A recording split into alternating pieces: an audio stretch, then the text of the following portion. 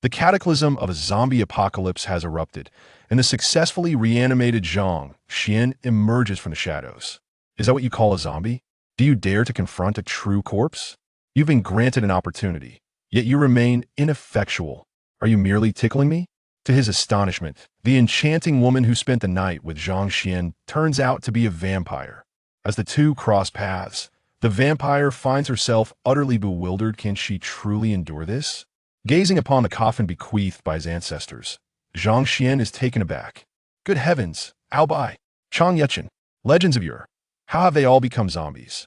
I dare not proceed further. What if I awaken the mighty Emperor Xin? Until the arrival of an alien warship looms on the horizon.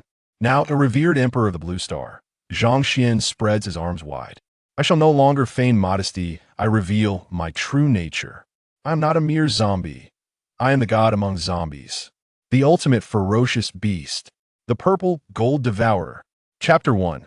The elegant and beautiful physician.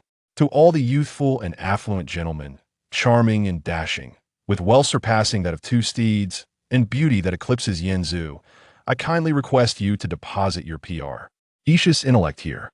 To all my benefactors, the humble author cannot hope to rival your literary prowess, and I implore your leniency. Deposit successful. Let's embark onto the expressway. Handsome, are you married? The strikingly beautiful physician, clad in a pristine white coat, slightly parts her crimson lips. Her enchanting gaze, framed by dark spectacles, ripples with intensity. The ardent look in her eyes causes Zhang Xuan's cheeks to flush and his breath to quicken. At this moment, the physician's delicate, porcelain hand rests upon Zhang Xuan's wrist, clearly taking his pulse. In the next instant, Zhang Xuan finally comprehends the situation. No, that's impossible. Haven't I already been devoured by zombies? Fancy Yuan, that wretched woman. How foolish I was to save every penny during college just to buy you a pair of Valentino shoes. You vile creature, the moment you slipped on the Valentino I gifted you, you rushed to that scoundrel's Mercedes. On that rainy night in a Maybach, the sight of those beautiful legs clad in Valentino swaying against the glass is an image Zhang Xuan will never forget. It was on that very night that an unknown zombie virus erupted, spreading across the blue planet in just a few short days. Not only humans, but even animals fell prey to this mysterious contagion. In an instant, chaos engulfed the blue planet. Naturally, Donghai City, where Zhang Xuan resided, was not spared from this calamity. With this thought, Zhang Xuan furrowed his brows. If my memory serves me correctly, today is May 20th, 2050, just 3 months before the outbreak of the zombie virus. It was also today that I visited a traditional Chinese medicine practitioner. This beautiful doctor failed to detect my condition. It wasn't until 3 months later, after I coughed up blood, that I learned I was in the late stages of lung cancer. In my despair, I had planned to spare that wretched Fancy Yuan from my burden, intending to find her at her university and break up. Instead, I witnessed that harlot in the Maybach. On that very day, the zombie virus erupted, and after that couple ran me down, they left me to be feasted upon by zombies. With this recollection, Zhang Xuan hurriedly glanced down at his chest. Upon his breast lay a piece of ancient golden jade. Zhang Xuan furrowed his brow. This ancestral jade still exists. How splendid. It is this very jade that, after I was slain by a zombie, seemed to preserve my soul, allowing me to drift aimlessly in this world. Alas, despite my fervent search, I could not witness that despicable couple meet their demise at the hands of the undead. Now, by the whim of fate, I have been reborn 3 months prior. This time, I shall ensure that you wretched pair find no refuge from life or death. And sister, Yuching, I promise to safeguard you, so you may endure in this apocalypse. Zhang Xuan vowed fiercely within his heart, but just then, that enchanting voice resonated once more. Handsome, I'm speaking to you. Are you married? Only then did Zhang Xuan realize, taking in the alluring beauty of the physician before him. It must be said, the physician was a true paragon of beauty. Her loose white coat could not conceal her captivating figure. With a fair visage, chiseled features, and an alluring mature charm, she was a vision to behold. Complemented by a pair of golden-rimmed glasses, she was indeed a weapon of seduction. In his previous life, faced with such extraordinary beauty, Zhang Xuan had chosen to give up for the sake of that wretched woman in this new existence. He could not simply turn up. Lindai. A slight smile graced Zhang Xuan's lips. Apologies, I was so captivated by your presence that I didn't quite catch that. Am not married, but does that pertain to my condition? Then do you have a girlfriend? The physician's serious expression left Zhang Xuan momentarily astonished. In my past life, I would have directly claimed to have a girlfriend in response to such a question. Then the beautiful doctor simply decided to leave, declaring that she had no illness. With this thought, Zhang Xuan let out a sigh. Doctor, I do not have a girlfriend. Say what you wish, my parents have passed, and I have only one younger sister. I am the pillar of my family. I can bear whatever you say. The enchanting doctor nodded slightly. Very well, I shall speak plainly. Prepare yourself mentally. Zhang Xuan chuckled lightly, a wave of melancholy washing over him. Alas, in the advanced stages of cancer, I have at most 3 months to live, with a dead horse being treated as a live one. I can only place my hopes on the family's ancient tome. Yet in the next moment, the captivating doctor suddenly leaned closer.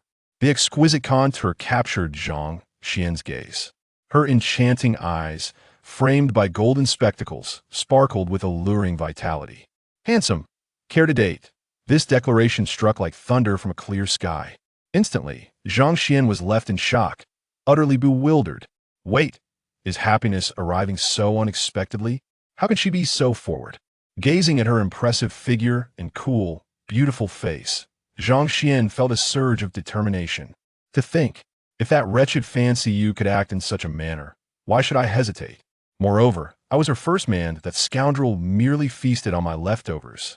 Furthermore, even if there are other ailments, can they compare to late-stage cancer? Damn it, I shall seize the moment. Zhang Xuan's expression hardened. Let's make an appointment. In the depths of night. Donghai City, Jingshu Road. Beijian Hotel. On the 3rd floor, a dim light flickered from a room. At this moment, the hotel front desk. A young girl clad in a uniform blushed deeply. This man is incredibly fortunate to have found such a beautiful girlfriend. She is almost like a star. That woman is quite ruthless, demanding 2 whole boxes 20 in total. Is she planning to drain this young man completely? Just wait. I am curious to see if this lad can walk out on his own tomorrow. As the sun rises and sets, the night swiftly passes. A single night is fleeting enough to accomplish but one task. Yet, it is also prolonged enough to engage in countless endeavors. The next morning, a figure emerged from the elevator. It was Zhang Xuan, whose complexion was slightly flushed, exhibiting an aura of refreshment. Not a trace of fatigue was visible. The receptionist, witnessing this scene, was instantly filled with astonishment. Her fair face betrayed a hint of crimson. Could be. So impressive. That was 20. Impossible. Judging by his appearance, he couldn't have consumed that much. I must check the room later. I have to see for myself. Zhang Xuan strode confidently towards the hotel exit. His eyes sparkled with anticipation. Whether he is a dragon or a mere insect will be revealed in this moment. My charming ancestor, I hope you have left behind something remarkable. Chapter 2. The Zhang family ancestral home. A glorious past. Time swiftly passed to noon. At this moment, only 10 minutes remained until the hotel's automatic checkout time of 12 o'clock. The young woman at the front desk anxiously awaited. The final checkout time is almost upon us. Why hasn't that beauty come down yet? Could something have happened? Her pupils constricted, and thoughts of calling the police began to surface. Just then, the sound of a bell echoed as the elevator doors slowly opened.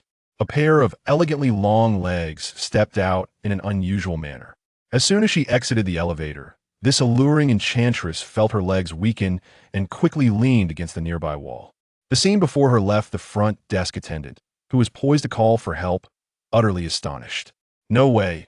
I've only ever heard of overworked oxen, not a field that's been exhausted.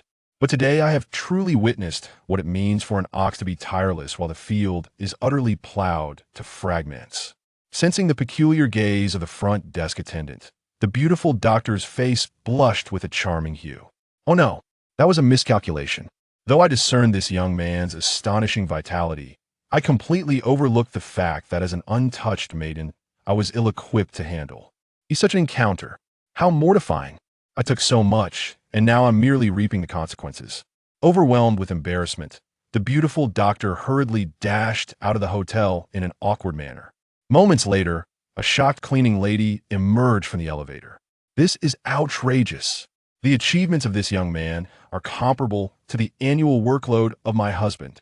Meanwhile, in the countryside of Donghai City, Tianda Town, Dazhong Village, a taxi came to a gentle stop. Zhang Xuan stepped out of the cab. Recalling the madness of the previous night, he couldn't help but feel a pang of nostalgia. He opened his phone's contacts, and the name Lung Ningxue caught his eye.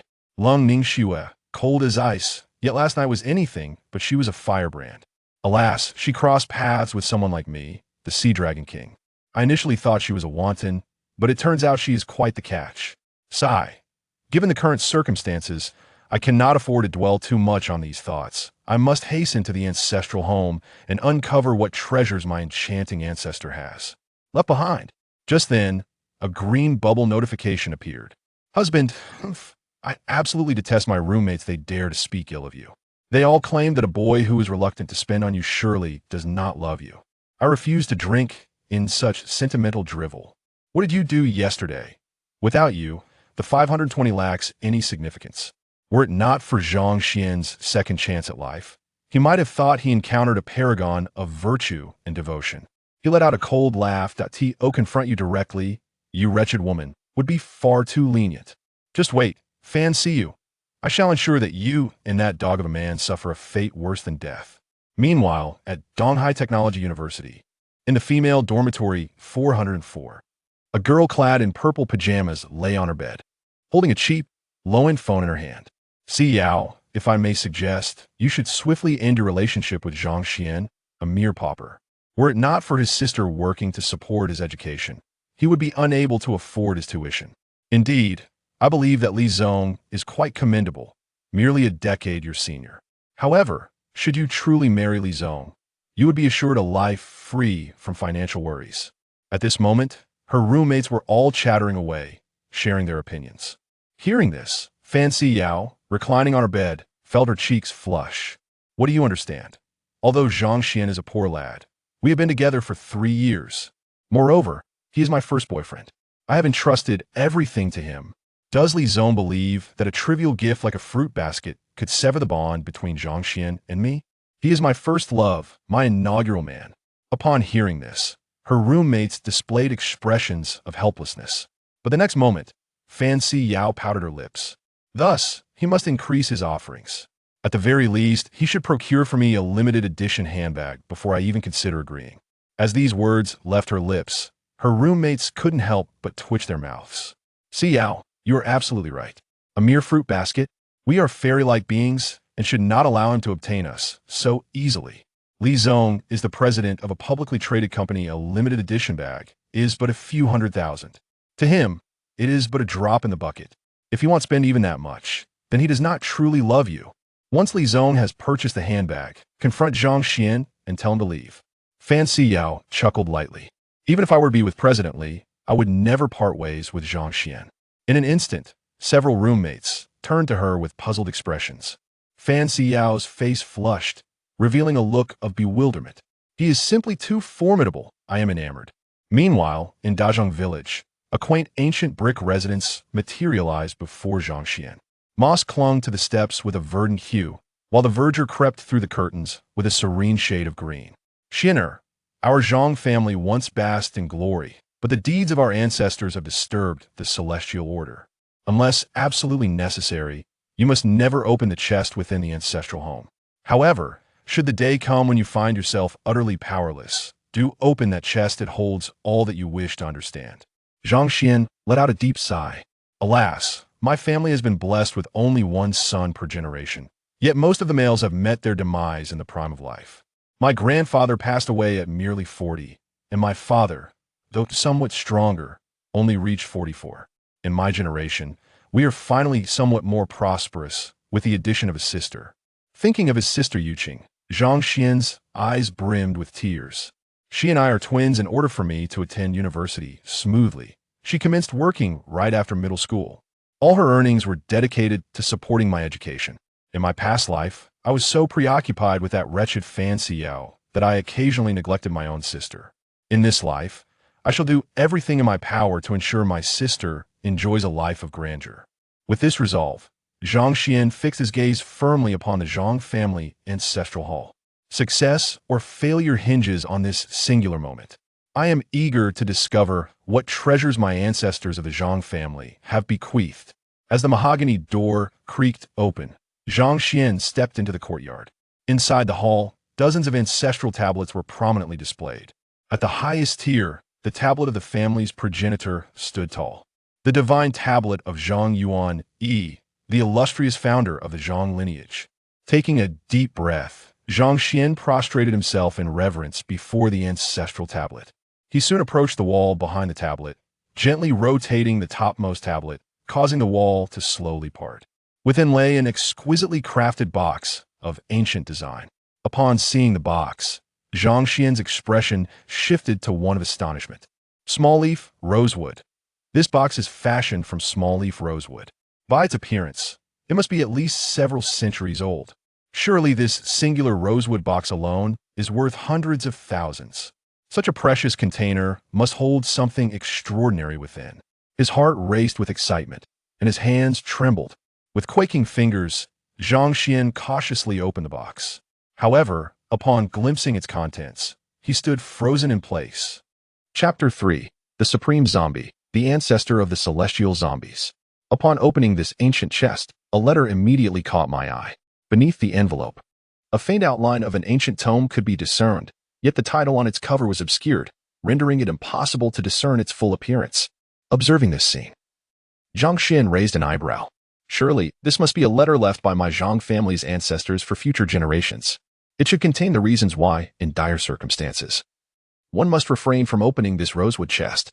Gently lifting the envelope, several prominent characters on the book beneath it became visible. Jiaomen Yangshu. The 5 gilded characters instantly captivated Zhang Xuan's attention. His hand, clutching the envelope, hovered in the air, while his enchanting peach blossom eyes reflected a look of utter bewilderment. What on earth? Jiaomen Yangshu? My goodness. My Zhang family actually has such origins. I had speculated that my ancestors might have been scholars, warriors, or perhaps the legendary tomb raiders, but never did I imagine that my Zhang family could be associated with the Taoist sect. Here lies a tome on the art of nurturing corpses. Could it be that my ancestors were all practitioners of this craft? Zhang Xuan's heart raced at an astonishing pace, driven by a mix of anxiety and excitement. Calm down. Calm down. I must first see what is inscribed in this letter. With a trembling hand, he swiftly opened the correspondence. The elegant script that greeted him was evidently composed in classical Chinese, yet he grasped its general meaning. Upon comprehending the contents of the letter, Zhang Xuan's heart leaped with joy. Oh my! Indeed, my initial thoughts proved correct. My ancestors from the Zhang family were practitioners of the Taoist arts, particularly skilled in the esoteric technique of corpse nurturing.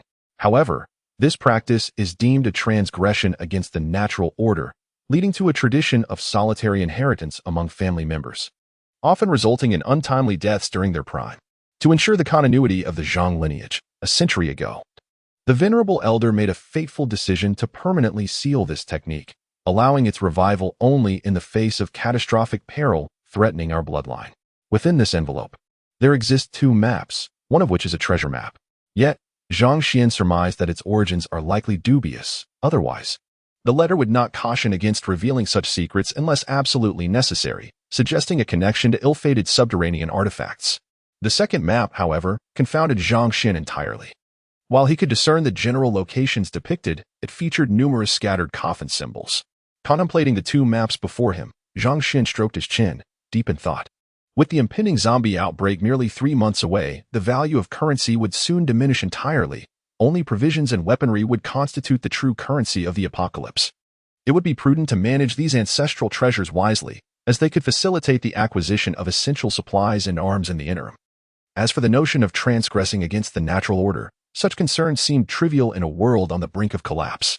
The second map likely alludes to the ancestors of the Zhang family, represented by those coffin symbols. Regrettably, the apocalypse is imminent, and the unworthy descendants have little time to pay tribute to your esteemed elders. Contemplating the necessary actions, Zhang Xuan found himself in a predicament once more. None of these matters could resolve his most pressing issue, his health. In 3 months, the zombie outbreak would occur, and with his late-stage lung cancer, merely surviving a few days would be a Herculean task. Ultimately, it would be a futile endeavor. At that moment, however, Zhang Xuan's gaze fell upon the ancient text of the Xianmin corpse-raising technique. A glint of inspiration sparked in his eyes as a bold idea flashed through his mind. What if he could transform himself into a zombie? These creatures, considered abominations of heaven and earth, devoid of soul and spirit, might be his salvation. Yet, the precious jade passed down through his family could preserve his soul. In his previous life, had it not been for his body being devoured by numerous zombies, he could have remained comfortably within his own form. Combining his soul with the formidable physique of a zombie, wouldn't that render him an unstoppable force against the minor undead? Alas, becoming a zombie would mean relinquishing the pleasures of manhood. Nevertheless, at this juncture, survival necessitated such a drastic measure. With a resolute determination, Zhang Xuan hastily flipped open the tome on the corpse-raising technique. Zombies, he learned, are extraordinary beings formed when a corpse is influenced by a peculiar environment after death. Typically, zombies are categorized into various ranks: leaping zombies, black zombies, green zombies, furry zombies, flying zombies, swimming corpses, lying corpses, and bone-preserved zombies. Beyond the latter lies the legendary realm of the Golden Immortal. Glancing over the fundamental introduction to zombies, Zhang Xuan hastily delved into the subsequent content. To his astonishment, this book indeed contained profound knowledge. It detailed the cultivation conditions and control methods for the flying zombie and the golden armored corpse. Within its pages, there appeared to be dozens of methods for nurturing various types of zombies. Upon encountering the later classifications of zombies, Zhang Xuan could not help but gasp in awe. The cultivation techniques and control methods for the earthly emperor zombie, the celestial immortal zombie, the nether demon zombie, and the 10,000 spirits zombie were all included. At this moment, his eyes widened in shock, gleaming like brass bells, as he exclaimed in disbelief, could there truly be such formidable zombies as the emperor zombie, immortal zombie, demon zombie, and spirit zombie? The very names evoked a sense of dread regarding their terrifying power. At this juncture, he discovered that this tome on the art of corpse cultivation still had several pages remaining. Suppressing his excitement, Zhang Xuan eagerly turned the pages, revealing 4 striking characters: Absolute Heaven Ancestor Zombie. Upon seeing these words, his body trembled with anticipation. Goodness, just from the name, one can infer the extraordinary strength of this being. As a promising youth of the 21st century, he believed that one should have aspirations, even in the realm of zombies. One ought to strive for excellence. If he were to become a zombie, he would aim to be the most powerful among them. Below the title, a description of the Absolute Heaven Ancestor Zombie unfolded, stating that it is an unparalleled zombie that amalgamates the attributes of the 4 divine zombies. Once formed, it can absorb the myriad forces of heaven and earth to enhance itself. Its growth knows no bounds. When cultivated to its utmost, it transcends the 3 realms, escapes the 5 elements, attains the Tao of the primordial chaos, and rises above the supreme heavenly path, becoming an immortal and indestructible existence. Upon reading the introduction to this unparalleled ancestor zombie, Zhang Xuan promptly determined his goal, to cultivate himself into such a transcendent being. He hastily examined the methods of nurturing this extraordinary ancestor zombie. Being the most formidable of zombies, the conditions for its cultivation were indeed stringent. The foremost requirements included 5 essential items: the Taishan stone, which embodies the imperial fortune of the mortal realm, the sacred water from Tianqi, infused with celestial essence, the obsidian steeped in the malevolent aura of the 9 nether, and lastly, the heart of the white deer, which contains the essence of myriad spirits. Most crucial of all was the final item, the burial ground for the corpse, located at the pinnacle of the Dragon Vein in the Taiying Mountains. Fortunately, this tome detailed the locations and methods of acquiring these items. As for the other necessities, they were readily available for purchase with currency or could be found in daily life. Zhang Xuan silently resolved that failure was not an option. Chapter 4. Ladies, strive for greatness. Soon, Zhang Xuan emerged from the Zhang family ancestral hall, clutching a box crafted from precious rosewood. In his heart, he mused on how to catalyze his transformation into a zombie. Now he faced his greatest challenge, the Yuanzi. According to the records on the art of corpse refinement within the mystical sect, a conservative estimate suggests that an initial investment of no less than 100 million is required to successfully cultivate the legendary ancestor zombie. Gazing at the mere 3-digit balance in his account, Zhang Xuan furrowed his brow in concern. At this juncture, the only course of action is to sell the box made of small leaf red sandalwood. Otherwise, he would lack even the fare to seek out the hidden treasures of the Zhang family. Fortunately, His studies in the History and Cultural Relics department during university have earned him the favor of his mentor. Selling this box appears to be his sole option. With this thought in mind, Zhang Xuan hastily boarded a bus heading to Donghai City. Meanwhile, within the confines of Dormitory 404 at Donghai University of Finance, the room was strewn with discarded black stockings and skirts, the air heavy with an unpleasant odor. Yet, the young women were fervently preening themselves. "Xiao, have you received any news from Mr. Li?" One inquired. "Didn't you say yesterday that he was going to buy you a bag?" With a proud expression. Fan Xiyu replied, "Why are you all so anxious? He said he would come over tonight." Upon hearing this, the others quickly gathered around her. "Xiao, do be cautious. Mr. Li's intentions for tonight might not be innocent. He likely has ulterior motives. Think it through," they advised. "Men are all the same, once they possess you. They fail to cherish what they have. If they desire something else later on, it could lead to trouble. Such precious treasures as ourselves should not be easily surrendered." Listening to the chorus of concerns from her friends, Fan Xiao nodded in agreement. "Rest assured, my sisters, I am most familiar with such distinguished middle-aged gentlemen. I shall not allow him to easily win my affection, and I implore you all to remain vigilant as well. Do not be deceived by those pretentious second-generation rich boys. They offer no benefits and shall never attain our favor." Soon, the entire dormitory resonated with the triumphant laughter of my companions. At that moment, Fan Xiyu's phone suddenly rang. A triumphant expression crossed her face. Before she could speak, the others scoffed disdainfully. Without a doubt, it must be Zhang Xuan, that impoverished sycophant. "Xiyu, do not entertain this toady. I tell you, the more indifferent you are to such a sycophant, the more he perceives you as unattainable, and his flattery will only intensify. Indeed, Yipping, you are absolutely right. Men are simply despicable. Ignore him, and do not let this sycophant ruin our mood."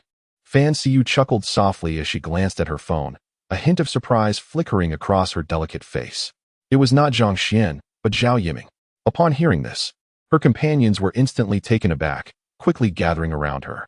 Zhao Yiming, the acknowledged heartthrob of Donghai University, is said to hail from a family that owns a factory. Indeed, a second-generation rich boy. Isn't Zhang Xuan also from Donghai University? Who would have thought, Xiyu, that you have such hidden depths? How did Zhao Yiming come to have your number? Just then, one among them, a petite, perfectly proportioned fairy, let out a cold snort. "Humph, I once invited Zhao Yiming to dinner. But alas, he is utterly devoid of romantic sensibility. How blind one can be. This little fairy is so adorable, yet he fails to appreciate it." The young girl pouted her lips, crimson like a sausage, her body swaying with indignation. Beside her, a girl named Lu Yipping chuckled softly, teasingly saying, "Ting Ting, don't be upset. It's not worth your time to be angry over someone so lacking in discernment." Comforted by these words, the girl named Ting Ting finally calmed down. The graceful Lu Yipping quickly turned her gaze towards Fan Xiyu. "Xiyu, hurry and answer the call. Zhao Yiming is quite the catch." Under Lu Yipping's urging, Fan Xiyu promptly answered the phone. Soon, she hung up, and the three girls eagerly surrounded her. "What's the matter? Did Zhao Yiming ask you out?"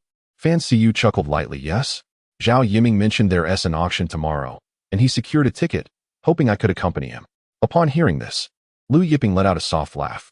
"Humph, Zhao Yiming must be wanting to flaunt his wealth at this auction. It's a perfect opportunity for you, Xiyu, to gauge his capabilities. If he proves satisfactory, I think he is worth considering. After all, having another fish in the pond isn't a bad idea." Fan Xiyu hesitated momentarily before nodding in agreement. Meanwhile, at the entrance of Donghai University, a brand new Audi R8 was parked by the roadside. A tall young man was seated in the driver's seat. It was Zhao Yiming. After ending the call, a smug expression crossed his face. Zhang Xuan. Don't blame your senior for being unsympathetic. What right does a poor fellow like you have to possess a goddess like Xiyu? Do not blame me. Rather, direct your ire towards your own circumstances as a pauper, a descendant of farmers. Haha. Meanwhile, in a villa district of Donghai City, a captivating figure gracefully descended the staircase of a standalone villa. Clad in a black gown that accentuated her stunning silhouette, the high-slit design revealed glimpses of her long, exquisite legs with each swaying movement of her skirt.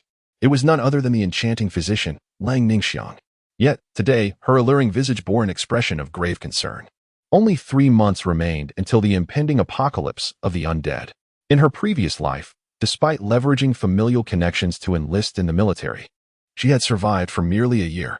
Given the second chance at life, she was resolute in her determination to avoid repeating past mistakes. In her former existence, along with the zombies, the legendary vampires had emerged in the West, commanding an army of millions of the undead and establishing dominance. Prior to the outbreak, this vampire had been regarded as a lunatic, confined within a mental institution in Northern Europe. To thrive amidst the chaos of the apocalypse, she must devise a plan to obtain this creature's serum. Unexpectedly, Lung Ningxiang herself was also a reborn individual. Compared to Zhang Xuan, she possessed a deeper understanding of the forthcoming zombie apocalypse. As she slowly rose, a sudden grimace crossed her face, accompanied by a sharp pang of pain. Her enchanting features were now tinged with an alluring blush. Truly, one cannot appreciate the beauty of delicate flowers. Were it not for the imminent arrival of the zombie apocalypse in 3 months, you would not be so fortunate. Chapter 5. Unwarranted affection, either deceit or theft. Recalling the fervor of that night, a charming blush adorned Lung Ningxiang's fair visage. Nevertheless, what does it matter? In 3 months, the apocalypse shall descend upon us. It is unlikely we shall meet again. Just then, her phone rang unexpectedly. Song Yinge, what could that little girl want from me? With a furrowed brow, Lung Ningxiang answered the call. On the other end of the line, a sprightly voice chimed in, Sister Shuang, there's an auction tomorrow. Will you accompany me? Lung Ningxiang's brow knitted slightly. Her flight to Northern Europe was scheduled for the day after tomorrow, yet Inger was, after all, a family friend. The Song family had always been considerate towards her. Before the impending doom arrived, perhaps she ought to offer a word of caution. With this thought, Lung Ningxiang acquiesced to Song Inger's request. Meanwhile, a taxi came to a halt at the entrance of Donghai University. Zhang Xuan emerged from the vehicle, cradling a box wrapped in a blanket. No sooner had Zhang Xuan appeared than a figure materialized before him. It was Zhao Yiming.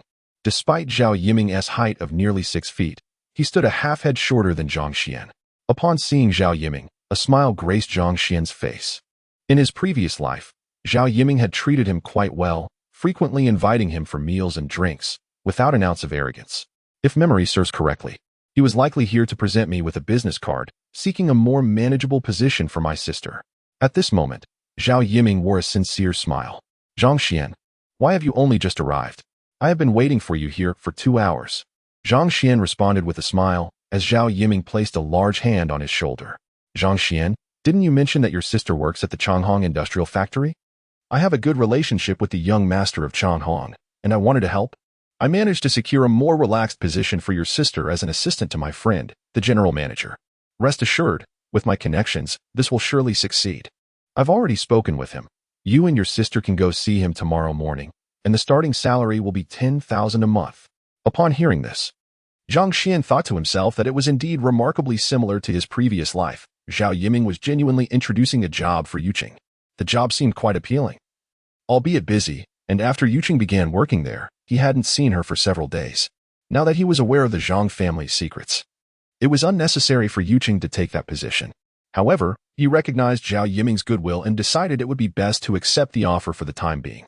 With that thought, Zhang Xuan's expression radiated gratitude. Thank you so much. I really appreciate it, senior. Hearing Zhang Xuan's words, Zhao Yiming's joy was palpable. No problem. Who else would I be if I were not your senior? If you are in need, how could I possibly turn a blind eye? Just know that whenever you need me, Zhao Yiming, you can always count on me. All right. I've sent you my friend's contact information. You can go see him tomorrow. Soon. Zhao Yiming drove away in his sports car, while at that moment, Zhang Xuan gazed with fervent excitement at the school within arm's reach. The price of the small rosewood was indeed exorbitant, and the volume of the box was considerable. It must be worth at least several 100,000.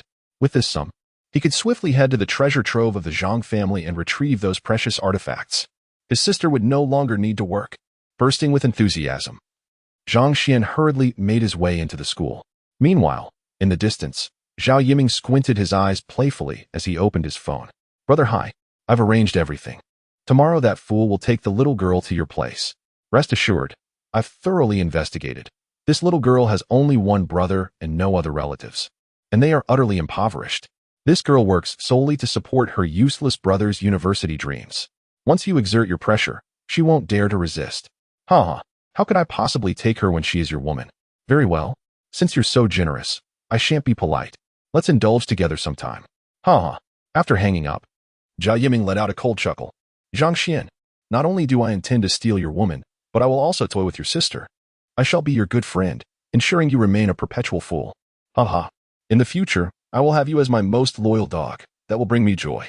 It is indeed perplexing that you are so diminutive, yet surrounded by such exquisite women. Haha. Clearly, Zhang Xuan remains oblivious to all of this. At this moment, he stands outside his mentor's office, his face alight with excitement. Knock, knock, knock. The sound of rapping reverberates. Come in. A voice, cultured and amiable, emanates from within the room. Zhang Xuan pushes open the door and hastily steps inside. What greets his gaze is a figure that appears somewhat stooped. Though the face is etched with wrinkles, it radiates warmth and kindness. The hair, graying yet impeccably groomed, presents an image of neatness and order. Holding a paper fan, he exudes a certain scholarly elegance. This individual is none other than Zhang Xuan's mentor, Zhang Yuchun. In addition to his role as an educator at Donghai University, Zhang Yuchun also holds the esteemed position of president of the Donghai City Antique and Curio Association. Upon observing Zhang Xuan enter while clutching a box, Zhang Yuchun furrows his brow, adopting a stern expression. Zhang Xuan, have you also succumbed to their misguided trends? Have you come to present me with a gift? If that is the case, you have utterly disappointed me. Perceiving his mentor's misunderstanding, Zhang Xuan promptly clarifies, Teacher, what are you saying? I know your character better than anyone. You are a person of integrity. How could I possibly engage in such sordid acts? Upon hearing this, the elder's demeanor shifts to one of delight. Now that is more like it. I too believe you are not a man of the vulgar sort. But what, pray tell, is it that you are holding? Zhang Xuan, striving to contain his inner fervor, replies earnestly, Teacher, are you not the president of the Donghai City Antique Association? I possess a treasured relic, and as you may know, my circumstances are rather modest, thus I intend to share it. Upon hearing this, the old man paused momentarily, a derisive chuckle escaping his lips. Zhang Xuan, it is not that I am criticizing you, but your family hails from a humble village. Perhaps there are some antiquities in your home. Yet the number of individuals seeking hidden treasures is overwhelming. Even if the items are ancient, they hold little value. Truly exceptional artifacts would never circulate in such places. With your family gone, it would be better to keep it at home as a memento. Zhang Xuan nodded repeatedly. You are indeed correct, teacher, but please, first examine whether this item is genuine. As he spoke, Zhang Xuan unveiled the blanket covering the box. The moment the box was exposed, the expression on the old man's face solidified. Chapter 6, A Priceless Treasure. Astonishing and unprecedented. In the next instant, Zhang Yuchun suddenly stepped forward with remarkable agility. Contrasting sharply with his elderly appearance, casting aside the paper fan he held without hesitation. His clouded old eyes sparkled with intensity as he fixated on the box in Zhang Xuan's grasp. His gaze akin to that of a subway enthusiast encountering a beloved anime character. Is this small leaf rosewood? You, young man, possess small leaf rosewood. Zhang Xuan smirked slightly. It's merely small leaf rosewood. While it is indeed precious, there is no need for such astonishment, teacher. No sooner had he spoken than Zhang Yuchun's countenance darkened with fury, his white whiskers bristling in agitation. What do you know, you fool? This is no ordinary rosewood. It is, in fact, the exquisite starry sky variety of rosewood. Just look at its quality, it undoubtedly stands as the finest among the finest. Who could be so reckless as to utilize such precious material to craft a mere box? If I were to discover the identity of this individual, I would certainly engage them in a spirited debate. Zhang Xuan rolled his eyes. You shall have your chance. This is a treasured heirloom of my family. Unfazed by Zhang Xuan's jest, Zhang Yuchun, with an air of urgency, urged, Hurry, place it on the table so that I may examine it thoroughly. Upon hearing this, Zhang Xuan promptly set the box upon the table. Zhang Yuchun's eyes sparkled with excitement as he admired the intricate designs adorning the box. The brilliance in his gaze intensified. Beautiful, pure artistry. The carving technique and the patterns are simply impeccable. This must be the work of a master craftsman. Furthermore, this box appears to be quite ancient, possessing at least several centuries of history. You, my friend, are on the brink of a remarkable discovery.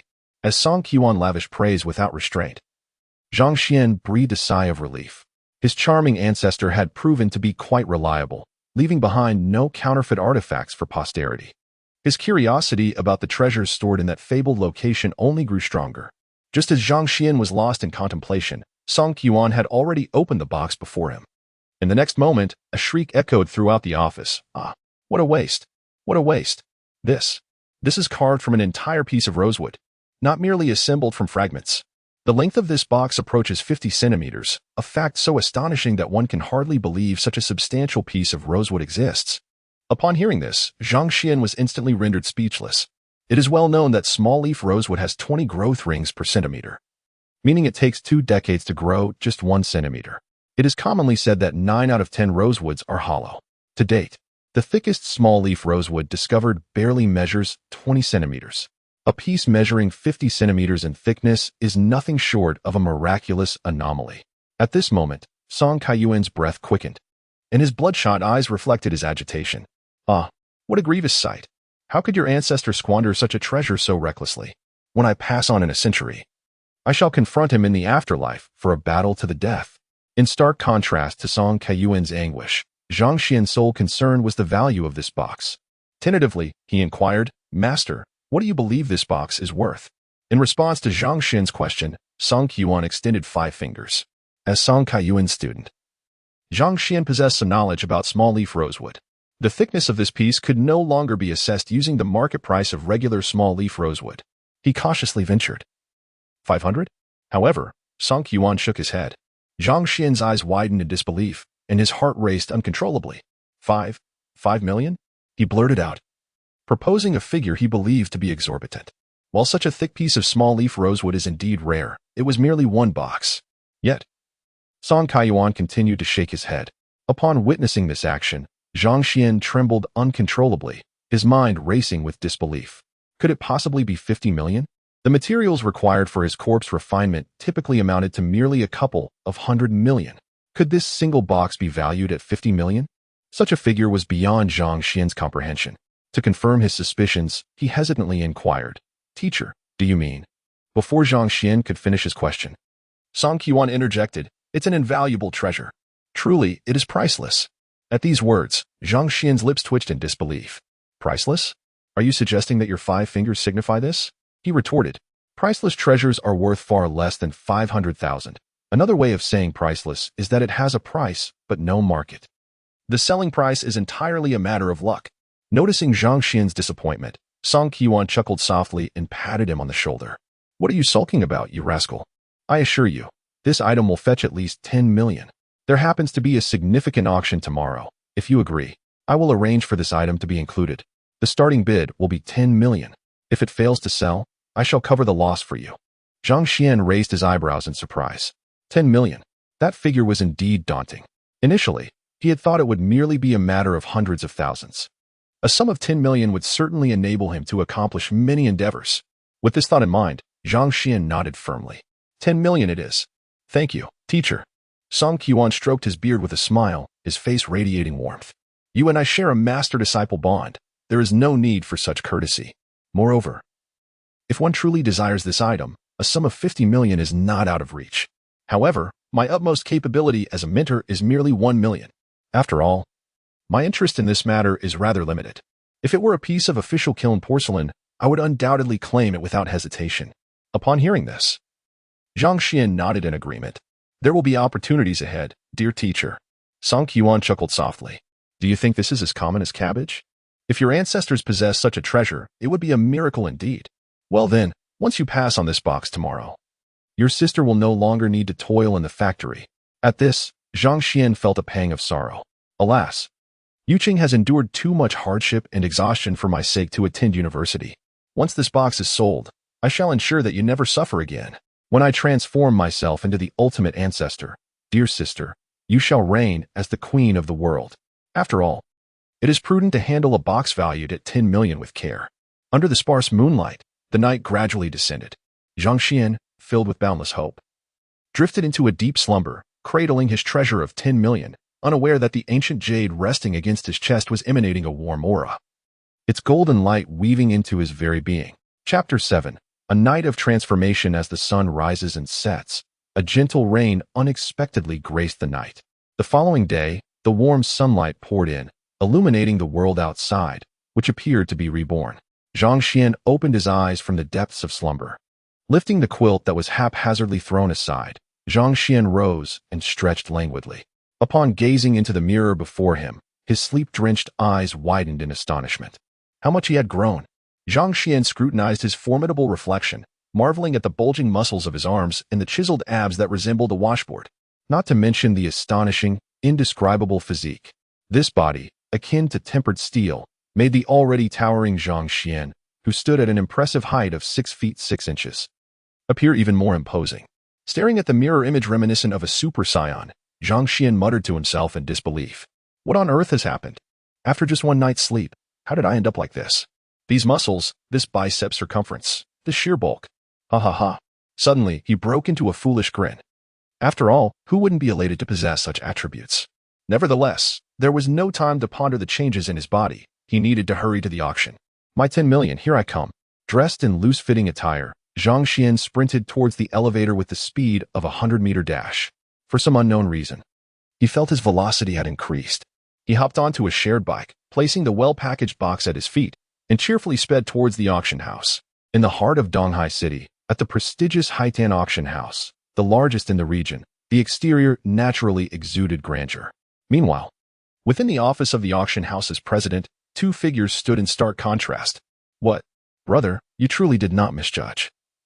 A small leaf red sandalwood with a diameter of 50 centimeters, and of the highest quality, no less. Are you certain you are not jesting? Zhang Xuan chuckled lightly, a satisfied expression adorning his aged countenance. Nonsense. I am your elder brother. How could I possibly deceive you? This is indeed true. And the owner of this remarkable object is none other than my student. Such a rare treasure is hard to come by, and shortly, my student shall arrive. If this item were to be auctioned at our Haitian auction house, it would undoubtedly elevate our reputation throughout the entire Jiangbei region. As he spoke, Zhang Yuchun extended a thumb in affirmation. With his elder brother's assurance, Zhang Kaming, the director of Haitan Auction House, could not contain his joy. Rest assured, brother. With such a precious item, I shall handle it with utmost care. I shall personally greet your student upon his arrival. Zhang Yuchun nodded with a smile. Very well. This is my student. Do not cause any unnecessary complications for him. He has had his own struggles. Zhang Kaming raised an eyebrow. Brother, what do you mean by that? Let us refrain from divisive comments. Our Haitan auction house prides itself on its integrity. Silence. He shall be here shortly. Prepare yourself. At that moment, outside the Haitan auction house, the roar of an engine echoed as an Audi R8 came to a halt in the parking area. Zhao Yiming emerged from the driver's seat, his face beaming with enthusiasm as he jogged towards the passenger's side. Upon opening the door, he was greeted by the sight of a pair of fair, shapely legs. Witnessing this scene, Zhao Yiming could hardly restrain his imagination. Picturing the moment, he would lift those beautiful legs onto his shoulders. Xiao, you have arrived. Here lies the largest auction house in Donghai City.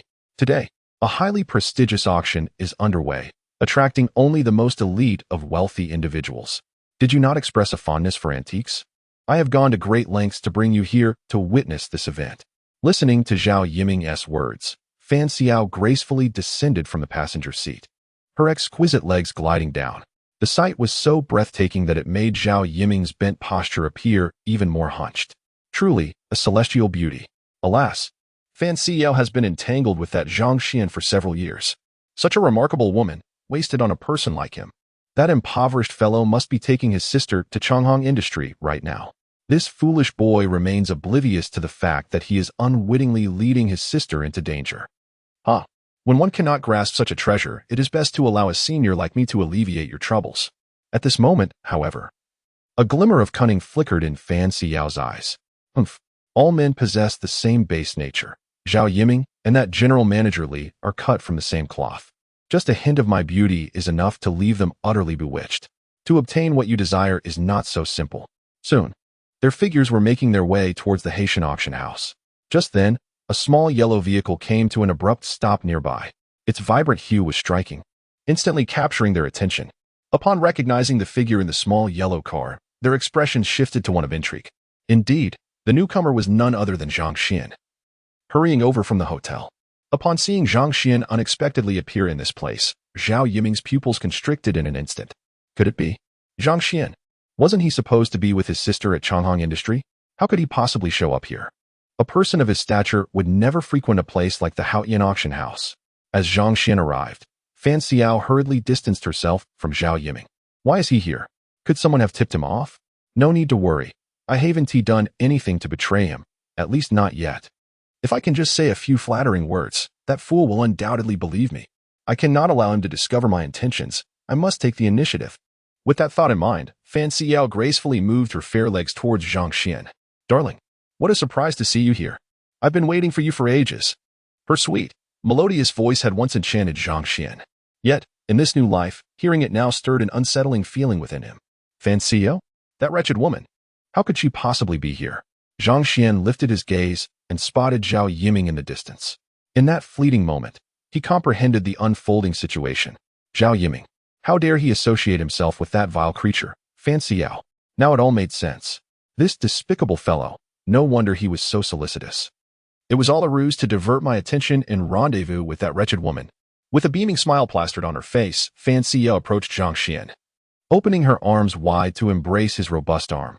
The once delightful sensation now felt utterly repulsive to Zhang Xuan. The delicate voice echoed in his ears. Darling, have you missed me during these 2 days apart? Fan Xiao swayed her lithe figure, brushing against Zhang Xuan's arm. Humph. With just a touch of her playful charm, this devoted admirer would instantly become utterly compliant. Observing Fan Xiao's antics, Zhao Yiming's expression hardened from a distance. His fists clenched tightly, consumed by a desire to lash out. How infuriating. Such a captivating beauty, and yet this fool gets to indulge in her presence. Damn it. Fan Xiao squinted her crescent-shaped eyes at Zhang Xuan, only to be met with the sight of a frigidly handsome face. In the next moment, an unbelievable scene unfolded before her eyes. Chapter 8. It is everyone's responsibility to strike down gold-digging women. Gazing at the face smeared with a thick layer of foundation, Zhang Xuan immediately felt a wave of nausea. Damn you, you wretched creature. With a furious roar, he abruptly raised his muscular arm. Fan Xiao was sent flying as if struck by a train, soaring several meters back before crashing to the ground. The sharp pain that followed elicited a piercing scream from her. Witnessing this, Zhao Yiming, already seething with rage, could no longer contain himself. He charged forward. Zhang Xuan, what do you think you're doing? She's your girlfriend. She's just a young girl. Is this how you treat your girlfriend? In that moment, Fan Xiao stared blankly at the distant Zhang Xuan, her beautiful eyes filled with disbelief. What on earth? This devoted admirer actually dared to strike me. Who gave him the audacity?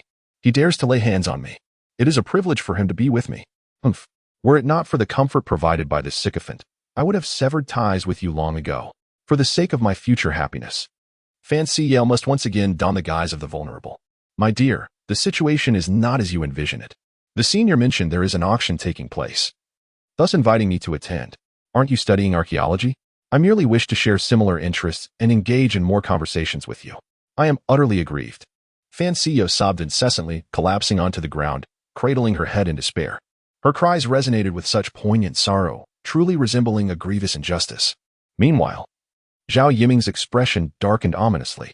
Was Fan Xiao's lament genuine, or was she truly with him for the sake of this good-for-nothing? How infuriating. What qualities does this fool possess to win the affection of a beauty like Fan Xiao? Overcome with rage, Zhao Yiming glared fiercely, extending a finger towards Zhang Xuan.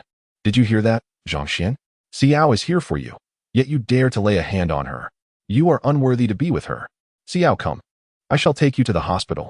As he spoke, Zhao Yiming hastily reached down to assist Fan Xiao to her feet. Hearing his words, she quickly lifted her head, her large, doe-like eyes brimming with tears. Senior, no, I am fine. This is my fault. I should have clarified things with Zhang Xuan beforehand. My dear, please do not be angry. It is my fault. Will you forgive me? I promise to greet you first wherever I go next time. Fan Xiao, with tear-streaked cheeks, gazed affectionately at Zhang Xuan. In the past, such tactics from Fan Xiao would have turned Zhang Xuan into a mere sycophant. However, having lived once more and witnessed her true nature, he would not be deceived again. Zhang Xuan's expression was icy as he coldly regarded the two before him. Zhao Yiming, stop pretending to be a big shot here. Yesterday, your invitation to me to visit Changhong Industries was merely a pretext for your rendezvous with this shameless woman, wasn't it? You may take her away now. I, Zhang Xuan, have no interest in such a person. To be frank, I have had my fill. Who would have thought that you, Zhao, have such a penchant for second-hand goods? It is one thing to buy a second-hand car, but to seek out a second-hand woman is rather pathetic. I advise you to be aware of your own limitations, lest this shameless woman finds you lacking. Upon hearing Zhang Xuan's words, Zhao Yiming's face turned a deep shade of crimson.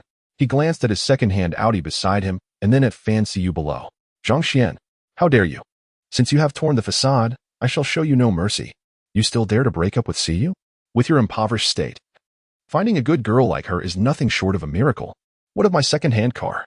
You, a mere pauper. Even if it is second-hand, you will never be able to afford one in your lifetime. You are destined to ride a shared bike for your entire life. Such a public facility. Women are no different. Be wary of becoming a laughingstock. As Zhang Xuan's resolute words echoed, Fan Xiao, who was collapsed on the ground, wore a look of astonishment. What has happened to this sycophant? How dare he reject me? Who gave him the audacity? In that moment, Fan Xiao could no longer contain herself. Ignoring the pain in her rear, she swiftly rose to her feet, looking down haughtily at Zhang Xuan. Zhang Xuan, you shall not regret this. How dare you forsake me? Do you truly believe that I, Fan Xiao, cannot survive without you? You wretched pauper, who else could possibly desire you? A worthless being sustained by his sister.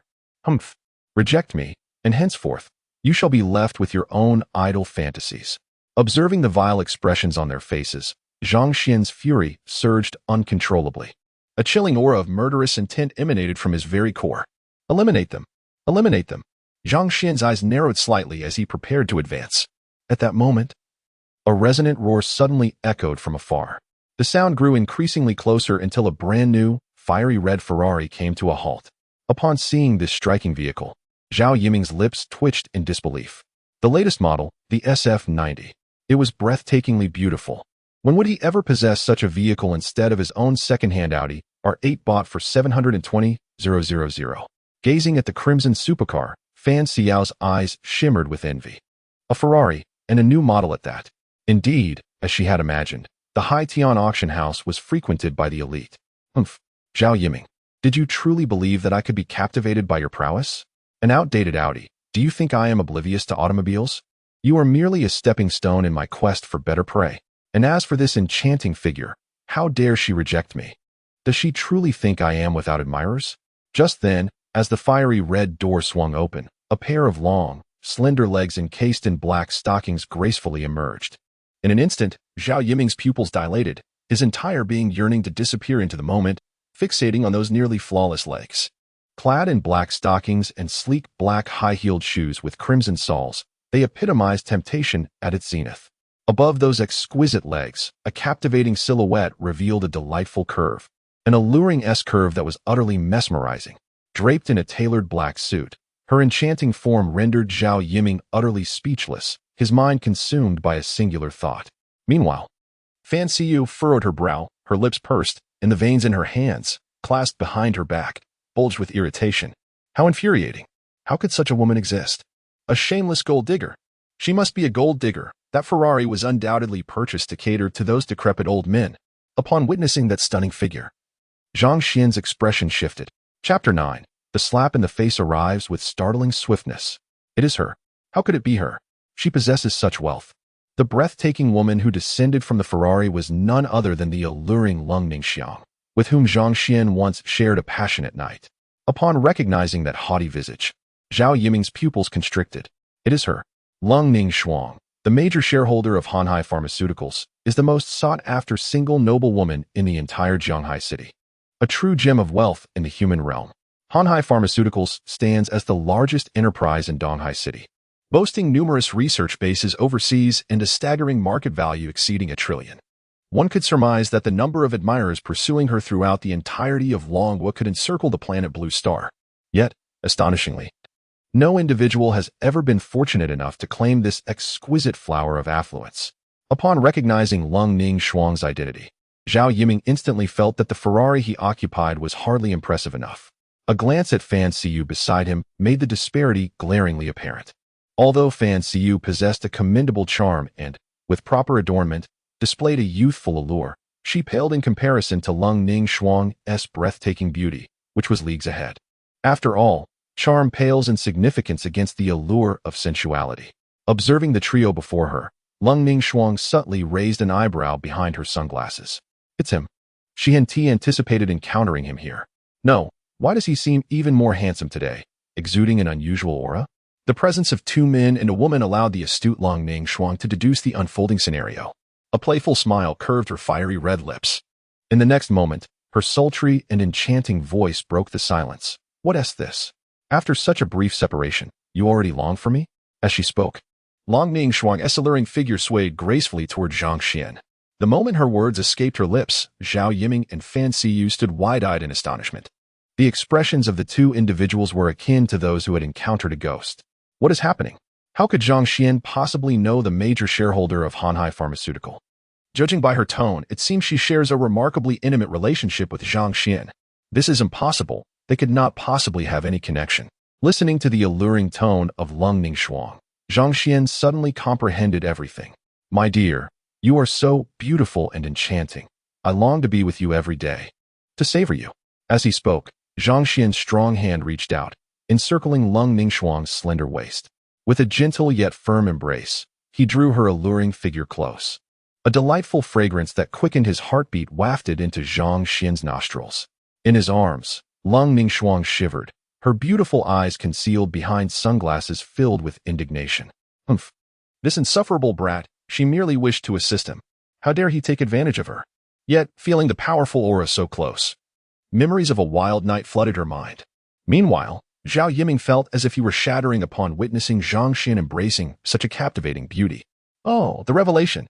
They truly share that kind of relationship. Together every day, savoring each other. How could this exquisite creature have been claimed by a so-called loser like Zhang Xuan? I am filled with rage. Why? Why does this loser attract so many women while I, a distinguished and affluent man, am left to pick up his scraps? In that fleeting moment, Zhao Yiming suddenly found that Fan Xiao was no longer appealing. Observing the intimate interaction between Zhang Xuan and the enchanting beauty beside him, Fan Xiao's heart erupted with fury. What had once been a countenance of innocent charm transformed instantaneously into a visage of rage. Zhang Xuan, how dare you place the green hat upon me? It was evident that Fan Xiao had grown accustomed to her lofty position over the years, and in her anger, she momentarily forgot that she had already been cast aside by Zhang Xuan. Upon hearing Fan Xiao's words, Zhang Xuan tightened his embrace around the stunning woman in his arms, her alluring form stiffening in response. Fan Xiao, it seems your intellect has failed you.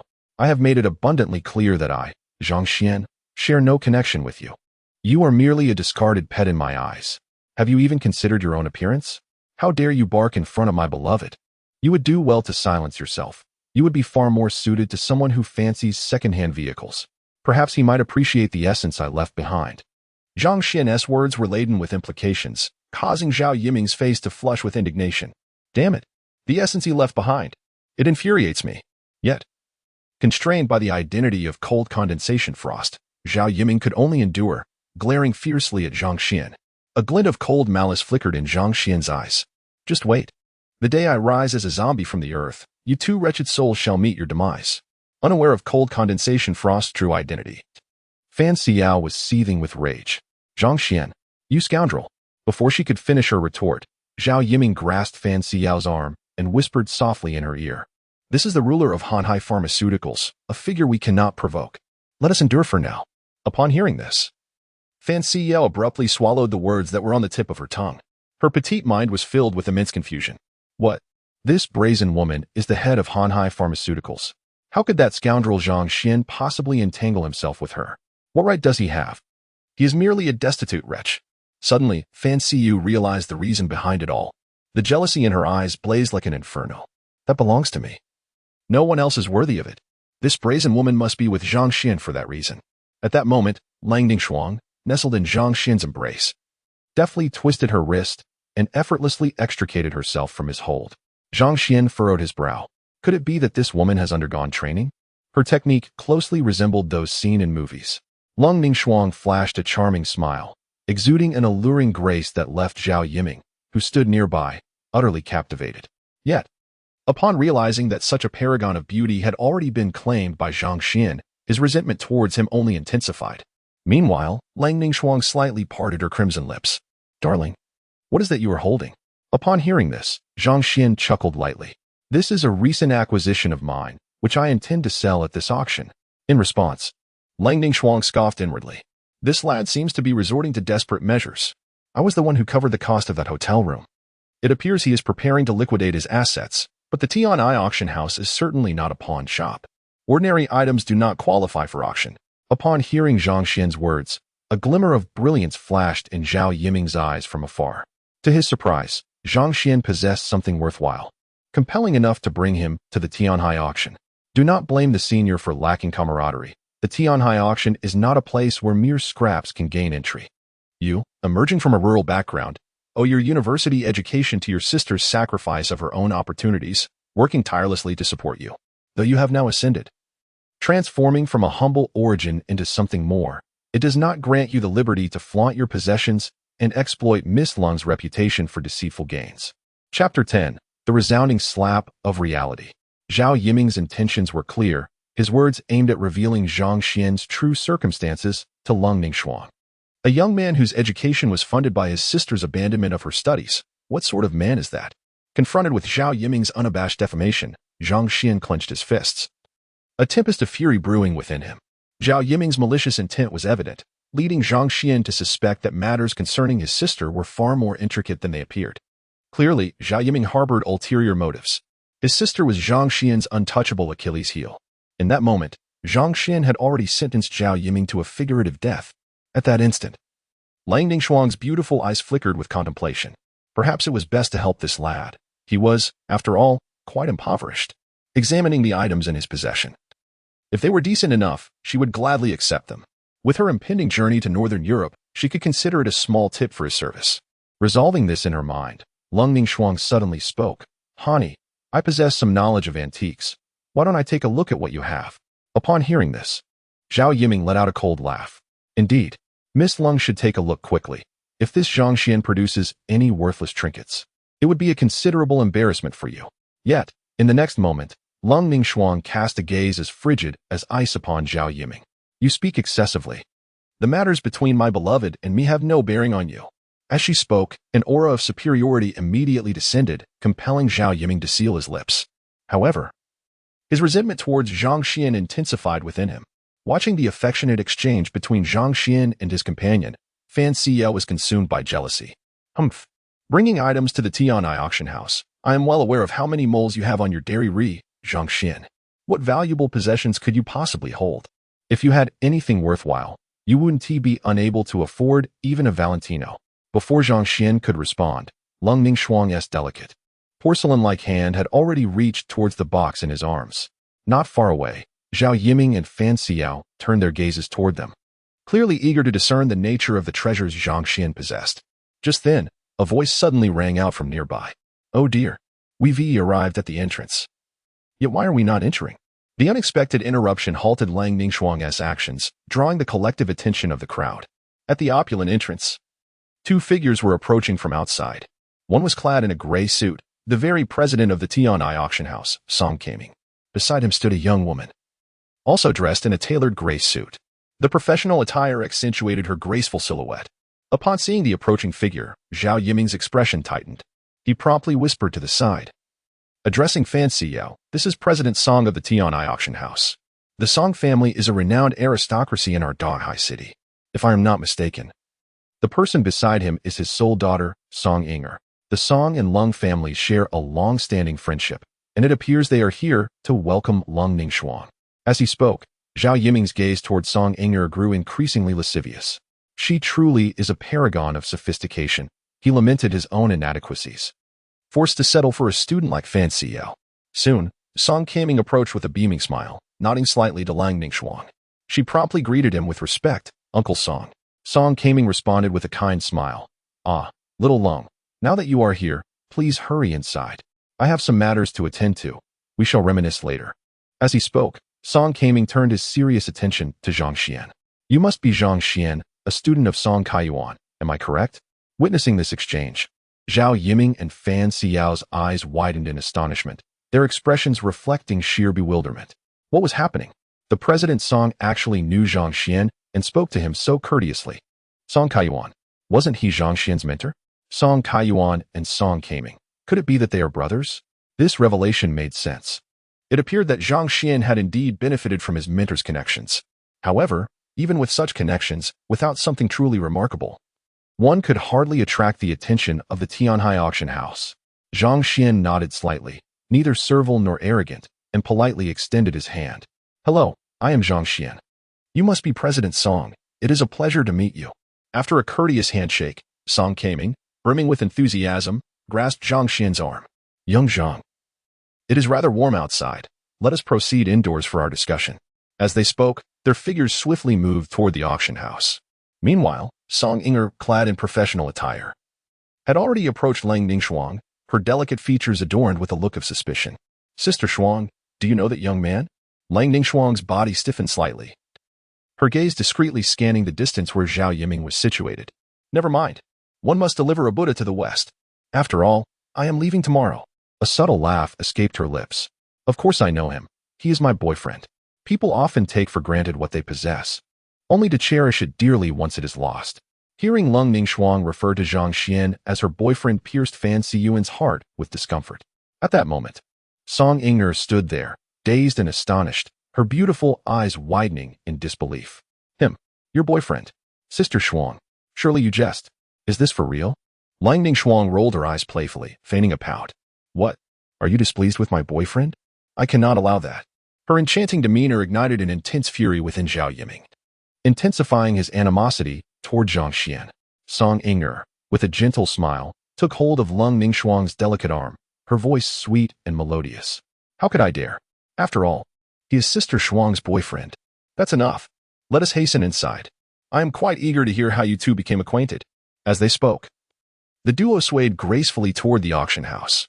In an instant, only Zhao Yiming and his companion remained outside. The flames of envy blazed fiercely in Zhao Yiming's eyes. Come, let us swiftly follow and see. I cannot believe that Zhang Xuan, that impoverished fool, could possibly possess anything of value. When the esteemed President Song discovers that what Zhang Xuan offers is nothing but rubbish, it is unlikely that even the influence of Lang Ningxiong will avail him. Upon hearing this, Fan Siyao nodded in agreement. Let us go. I am curious to witness what tricks these scoundrels are up to.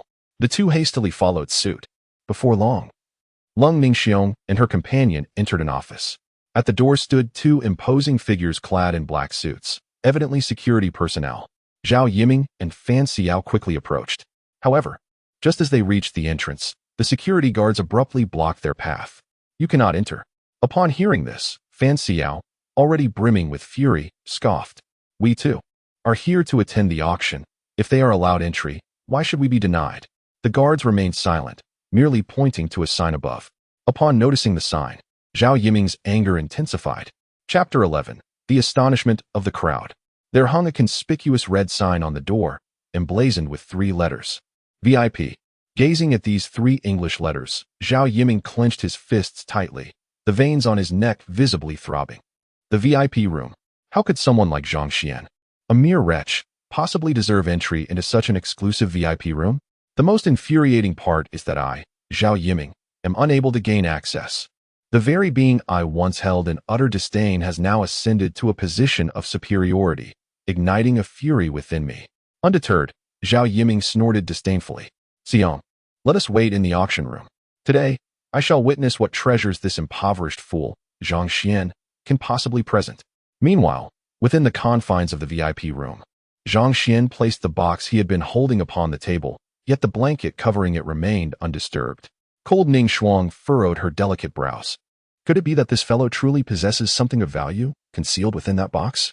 Simultaneously, the graceful Song Inger scrutinized Zhang Xuan from head to toe. Dressed as he was, he certainly did not resemble a man of wealth. However, he was rather handsome. It seemed that this lad had stumbled upon extraordinary fortune by becoming Sister Shuang's boyfriend. If Lin Tianyi from the Lin Group were to find out, it would surely drive him to madness. This seemingly destitute fellow, what could he possibly possess? That blanket on top appears to be nothing more than a dormitory sheet. At that moment, Song Kaming, clad in a gray suit and holding a magnifying glass, gazed at Zhang Xuan with an amiable smile. Young Zhang, if you don't mind, I would like to verify the goods. Zhang Xuan waved his hand in response. Uncle Song, please, feel free to proceed. In an instant, all eyes were drawn to the blanket. With utmost care, Song Kaming lifted the covering, revealing a box made of exquisite small-leaf red sandalwood, adorned with starry patterns, which immediately captivated the attention of everyone present. In the next moment, the eyes of everyone present widened in astonishment, their expressions filled with disbelief. Those gathered were either affluent or noble, and thus, they were no strangers to the exquisite qualities of the small-leaf rosewood. Lang Ningxuang's crimson lips curled slightly in a smirk. Small-leaf rosewood. and of exceptional quality at that. Such a substantial piece would undoubtedly be valued in the millions. Who would have thought this impoverished youth possessed something so genuine?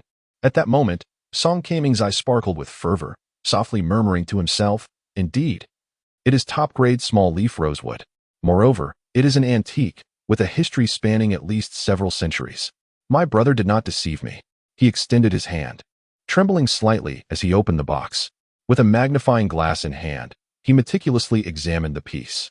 In the next instant, Song Yuchun's entire being surged with excitement, the brilliance in his eyes intensifying.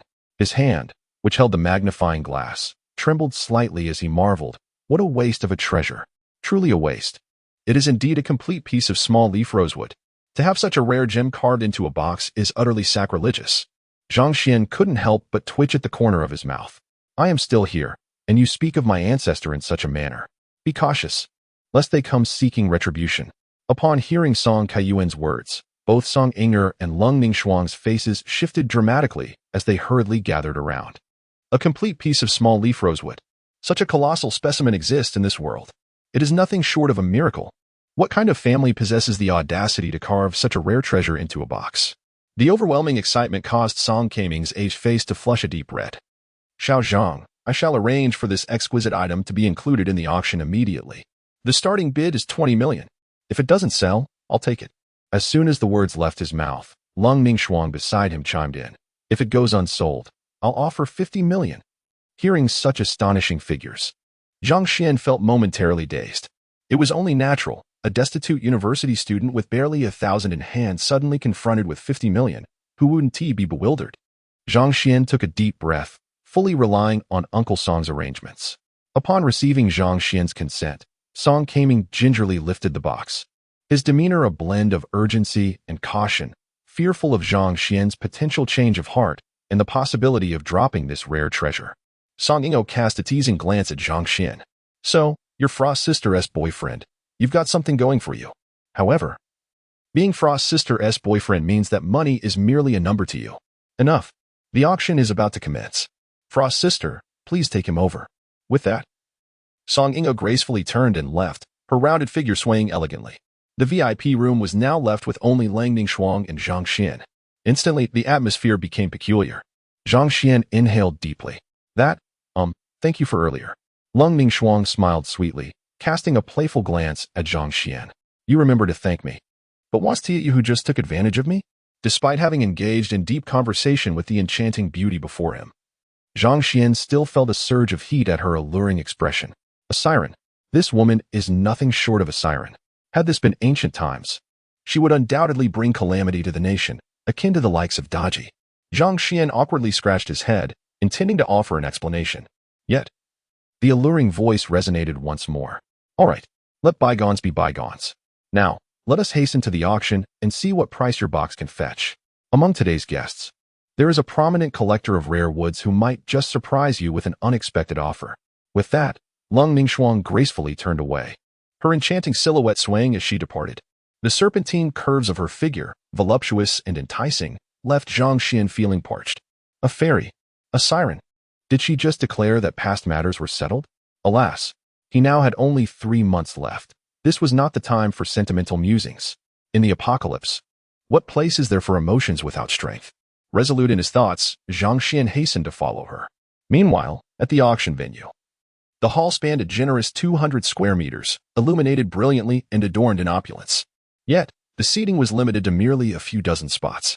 At that moment, Jia Yiming and Fan Siyao occupied the last row. The seats before them were sparsely filled with nearly 20 individuals. Jia Yiming leaned slightly towards Fan Siyao. "Siyao, look." Sensing his proximity, Fan Siyao furrowed her delicate brows and shifted away. Noticing her movement, a flicker of anger flashed in Zhao Yiming's eyes. How infuriating. Siyao had never shown resistance towards me. It must be that damned Zhang Xuan who has angered her. She remains upset.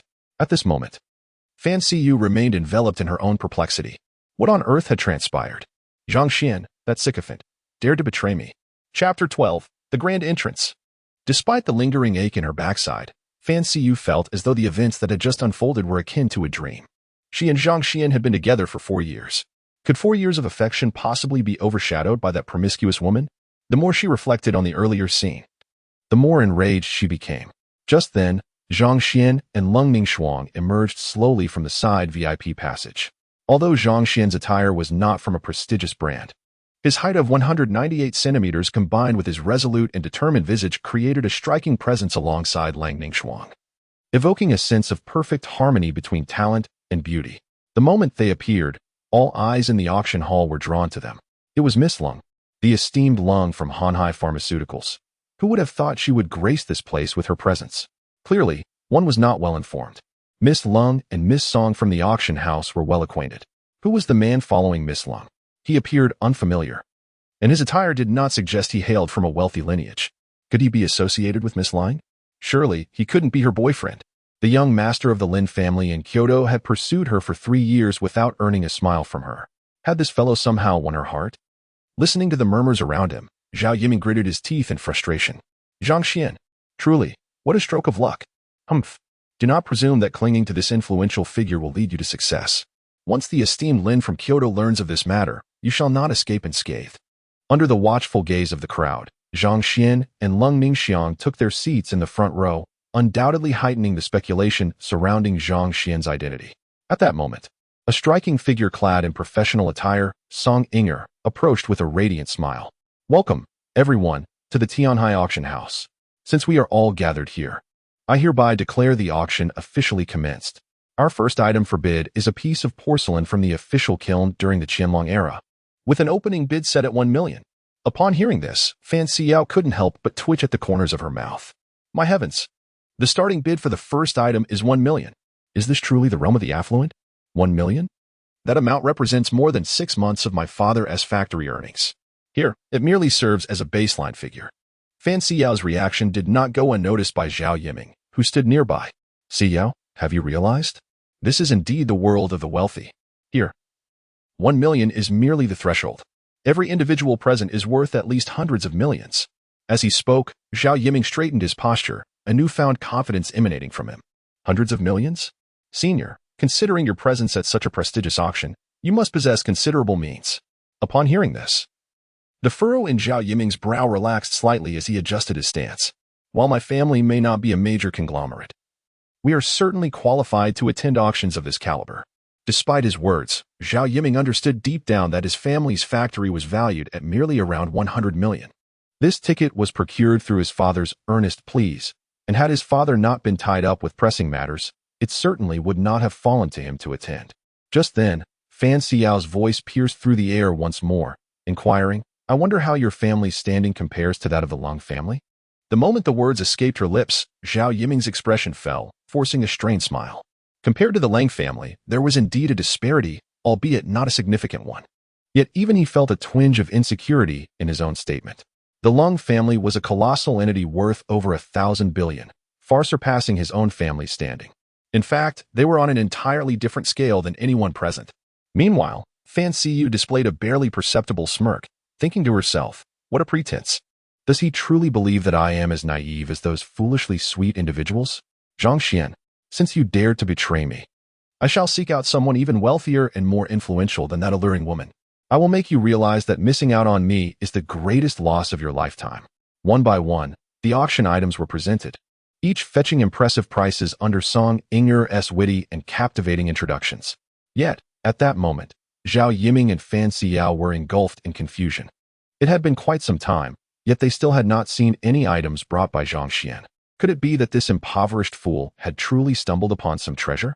Just then, Song Inger's melodious voice rang out. Ladies and gentlemen, please pay attention. The next item to be presented is the piece d'arrestance of this auction. Here, Inger assures everyone that this is undoubtedly an unparalleled treasure that none have ever encountered before. In fact, it is likely the only one of its kind in the entire world.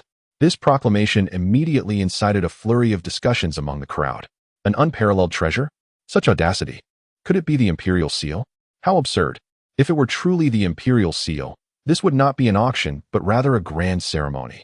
Nevertheless, as the final item, its price will surely exceed 10 million. Listening to the surrounding chatter, Zhao Yiming and Fan Xiao exchanged glances filled with delight. The grand finale item meant that only one piece remained in the entire auction. Even if Zhang Xuan possessed something of value, it could not possibly be the centerpiece. Does this not imply that what Zhang Xuan brought was nothing but worthless scrap? Ha! We've been anxious for so long for nothing. I too am bewildered. What could a penniless wretch like Zhang Xuan possibly present? If he had anything of worth, would he still require his sister to work? With a smug chuckle, Zhao Yiming addressed Zhang Xuan, saying, Zhang Xuan, if I am not mistaken, you also brought an item to auction, correct? Why has it yet to make an appearance? Could it be that what you have is utterly subpar? Even if you are Miss Lung's boyfriend, you should not mock the High Tian auction house in such a manner. Furthermore, you are only embarrassing Miss Lung. As soon as these words were uttered, they stirred a tempest of reactions. All eyes were suddenly riveted upon Zhang Xuan. What? This lad is truly Miss Lang's boyfriend. My heavens. No. The sky has fallen. Miss Lang actually has a boyfriend. Could it be that this young man has accumulated 8 generations of virtue to be with her? The enmity of a stolen wife is irreconcilable. I shall remember you. Upon hearing Zhao Yiming's malicious remarks, Zhang Xuan gave a cold snort. You will see my collection. However, Mr. Zhao, you have attended this auction without making a bid. Could it be that you intend to acquire this Paisida assistance? From my understanding of Mr. Zhao, he is not one to leave empty-handed. In just 2 sentences, Zhang Xuan effectively placed Zhao Yiming in a precarious position. Meanwhile, Fan Xiao added fuel to the fire. Senior, he has a point. You haven't made a single bid yet. Zhao Yiming's complexion fluctuated between shades of purple and red. Don't be anxious. There's still the grand finale. Zhao Yiming shot Zhang Xuan a fierce glare. Fine. Just you wait, young man. I shall make a bid for this final item and show you my prowess. Chapter 13, Unparalleled. The atmosphere in the room was electric. Observing the scene before her, Song Inger wore a faintly amused expression. Who is this lad? Daring to provoke Sister Shuang's boyfriend? It seems yet another contender for Sister Shuang's affections has emerged. However, it appears he has brought a companion. A man who feasts on what is before him while coveting what lies beyond. What a cad. At this moment, the melodious voice of Song Inger rang out like the chime of a bell. All right, everyone, please be quiet. Next is the final highlight of our auction. As her words echoed, a graceful hostess approached, delicately carrying an exquisite tray. Upon this tray lay a square object, obscured beneath a blanket crafted from fine wool. The mere appearance of this object instantly captivated the attention of all present. Generally speaking, the Paisida assistance at Tianhai Auction House is valued in the tens of millions. This appeared to be merely a box. What kind of box could possibly be worth such a fortune? Even a piece of small-leaf red sandalwood could not reach such a price. As they gazed at the object concealed beneath the wool blanket, Zhao Yiming and Fan Xiao's eyes widened in astonishment. Their gazes fixated intently on the item atop the tray. Their expressions brimming with disbelief. Could it be? The object brought forth by Zhang Xuan appeared to resemble a box. Was it possible that this highlight of the auction truly belonged to Zhang Xuan? If this were indeed the case, it would be an undeniable embarrassment for many. Before long, the tray was placed upon the auction stage. Song Yingo smiled gently. Ladies and gentlemen, as we approach the conclusion of today's auction, I believe you must be feeling fatigued. I shall not prolong the suspense or waste your time. The final item is, in fact, a box crafted from small-leaf red sandalwood. Her declaration elicited a wave of astonishment throughout the room. Yet, the expressions on the faces of the attendees were filled with dissatisfaction and confusion. A white-haired elder seated in the second row furrowed his brows, letting out a cold snort. Miss Song, are you jesting? While the small-leaf red sandalwood is indeed precious, this box is likely worth only a few 100,000. Even the finest quality of the starry sky material would fetch at most a few million. Though it holds some value, as the Paisida assistance of Tianhai Auction House, it may very well diminish the prestige of the establishment. As the elderly gentleman's voice reverberated, the audience below erupted in a cacophony of opinions. Indeed, there is no need for such jesting when there are no worthy items. Small leaf red sandalwood is hardly unparalleled. Amidst the surrounding derision, Zhao Yiming and Fan Xiao couldn't contain their delight. Huh, you nearly gave me a fright. It turns out to be a mere misunderstanding. Small leaf red sandalwood is certainly a fine item, and for Zhang Xuan, a man of modest means, to possess such a piece is already astonishing. If this fellow had auctioned it off sincerely, he might have reaped some reward. Yet, to leverage Miss Lang's influence to elevate his own collection to the finale is truly self-defeating. Zhao Yiming, who harbored a deep-seated animosity towards Zhang Xuan, seized the opportunity to belittle him. With this thought in mind, he stood up, casting a scornful gaze towards Zhang Xuan. Oh, I truly believed your collection was the grand finale, Zhang Xuan. It seems instead to be merely a fade. Impressive in appearance, but lacking substance. What need have you for this? You are indeed Miss Ling's boyfriend, that much is true, yet you cannot exploit her connections to enhance your own reputation. The value of certain things is fixed. Even if they ascend to lofty heights, they cannot transform into a phoenix. Listening to Zhao Yiming's biting sarcasm, Zhang Xuan let out a light chuckle. It seems that young Master Zhao is rather eager. Since you have a penchant for second-hand items, why not bid for this small box made of rosewood? After all, it's something I have personally used. Upon hearing this, Zhao Yiming's expression darkened instantly. Gritting his teeth, he replied, "Fine. No problem. Today, I shall inform you that as long as one possesses strength, one can procure anything from your hands." At that moment, Song Yinger's voice rang out once more. "Everyone, let us remain calm. Naturally, an ordinary small rosewood piece cannot serve as the centerpiece of our Tianhai auction house. However, what if this entire box were carved from a single piece of rosewood?" As her words fell, Song Yinger elegantly lifted a nearby wool blanket, revealing the deep purple rosewood box before everyone's eyes. What?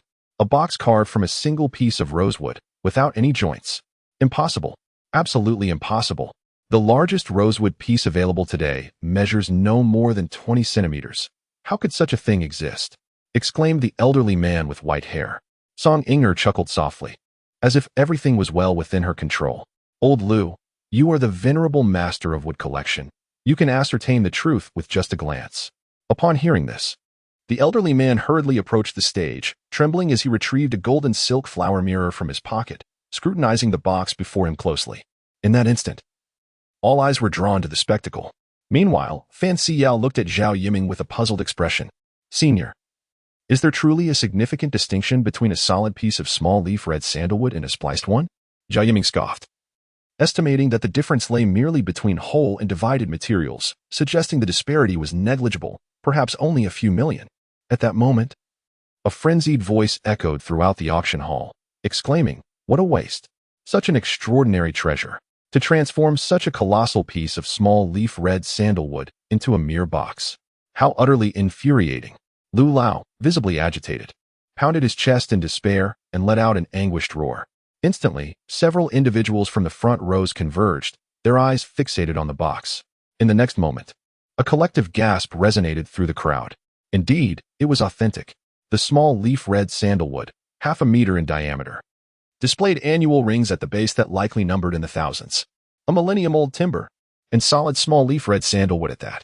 This was undeniably a rarity in the world. Astonishing. If the news of this box were to spread, it would surely send shockwaves throughout the entire Dragon Nation. Clearly, the spectacle before them had fulfilled Song Yinger's expectations. Her melodious voice rang out like the chime of a bell. "All right. You have all verified the item. The auction officially begins now." Before she could finish her sentence, Zhang Xuan abruptly stood, casting an amused glance at Zhao Yiming behind him. "Dear friends, my companion has a particular fondness for items I have utilized. Therefore, I kindly ask you to allow him the honor of making the first bid. It is evident that everyone is aware that Zhang Xuan is indeed the owner of this box, and this slight concession can certainly be granted. Moreover, he is the boyfriend of the esteemed cold condensation. No problem. Absolutely no problem. If your friend offers a price equivalent to ours, it would still count as a successful bid for him." Yet at that moment, Fan Siyao found herself in a state of panic. "Senior, judging by their expressions, this item appears to be quite valuable. Are you certain you can secure it?" Upon hearing this, Zhao Yiming's lips twitched involuntarily. Now that the matter has escalated to this point, he ought to at least place a bid.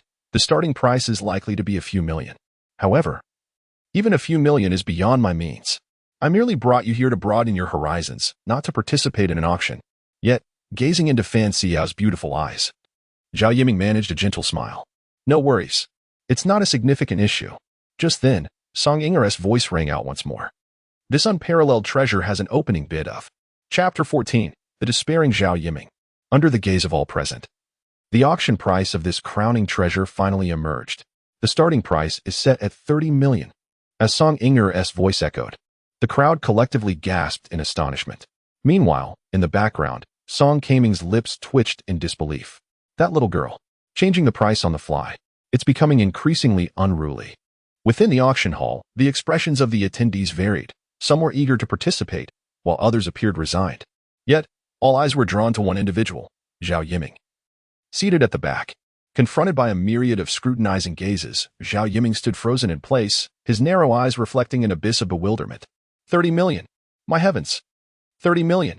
The liquid assets of my father's factory scarcely amount to that sum. How could this wretched box be valued at 30 million? What should I do now? At that moment, Zhang Xuan's voice resounded once more. Young Master Zhao, what troubles you? Everyone is awaiting your bid. Weren't you just brimming with confidence? Upon witnessing Zhang Xuan's triumphant expression, Zhao Yiming's complexion drained of color, and his fists clenched tightly. Humph. A bid is a bid. I refuse to believe that no one else will dare to offer. Resolute, Zhao Yiming raised his bidding paddle and boldly proclaimed, 31 million. Instantly, the crowd turned their astonished gazes toward Zhao Yiming. However, at that juncture, Elder Lu abruptly stood up. What a waste. Such a peerless treasure. And you dare to increase the bid by only 1 million? You are utterly insulting us. We allowed you to bid out of respect for Miss Lying and her companion. Yet you offer such a paltry sum. Do you look down upon us? Elder Lu's words ignited a tempest of outrage among the attendees, who swiftly condemned Zhao Yiming. Indeed, a mere 1 million increase is nothing short of an affront. They address you as young Master Zhao, and you truly believe you are someone of importance? Are you not merely the son of Zhao Hailu? Even with your father present, you would not dare to be so audacious. Faced with the collective ire, Zhao Yiming quickly attempted to placate the crowd. Everyone, please, quell your anger. I was merely jesting. Such a rare treasure, how can it be merely increased by 1 million? I shall add. The oppressive gazes of everyone once again converged upon Zhao Yiming. It was over. If he offended this group, his family would no longer have a foothold in East Sea City. He had to offer a suitable price. Zhao Yiming's eyes brimmed with desperation. Gritting his teeth and stamping his foot, he declared, I bid 60 million. That's double. At this proclamation, the crowd erupted in astonishment. Old Lu chuckled softly. 60 million, a price that could barely do justice to such a rare treasure. Very well, let us continue the bidding. Upon hearing this, Zhao Yiming felt an immense relief wash over him. 60 million. Even if his father sold everything he owned, he could at most come up with this amount. Fortunately, this group of ancestors still wished to bid. Otherwise, he would undoubtedly face his father's wrath. While Zhao Yiming felt fortunate, he failed to notice Fan Xiao standing nearby, utterly stunned. Her beautiful eyes sparkled with disbelief. 60 million. Was this box truly worth 60 million? Did this not imply that Zhang Xuan was on the verge of becoming a millionaire? Oh, how could she have missed out on 60 million? The thought of it made her wish for death. Although she was a woman of the night, she was not foolish. 60 million. Perhaps if she courted 10 wealthy men, they might not even spend that much on her. After all, wealthy men were not fools. Just then, however, Zhang Xuan's voice rang out once more. Ladies and gentlemen, as I mentioned earlier, young Master Zhao is a dear friend of mine, and he is determined to acquire this item. Did you see that? Young Master Zhao made a move worth 60 million. I fear that even if you raise the bid, he will pursue it to the end. Upon hearing this, Zhao Yiming's expression twisted into one of fury as he fixed a menacing gaze upon Zhang Xuan in the distance. If only his glare could kill, Zhang Xuan would have been subjected to 1,000 torturous deaths by now. Ah, Zhang Xuan, you have dug this pit for me. You anticipated all of this from the very beginning. You intended for me to purchase it. I refuse to believe that they would simply give you this favor. Just then, a captivating and enchanting voice suddenly resonated through the air. Esteemed patrons, since young Master Zhao is truly intent on acquiring this, why must you all contend for something he desires? The speaker was none other than the graceful Langning Shuang from the front row. Upon her utterance, the crowd's expression shifted. Their faces clouded with contemplation. Before long, these cunning old foxes discerned the underlying dynamics of the situation. Let us extend a courtesy to Miss Lang. This item shall be granted to this young man. A fine treasure indeed. 60 million is not exorbitant. Yet, one wonders if Zhao Hailu can truly produce such a sum. However, upon hearing the words of the crowd, Zhao Yiming's complexion drained of color, his knees buckled, and he collapsed helplessly into his chair, his back drenched in cold sweat. He stood there, dumbfounded and at a loss. It's over. It's over. They have actually conspired against me. I am but a child. And such a multitude is bullying me. I merely came to meet some girls and see the world. Is this necessary? Meanwhile, Song Inger wore a playful expression and picked up the auction hammer beside her. As no one has placed a bid, I am prepared to announce that this unparalleled treasure is ultimately. Just then, a sharp voice resonated through the air. Hold on. Wait a moment. Zhao Yiming, drenched in perspiration, stood up, his eyes brimming with tears. Zhang Xuan chuckled lightly. What is it? Young Master Zhao, do you believe 60 million is too lenient? Perhaps you should consider raising your offer. Upon hearing this, the crowd echoed in agreement, for these seasoned foxes had already discerned the situation. Young Master Zhao, your generosity is commendable. Indeed, 60 million is far too modest. It should be at least 100 million. Young Master Zhao, from this moment forth, you shall be a notable figure in the antique circle of Donghai City. Listening to the crowd's derisive remarks, Zhao Yiming felt as if he were an ant crushed beneath their feet. The overwhelming sense of helplessness brought him to the brink of despair. Wah. I cannot afford it. I was wrong.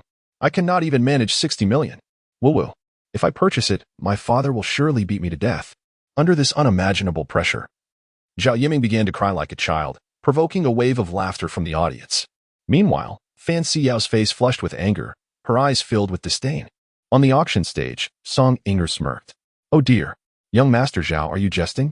Surely, you do not underestimate our Tianhai auction house. We are merely showing respect to Zhang Xuan and Miss Lang. Do you think we are made of clay? In an instant, the crowd's scornful words surged toward Zhao Yiming like a tidal wave. At this moment, he was utterly flustered. This is a trap. They are all assisting Zhang Xuan. At this point, the only one capable of saving himself is Zhang Xuan. In this moment, Zhao Yiming finally comprehends the entirety of what has transpired. In the next instant, gritting his teeth, his bloodshot eyes fixate on Zhang Xuan. I was wrong. Brother Xian, you are magnanimous. Please let me off the hook. At this moment, Zhao Yiming bears no semblance of the affluent young master. He resembles a lost dog. Yet, at that very moment, a glimmer of amusement flickers in Zhang Xian's eyes. One can quarrel with anyone, but not with money. One should know when to relent. However, a mere apology will not suffice. With this thought, Zhang Xian lets out a cold chuckle. Young Master Zhao, your confession of wrongdoing is indeed valuable, worth 60 million, to be precise. How about this? I utter a phrase, and you add another 60 million to it.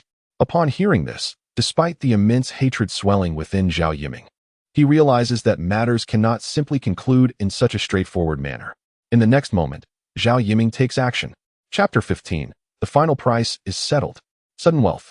Without the slightest hesitation, Zhao Yiming collapses to the ground. Brother Xian, it is all my fault. I was momentarily bewitched. Killing is merely a matter of bending the knee. I am kneeling before you. Zhao Yiming's actions leave Fan Xiao, who stands nearby, utterly astounded. He actually knelt before Zhang Xian. Is it really necessary? Was it merely a matter of bidding? Can it be returned? What a coward. He must be terrified of that vixen's influence. Observing Zhao Yiming kneeling on the ground, a glimmer of amusement flickered in Zhang Xian's eyes. He quickly donned a beaming smile and remarked, Young Master Zhao, what are you doing? Please rise. This matter pertains solely to you and the Tianhai auction house. What can I do? I am but a humble individual, hardly in a position to intervene. Let this matter be resolved as it ought to be. Upon hearing these words, Zhao Yiming, with eyes aflame, fixed a fierce glare upon Zhang Xian, as if he intended to devour him whole. Zhang Xian, I swear. At that moment, Zhao Yiming had transformed into a frenzied beast, howling in unbridled rage. Zhang Xian narrowed his eyes, a chilling aura emanating from him. Were it not for the current state of affairs, today would mark your demise. In the impending apocalypse, there shall be no mercy bestowed. Noticing Zhang Xian's unwavering stance, Lung Ningxiang discreetly signaled to Song Inger beside her. The astute Song Inger immediately grasped the situation. Security. Take him away. Inform his father to come to Tianhai auction house for his release. At this proclamation, Zhao Yiming howled even more wildly. Zhang Xian, I will not let this go. This matter between us is far from over. Quickly, Zhao Yiming was escorted out by 2 security guards, leaving Fan Xiao trembling in her seat, fearful of being taken as well. Just then, Zhang Xian's voice resounded. Gentlemen of security, have you forgotten someone? At this, Fan Xiao sprang to her feet, seething with anger as she glared at Zhang Xian. Zhang Xian. As soon as she was about to speak, 2 security guards approached. Fan Xiao let out a cold snort, declaring that they would see in the future. To maintain her dignity, she turned and walked toward the exit of the auction hall. Soon, the 2 figures had departed. Zhang Xian smiled faintly. Dear friends and esteemed predecessors, I apologize for the minor disturbance I caused. I, Zhang Xian, would like to extend my sincerest apologies. Noticing that Zhang Xian was a reasonable individual, the prominent figures quickly engaged in pleasantries. It's nothing. Miss Lung's matters are my matters. You are too kind. Let us proceed with the auction. He understood that their assistance was primarily due to their regard for Lang Ningxiang. Song Yingo smiled gracefully. All right. The bidding now officially begins. Such a small piece of rosewood is truly unparalleled. Old Lu, do you not intend to make a bid? Upon hearing this, Old Lu beamed with delight and replied, This unique treasure surpasses everything I possess. Today, I kindly ask everyone to grant me this favor. I shall bid 100 million. I hope you all will support me. As these words left his lips, the expressions of those present immediately turned solemn, and silence enveloped the room. After all, 100 million was a staggering prize for everyone gathered. Moreover, only Old Lu had a particular fondness for this rare wood. In Donghai City, Old Lu was regarded with high esteem. Thus, upon his declaration, no one dared to contest. Hearing this, Zhang Xuan felt a twitch at the corner of his mouth. This old fellow was simply leveraging his seniority. Nevertheless, 100 million had already far exceeded his expectations. With this sum of 100 million, not to mention acquiring the Zhang family's treasure, one could almost prepare materials for corpse refinement. However, as the auctioneer, Song Yingo was naturally discontent with such a situation. She promptly smiled and addressed the crowd. Esteemed guests, shall we not strive for a moment longer? This is truly a one-of-a-kind existence. If missed today, it may never surface again. Despite Song Yingo's continuous persuasion, the crowd remained silent, unwilling to bid further. Feeling helpless, she raised her auction hammer. Just then, a clear and enchanting voice suddenly pierced through the air. Lu Lao, your audacity is commendable, but I believe that a truly unique item deserves an equally exceptional price. I bid 31 million. At this declaration, the room erupted in astonishment. All eyes swiftly turned to Lang Ningxiang, filled with intrigue. Wasn't this merely a ploy to inflate the price? The seasoned attendees quickly grasped the underlying implication of Lang Ningxiang's words. She was dissatisfied with Lu Lao's bid and sought to challenge him. Though Lu Lao possessed considerable assets, he could hardly disregard Lang Ningxiang's sentiments. With a furrowed brow and conflicted gaze, he deliberated before finally exhaling deeply. Miss Lang is indeed right. A unique item warrants a unique price. I bid 55 million. This is the utmost I can offer, and I humbly request Miss Lang to consider my proposition.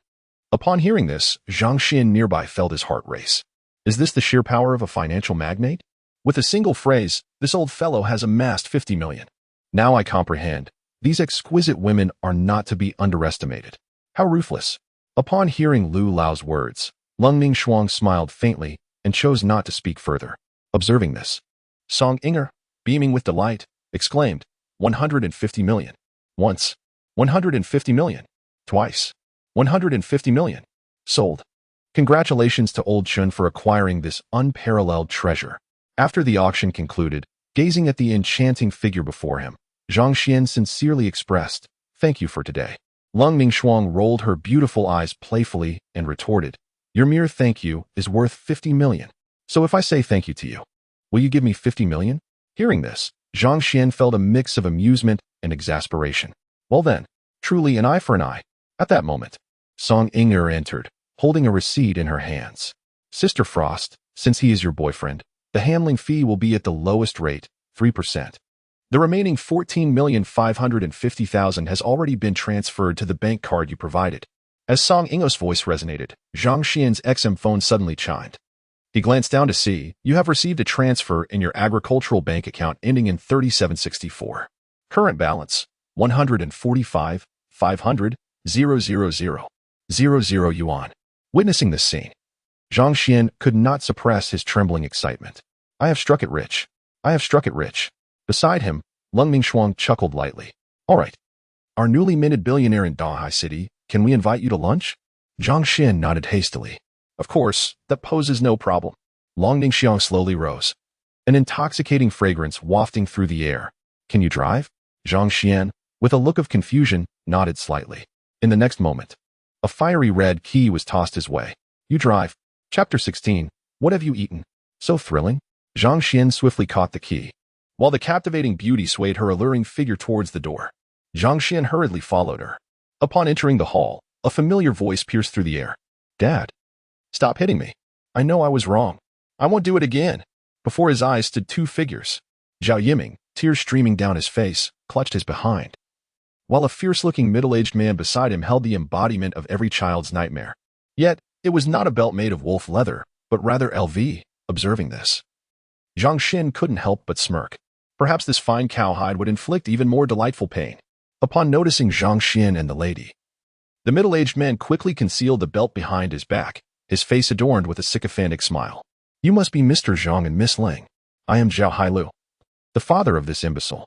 I sincerely apologize for the inconvenience caused to you both. No sooner had he finished speaking than Zhao Hailu seized Zhao Yiming by the collar. Hurry and apologize. You fool. Gazing at Zhang Xian, Zhao Yiming's heart brimmed with resentment. However, under the circumstances, he had to yield. Just as he was about to speak, Zhang Xian waved his hand. Forget it. We are about to dine. Let us not allow him to spoil our appetite any further. Upon hearing this, Zhao Hailu repeatedly affirmed. All right. I will escort him away at once. Meanwhile, at the entrance of the auction house, Fan Xijiao stood in the parking lot, where the attendees of the auction had just emerged. Astonishingly, 150 million. Old Lu has indeed suffered a significant loss. Yet it is worth it. For this is a treasure unlike any other. Hearing the discussions around her, Fan Xijiao's eyes widened in disbelief. What? 150 million? That box actually fetched 150 million. My heavens, had I still been with Zhang Xian, I would have possessed that fortune. I cannot believe I missed out on 150 million. At that moment, Zhang Xian and Lang Ningxuang slowly exited the auction house, followed closely by Zhao Hailu and his son. Observing the striking couple, Fan Xijiao was nearly beside herself with rage. Her teeth clenched, fists tightened, and her small face turned crimson with fury. Zhang Xian, you two treacherous lovers. How dare you betray me? Just wait. There will come a time when you regret this. At that moment, Zhang Xian appeared utterly oblivious to Fan Xijiao, striding directly towards his Ferrari. With the roar of the powerful V8 engine, the fiery red stallion sped away. Meanwhile, Zhao Yiming and his son had also arrived at their vehicle. Just as Zhao Yiming unlocked the car, Fan Xijiao reached out, intending to pull open the door. Suddenly, Zhao Hailu's voice rang out. You must be Fan Xijiao. Perhaps you should take a taxi, he suggested. Upon hearing this, Fan Xijiao was momentarily taken aback, her expression one of utter bewilderment as she gazed at Zhao Yiming. Yet, Zhao Yiming, resembling a wronged child, lowered his head, his voice barely audible. Xiao? Why don't you take a cab? I'll cover the fare. The moment these words escaped his lips, Fan Xijiao, already fuming with rage, exploded. Zhao Yiming, you truly possess a backbone. I am certainly not in need of your taxi fare. With that, she spun on her heel and stormed away.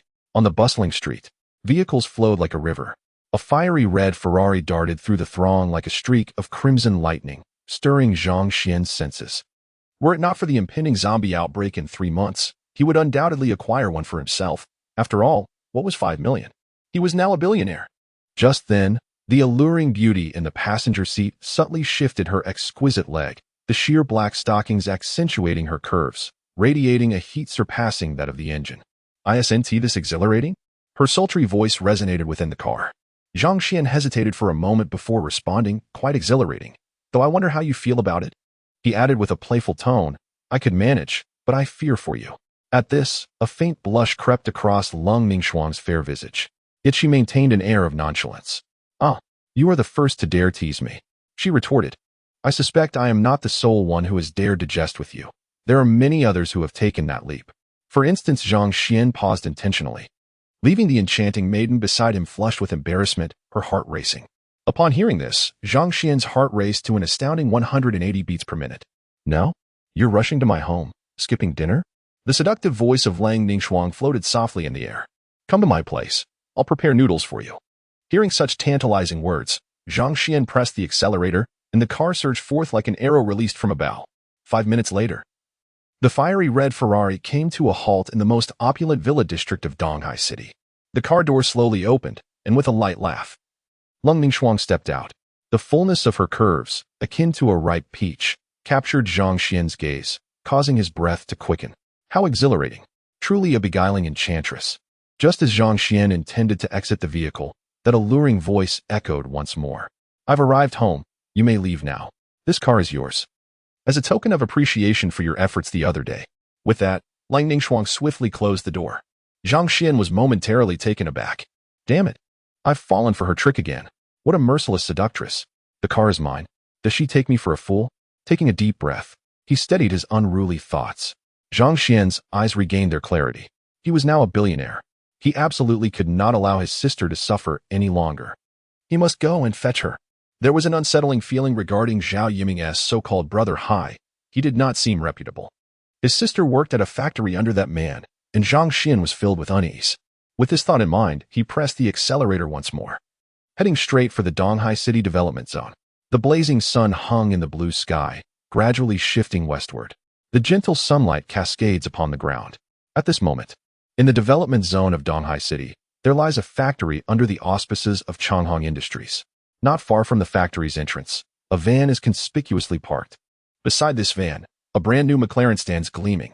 A young man, adorned in various high-end brands, stands before several delinquents. Here, this is the photograph. Make sure you understand it clearly. Do not make any mistakes. If anything goes awry, you shall not see a single penny. Chapter 17. A Clutch of Heroism. Upon hearing these words, the delinquents hurriedly nodded and bowed. Rest assured, we are professionals in this matter. We will undoubtedly showcase your prowess, young Master Hai. We shall ensure that you appear as if you descended from the heavens. Listening to the assurances of the delinquents, the young man nodded with pride. That girl finishes work in half an hour. Be sharp.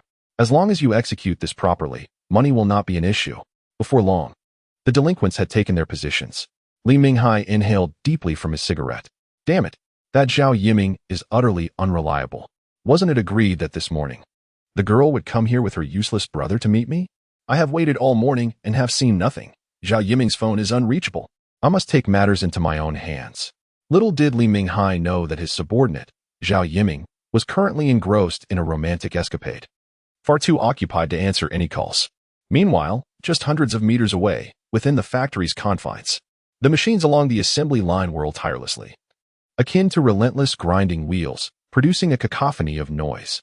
The primary business of Changhong Industry remains in electrical appliances. Within this single factory, there are hundreds of workers. Outside, the temperature soars to 30 degrees Celsius, yet inside the factory, only a few industrial fans provide the meagerest relief to the industrious laborers, clad in blue overalls.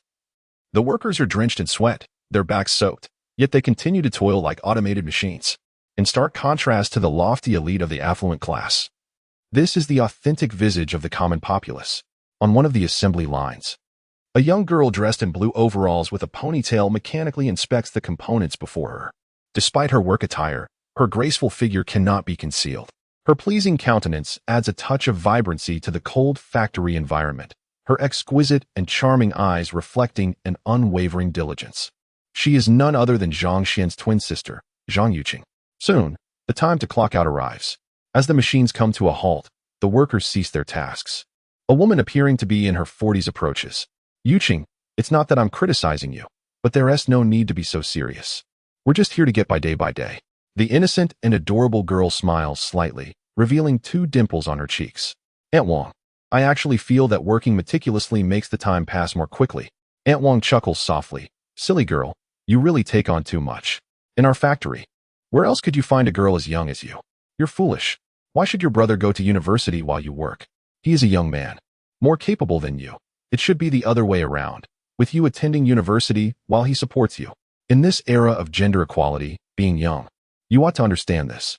Listening to her aunt's earnest words, the girl maintained her charming dimples.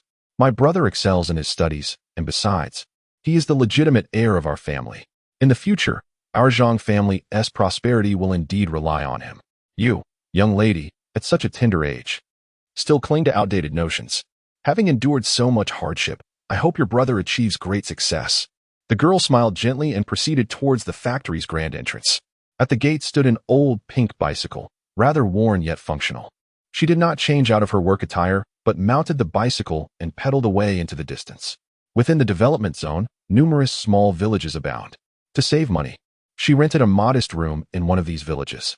With her long, graceful legs propelling the bicycle, she hummed softly to herself. I still remember you saying that home is the only castle. Suddenly, a voice filled with mischief broke through the air. Hey there, little sister. Your singing is quite delightful. Come, sing along with your older brother. As he spoke, several figures sprang forth from the nearby thicket, wearing loafers and tight pants. With bright yellow hair, these spirited young men exuded an air of bravado. Their lecherous gazes roamed over the girl's delicate form. Faced with this unsettling scene, the girl's expression turned to one of fear. and she quickly turned to flee. But at that moment, two figures emerged from behind, completely blocking her escape. The young girl, with a commendable figure and well-developed physique, was approached by a group of lewd men who spoke with a greasy tone. "Hey, little sister, looking good. Come here, let Big Brother give you a kiss. Riding a bike to work every day must be exhausting.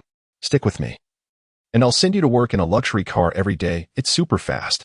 The men, clearly up to no good, closed in on the girl, who, hailing from the countryside, had never encountered such a situation. "Stay away. If you come closer, I'll scream for help." In her distress, tears welled up in her beautiful eyes, her delicate voice only further exciting the group of thugs. "Go ahead, scream. Even if you scream your lungs out, no one will come to save you. The more you scream, the more excited I get." Meanwhile, a few hundred meters away, a large G-Class SUV was parked by the roadside. Inside, Li Minghai, with his narrow, beady eyes, watched eagerly through a telescope. So pure. These country girls are so much fun, not like those city girls who are all fake and pretentious. Hee. Once I step in, young and wealthy, playing the hero to save the beauty, this little village girl will be completely smitten. Just as Li Minghai was about to make his move, the roar of an engine suddenly filled the air. Startled, Li Minghai paused. "AV8. That sound is music to my ears. Wait, it seems to be heading this way." He quickly turned his gaze towards the source of the noise. From behind, a red streak of lightning was speeding towards them. Li Minghai's eyes widened in shock. "Holy cow! A Ferrari? How come I've never seen this car in Donghai City before?" As Li Minghai stood in bewilderment, the fiery red stallion had already galloped past him. Suddenly, he slapped his thigh in alarm. Oh no. Although he was unaware of which scion it was, he couldn't allow his spotlight to be stolen. With a swift push on the accelerator, his sleek black G-Class surged forward. Alas, it was too late. The crimson Ferrari had already come to a halt before the group of ruffians. As the sports car approached, envy gleamed in the eyes of the young thugs. Brother Hai has changed cars again. This one is simply stunning. How enviable. Does that little girl know that Brother Hai changes cars every few days? At that moment, Zhang Yuchun wore a face of astonishment. In the next instant, a figure emerged from the vehicle. Upon seeing the newcomer, everyone present was left dumbfounded. Chapter 18. A Tiger Among Sheep. Overwhelming power. As the car door swung open, a tall and imposing figure stepped out. Clad in black athletic pants and a simple white t-shirt, it was none other than Zhang Xuan. Yet, at that moment, Zhang Xuan's eyes were filled with an unfathomable menace. The scene before him required no explanation. He could instantly discern what had transpired. The sight of Zhang Xuan left the group of ruffians in a state of shock. What was happening? Why was it not the esteemed young Master Hai who had arrived? This must be a Ferrari, indicating that this young man was surely another rich heir. Could it be that young Master Hai had orchestrated this situation for him? Upon catching sight of Zhang Xuan, Zhang Yuching's pupils dilated in surprise. Brother? Is it really brother? Why is he here? Clearly, the current circumstances did not allow her to ponder further. Without a trace of hesitation, the girl urgently exclaimed, "Brother, quickly call the police." Upon hearing this, Zhang Xuan's lips curled into a smile, revealing his pearly white teeth. His handsome visage took on a somewhat menacing expression at that moment. Before the gang of ruffians could fully comprehend the situation, Zhang Xuan dashed forward with remarkable speed. To the thugs, the radiant glow of the setting sun was abruptly obscured by this imposing figure. A fist as large as a clay pot rapidly loomed before their eyes. With a resounding thud, the leader of the gang was sent soaring through the air, crashing heavily to the ground. His face was a vivid crimson, resembling a dye house, with blood streaming uncontrollably. Several teeth were dislodged and fell to the ground. The excruciating pain compelled him to scream in agony. Just then, the luxury car finally arrived. Albeit belatedly, young Master Hai opened the car door and rushed out in a flurry. At that moment, Zhang Yuching shouted from a distance, "Brother, don't act impulsively. Wait for me to call the police." Hearing this, Li Minghai's lips twitched as he stared blankly at Zhang Xuan before him. What? This kid is that girl's brother? He was bewildered, recalling how Zhao Yiming had described him as a mere impoverished loser. Where did this Ferrari come from? In the next instant, Li Minghai's eyes narrowed, a smirk of triumph gracing his features. "Ah, so you must be Zhang Xuan. I didn't expect you to be so vain. This car is rented, isn't it? What's the matter? Looking to flaunt your yoga pants?" Well, since the situation had escalated, it seemed there was no need for pretense anymore. A forced fruit may not be sweet, but it certainly quenches thirst. Haha. As long as you let your sister accompany me, I shall allow her to be my assistant. For a monthly sum of 30,000, You need not rent a car any longer. You may drive mine instead. If I possess it for leisure, so too shall you." Zhang Xuan furrowed his brow, a tempest of lethal intent brewing in his eyes. In the next moment, his body pivoted sharply. His hand, akin to a large fan, sliced through the air, striking Li Minghai squarely in the face with a resounding crack. The force sent Li Minghai soaring, spinning 720 degrees. As blood and teeth scattered like confetti, he crashed heavily to the ground. Witnessing this spectacle, a group of thugs finally snapped to attention. "Goodness, they have come to wreak havoc. Brothers, charge." In an instant, the remaining 4 ruffians lunged at Zhang Xuan. Not far away, Chang Yuchun's eyes widened in terror. "Brother, run." Amidst her cries, she hastily searched for her phone in her bag, fumbling in her panic, unable to retrieve it promptly. Just then, Zhang Xuan sprang into action. Resembling an enraged lion, brandishing his sharp claws. With a powerful kick, he sent one young thug flying. A sweeping motion struck another thug squarely on the head. Thud. Another dull thump resounded, as the thug crumpled to the ground. It must be said, youth possesses its advantages. They fell into a deep slumber almost instantly. In the blink of an eye, 2 of the thugs had utterly lost their fighting spirit. The remaining 2 now were expressions of sheer disbelief. Goodness, how is he so formidable? Could this lad be a martial artist? With the wind howling around them, the 2 thugs, without a moment's hesitation, turned and fled, having completely forgotten their drunken brotherhood. At that moment, a pair of powerful hands suddenly reached out, seizing the necks of 2 petty thugs. An unimaginable force erupted from Zhang Xuan's body. In the next instant, the 2 thugs found themselves lifted off the ground. The iron-like grip elicited frenzied howls from them, akin to wild dogs. Zhang Xuan's eyes brimmed with a fierce intensity as he twisted his body, his arms rotating with a forceful motion. The 2 thugs were hurled away, crashing heavily against a tree, instantly plunging into a profound slumber. At this juncture, Chang Yuchun finally located her phone, her fingers fumbling as she dialed. She quickly raised her gaze towards the front, where a tall, imposing figure dominated her entire field of vision. "Brother? You." The young girl turned her eyes back, only to be met with the sight of the scattered, moaning thugs on the ground, rendering her momentarily speechless. Confusion etched across her beautiful eyes. Just then, a voice came through the phone. "Hello, this is the Development Zone Police Station. How may I assist you?" The girl remained in a daze, unable to respond. "Hello, can you hear me? Are you unable to speak? Have you been taken hostage?" Upon hearing this, the girl timidly replied, "I'm sorry, I dialed the wrong number," and promptly hung up. At that moment, a shrill scream pierced the air. "Ah, you. How could you do this to me? Do you even know who I am?" Li Minghai trembled as he stood up, his face marked by a crimson handprint. Only one of his front teeth remained intact, and his speech was muddled and unclear. "I am the manager of the Changhong Enterprise. Xiaoji, wait for me. I am already enraged. Don't even think about escaping. Just prepare to face the consequences. Rest assured, I will take care of your sister." Upon hearing this, a surge of wrath ignited within Zhang Xuan, darkening his countenance. His fist clenched tightly as he approached Li Minghai. At that moment, however, a delicate, pale hand grasped him. "Brother, please, stop. If you continue, it will no longer be considered justifiable defense." Zhang Xuan suddenly came to a realization, his eyes clearing. Damn, the apocalypse has yet to arrive. Taking a life is unacceptable. How did I become so formidable? Am I some sort of super scion?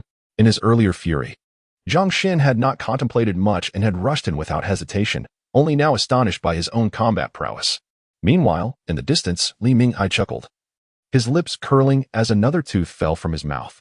Li Minghai was instantly consumed by rage. "Xiaoji, just wait. I will ensure you understand that I am not someone you can provoke." Just then, Li Minghai's phone rang. "Zhao Yiming, that wretched brat. Why is he calling now?" He answered the phone, and upon hearing the words on the other end, he stood frozen in place. Chapter 19, Sister, we are about to strike it rich. Brother Hai, please do not provoke that young girl. Your brother has become cold condensation frost's boyfriend, and he nearly killed me today. Do not worry. We will think of a way regarding that little girl. Li Minghai paid no heed to Zhao Yiming's subsequent words. Cold condensation frost's boyfriend. The powerful figure of the Hanhai group, Lung Ningxuang, reigns as the wealthiest woman in the entire Donghai city and even across the Dongshan province. To everyone's astonishment, this young man is her boyfriend. Li Minghai stood in bewilderment, his eyes fixed vacantly on Zhang Xuan. Observing Li Minghai's perplexed expression, Chang Yuchun, not far away, wore a look of confusion. What was wrong with him? Why was he gazing at us in such a manner? Moments later, Li Minghai's mouth broke into a grimace, disregarding the blood oozing from his wounds, and he managed to produce a face more sorrowful than a weeping child. Brother Xian, it's a misunderstanding. I was just drunk and rambling. Please, don't take it to heart. I truly had no idea you were Miss Lung's boyfriend. Upon hearing this, Zhang Yuching's bright eyes widened in disbelief as if she had stumbled upon a new world, looking at her brother with astonishment. Miss Lung? Who is she? Isn't my brother's girlfriend Fan Siyu? She always felt that Fan Siyu was not a good girl and had urged her brother to break up with her. But he was as stubborn as a mule and refused to listen. He even asked her to advance her salary to buy Fan Siyu a Valentino. How could it be that, in the blink of an eye, he had become the boyfriend of this Miss Lung? Zhang Xuan furrowed his brow, about to say something when suddenly the sound of sirens pierced the air. 2 police cars swiftly arrived at the scene, and several imposing officers with commanding presence stepped out. Among them was a tall female officer with short hair, striding with confidence, and her eyes gleaming with intensity. The lead officer surveyed the group of delinquents sprawled on the ground, then coldly admonished them. Who called the police? What transpired? Upon hearing this, Li Minghai promptly raised his hand. It was I. Director Sun, I reported the incident. Director Sun was momentarily taken aback, his stern demeanor swiftly transforming into one of warmth. Isn't this young Master Li? What happened? Who has done this to you? Was it that fellow over there? Observing this scene, Zhang Yuching's delicate face was filled with urgency. From Director Sun's reaction, she discerned some clues. Just as she was about to speak in defense, she noticed Li Minghai shaking his head frantically. No, I fell by myself. It has nothing to do with him. Gazing at the vivid handprint on Li Minghai's face, Director Sun's expression grew peculiar. Young Master Li, are you certain you fell on your own? Then what about those individuals lying on the ground? Li Minghai hastily replied. Those people? They are thugs. They attempted to rob me. That handsome gentleman intervened, drawing his weapon to assist. A hero rescuing a damsel in distress. Just a few moves. And then this happened. I can vouch for him. This is undoubtedly an act of bravery. Li Minghai's response left Zhang Yuching utterly astounded. What is happening? What is he babbling about? Why does it seem like he is particularly terrified of my brother? This is impossible. Li Minghai is notorious for being a reckless spendthrift. Listening to Li Minghai's words, Director Sun displayed a look of astonishment. Young Master Li, are you implying that this individual single-handedly took down all of them? Li Minghai nodded repeatedly. Yes. This young man possesses extraordinary skills, akin to a celestial warrior descending from the heavens. His prowess is truly remarkable. Upon hearing this, Director Sun cast a wary glance at Zhang Xuan, a hint of trepidation flickering in his eyes. Meanwhile, a tall policewoman with short hair regarded Zhang Xuan with curiosity, her gaze betraying an eagerness to engage. After a moment of contemplation, Director Sun concluded that concerning Master Li and his companions, taking a statement would suffice. At his command, several officers promptly approached. The short-haired policewoman, however, strode directly towards Zhang Xuan. Name: Zhang Xuan. Address: Dormitory 608, Donghai University. At this revelation, the policewoman paused slightly, surprised. A university student, and yet so skilled. Was he a member of a combat team, or perhaps trained in martial arts from a young age? We should spar sometime, she mused. Just then, Director Sun's voice interrupted from behind. Milan, what are you doing? The short-haired policewoman flashed a bright smile. Just taking down your number. 150x times 1919. All right then. I will reach out to you. With that, she cast a meaningful glance at him before turning to leave. After completing their statements, Li Minghai hurried to his vehicle, shooting a furious glare at Zhang Xuan before driving away.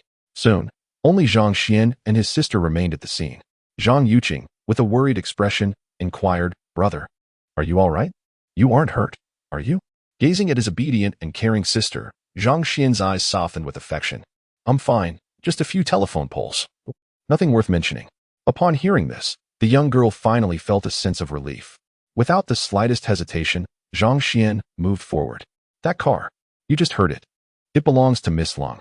Upon hearing this, the girl before him displayed a peculiar expression, scrutinizing Zhang Xuan from head to toe. After much hesitation, she finally spoke. Brother, you're being supported by a wealthy woman. This is unacceptable. Our Zhang family stands firm on principles. Wealth cannot corrupt us, nor can poverty sway us. How could you possibly be living off her? You're supposed to be the one providing for our family's future. I've heard in the factory that these rich women are merely toying with their suitors. You absolutely cannot. Listening to his sister's rapid-fire commentary, Zhang Xuan felt utterly speechless.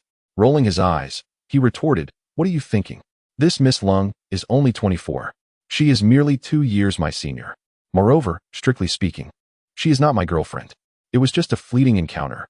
This car is a gift from her. We will likely have little to no interaction moving forward."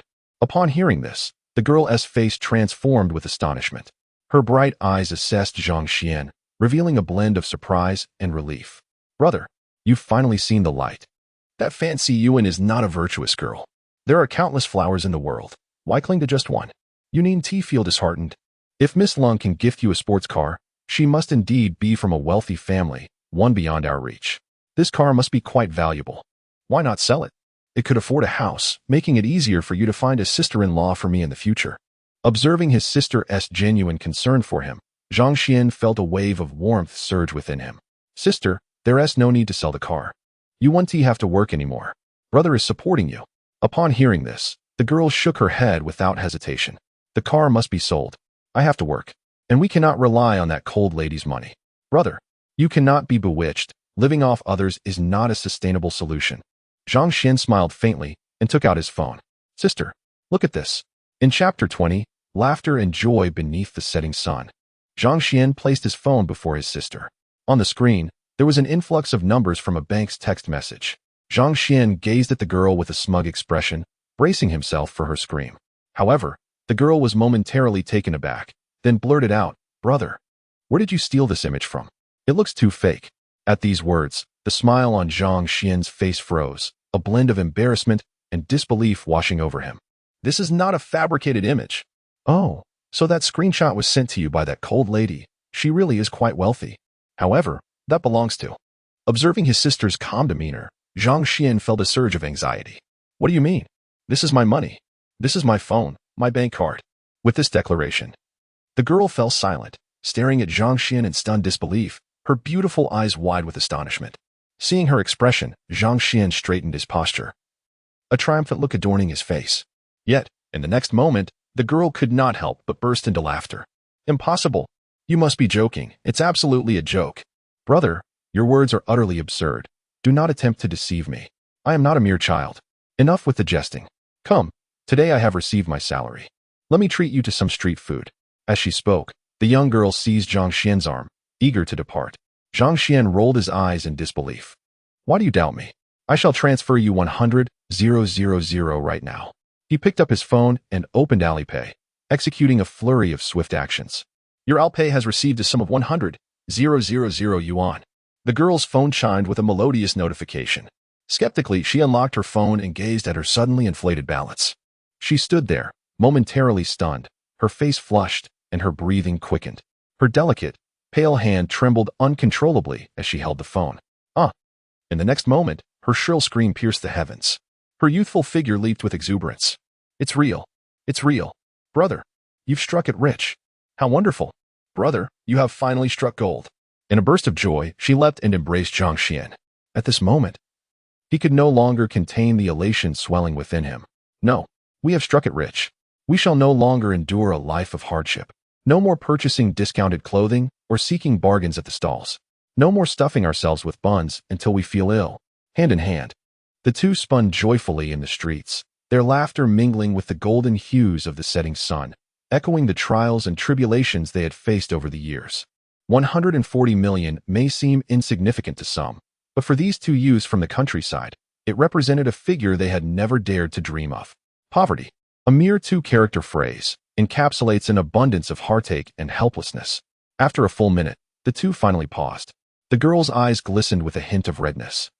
Brimming with tears, yet the dimples on her face radiated a brilliant charm. Zhang Xuan extended his large hand and gently wiped away the joyful tears from the corners of her eyes. "Let us go.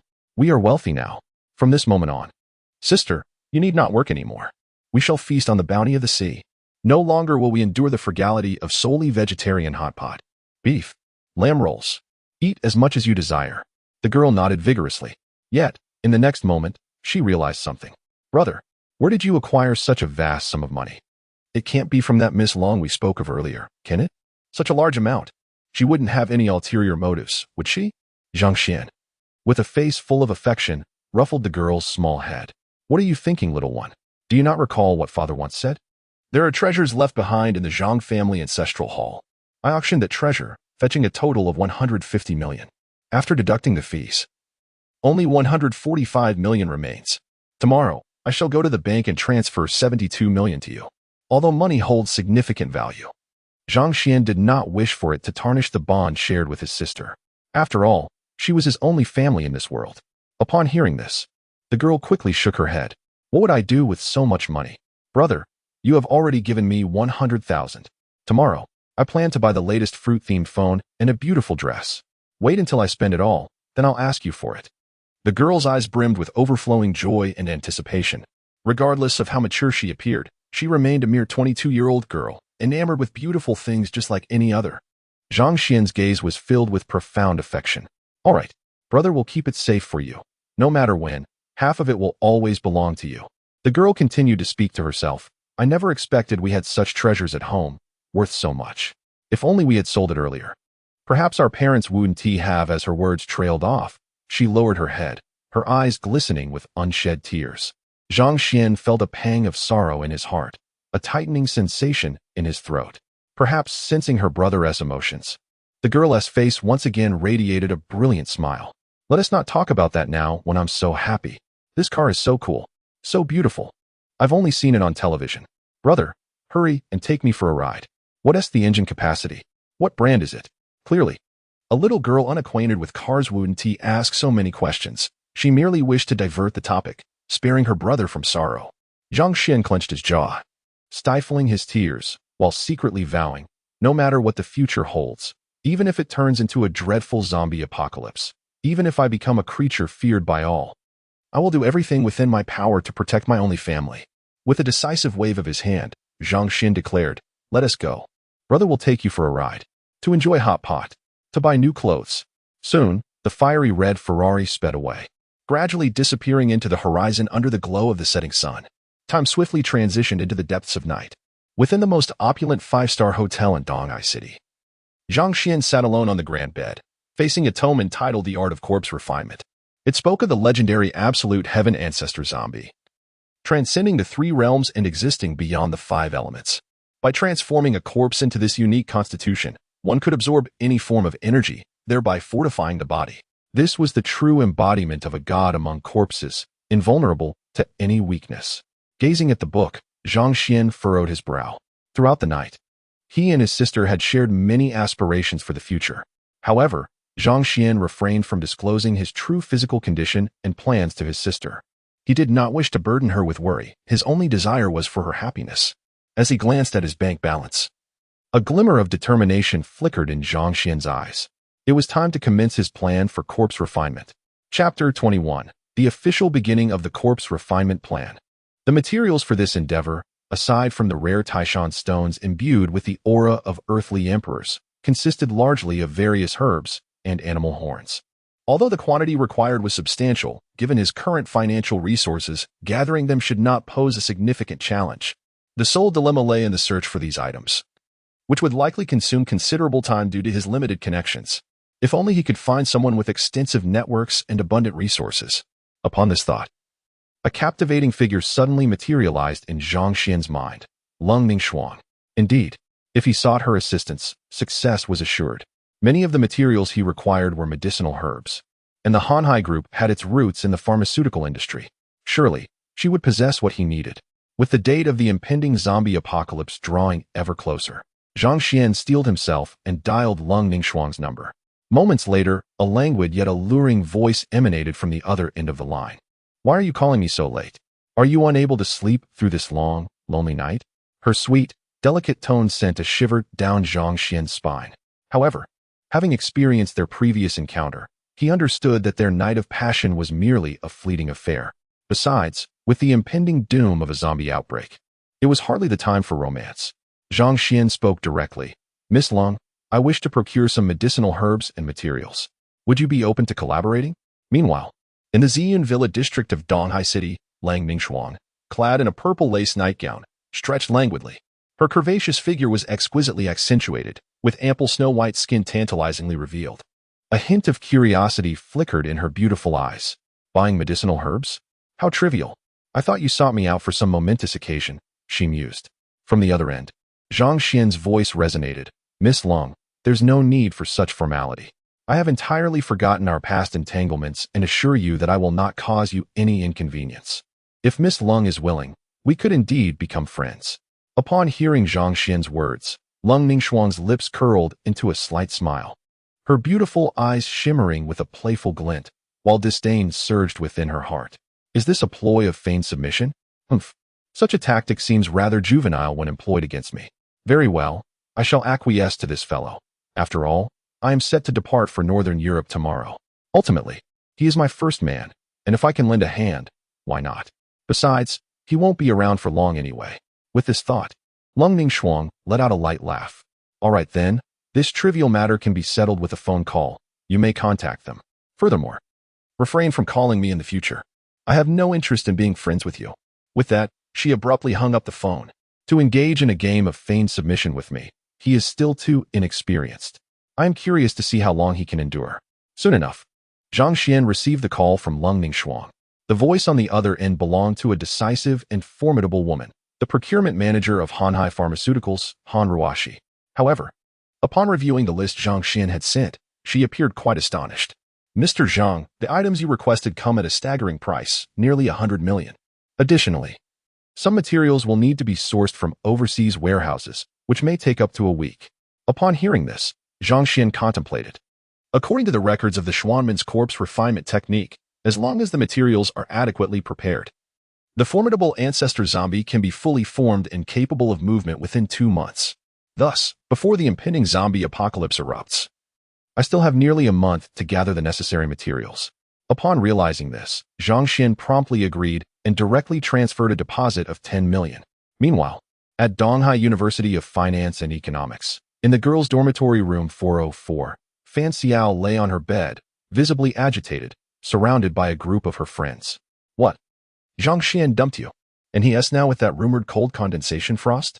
Cold condensation frost, the wealthiest individual in the entire Dongshan province. That makes sense. Upon hearing this, Fan Xiao shot up with indignation. What do you mean by that? Am I so inferior to that cold condensation frost? As these words left her lips, the expressions of her friends shifted, yet they quickly interjected, not at all. Certainly not. She merely has a bit of money. It's not as if she earned it herself. She is just a spoiled rich kid living off her family's fortune. Hearing this, Fan Xiao's expression softened somewhat. Humph. I am absolutely infuriated. Zhao Yiming, that spineless coward, actually knelt before Zhang Xuan. What infuriates me even more is that Zhang Xuan, for some inexplicable stroke of luck, managed to auction off a box from his home for a staggering 150 million. At this revelation, her friend's eyes widened in disbelief, and a chorus of screams erupted throughout the dormitory. What? 150 million? Isn't Zhang Xuan striking it rich? Fan Xiao crossed her arms in frustration. Exactly. If it weren't for that wretched woman meddling, I would be the one holding 150 million right now. What does Li Chengfeng even amount to? I could buy anything I desire. Fan Xiao audaciously regarded Zhang Xuan's wealth as her own. Upon hearing this, the girls quickly offered their consolation. Do not be upset, Xia. Among us sisters, who is not familiar with these wealthy second-generation heirs? Their novelty lasts but a few days. This cold cream will surely follow suit. They merely seek to indulge in the company of university students, and it is likely that their interest will wane before long. By that time, when you go to find Zhang Xuan, will not his wealth still belong to you? As these words were spoken, Fan Xia sprang to her feet. Her cheeks flushed with indignation. This is absolutely impossible. The 3 girls before her hastily responded, Xia, you are not seeing it clearly. No matter what, one cannot forsake money. Consider this. Zhang Xuan has been with you for so many years. He is your most devoted admirer. When the time comes, if you maintain a bit of pride, will he not be compelled to present his wealth to you? If you cling to your pride and suffer in silence while others seize the opportunity, would that not be a significant loss for you? Upon hearing this, Fan Xia's pupils constricted. Indeed, by then, Zhang Xuan would be affluent, and there would undoubtedly be shameless women vying for his attention. It was likely that the very girls before her might even betray her. No, Zhang Xuan is mine. I must continue to observe him. As the sun rose and set, another day passed. On the following morning, Zhang Xuan slowly opened his eyes, invigorated and full of energy. And the smaller version of Zhang Xuan exhibited similar vitality. A look of puzzlement crossed Zhang Xuan's face. Could it be due to the ancient jade that had been passed down in his family? He picked up the ancient jade from his chest and examined it closely. Yet he could discern nothing from it. At that moment, the doorbell rang unexpectedly. Zhang Yuchun's voice resonated from outside, urging, "Wake up, brother. Didn't you say we were going to Mang Mountain? Hurry up." Chapter 22. The Ancestor's Treasure. Hearing the voice outside, Zhang Xuan hastily set aside the jade pendant he had been examining. He quickly washed up, donned his attire, and opened the door. Shortly thereafter, the figures of the Zhang siblings emerged from the hotel. Mang Mountain, though not particularly renowned, is nestled within the Dongshan province, adjacent to the majestic Taishan, the highest peak in the region. The area was bustling with tourists drawn by the allure of witnessing the sunrise over Taishan. Before long, a luxurious Mercedes-Benz came to a halt, and two figures stepped out, none other than the Zhang siblings who had traveled from Tianhai City. Gazing at the magnificent Taishan, Zhang Yuchun's beautiful eyes sparkled with excitement. After all, it was her first travel experience in many years. Meanwhile, Zhang Xuan surveyed the southeastern direction of Taishan.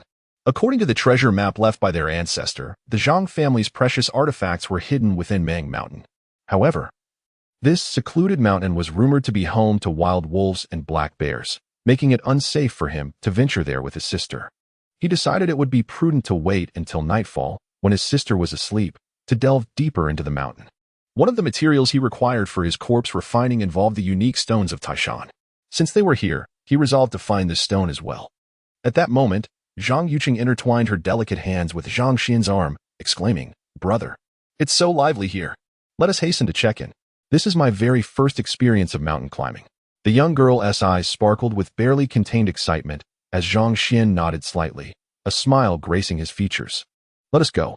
From now on, I shall take you on a global tour." Upon hearing this, the girl nodded enthusiastically, her eyes brimming with happiness. The two figures made their way up the mountain path. In the blink of an eye, day surrendered to night. The dark cloak of evening enveloped the majestic mountains. Zhang Yuchun, who had never climbed a mountain before, now felt her legs tremble with exhaustion. However, Zhang Xuan remained unfazed, brimming with vitality. As darkness fell, he found the most luxurious inn nearby, and they checked in. Time swiftly passed, and soon it was 9 o'clock in the evening. In the adjacent room, Zhang Yuchun had fallen into a deep slumber. Zhang Xuan opened the door, surveying the inky blackness of the mountains.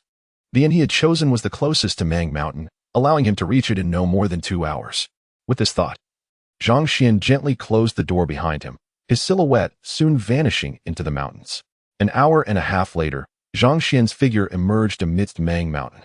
In contrast to the throngs at Mount Tai, Mang Mountain lay shrouded in darkness, devoid of any light. Zhang Xuan extended a hand and retrieved a headlamp from his backpack. A brilliant beam illuminated the shadows of the mountain. The silvery moonlight filtered through the tranquil forest, casting dappled glimmers upon the ground. The surroundings were eerily silent, save for the gentle rustle of the breeze caressing the treetops. Zhang Xuan focused intently on the treasure map in his hand. He was now merely 100 meters away from the treasure's location. The enchanting legacy of one's ancestors, even a mere chest left behind, possesses a value exceeding 100 million. What remarkable treasures lie hidden within this fabled land? With such thoughts racing through his mind, Zhang Xuan could hardly contain his excitement as he hastened forward. Suddenly, a fierce wind howled through the forest. In an instant, sand and stones were swept up, swirling in a tumultuous dance. A faint, almost imperceptible scent of blood wafted into Zhang Xuan's nostrils, causing him to furrow his brow in deep concern. Something was amiss. He swiftly drew the dagger secured to his thigh. Having heard tales of wild wolves roaming the Mang Mountain, he certainly would not venture forth unarmed. Utilizing the beam from his headlamp, he scanned his surroundings. A gust of wind swept by, and the area once again fell into an eerie silence. As seconds ticked by without incident, Zhang Xuan's vigilance began to wane. Although the wild wolves of Mang Mountain were said to be formidable, they were not much larger than golden retrievers. With his own stature, they would likely refrain from attacking recklessly. Nonetheless, wolves often traveled in packs, so caution remained paramount. Gripping his dagger tightly, Zhang Xuan continued his slow approach toward the treasure site. Just then, a series of faint sounds emerged from behind him. In an instant, the wind howled once more, and the dust on the ground swirled violently. Illuminated by the moonlight, a massive figure erupted from the thicket, lunging toward Zhang Xuan with ferocity. He felt a powerful gust of wind at his back, prompting him to act instinctively. He rolled to the right without a moment's hesitation. Simultaneously, a colossal shadow hurtled past him from behind. Zhang Xuan, wielding a dagger, hastily assessed the beast that had ambushed him from behind. Illuminated by the beam of his headlamp, a colossal creature emerged into his line of sight. Even for someone who had lived a previous life, Zhang Xuan could not help but exhibit a look of astonishment. Under the glow of the light, a magnificent white tiger with distinct markings appeared not far away. Standing nearly 2 meters at the shoulder and boasting a robust body that exceeded 5 meters in length, its eyes, the size of soup bowls, shimmered with a golden, fierce glint. Its powerful limbs sprawled on the ground, and its claws, as long as his dagger, grazed the earth, stirring up a whiff of smoke. The tiger's piercing gaze was fixed intently upon Zhang Xuan, who felt a chill run down his spine. Goodness, how could there be such a gigantic tiger? He thought. Even the legendary Tiger King KT-085 pales in comparison. In comparison to this creature, that's merely a shadow. He pondered in disbelief how such a monster could exist within the Mang mountain range. Before he could further contemplate, the white tiger let out a low growl. With a sudden surge of strength, its massive form shot towards Zhang Xuan like an arrow. The sharp claws unleashed a gust of blood-scented wind that swept toward him. Gripping the dagger tightly, Zhang Xuan swiftly dodged to the left, extending his right hand with the weapon, which sliced past the tiger's side. The sound was akin to tearing fabric. As the tiger landed once more, a gaping wound, 1/2 meter long, manifested on its left shoulder, flesh and blood erupting forth. The pain only intensified the tiger's fury, its eyes glinting with rage as it emitted a thunderous roar. The enormous creature lunged at Zhang Xuan with even greater speed. In an instant, Zhang Xuan realized that this was a speed beyond his ability to evade. Damn it, he had not yet become a zombie, and when the apocalypse struck, would he be merely a meal for the tiger? If he were to perish, what would become of Yuchun? Hell, he was determined to fight back. With this thought, Zhang Xuan let out a furious roar and charged forward, wielding his blade without hesitation. Boom. The next moment, 2 disproportionate figures collided violently. As the moment of impact arrived, Zhang Xuan's weapon met the fierce claws of the tiger almost simultaneously. Yet, at the instant of collision, the enormous tiger, probably weighing a ton, emitted a mournful howl. Like a train had struck it, the creature was sent sprawling backward. Its massive body crashed into a tree large enough to be embraced by a person. Crack. A crisp sound echoed as a fissure appeared in the trunk that could be wrapped by a single person's arms. The white-tipped tiger fell to the ground, releasing a whimpering cry of pain. Its sturdy limbs struggled to rise, but its colossal form lay as helpless as mud, unable to stand.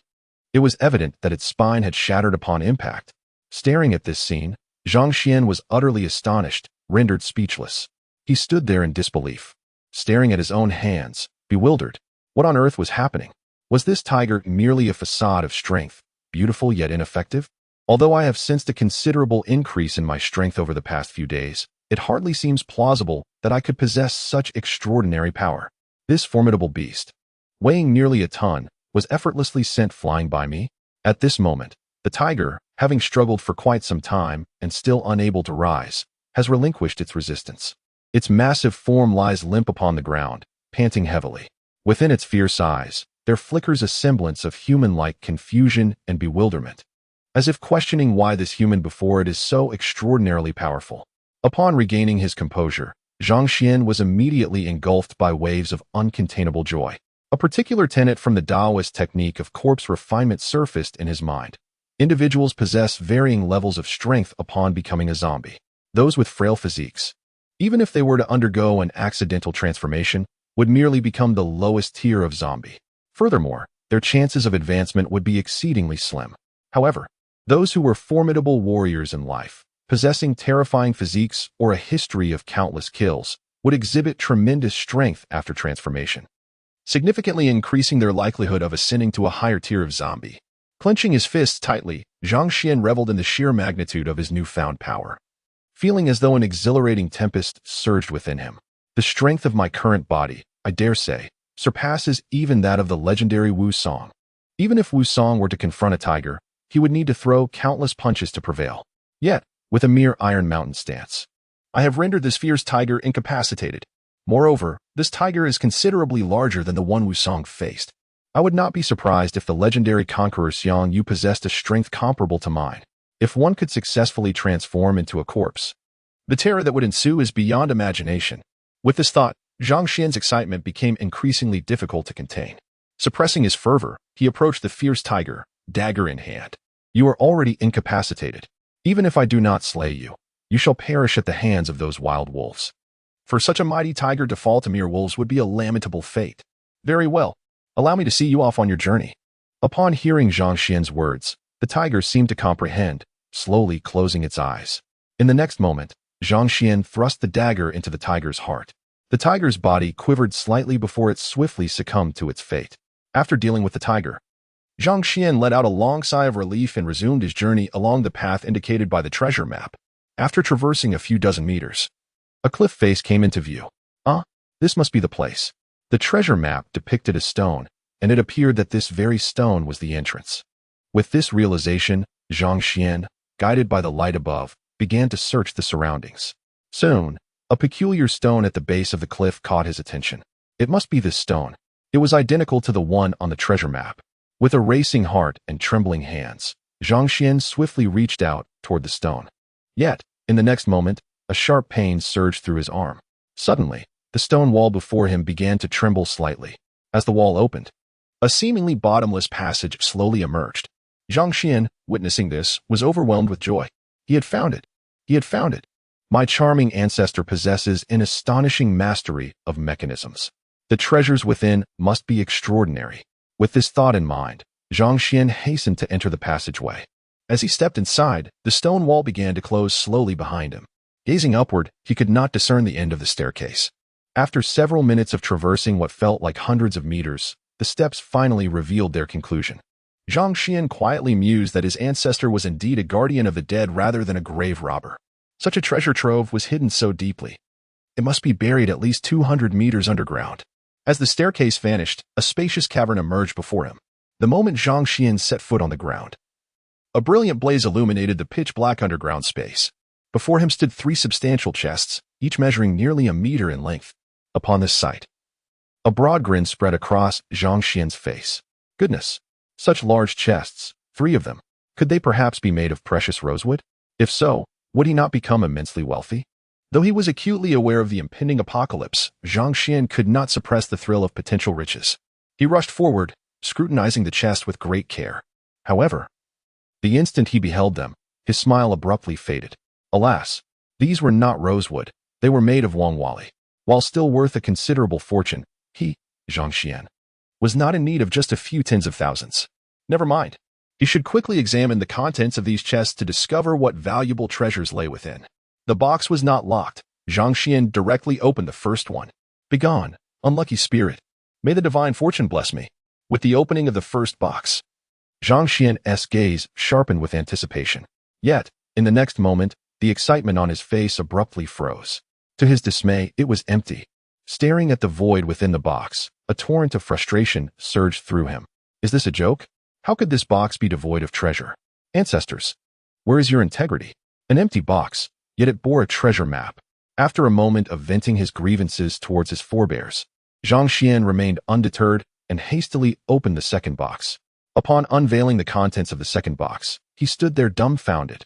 Inside lay several exquisite porcelain pieces and a few paintings. Being an archaeology major, Zhang Xian instantly recognized these as precious artifacts. Each item could easily fetch a staggering starting price of 1 billion. This single box had already made him a fortune. However, his gaze shifted to the final box. Could it also contain such treasures? Yet, the thought of a zombie apocalypse tempered his elation. After all, what significance would wealth hold in a world ravaged by chaos? Adhering to the principle of better to mistakenly slay than to let slip, Zhang Xian opened the third box.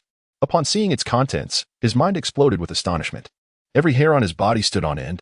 This was Chapter 24, Commanded by Heaven, May Longevity and Prosperity Reign. In the desolate confines of the box, there lay but 2 diminutive objects. An inconceivable term suddenly emerged in Zhang Xian's mind. Could it truly be the imperial seal of the realm? At that moment, even the reincarnated Zhang Xian could scarcely contain the exhilaration swelling within him. His heart raced, and his hands trembled. My enchanting ancestor. Could this legendary artifact genuinely be present here? With eyes tinged with crimson, he scrutinized the items closely.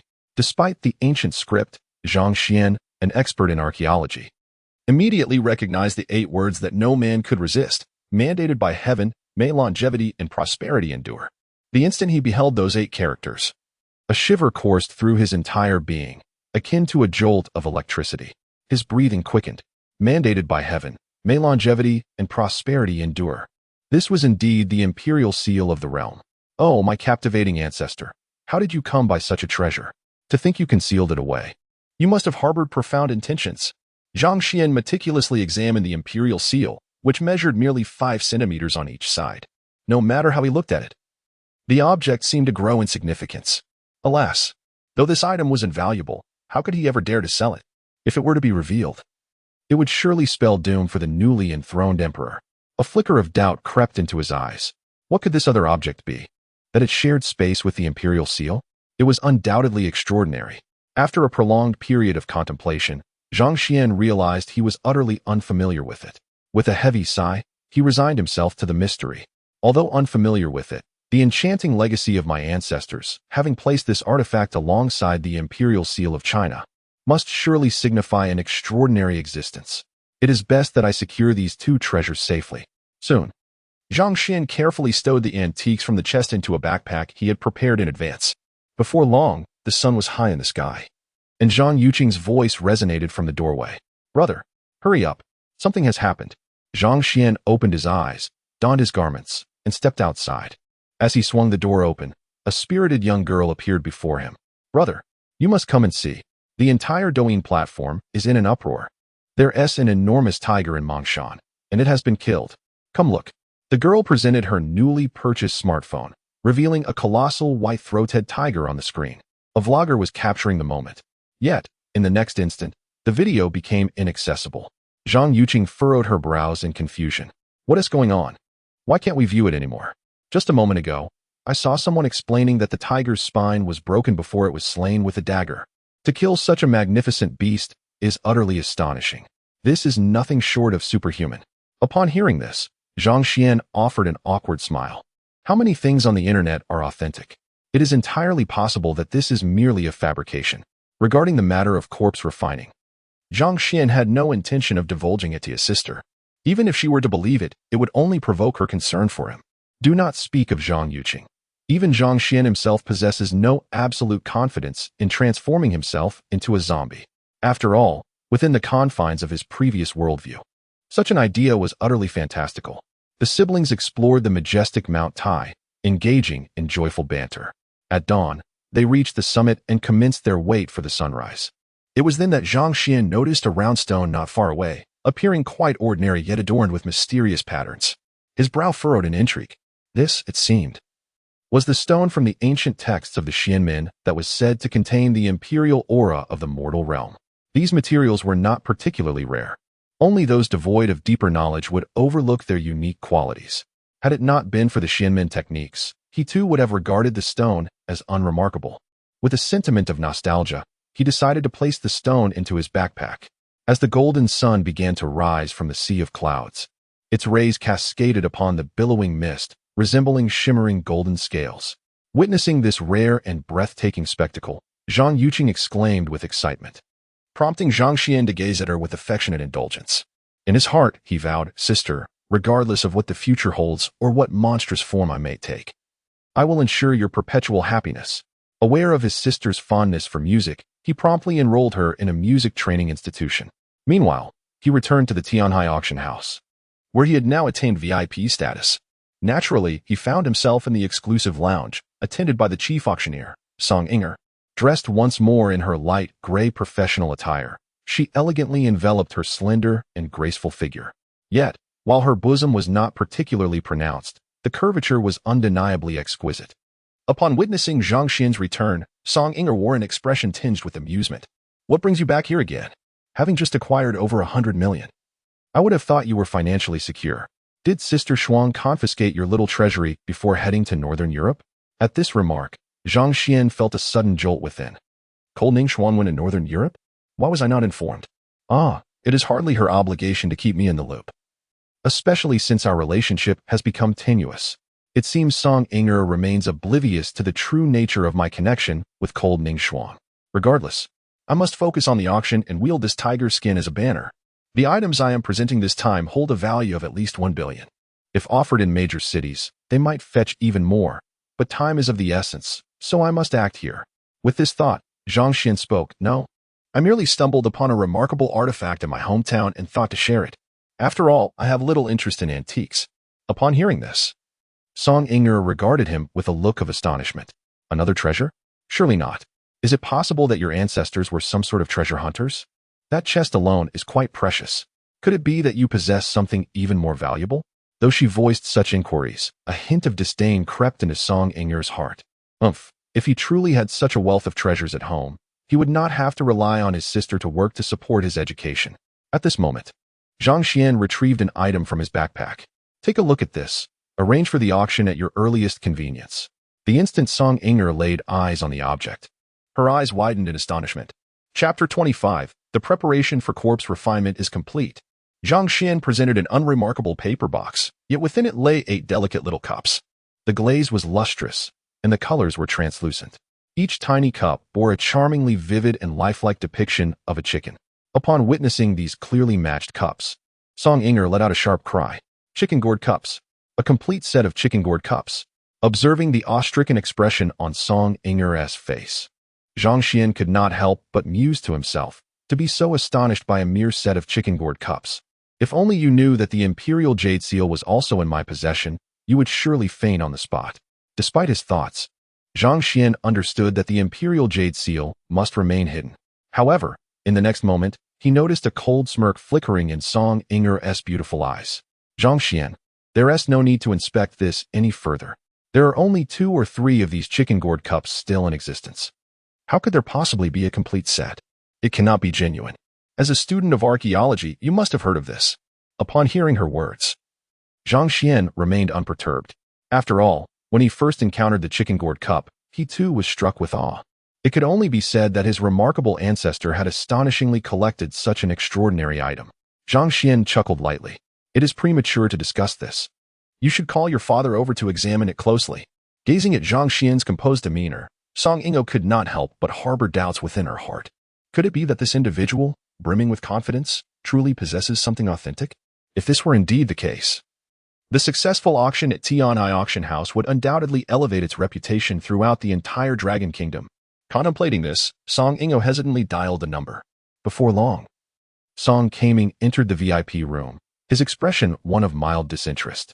After all, a complete set of chicken gourd cups was nothing short of fantastical. His presence was merely a courtesy extended for the sake of Lung Ning Xuan. However, as he meticulously examined the chicken gourd cups, the gravity of his expression shifted, growing increasingly serious. Without uttering a word, he made a phone call. On the other end, Song Kaiyuan's voice resonated. Brother, you must come here. There are chicken gourd cups. What? Chicken gourd cups? I'll be there immediately. Hurry. Brother, this is a complete set of chicken gourd cups, a total of 8. Stop joking with me. A complete set of chicken gourd cups? Are you insane, or am I? This could genuinely be authentic, and it was brought by your student Zhang Xuan. Zhang Xuan? Very well. I shall come take a look.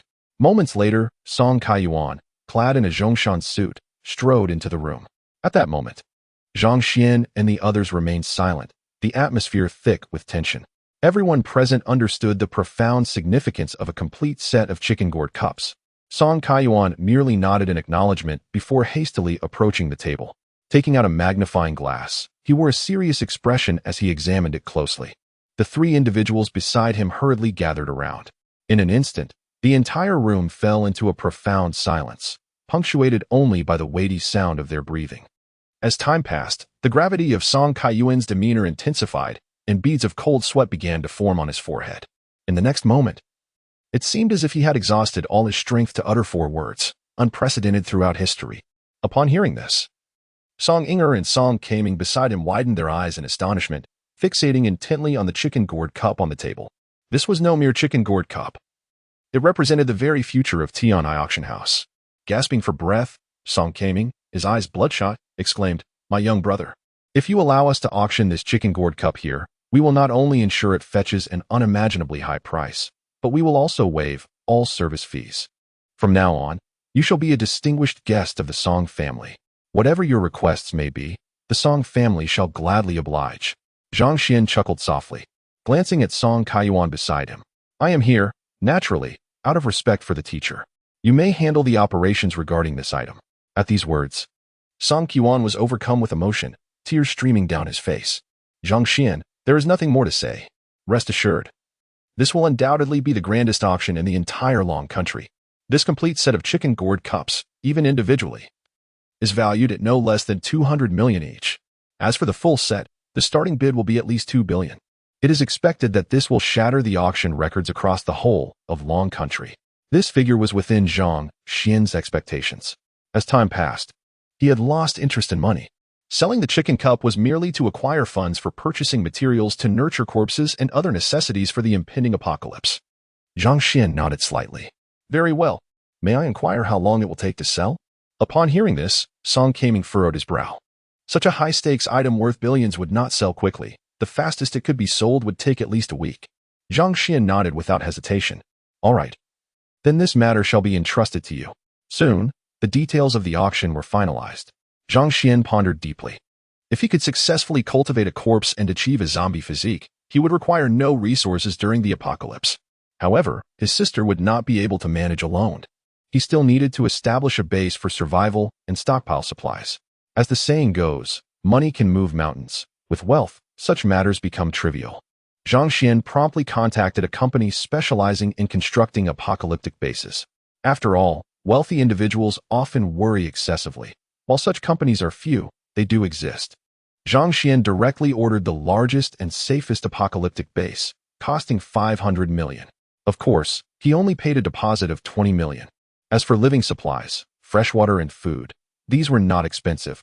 He spent merely 10 million, sufficient to sustain a family of 3 for a century. At this moment, Zhang Xuan had made all the necessary preparations for his sister. Next, he would embark on his corpse refining plan. A few days swiftly passed. The news of the complete set of chicken cups swiftly spread throughout the Dragon Kingdom, igniting an unimaginable uproar. Countless enigmatic tycoons returned from abroad, and major conglomerates had already prepared to take action. Time flew by, and the day of the auction arrived. Over these few days, Zhang Xuan finally gathered the 4 essential materials required for his corpse refining endeavor. He merely awaited the conclusion of the auction to journey to the Taiying Mountains and commence his plan. At this moment, the Tianhai auction house was teeming with influential figures. Among them was Li Minghai of Changhong Industries, who was inexplicably following a young man, resembling a sycophant. Chapter 26. The Haunting Aura of Zhang Xuan. The young man ahead donned a sleek black suit, and his gaunt face was adorned with gold-rimmed glasses, exuding an air of aristocracy. His wrist showcased a limited-edition Richard Mille watch, and his narrow, contemptuous eyes surveyed the surroundings with disdain. This individual was none other than Lin Haoyan, the heir of the illustrious Lin family of Kyoto. The Lin family was a household name throughout the Dragon Kingdom, being one of the 5 prominent families whose influence permeated various industries, transcending mere monetary description. Changhong Industries, boasting assets exceeding 1 billion, flourished partly due to its familial ties with the Lin family. Now, standing before the esteemed heir, Li Minghai wore a beaming smile. However, upon hearing the term cousin, Lin Haoyan's brow furrowed slightly. "Cousin? I am not fond of that appellation. Nevertheless, I find this Zhang Xuan quite intriguing." It was well known throughout Tianhai City that Lin Haoyan was an ardent admirer of Lang Ningxuang. For several years, he has not been able to embrace his beloved. Upon hearing this, Li Minghai realized that his opportunity for revenge had finally arrived. The memory of being struck away by Zhang Xuan's palm filled him with a seething hatred. "Lin Xiao, this is absolutely true. Many witnessed it that day. Miss Lung herself admitted that Zhang Xuan is indeed her boyfriend. Furthermore, their interactions were exceedingly intimate, suggesting a deep affection between them." As he uttered these words, Li Minghai hastily turned to observe Lin Haoyan's expression. He noticed the once fair visage darken abruptly. "Intimate? Are you implying that they have?" Although the thought remained unspoken, Li Minghai could already infer its implications. Moreover, it seems that Miss Long has even gifted her card to this Zhang Xuan. Li Minghai refrained from voicing further thoughts, yet Lin Haoyan's brow furrowed deeply, his complexion reddening, veins bulging on his neck. Gritting his teeth, he demanded, Where is this Zhang Xuan now? Witnessing this scene, Li Minghai's heart swelled with joy. Ever since learning of this matter, he had been investigating Zhang Xuan's whereabouts. It was likely that he had come for this auction. Upon hearing this, Lin Haoyan snorted coldly. He could not believe that Ning Shuang would rather seek out such a worthless individual than accept him. Nevertheless, what I, Lin Haoyan, cannot possess, no one else shall have. Even if one were to attain it, a dismal fate awaits them. Listening to Lin Haoyan's words, laced with murderous intent, Li Minghai felt a surge of excitement within. With the involvement of the young master of the Lin family, Zhang Xuan is surely destined for a grave end. At that moment, her lonely sister would undoubtedly become my plaything. Just then, a tall figure clad in athletic attire strode in through the door. His chiseled features radiated determination. And even in the loose-fitting sportswear, one could discern the outline of his robust physique. His sun-kissed skin exuded a unique masculine allure, while an undeniable aura of menace lingered in his brow. It was none other than Zhang Xuan, returning from his recent ventures in the desolate region of Lapner. Having scaled the heights of Mount Everest in search of materials for corpse refining, it is well known that such places are fraught with peril. Inevitably, Zhang Xuan encountered ferocious beasts, man-eating bears, wild wolves, and even snow leopards, all of which fell to his might. During his time in the wilderness, he even faced a group of bandits intent on robbery. The simplest solution to these predicaments for Zhang Xuan was to resort to violence, eradicating all traces of those he dealt with. As for that woman, he showed no mercy either. After such events, the air of menace surrounding Zhang Xuan had intensified significantly. At this moment, Li Minghai, upon witnessing Zhang Xuan's towering stature, felt a sudden tremor run through him, his eyes betraying a fear of being dominated. Remembering that the young master of the Lin family was still by his side, Li Minghai straightened his back slightly and whispered, "Young Master Lin, that big fool over there is Zhang Xuan." Upon hearing this, Lin Haoyan's icy gaze flicked toward Zhang Xuan. Observing Zhang Xuan's imposing figure, Lin Haoyan's pupils constricted in surprise. He had never expected that Ning Shuang would be attracted to someone of such a physique. In an instant, a vivid image emerged in Lin Haoyan's mind, the scene of Lung Ningfang being lifted up. As this thought crossed his mind, Lin Haoyan clenched his teeth and tightened his fists. How despicable! So it turns out he's fond of such a person. Truly a wretched individual. How foolish of me to have wasted so much time on you. With this thought, Lin Haoyan cast a fierce gaze at Zhang Xuan, his eyes brimming with murderous intent. Just then, Zhang Xuan furrowed his brow, seemingly sensing the ominous aura. His stark black and white eyes quickly swept over, calm yet exuding an undeniable authority. Li Minghai instantly felt weakened, nearly collapsing to the ground. However, Lin Haoyan remained unyielding, fixated on Zhang Xuan. Zhang Xuan's brow slightly knitted. Although he was unaware of Lin Haoyan's identity, seeing him beside Li Minghai made everything clear in an instant. A glint of chilling light flickered in his eyes. He had completed all the preparations for his corpse refinement. He hoped these two would not court their own demise. Otherwise, he would not hesitate to eliminate them before proceeding with his plans. At this moment, Zhang Xuan only wished to swiftly conclude the auction and settle his outstanding dues. Having no desire to engage with the two, he then moved towards the auction hall. A cold glint pervaded Lin Haoyan's eyes. Just wait, kid. Your time is limited. Soon, the auction officially commenced. Today, Song Inger donned a striking crimson qipao, its high-slit design revealing glimpses of her long, graceful legs, captivating the fervent gazes of the distinguished guests present. Meanwhile, both Zhang Xuan and Lin Haoyan occupied the front row. Upon noticing Zhang Xuan's seat, Lin Haoyan's expression fell. Even if this fellow possesses 100 million, he is still unworthy of sitting in the front row. Is he perhaps here on behalf of that despicable Lung Ningxuang? Such is human nature. When one has not attained something, it is revered as divine. However, once obtained, it becomes mere refuse. Yet, if another is fortunate enough to acquire it, they are deemed contemptible. Lin Haoyan is no exception at this moment. Lang Ningxuang has transformed in his heart into a wanton wretch. A glimmer of amusement flickers in Lin Haoyan's narrow eyes. Humph, Lang Ningxuang. You too harbor an interest in this coveted chicken cup. As long as I, Lin Haoyan, am present today, you shall not lay claim to it. Soon, the auction commenced under the guidance of Song Inger. The accompanying artifacts, perhaps intended to accentuate the chicken cup, were of commendable quality. Nevertheless, the esteemed individuals in the front row exhibited remarkable restraint, for they understood that the main event lay ahead.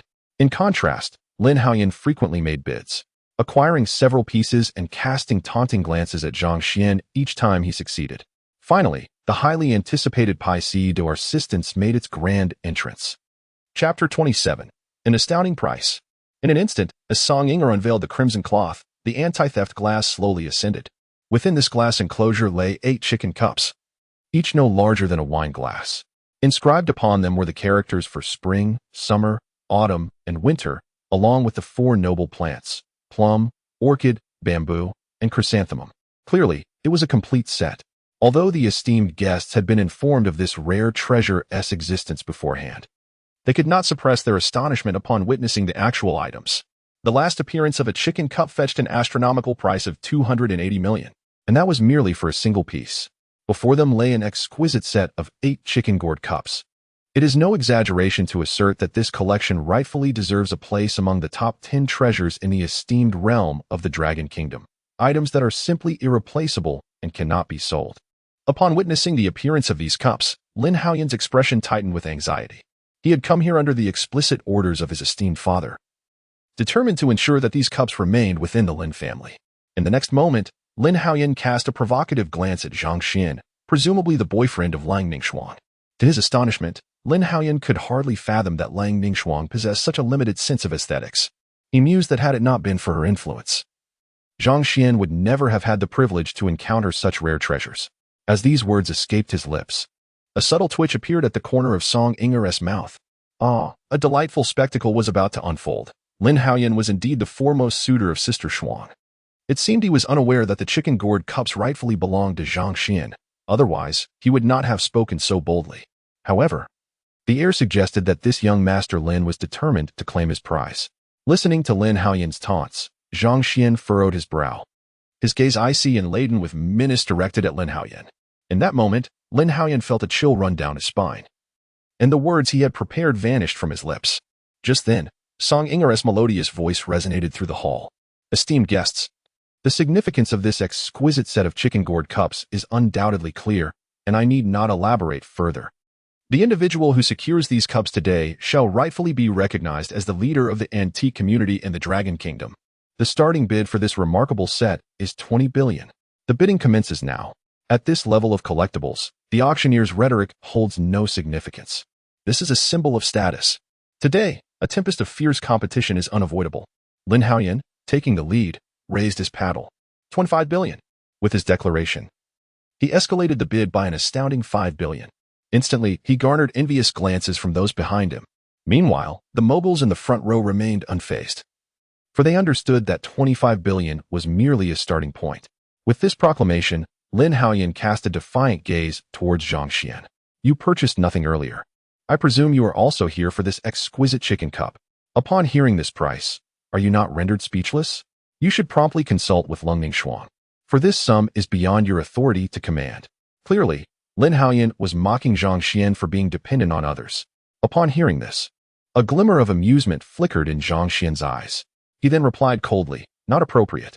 At this, Lin Haoyan let out a derisive snort. Still pretending. Do you believe this price is unsuitable? It has yet to reach your threshold for bidding. 30 billion. Lin Haoyan called out another astronomical figure. Witnessing this, Song Yinger on stage was already overjoyed. Ha ha, Zhang Xuan is truly devious. This is his collection, and he cannot bid. However, his remark of not appropriate only served to ignite Lin Haoyan's ire. Yet, it did not disrupt the rules of the auction house. This promises to be quite the spectacle. Despite Lin Haoyan having unleashed a staggering 30 billion, the excitement was palpable. However, the distinguished figures in the front row were not about to concede easily. 32 billion, 34 billion, 38 billion. Without the need for Song Yinger to enhance the atmosphere, the price had already soared to an astonishing 38 billion. At this moment, Lin Haoyan cast a cold gaze towards Zhang Xuan. Are you not going to bid? Very well. I shall see if you dare to place another bid. 40 billion. As Lin Haoyan announced this staggering figure, a collective sigh of resignation emanated from most of the prominent figures present, clearly signifying their intent to withdraw from the auction. Yet, an elderly man in a gray long robe from the front row raised his bidding paddle once more. 42 billion. Upon witnessing the old man's renewed bid, Lin Haoyan's brow furrowed slightly. The old fellow from the Sun family in Magic City. He was indeed the most formidable competitor this time. His own father had battled against this man for a lifetime, and now, with his father's health declining, it was uncertain how much longer he would remain. This time, he had issued a stern command: no matter who wins, it must not be this old man. With this thought in mind, Lin Haoyan raised his paddle again. 45 billion. The elder remained composed. 47 billion. Lin Haoyan narrowed his eyes, forcing a phrase through clenched teeth. 50 billion. Even among the assembly of magnates, the mere mention of the figure 50 billion elicited a dramatic shift in expression. Even for a complete set of chicken cups, 50 billion is an exorbitant price. At that moment, the white-bearded elder let out a cold chuckle. Is it truly worth spending 50 billion just for the sake of pride? As Lin Haoyan was about to speak, the old man with the white beard raised his sign once more. 55 billion. The words Lin Haoyan had meticulously prepared were abruptly lodged in his throat. This old rascal. How dare he play tricks on me? He is employing the tactic of feigned submission to gain the upper hand. If I fail to secure this bid, the old man will not let me off easily, and my position as heir may very well be in jeopardy. I must go all in. In the next moment, Lin Haoyan's expression became frantic as he bellowed, 60 billion. Upon uttering this figure, Lin Haoyan's breath quickened, and his face flushed with intensity. Clearly, this was the limit of his endurance. He cast a defiant glare at the white-bearded elder, who merely smiled back, his murky eyes glinting with cunning. Indeed, heroes emerge from youth. 55 billion is already my utmost limit. Should you raise it by even a single coin, I shall concede defeat. Young people are truly audacious, throwing around figures like 5 billion. Upon hearing this, Lin Haoyan was consumed with rage, his eyes nearly bulging from their sockets. That old scoundrel. How infuriating.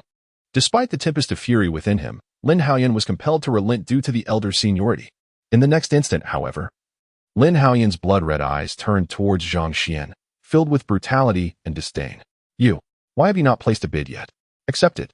Even with the starting price set at 20 billion, you are not one to participate. Meanwhile, Zhang Xuan slowly rose, a smile adorning his face as he looked at Lin Haoyan. You are absolutely right. Indeed, I cannot partake. Chapter 28. All preparations complete, the corpse refinement begins. Zhang Xuan gazed at Lin Haoyan in the distance with a mocking expression. The item up for auction is mine. After all, I certainly cannot contravene the auction house's rules and place a bid. Upon hearing this, Lin Haoyan's already contorted face turned an even deeper shade of crimson. You. Lin Haoyan was engulfed in a tempest of rage. Zhang Xuan chuckled softly. However, I must express my gratitude to young Master Lin. Without you, my collection would not have fetched such an astronomical price. Zhang Xuan's words dealt another crushing blow to Lin Haoyan. Meanwhile, an elderly man with a white beard could not help but laugh aloud. They say the waves of the Yangtze River pushed the previous waves forward. How is it that I feel you fall short compared to your grandfather? Haha. In that moment, the prominent figures from various industries cast peculiar glances at Lin Haoyan. At this juncture, he wished for a crack in the ground to swallow him whole. Zhang Xuan coldly uttered a dismissal before turning to leave. After several days of relentless exertion, his physical condition was far from optimistic. Despite possessing immense strength and endurance, the symptoms of late-stage lung cancer were rapidly intensifying. At this moment, he yearned to arrange all affairs and swiftly head to the Taihang Mountains to commence his corpse refinement plan. As he watched Zhang Xuan's retreating figure, Lin Haoyan narrowed his eyes, his elongated gaze brimming with a tumult of murderous intent. Zhang Xuan, you wretched scoundrel, how dare you insult me so brazenly? I will not let you off the hook. Your days are numbered. As the auction concluded, the words Tianhai Auction House, Chicken Cup Set, 6 billion, and Zhang Xuan swiftly spread throughout the entire Donghai city. At this moment, in dormitory 404 of Donghai University of Finance, Fan Xiao, clad in pink pajamas, lay sulking on her bed. In her pale hand, she held the latest model of a smartphone. It has been an entire week. Yet Zhang Xuan has not reached out to me. Could it be that he has truly forsaken me, lost in the clutches of that wretched woman, Lang Ningfang? No. He has betrayed me. Why should I be the one to initiate contact? With this thought, Fan Xiao angrily tossed her phone aside. Just then, the dormitory door swung open, and three of her roommates burst in, Lu Yiping, Gao Tingting, and Bai Jia. Their faces were alight with barely contained astonishment. Lu Yiping, breathless, gazed at Fan Xiao and exclaimed, Yao Yao, have you heard? Tianhai Auction House held an unprecedentedly grand auction. Upon hearing the name Tianhai Auction House, Fan Xiao was reminded of the moment her pride was ruthlessly trampled upon. She scoffed coldly, "Don't mention Tianai auction house to me. It's infuriating." However, her roommates paid no heed to her words. Yao Yao, the finale piece sold for an astounding 6 billion. An entire 6 billion. Upon hearing the figure 6 billion, Fan Xiao's expression tightened. 6 billion. My heavens. What could possibly be worth 6 billion? If only that were mine. As she spoke, a glimmer of yearning filled Fan Xiao's beautiful eyes. Just then, the voice of Lu Yiping echoed once more. Yao Yao, this treasure worth 6 billion belongs to Zhang Xuan. The news has spread throughout our entire Jime circle. Zhang Xuan has become a super-rich tycoon. You must hurry and contact him. How can you let someone else seize such a fortune first? Upon hearing this, Fan Xiao's eyes widened in disbelief, and she sprang up from the bed, her face a canvas of incredulity. What? This 6 billion treasure is Zhang Xuan's. He has become a super-rich man. The three Jime friends quickly gathered around her. Indeed, it's absolutely true. Zhang Xuan has been with you for 4 years. How could he not have feelings for you? Even if he has found someone new, you still have a chance. Quickly, reach out to him. Listening to this, Fan Xiao hurriedly grabbed her phone, yet a look of inner turmoil clouded her delicate features. But wait, he broke up with me. He betrayed me. If I take the initiative to contact him, wouldn't that be humiliating? At this, the three friends expressed their frustration. Yao Yao, you can't be so foolish. That is 6 billion. Is your pride worth 6 billion? This piercing question jolted Fan Xiao back to reality. 6 billion. It truly was 6 billion. Damn it. I could never amass such wealth on my own in 10 lifetimes. Fan Xiao hastily dialed Zhang Xuan's number. However, as soon as the call connected, a recorded message informed her that the line was busy. Undeterred, she tried again. But no matter how many times she called, the response remained the same, indicating she had been blocked. Realizing this, Fan Xiao's fury erupted. How dare he block me? It was always I who blocked him, and now he has the audacity to do this to me. In her rage, Fan Xiao was oblivious to the fact that several of her companions had discreetly noted down Zhang Xuan's number. The stout Haitingting raised an eyebrow. Yao Yao, you could send a message to Zhang Xuan. Given his newfound wealth, even if he chooses to abandon you, he must compensate you. Upon hearing this, Fan Xiao nodded vigorously. You are absolutely right, Tingting. He must compensate for my emotional and physical distress. She quickly grabbed her phone to send a message, oblivious to the peculiar smiles exchanged among her friends. If this message were to be sent, it would mark the definitive end of any connection between Yao Yao and Zhang Xuan. Then we shall have our opportunity, even if it means serving Zhang Xuan. It would be suitable. Meanwhile, in the luxurious confines of the Donghai 5-star hotel, Zhang Xuan reclined on the plush bed, deep in contemplation. He had completed the payment for the shelter, and they had assured him that the construction would be finished within a month and a half. He had also meticulously arranged to deliver supplies 2 days before the impending apocalypse. At the appointed time, someone would naturally deliver the key and the letter to my sister. This sanctuary, along with its resources, would ensure her survival amidst the apocalypse until I could reunite with her. I had already prepared a cover story for her, claiming that I wished to travel the world for 2 months. Furthermore, I had arranged for a bodyguard and entrusted the Song family with her protection. My sister's safety before the cataclysm was thus secured. It seemed the time had come for my departure. Away we go, to the Taihang Mountains. Chapter 29, The Corpse Refinery. The despairing Zhang Xuan. Just as Zhang Xuan was about to take action, a message arrived on his phone. What did that Val want now? Upon reading the content of the text, Zhang Xuan's expression soured further. Indeed, she was insufferable, inquiring about the fees for the nights spent over the years. How utterly disgraceful. Pay you? Not a chance. When I become a zombie, you will be the first to find yourself unable to live or die. Zhang Xuan pocketed his phone and strode towards the door. Moments later, he drove a brand new Wrangler out of the hotel, heading directly towards the destination of the Corpse Refinery in the Taihang Mountains. Meanwhile, in an upscale Western restaurant in Donghai, Lin Haoyan's figure was prominently displayed within a lavish private room. Li Minghai, resembling a sycophant, lingered beside him. Young Master Lin, please don't be upset. Zhang Xuan is merely riding on the coattails of his ancestors. He cannot possibly compare to you. He just happened to strike it lucky. Upon uttering those words, Lin Haoyan immediately furrowed his brow. Li Minghai then realized he had misspoken, for Lin Haoyan too had benefited from his ancestral lineage. Without hesitation, Li Minghai slapped himself across the face. Young Master Lin, I apologize for my inappropriate words. However, I have arranged some splendid offerings for you. I hope you will graciously accept them. As Li Minghai's voice resonated, the door to the private room slowly creaked open. A few young maidens, seemingly around 18 or 19, timidly stepped inside, their delicate faces reflecting a palpable nervousness. Li Minghai chuckled slyly. Young Master Lin, I have meticulously selected these. They are undoubtedly untouched. Upon hearing this, Lin Haoyan's expression softened somewhat. You clever rascal, indeed. My temper has been rather volatile these past few days. It is time to release some steam. Did you not mention that Zhang Xuan enjoys road trips? Particularly to those secluded spots, which are notoriously perilous. One misstep could lead to grave consequences. At this, Li Minghai's face brightened with delight. Young Master Lin is correct. Zhang Xuan truly lacks discernment. How dare he provoke you? It is as if he is courting disaster. Lin Haoyan's fierce gaze scrutinized the innocent maidens before him. Sensing the atmosphere, Li Minghai stood up. Young master, I shall leave you to your affairs. I have other matters to attend to. Soon, Li Minghai's figure was seen at the entrance of the Western restaurant, his eyes gleaming with a sense of triumph. Zhang Xuan, this time, you are truly finished. What does 60 billion matter now? Fear not, for you may have the means to earn, yet not the life to spend. When your time comes, that wealth shall belong to your sister, and she shall become mine in due course. Your fortune will inevitably become mine. Ha!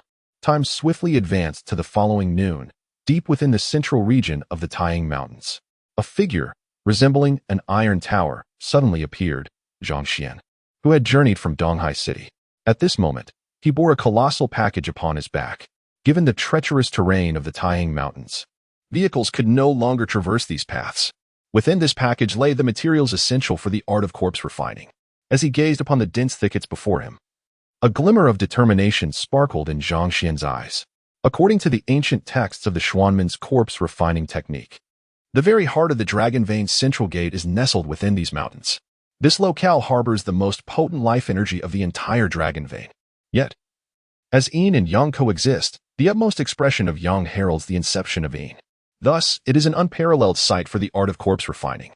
Only the latent Yin energy of the Dragon Vein holds the potential to transmute him into an unprecedented and formidable ancestor zombie. With this thought in mind, Zhang Xuan, burdened by hundreds of pounds of corpse refining materials, ventured deeper into the Taiying Mountains. Seconds turned into minutes, and the last vestiges of the setting sun vanished completely. The dark veil of night enveloped the entire Taiying range. At this moment, upon the summit of the highest peak in the central region of the Taiying Mountains, stood Zhang Xuan. If memory served him correctly, this was indeed the location of the corpse refining ground.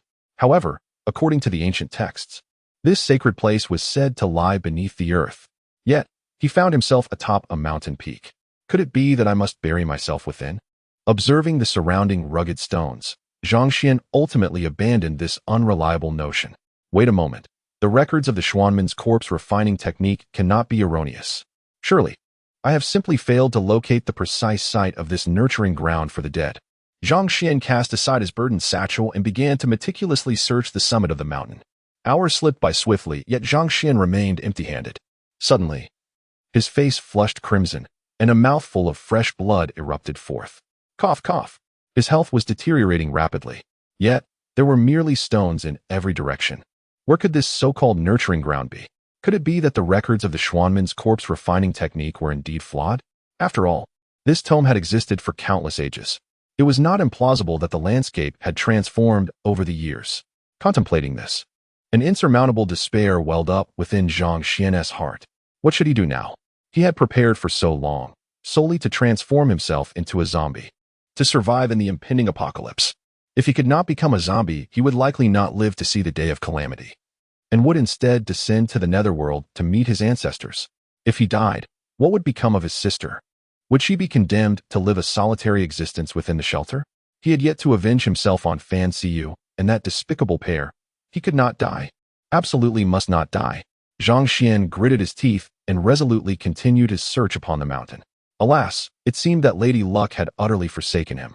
As the clock inched towards midnight, Zhang Xuan remained devoid of any discoveries. Once again, a mouthful of fresh blood gushed forth, mingling with fragments of shattered flesh. In an instant, the color drained from Zhang Xuan's face, rendering it as pale as parchment. The towering figure collapsed to the ground like a mountain of gold and jade. His breath grew laborious, yet his bright eyes brimmed with unyielding defiance. Why? Why? If heaven granted me a second chance at life, bestowing upon me the hope of altering my fate, then why, at the critical moment, must I be plunged into despair? It is finished. All is lost. Even if I relinquish the chance to become the supreme ancestor zombie, I lack the time to prepare materials for the creation of other types of zombies.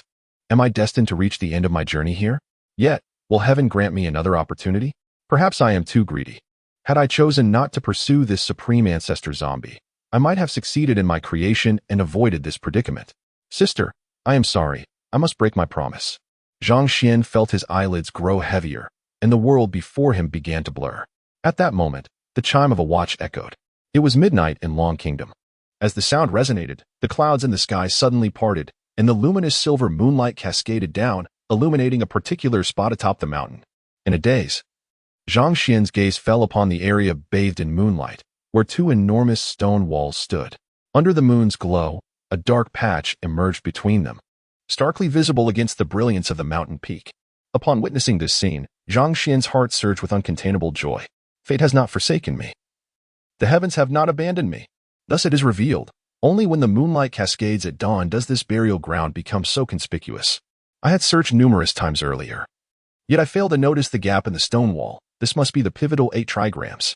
This place would not manifest until the opportune moment. Zhang Xuan bit his tongue, forcing himself to remain alert. I have yet to become the ancestor of the celestial dead. My dreams remain unfulfilled.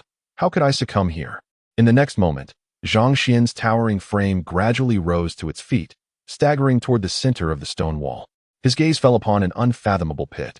It was merely a meter wide, yet under the radiant moonlight, one could discern a remarkably smooth passageway below. Straining against his nearly extinguished vitality, Zhang Xuan retrieved the prepared materials for corpse refining from his pack. He placed them into the abyssal pit, following the smooth passageway. Before long, all the materials had been deposited, and Zhang Xuan, his mind clouded, plunged headfirst into the darkness. Instantly, everything before him was engulfed in inky blackness. Moments later, a bone-chilling cold jolted Zhang Xuan awake. As his vision returned, he discovered himself in a vast cavern. Above, a circular opening revealed a full moon suspended in the sky. The pure moonlight poured through the aperture, illuminating the entire cave. Zhang Xuan surveyed his surroundings, and in the center of the cavern, he beheld a patch of mud as dark as ink, embedded in the stone like a black gemstone. Zhang Xuan's spirit soared with joy.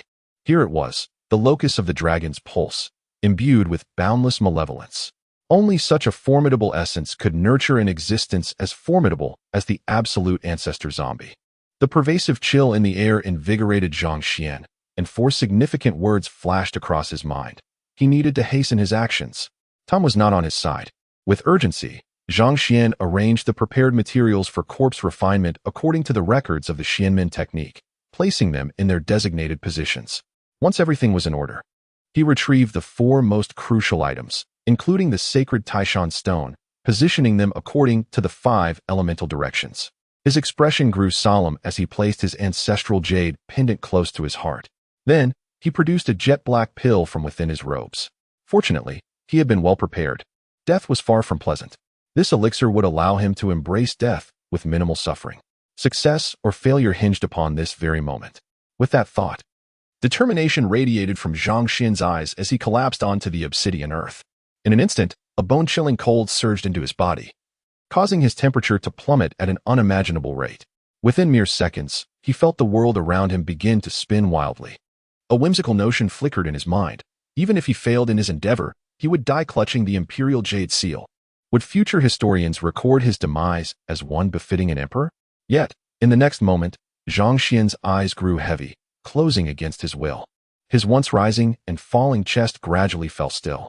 Zhang Xuan's consciousness had completely succumbed to slumber. At that moment, the full moon, hanging high in the sky, flickered with an eerie black hue. A tempest erupted within the expanse of the Taiying Mountains, and dark clouds loomed ominously overhead. Bolts of lightning danced like silver serpents, weaving through the layers of clouds. Suddenly, a torrential downpour cascaded from the heavens. Meanwhile, on the outskirts of the Taiying Mountains, a sleek black cybertruck came to a halt. Inside, 3 burly men were clearly not of the Dragon Kingdom. However, at the wheel sat a striking red-haired woman, her voluptuous form barely concealed. drawing the fervent gazes of the men, albeit interlaced with an undeniable sense of trepidation. In the next moment, the red-haired woman produced a 1-inch photograph from her bosom. With fluid English, she declared, "This is the target of our operation, a man named Zhang Xuan. He is currently within these Taiyang mountains. And as long as we can ensure his discreet disappearance, we stand to gain a bounty of $200 million. Upon hearing this, the three men's pupils dilated, and their breaths quickened. $200 million. My God, such generosity from the employer. Even the assassination of minor national leaders would not yield such a sum. We are all retired elite soldiers of the Marine Corps. This task is practically a gift. Damn, this mission is exceedingly simple. I am already eager to claim the reward and indulge in the pleasures of the gambling city. Beautiful blonde, await the prowess of David." Three imposing figures could no longer contain their excitement. The red-haired woman's expression turned icy. "This situation is different. We must exercise utmost caution. Once we have resolved the matter, we must withdraw immediately. Now let us depart. The rain is intensifying, making it increasingly difficult to track him." Upon hearing this, the three burly men prepared themselves, gathering their tools before descending from the vehicle. Meanwhile, the red-haired woman discreetly checked her waist to ensure her belongings were secure before following suit. At this moment, high above in the sky, a luxurious private jet navigated through the clouds. Within its opulent cabin, several pale figures lay sprawled on the floor, their bodies marred by crimson marks. Their eyes were glazed over, clearly devoid of consciousness. Nearby, on a leather sofa, Lin Haoyan smirked coldly as he surveyed the scene before him, his gaze dripping with disdain akin to that reserved for mere insects. Just then, a satellite phone rang beside him. Lin Haoyan answered, and a deep voice resonated from the other end. "The mission has commenced." Upon hearing this, Lin Haoyan narrowed his eyes, brimming with murderous intent. "Very well. Once the task is completed, I will transfer the remaining funds." He hung up the phone, casting a frigid glance at a nearby box. "Zhang Xuan, oh Zhang Xuan, I am offering you 6 billion. You must ensure you live to spend it. Unfortunately, you remain oblivious to the fact that a portion of that 6 billion is your own price for survival." Ha ha. Lin Haoyan's maniacal laughter echoed throughout the cabin. Meanwhile, in a concealed cave within the Taiyang Mountains, Zhang Xuan's corpse lay quietly on the ground, as if in slumber. In the next moment, the golden jade pendant in his embrace suddenly emitted a faint glow. Chapter 31. The terrifying transformation of the body. Zhang Xuan's once dormant consciousness began to awaken once more. In a state of disorientation, he felt as though he were dreaming. Like a balloon, he ascended uncontrollably into the air, while the entire world radiated a soft white light. This luminescence enveloped him in an exquisite warmth, rendering his body as if it might dissolve into this ethereal realm.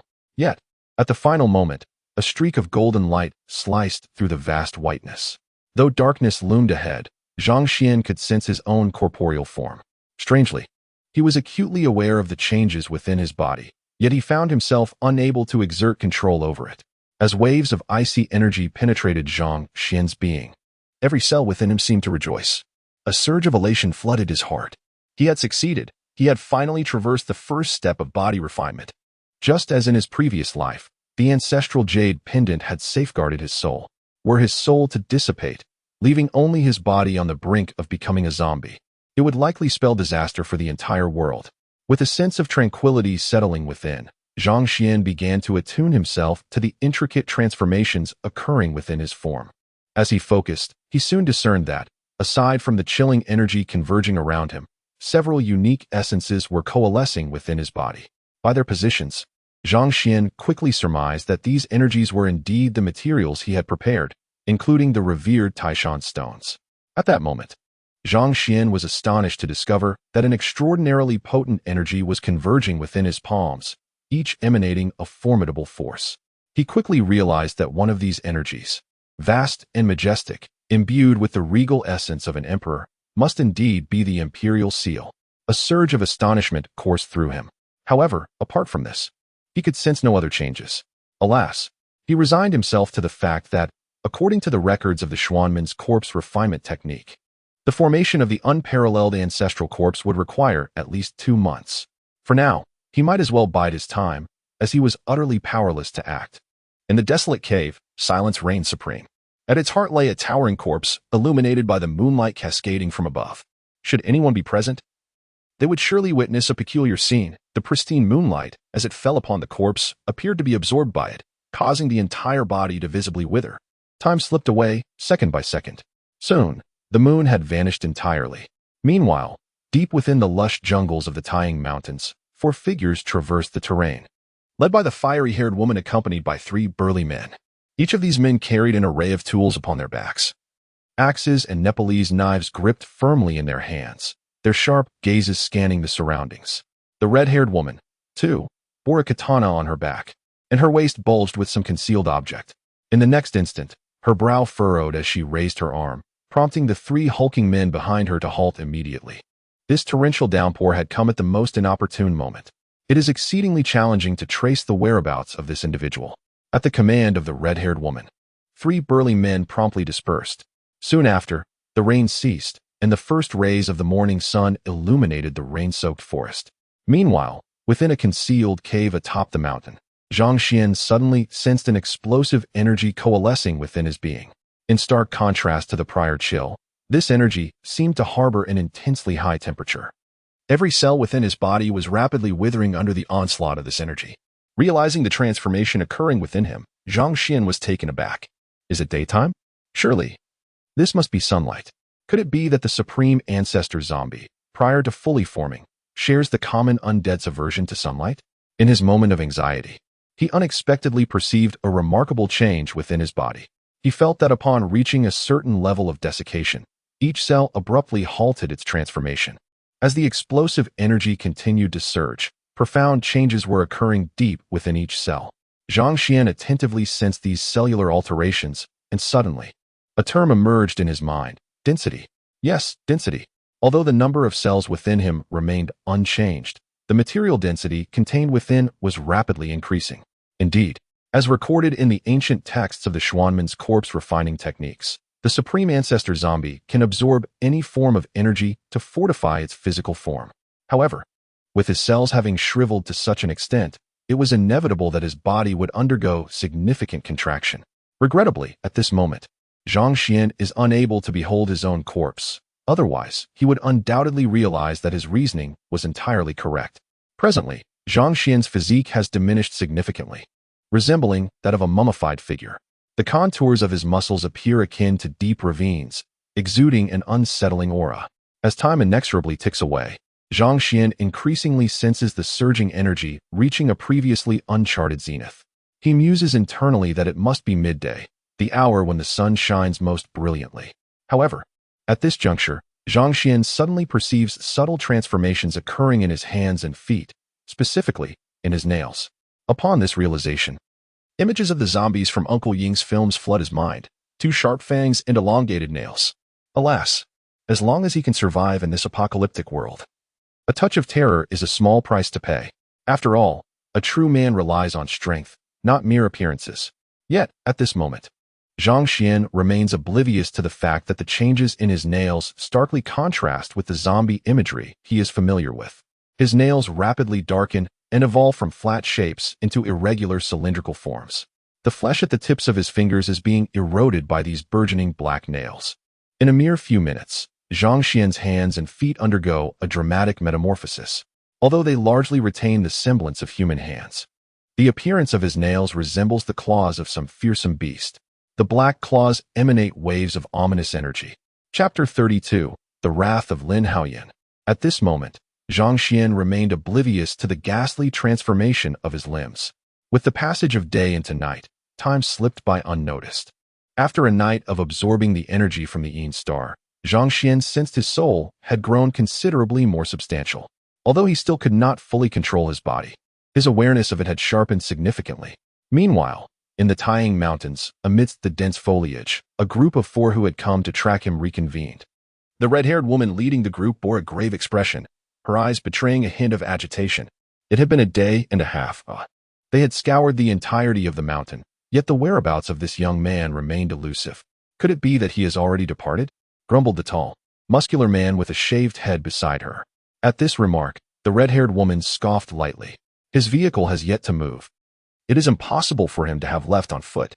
The information provided by their employer indicated that this young man had ventured alone into the desolate region of the Lop Nur and had even summited Mount Everest, suggesting he possessed exceptional survival skills in the wild. This mountain is so vast, perhaps he has already ventured to distant places. Upon hearing this, a burly man with short golden hair snorted dismissively. Isn't there a saying in your dragon country about waiting by the stump for a rabbit to appear? Contemplating this, the red-haired woman nodded thoughtfully. Very well, we shall lay an ambush around his vehicle. However, once he appears, we must act swiftly and ensure we do not draw attention. With that, the group of 4 set off down the mountain. However, as time ebbs away, the span of 2 days swiftly passes. At this moment, within the secluded cave atop the mountain, a grotesque and fearsome corpse lies upon the ground. Zhang Xuan's entire being has undergone a horrifying transformation.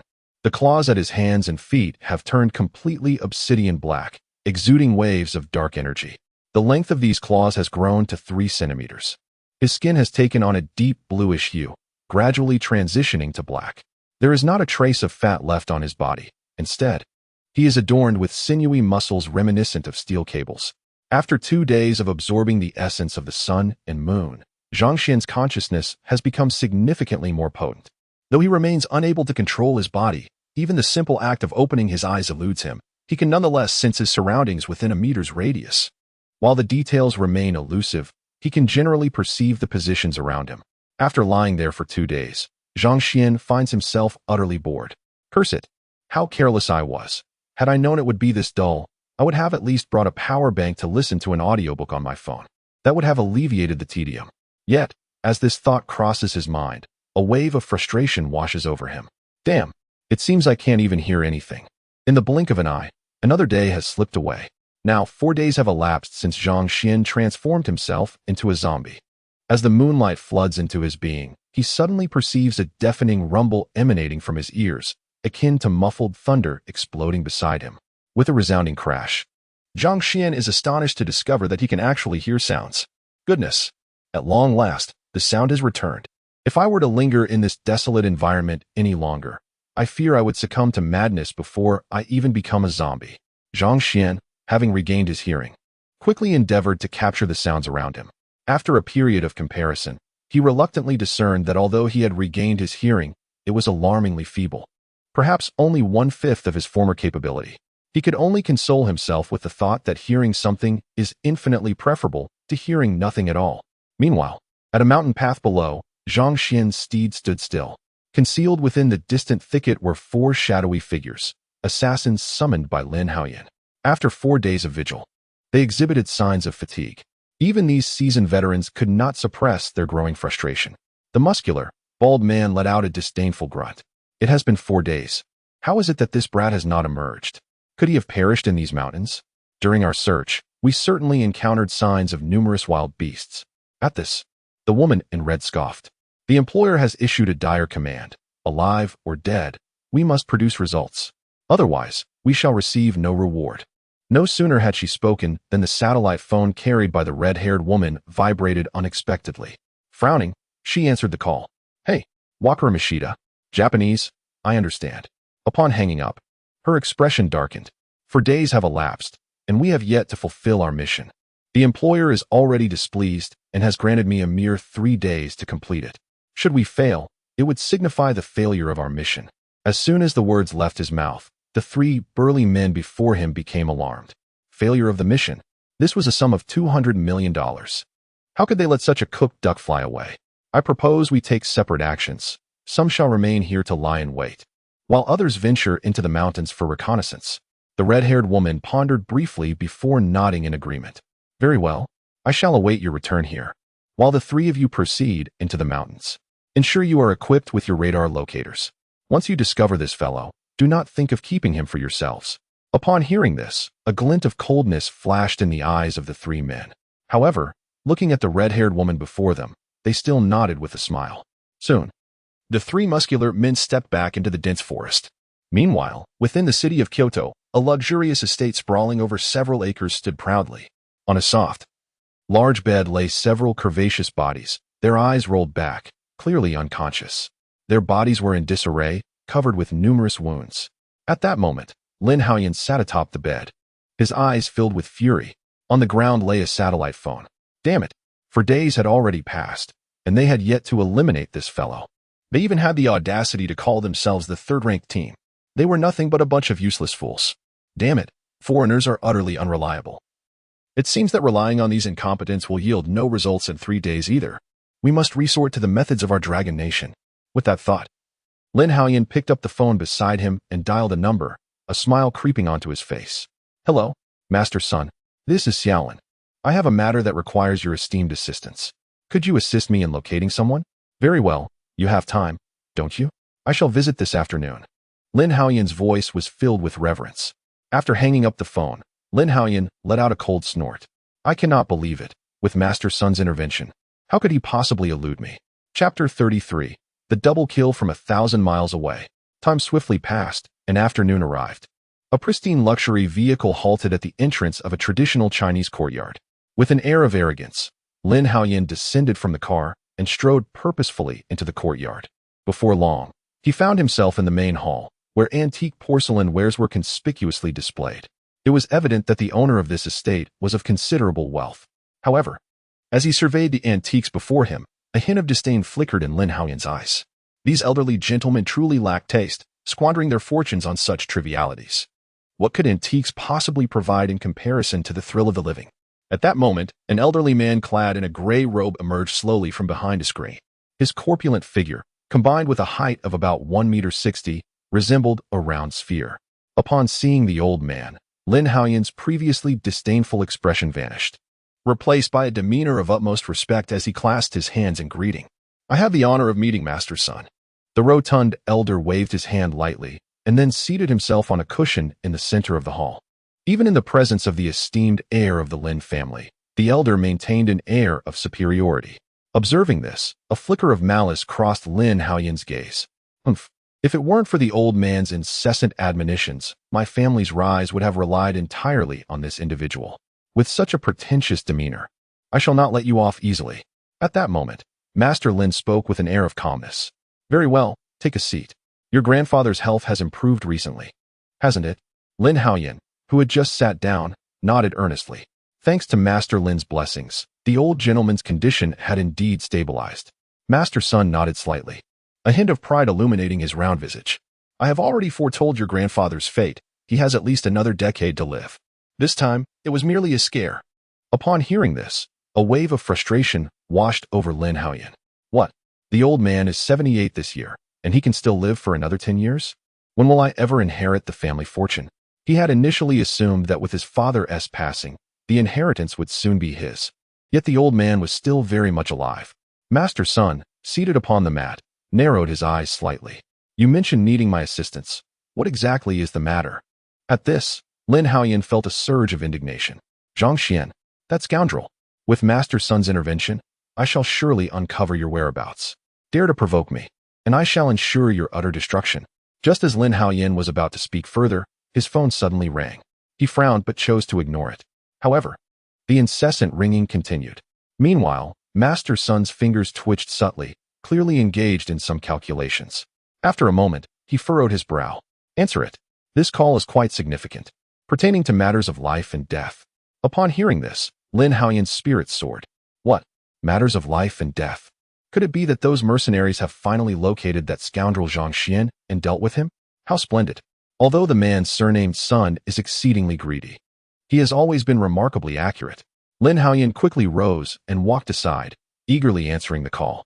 On the other end of the line came an anxious voice. This is bad. Young master. The old master invited 2 friends to admire the chicken cup today. He became overly excited, his old ailment recurred, and he has passed away. As the words echoed in Lin Haoyan's ears, he was immediately thrown into disarray, his smile freezing in an instant. What? The old man is dead? Damn! Is this truly a matter of life and death? It is not Zhang Xuan who has perished, but my own grandfather. Lin Haoyan said coldly, his face darkening. Upon seeing Lin Haoyan's arrival, Master Sun raised an eyebrow. Ah, young Lin, I have heard that you purchased a set of chicken cups for your grandfather. I have long been enamored with these cups. I must find time to admire them with your grandfather. Hearing this, Lin Haoyan's expression turned as dark as a stormy sea. Master Sun, I just received a call from home. My grandfather invited friends to admire the chicken cup, but he became too excited, his old ailment recurred. And he has already passed away. As these words fell, Master Sun, seated on the mat, twitched at the corners of his mouth, his entire being rendered in disbelief. After several breaths, he finally regained his composure, exclaiming in utter incredulity, "Impossible. This cannot be. I calculated your grandfather's fate. He had 10 more years to live, destined to pass peacefully. How could he suddenly die like this? Something is amiss, profoundly amiss. Originally, I had intended to visit your grandfather in the coming days to admire the exquisite collection of chicken gall cups. However, unforeseen events have transpired. Could it be that this chicken gall cup is somehow involved? It is evident that Master Sun possesses considerable insight and understands that certain antiques can harbor malevolent energies." Lin Haoyan sighed deeply, adopting a sorrowful demeanor. "Master Sun, I have come to seek your assistance in locating a certain individual. This person is the previous owner of the chicken gall cup." Master Sun raised an inquisitive eyebrow. "Ah, your grandfather's sudden demise is likely connected to this chicken gall cup. Very well, I shall endeavor to ascertain the whereabouts of this individual and inquire about the origins of the cup. What is this person's name? And what are the details of their birth?" Given the power of the Lin family, uncovering Zhang Xuan's birth details should not pose a challenge. Lin Haoyan promptly provided the relevant information. Master Sun narrowed his eyes, his chubby hands deftly calculating. As time ticked away, his pace quickened, transforming into a flurry of movements akin to forming seals. Beads of sweat, the size of soybeans, dotted his plump face. Witnessing this scene, Lin Haoyan felt a surge of anxiety. What could be the reason for this? Previously, when seeking individuals through this old man, it took mere seconds. Yet this time it seems exceptionally arduous.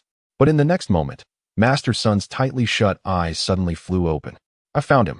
Upon hearing this, Lin Haoyan sprang to his feet in excitement. "Master Sun, where is he?" Master Sun's face turned crimson as he forced out 3 words, "Tying Mountain." Upon hearing this, Lin Haoyan's lips twitched, and his eyes reflected a deep anxiety. "I know this location. I mean the specific position." Master Sun furrowed his brow. "Wait a moment. I will calculate it right away." He then closed his eyes once more. Lin Haoyan displayed an expression of impatience, but in the next moment, Master Sun's eyes, which had just been shut, suddenly widened in alarm. "I found it right in." Lin Haoyan's eyes bulged as he stared intently at Master Sun. "Right where?" Master Sun took a deep breath. "Right in." Uffed. Before he could finish his sentence, Master Sun abruptly spewed a mouthful of fresh blood, splattering Lin Haoyan in the process. Chapter 34, Blood Offerings Delivered. The sudden attack left Lin Haoyan frozen in shock. It was only when he caught a whiff of the pungent metallic scent that he snapped back to reality. "What the hell? What are you doing?" An enraged Lin Haoyan glared fiercely at Master Sun, only to witness a horrifying scene. Master Sun had collapsed onto the ground, his eyes wide and lifeless, filled with terror. Crimson blood oozed from his 7 orifices, and he had clearly lost his breath. He was undoubtedly dead. As the reality of Master Sun's demise sank in, Lin Haoyan's eyes widened in terror. What on earth happened? Master Sun. Master Sun. Upon completely confirming that Master Sun was indeed dead, Lin Haoyan's brows knitted together in worry. "All I asked was for this old man to help me locate that little rascal Zhang Xuan, and now he has died. Could it be that Lin Haoyan, who frequently interacted with Master Sun, was privy to certain secrets? Was there someone assisting Zhang Xuan from behind the scenes? Or was it possible that the location harbored such great terror that even the old man's cultivation could not penetrate it?" Contemplating this, Lin Haoyan felt an overwhelming sense of frustration. Alas, it was merely a matter of eliminating one individual. Why was it so convoluted? Surely, he had never encountered such difficulty before. Just then, Lin Haoyan's phone rang once more. He had no choice but to temporarily set aside his thoughts and place his hopes on the shoulders of these mercenaries. As time swiftly passed, nightfall arrived. The silvery moonlight once again bathed the ancient mountains in its glow. Within the cave, Zhang Xuan's lifeless body lay motionless upon the ground. At this moment, Zhang Xuan's skin had taken on a deep, ashen hue. Upon closer inspection, his skin resembled leather, exuding an uncanny resilience. His claws extended a formidable 7 to 8 centimeters, shimmering with an eerie luminescence. Even more chillingly, 2 sharp fangs protruded from the corners of his mouth, rendering his overall appearance strikingly reminiscent of the legendary undead.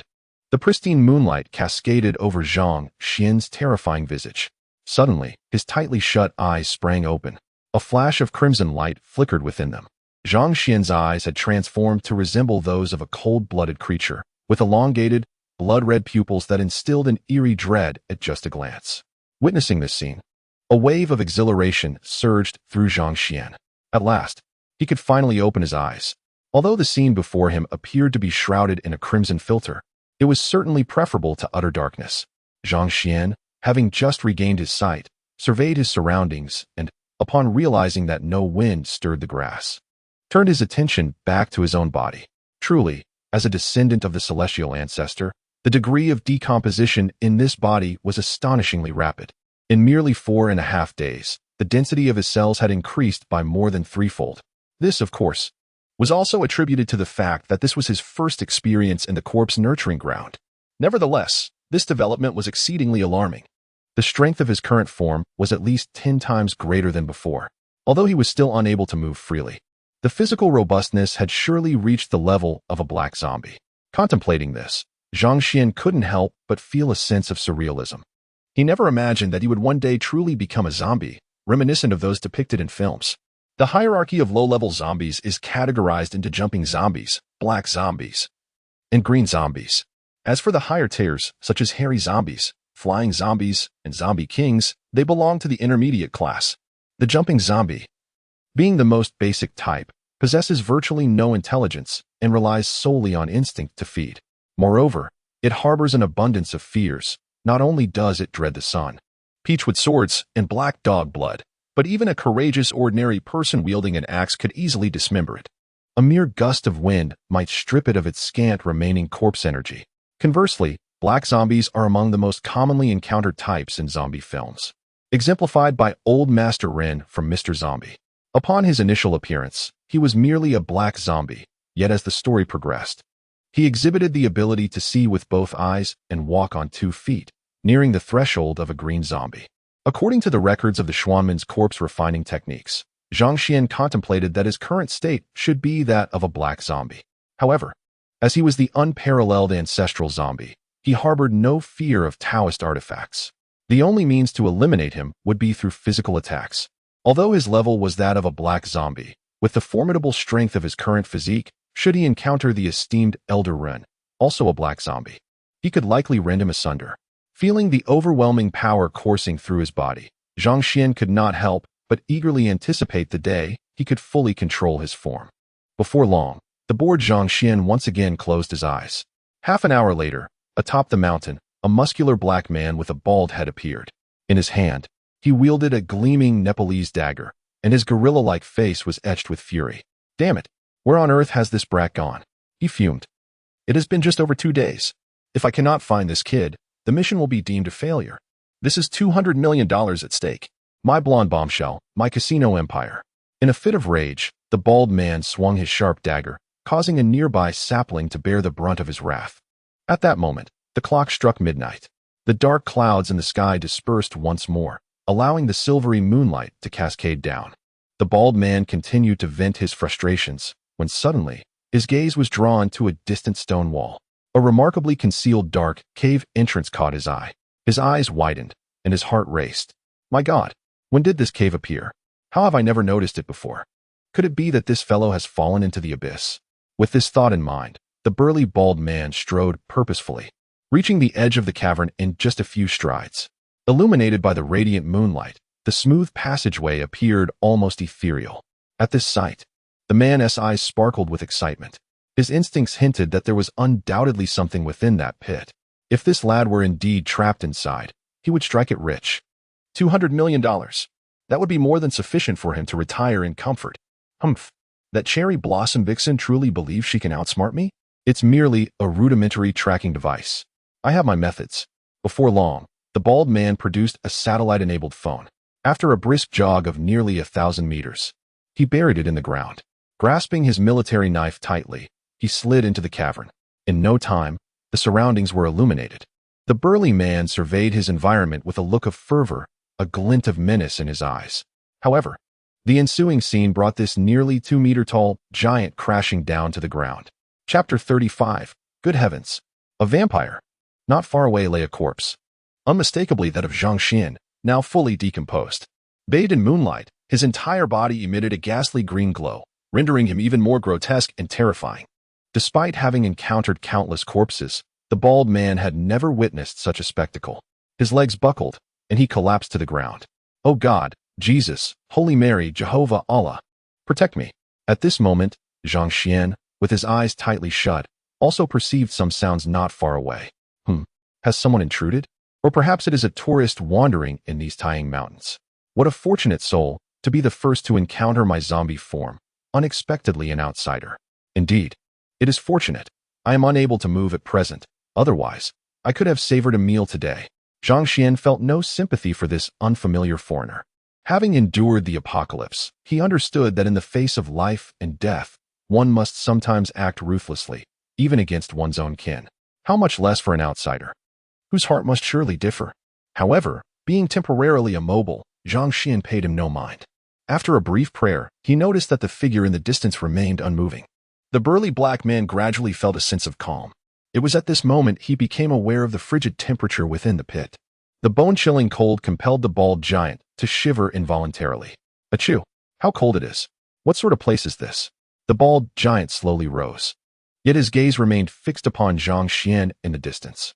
Seeing that Zhang Xuan was still motionless, he finally lowered his guard, surveying his surroundings. The temperature here is indeed low. This corpse must have succumbed to the cold. Various items lay scattered around. It seems this unfortunate fellow was here on an adventure. No, it's too cold here. I must ascertain whether this individual is my target and find a way to leave this place swiftly. Upon contemplating this, the bald, muscular man tightened his grip on the military knife and bravely approached Zhang Xuan. Hearing the increasingly near footsteps, Zhang Xuan felt a surge of alarm. Something was amiss. Why was this fellow advancing towards him? Under normal circumstances, anyone who laid eyes on his current state would have fled in terror. Yet here stood this foreigner, renowned for their reckless audacity. This was troublesome. If this lad were to abscond with his belongings, it would spell disaster. No, I must summon some strength. If only I could manage to move even the slightest bit, it might be enough to frighten off this foreigner. With this thought, Zhang Xuan exerted every ounce of his will to shift his arm, yet it remained futile. As the footsteps drew ever closer, he internally screamed in desperation, "Move! Move!" Before long, the footsteps were right beside him. Gazing upon the grotesque, fearsome visage of the bald man, especially the two protruding fangs, Zhang Xuan, despite the man's mental preparation, could not help but let out a terrified scream. Mother! A demon! A vampire! Hearing that piercing cry, Zhang Xuan thought to himself, what the hell? If you see a ghost, why not run? Aren't you afraid of being killed? But in the next moment, the scream abruptly ceased. Observing the horrifying face before him, the bald man furrowed his brow in confusion. Something was off. This vampire bore an uncanny resemblance to the target of their mission. With renewed courage, the bald man scrutinized Zhang Xuan's dark, bruised face. Suddenly, a piercing scream echoed through the air. It is him. It is indeed him. My $200 million. I can't believe it's that brat. Ha ha. I am about to strike it rich. As the shrill cries rang in his ears, Zhang Xuan felt a shiver run down his spine. $200 million? What is happening? This fellow seems to be searching for me. Could it be? In the blink of an eye, Zhang Xuan pieced together the unfolding events. This individual is an assassin. Someone has been sent to take my life. Li Minghai? Zhao Yiming? They lack the audacity and the means. Lin Haoyan, it must be him. No one else possesses such power. Damn it. I never anticipated this brat to be so ruthless. He actually hired a killer for such a trivial matter. I must learn from him. Just wait. Lin Haoyan, once I am free, the first thing I shall do is eliminate your entire family. I will scramble your eggs and pour boiling water on your anthills. Meanwhile, the bald, muscular man had already begun to dance with excitement. Yo yo yo, $200 million belong to me, and the blonde beauty will fall in love with me. I am the kingpin of the gambling city. As long as I sever this brat's head, my mission will be complete. Haha. Apologies, kid. In the next moment, the bald man squinted his eyes, a murderous intent radiating from him. Gripping his machete tightly, he swung down towards Zhang Xuan's neck with force. Just then, the horrifying face before him suddenly opened its eyes. Those blood-red eyes fixed intently on the bald man. My goodness, a vampire! A scream, as piercing as the sound of brakes, reverberated throughout the cavern. The bald, muscular man lost his grip on the military knife, collapsing to the ground, retreating frantically. A long trail of moisture was left on the ground, accompanied by a pungent odor of urine that permeated the air, though Zhang Xuan remained oblivious to it. Gazing at the horrifying corpse in the distance, the bald man trembled uncontrollably, his breathing quickening. "Jesus Christ, God save me," he shouted, crossing his arms to form a crucifix. Although the gesture resembled Ultraman preparing to unleash a laser beam. After several breaths, the distant corpse remained motionless, allowing the man's taut nerves to relax slightly. He picked up a shard of rock nearby and, with trembling hands, hurled it at Zhang Xuan. The stone struck Zhang Xuan's body with a dull thud and ricocheted away. Witnessing this, Zhang Xuan's fury ignited. "Damn it! How dare he throw a stone at me? No, since this man is an assassin, he wouldn't be so easily frightened. I must regain my ability to act swiftly. Move, now." As Zhang Xuan fervently urged himself, he suddenly felt a flicker of revival in his left arm, igniting a surge of elation within him. "Hurry, hurry, move." Meanwhile, the bald man, seeing Zhang Xuan still motionless, mustered his courage to approach with a military knife. Upon catching sight of Zhang Xuan's blood-red, slit-like pupils, the man's hair stood on end. "Mamma mia, this is terrifying. How did this guy even die?" The burly man, with a shaved head, knelt on one knee, raising his military knife high above his head, exerting every ounce of strength to strike at Zhang Xuan's neck. Just at that moment, an unexpected turn of events occurred. Chapter 36. Utter Cruelty. The first blood-sucking. As the gleaming blade made contact with Zhang Xuan's neck, sparks flew, accompanied by the sound of metal clashing. A tremendous force acted upon the burly man's hand, causing his grip to split open, blood gushing forth uncontrollably. The crimson blood dripped onto Zhang Xuan's chest. Strangely, upon contact, the blood seemed to seep through his clothing and vanish without a trace. The intense pain elicited a cold grunt from the burly man, his gaze filled with terror as he stared at his bruised neck. In that moment, all his attention was fixated on his neck, completely oblivious to the sinister gleam that flickered in Zhang Xuan's blood-red eyes. Could it be that he had turned to ice? This was impossible. After all, his knife was forged from tungsten steel. Even if it were ice, such a strike would surely shatter it. I refused to be deterred. He roared in fury, summoning all his strength for a powerful downward strike. In an instant, the tungsten steel knife shattered. The glinting shards of metal flew several meters away. The sudden turn of events left the burly man in utter disbelief, his dark face reflecting sheer confusion. "What? My knife broke? How could this be?" Just as the burly man stood there in shock, a streak of darkness swept past. A heart-wrenching agony surged through the mind of the bald, muscular man. He lowered his gaze, only to discover that the arm of a lifeless body was deeply embedded in his own chest. His heart shattered. Crimson blood gushed forth like a fountain, cascading downward. In an instant, the world spun wildly, and the bald man lost consciousness completely. The next moment, his hefty frame, weighing nearly 300 pounds, visibly shrank before one's very eyes. His once dark visage turned pallid. Blood from his entire being surged into Zhang Xuan's body. The blood-red vertical pupils of Zhang Xuan gleamed with a blinding crimson light. As the last vestige of vitality ebbed away from the bald man, the dark arm suddenly swung. With a crack, the sound sent shivers down one's spine. The bald man's battered body was flung several meters away, crashing against the stone wall.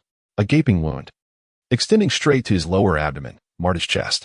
His ribs were severed cleanly. Lifeless, bloodless organs began to slide away. The blood hue in Zhang Xuan's eyes gradually dimmed. Yet within his heart, tumultuous waves surged. Indeed, he was the formidable ancestor of the undead, even in his current state as a black corpse. He need not resort to the primitive method of blood-sucking, though he could not drain blood from a distance like a flying corpse. Any part of his body that made contact with blood could instantaneously siphon it from the other being. In the next moment, as the substantial quantity of blood was absorbed, every cell in Zhang Xuan's body rejoiced exuberantly. The rate of cellular division surged dramatically. Simultaneously, Zhang Xuan felt his hearing and vision rapidly intensifying. Moments later, the blood was completely absorbed, and the body's transformation ceased. As Zhang Xuan sensed the changes within him, he felt a profound sense of speechlessness. Having drained a person's blood, he could only manipulate a single arm, which remained rigid and inflexible. However, his vision and hearing had notably improved. If this continued, draining the blood of 10 individuals would restore his sight to normalcy. This wretched fortunate one must surely be a pawn sent by that scoundrel Lin Haoyan. Yet, he pondered about the number of individuals this boy had dispatched. The more, the better. It would significantly accelerate his enhancement. As time passed, the moon descended and the sun ascended, golden rays of dawn filtering through the dense forest, illuminating the dry, yellowed leaves. A pair of black leather boots crunched upon the foliage, producing a rustling sound. It was none other than the red-haired woman of imposing stature. Shortly thereafter, two tall, burly Caucasian men emerged from the thicket. Observing their lackluster demeanor, the red-haired woman immediately deduced the outcome. She scanned her surroundings but failed to catch sight of the African-American man. "Where's Jameson? Isn't there's supposed to be a gathering every morning?" One of the burly men inquired, frowning. The red-haired woman narrowed her eyes, a glint of coldness flashing within her elongated gaze. She retrieved a circular device from her waist, which prominently displayed 4 luminous dots, clearly a radar locator. "Let us go. His position lies ahead. We must investigate. I hope he hasn't walked into his own demise. Don't think I'm unaware that he has a daughter." Listening to the cold words of the red-haired woman, a flicker of trepidation crossed the eyes of the two burly white men. After all, they were not strangers to one another. Under the guidance of the red-haired woman, the trio advanced forward, soon arriving at the location where the bald man's satellite phone was buried. Observing the visibly soft earth below, the red-haired woman's expression darkened. "Jameson, are you seeking death?" The two bald men beside her seethed with anger.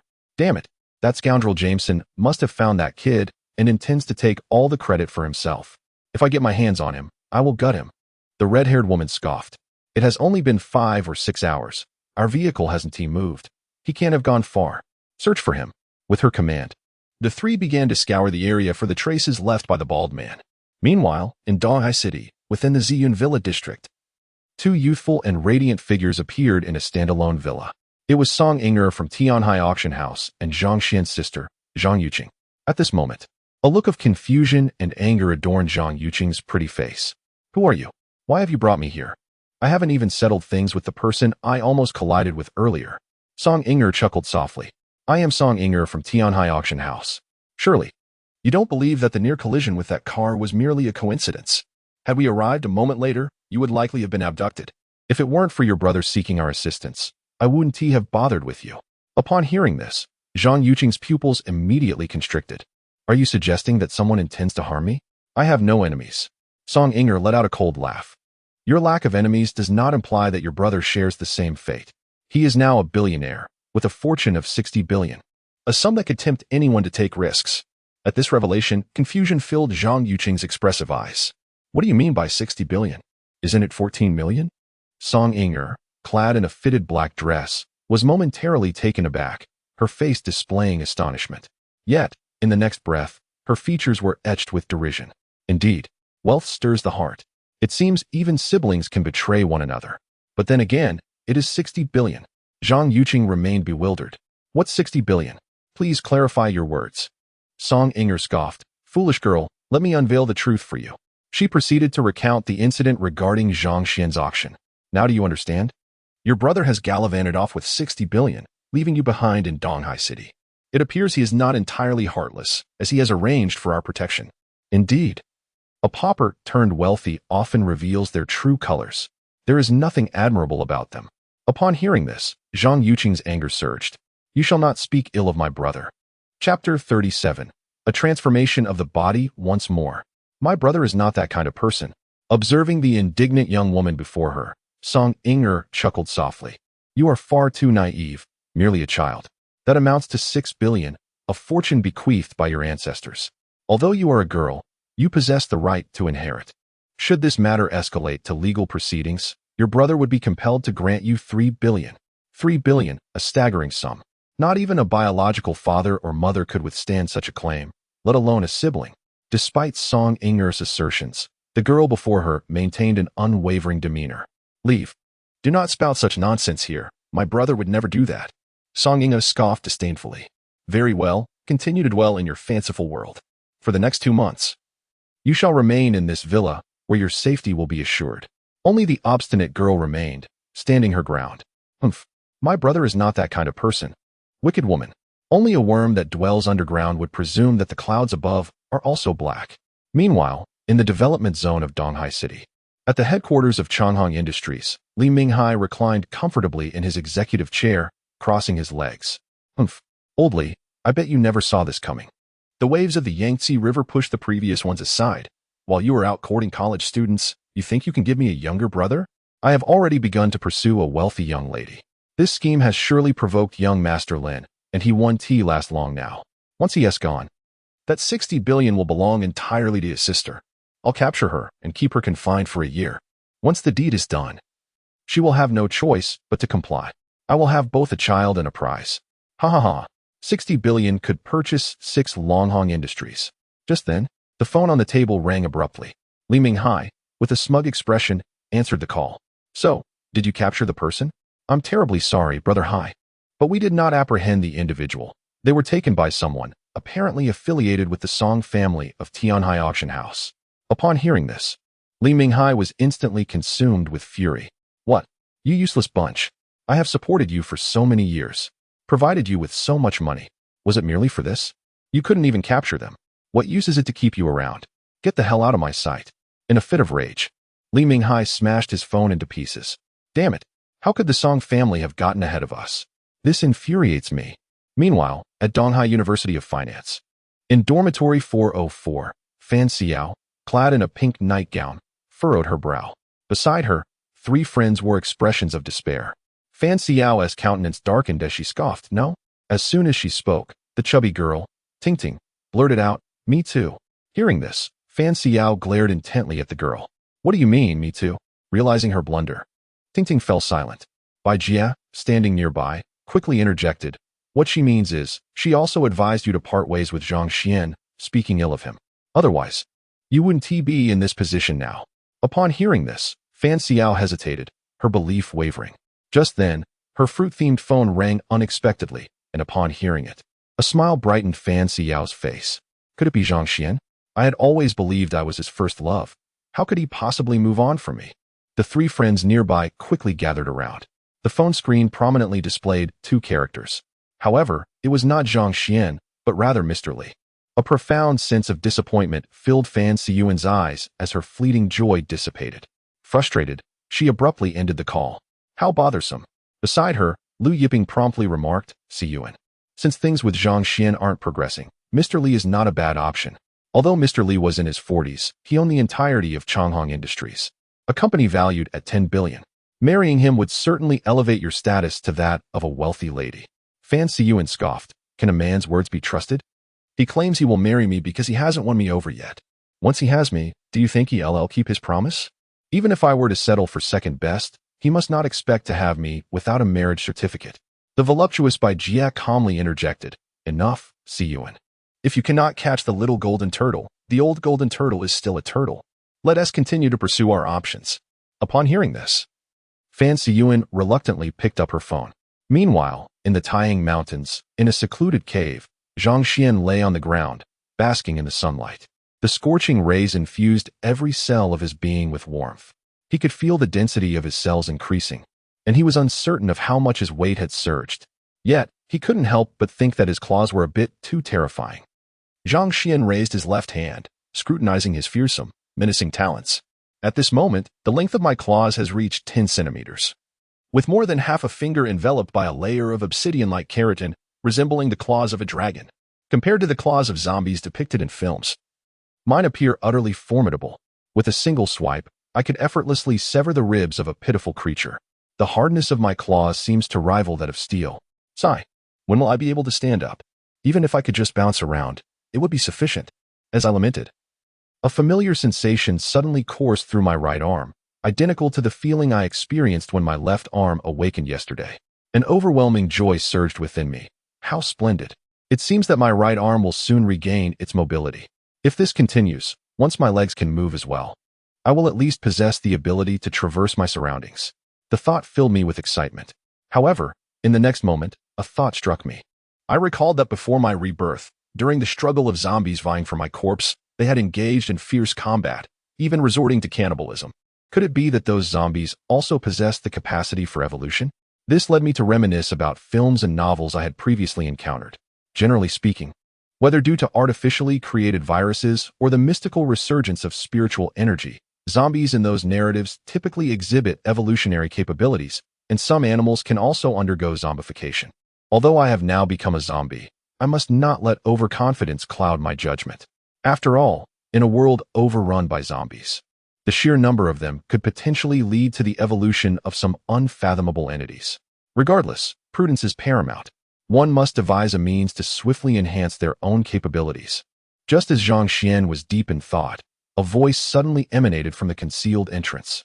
Chapter 38. The Zombies Unleashed. This must be the place. I never anticipated that such a secretive entrance could be hidden here. We have passed by several times without noticing it. Had it not been for the conspicuous trail left by that fool Jameson, we might never have discovered this location. Upon hearing the voices from above, Zhang Xian's heart leapt with joy. Oh, English. It seems to be a group associated with that unfortunate fellow. From the sound of it, there are 3 individuals, one of whom is a woman. Hurry, hurry, come down quickly. I have warm hugs for you.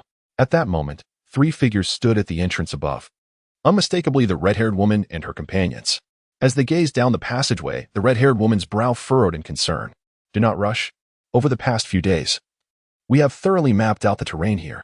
Within a 5-kilometer radius, there are no other entrances, indicating that this pit may possess only this single exit. That dim-witted Jameson recklessly ventured in. He might have already heard our voices and is lying in wait below. I will remain above, securing a rope for you to ascend. Upon hearing the voices from above, Zhang Xuan was taken aback. Goodness! The woman's bosom must be quite modest, undoubtedly akin to that of a flat-chested princess. Otherwise, how could she possess such intellect? I must devise a strategy to lure them down.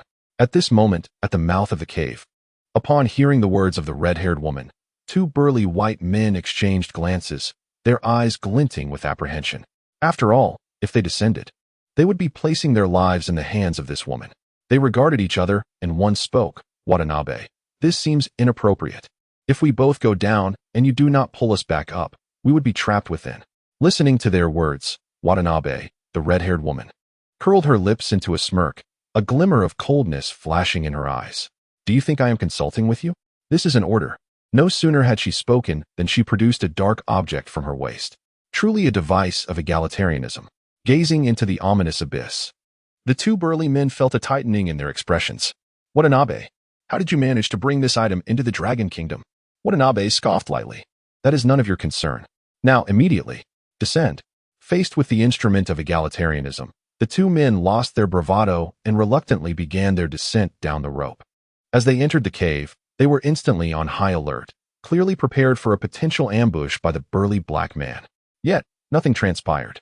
Their eyes darted around until they were captivated by the central figure, Zhang Xuan, whose grotesque, terrifying corpse resembled that of a demon.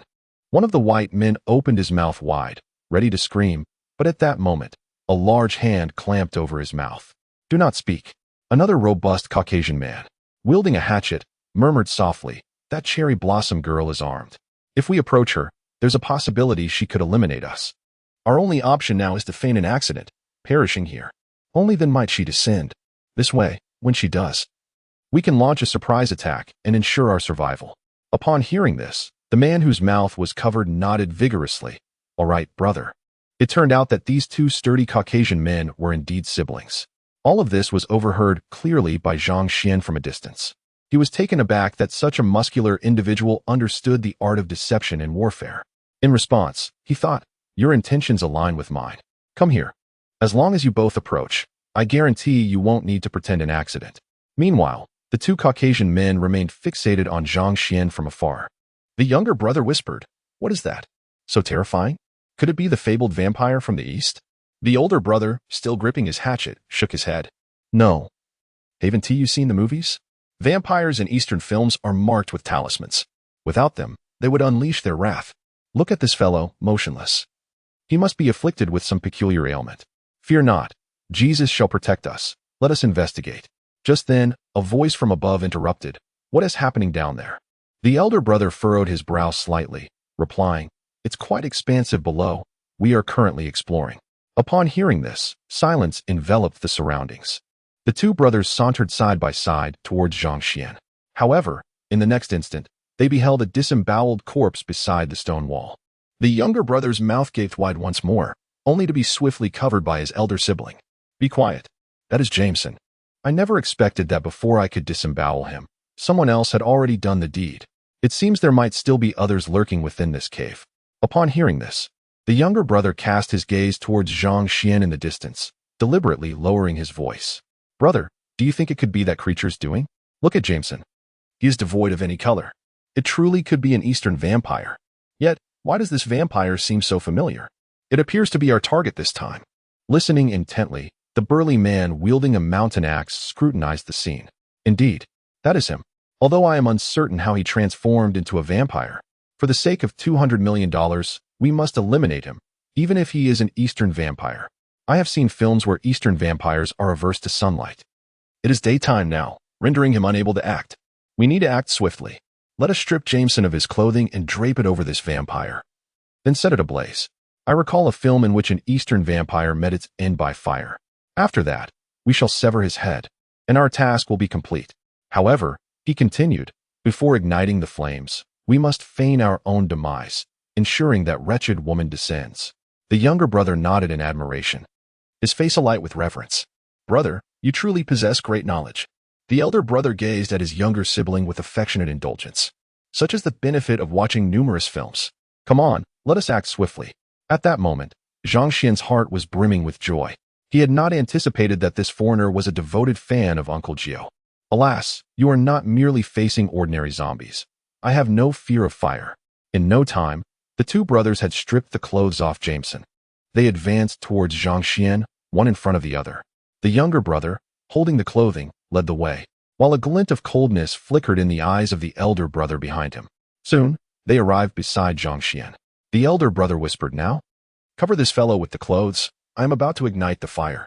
The younger brother nodded vigorously and crouched down. Meanwhile, Zhang Xuan was also prepared to take action. However, at that moment, an incredulous scene unfolded before Zhang Xuan's eyes. Just as the younger brother bent down, the elder brother did not produce a flint. Instead, he raised his axe high. A flash of steel glinted, and the younger brother's head was severed in an instant. The headless corpse collapsed with a thud, blood gushing forth towards Zhang Xuan. He was momentarily stunned. Was this truly his own brother? How ruthless! For $200 million? Driven to madness so easily? At that moment, the burly white man, wielding the axe, looked coldly at the lifeless body below. Rest in peace, brother.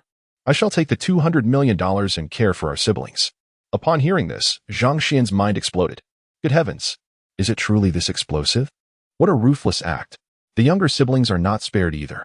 In light of this, my sense of guilt has dissipated entirely.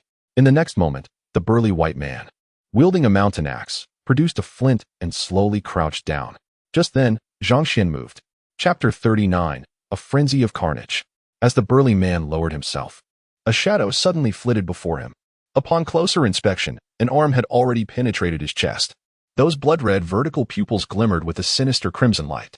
The excruciating agony of torn flesh bombarded the man's mind, eliciting a heart-wrenching scream. Ah, damn it. But in the next instant, an overwhelming force erupted as Zhang Xuan yanked the man's massive body towards him with his left hand. The tumultuous sensation of tearing within his chest drove the man into a frenzy of howls. A cold resolve flickered in Zhang Xuan's heart. Such scum deserved a fate far worse than this. With a mere thought, his other arm shot out fiercely. The sharp black claws pierced through flesh and bone, embedding themselves in the man's abdomen. In an instant, crimson blood cascaded down Zhang Xuan's arms like a stream. Ah, monster! Monster! Help me! Help! As the blood flowed rapidly, the burly white man swiftly lost the strength to scream. Within mere breaths, he was reduced to a lifeless husk. Zhang Xuan's eyes glimmered with a bloodthirsty light as he exerted a slight force with his hands. In an instant, the corpse before him was torn asunder, split in two, and sent flying. Meanwhile, the white man's brother lay on the ground, already transformed into a headless cadaver.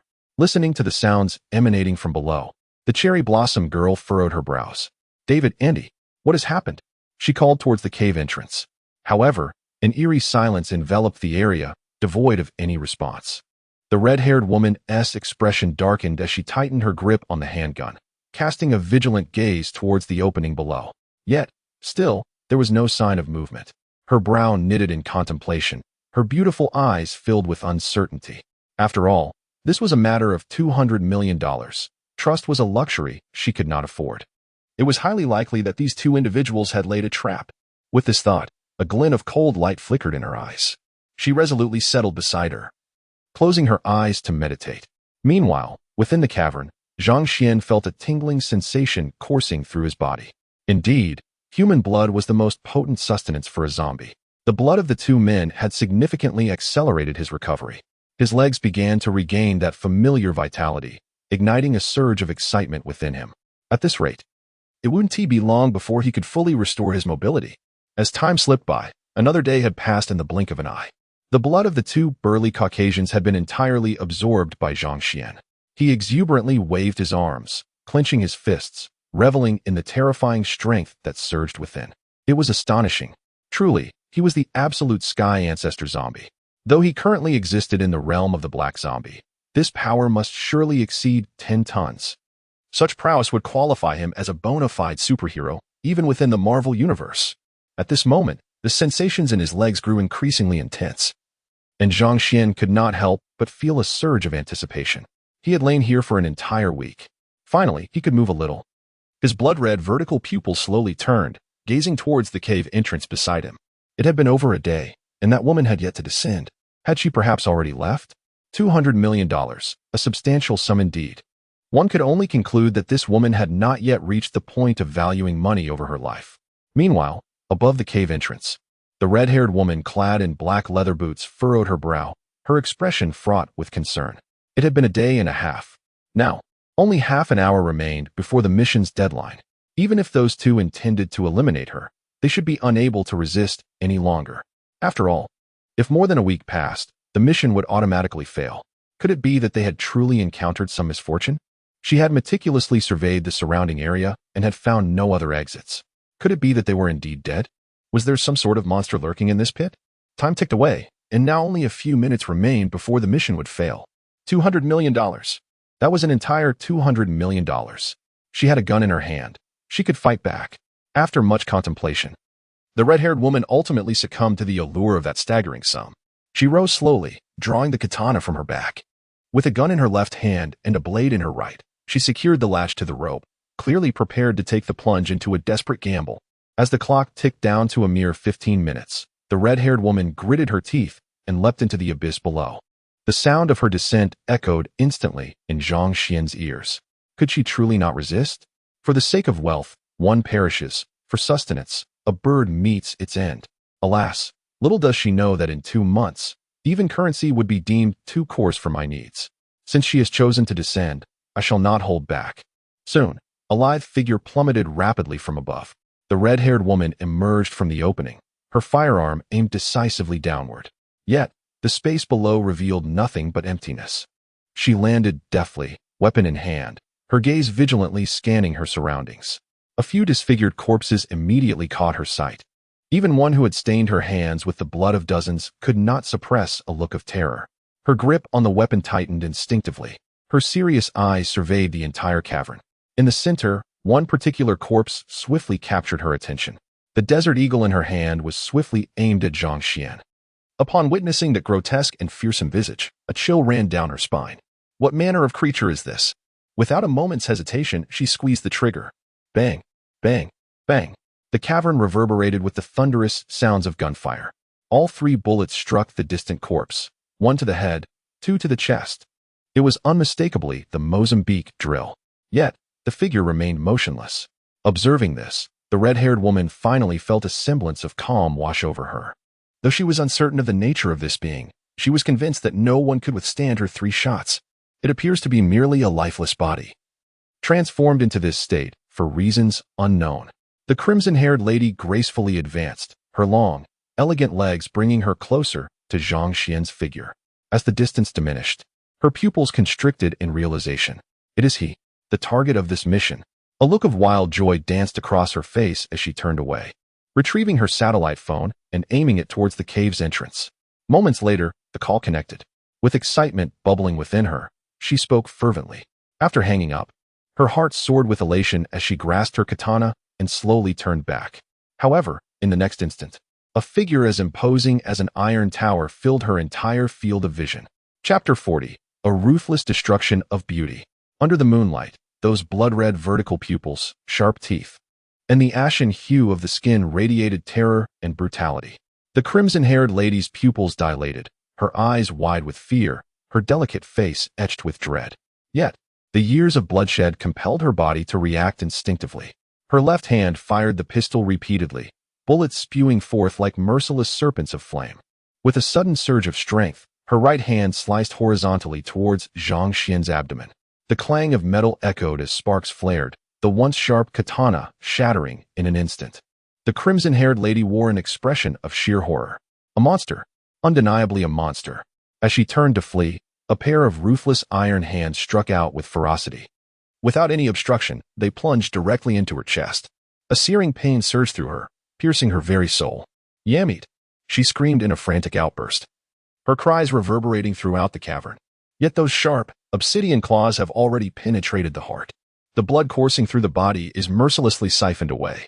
The cries gradually turn grotesque, and after a few breaths, only a withered corpse remains in Zhang Xuan's hands. The face, little more than skin stretched over bone, still bears an expression of anguish and dread.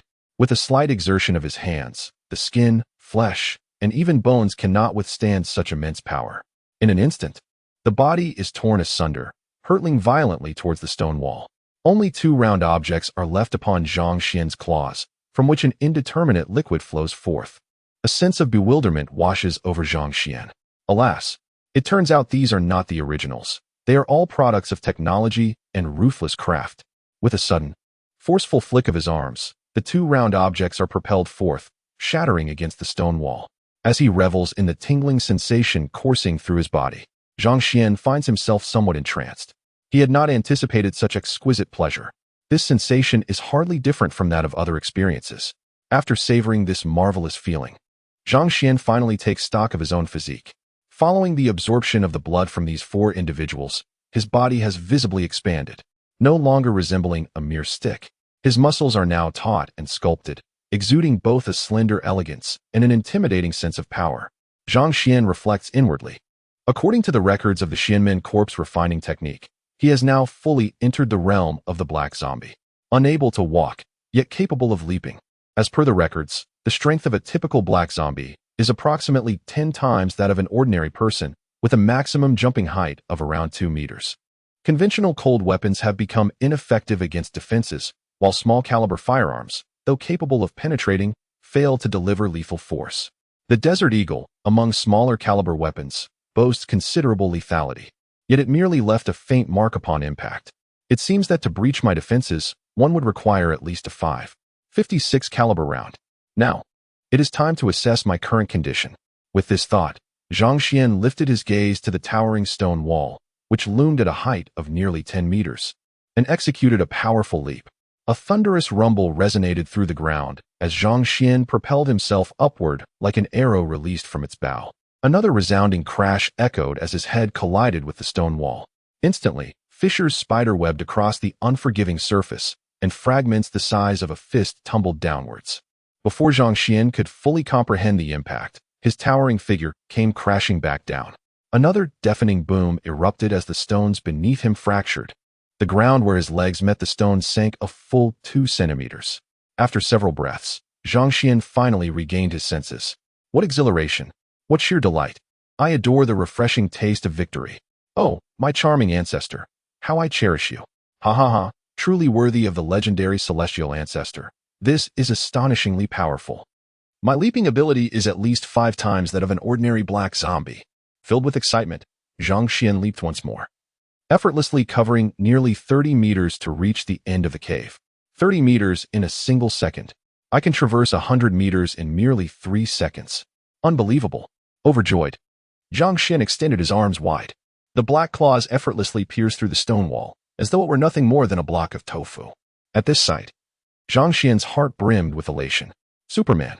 Please, call me Superman. How astonishing.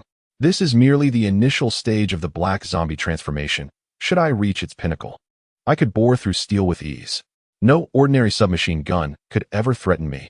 Lying on the ground, he absorbed the malevolent energy emanating from the entire dragon vein. As the saying goes, pride precedes a fall. Although I possess some strength now, I must remain cautious and composed. After all, I am a zombie. Should my true nature be revealed, annihilation would be imminent. While a handgun may not be my demise, there are still artillery shells, missiles, and thermobaric bombs to contend with. Moreover, Who knows what mutated zombies or superhumans may arise in the impending apocalypse? With these thoughts swirling in his mind, Zhang Xuan was engulfed in contemplation. Ultimately, he arrived at a conclusion. As long as I cannot withstand a nuclear strike unscathed, I cannot claim to be invincible. The path of survival is fraught with challenges. With this realization, Zhang Xuan closed his eyes once more, drawing in the malevolent energy from the dragon vein. Meanwhile, in the opulent standalone mansion of Kyoto, white silk adorned every corner. At that moment, several luxury vehicles came to a halt at the entrance. Lin Haoyan, clad in ceremonial mourning attire, swiftly exited, followed by several bodyguards in black suits. Upon stepping out of the car, he immediately tore off his mourning clothes, his eyes gleaming with uncontainable joy. You lot, dispose of all this white trash in the house. What a stroke of misfortune. However, the old man has finally passed away. Henceforth, the entire Lin family estate shall be mine. And Zhang Xuan, that wretched fool, I shall ensure that your existence becomes a living hell. Just then, Lin Haoyan's phone abruptly rang. Noticing the distinctive number, Lin Haoyan raised an eyebrow. Who could be calling at this time? Could it be that these useless individuals have located Zhang Xuan? Lin Haoyan answered the call. A British accented voice emanated from the other end. Employer, the task has been completed. The items you requested will be delivered to you within half a day. Upon hearing this, Lin Haoyan erupted into maniacal laughter. Ha! Opposing me? Were it not for those two treasures, you would be nothing more than a foolish university student at the bottom of society, unworthy even of being crushed by me. Just wait, Lungning Shuang. I shall prepare a grand gift for you. I can hardly wait to witness the expression of terror on your face. Ha ha. Chapter 41, The Green Zombie. Terrifying power. Lin Haoyan narrowed his eyes, surveying the opulent estate before him, a surge of ambition swelling within. At long last, I have awaited this day, the Lin family's dominion. Now I am the true master. In this world, as long as I, Lin Haoyan, desire something, there is nothing beyond my reach. Lungning Shuang, you wretched woman. One day, I shall make you beg for mercy beneath me. Just then, the satellite phone beside him rang once more.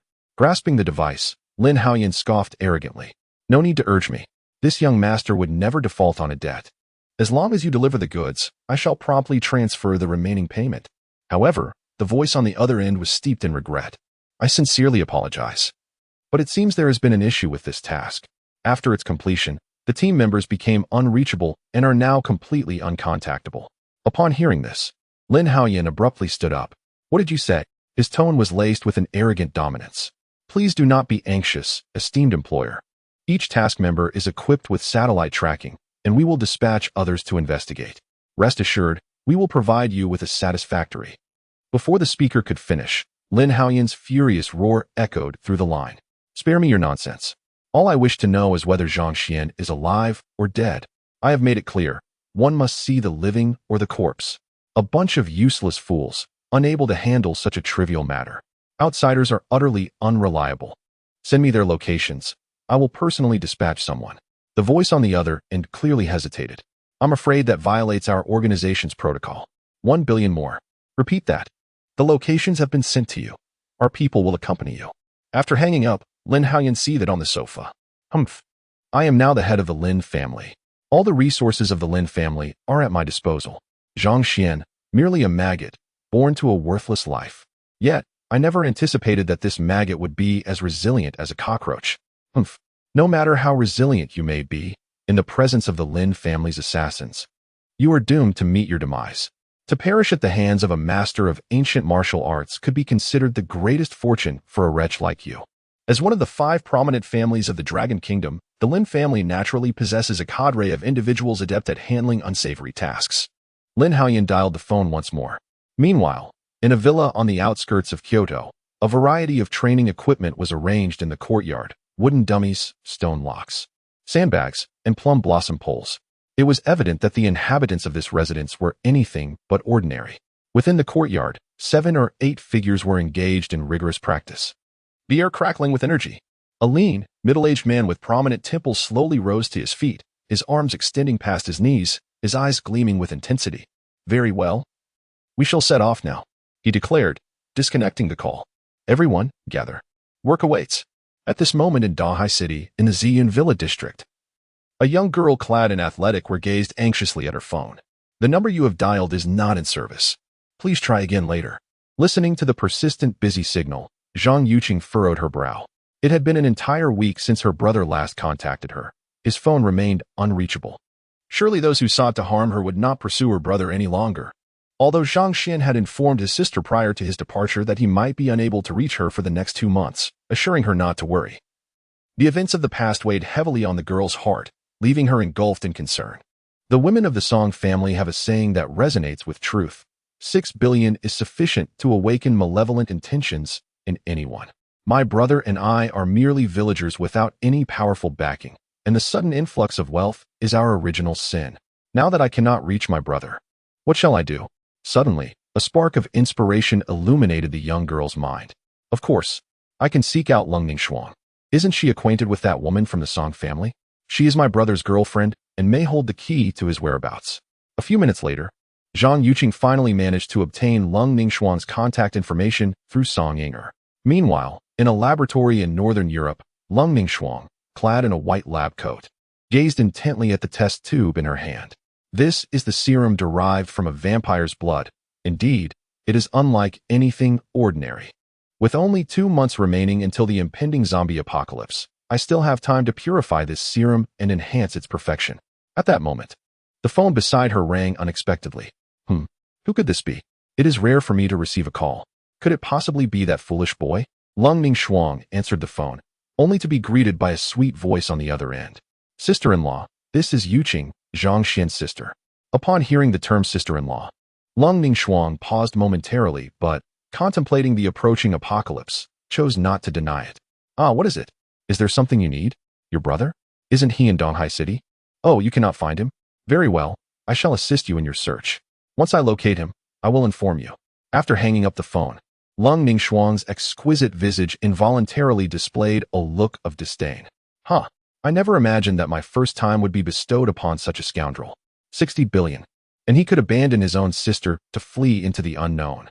I could have remained ignorant, but now that I am aware, he should not think he can escape. Shortly thereafter, Zhang Xuan dialed another number. Name, Zhang Xuan, ID number, 371423XXXX. Retrieve all his information, as well as his current location. Notify me once you have the details. After ending the call, Zhang Xuan once again immersed herself in her research on the serum. Time swiftly passed, and another day had slipped away. A gentle breeze stirred. The clouds danced lightly, and the luminous moonlight cascaded down like silver radiance. Through the opening, it illuminated Zhang Xuan's form. As he felt the strands of moonlight weave into his being, Zhang Xuan found himself in a state of agitation. Alas, time is not abundant. According to the records of corpse refinement, even within the dragon vein, 2 months would only allow him to become a black zombie. This pace, compared to ordinary corpse refinement, is remarkably swift. Typically, it takes at least 5 or 6 years to achieve the same. Yet, 2 months from now marks the onset of the zombie outbreak. Although the black zombie is formidable, it pales in comparison to the green zombies. As per the records, a standard green zombie possesses a physical strength that renders small-caliber weapons ineffective. Even grenades would fail to vanquish them. Moreover, as one who embodies the ultimate ancestral undead, should I attain the level of a green undead, it is conceivable that even armor-piercing rounds may find difficulty in inflicting harm upon me. At that juncture, I would finally possess the means to safeguard myself in this apocalyptic world. Alas, the allure of blood is irresistible. The sanguine essence of merely 4 individuals has significantly restored my ability to move. Must I then take the perilous risk of venturing forth in search of prey? Chapter 42. A deceptive invitation. The moment of the hunt. This seems excessively reckless. Even if I were to pursue those ruffians, spirited youths, or charming young ladies, the gravity of death prior to the cataclysm would render the situation dire. I cannot afford to reveal my identity or location at this time. Contemplating this, Zhang Xuan must relinquish the notion of hunting. Yet, the invigorating sensation of blood coursing through my veins leaves me yearning for more. Alas, I can only hope that Lin Haoyan does not so easily concede and sends forth more pursuers after me.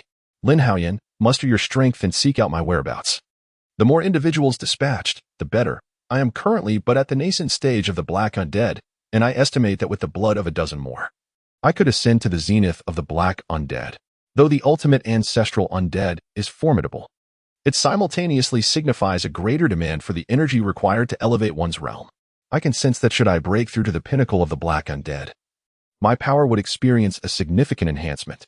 At this moment, on the periphery of the Taiying Mountains, the moonlight filters through the dense foliage, casting its glow upon a carpet of fallen leaves. A black jeep rolls to a halt beside the road as several burly men exit the vehicle without hesitation. The muscular figure bore scars that were evident everywhere, exuding an aura of ferocity simply by standing there.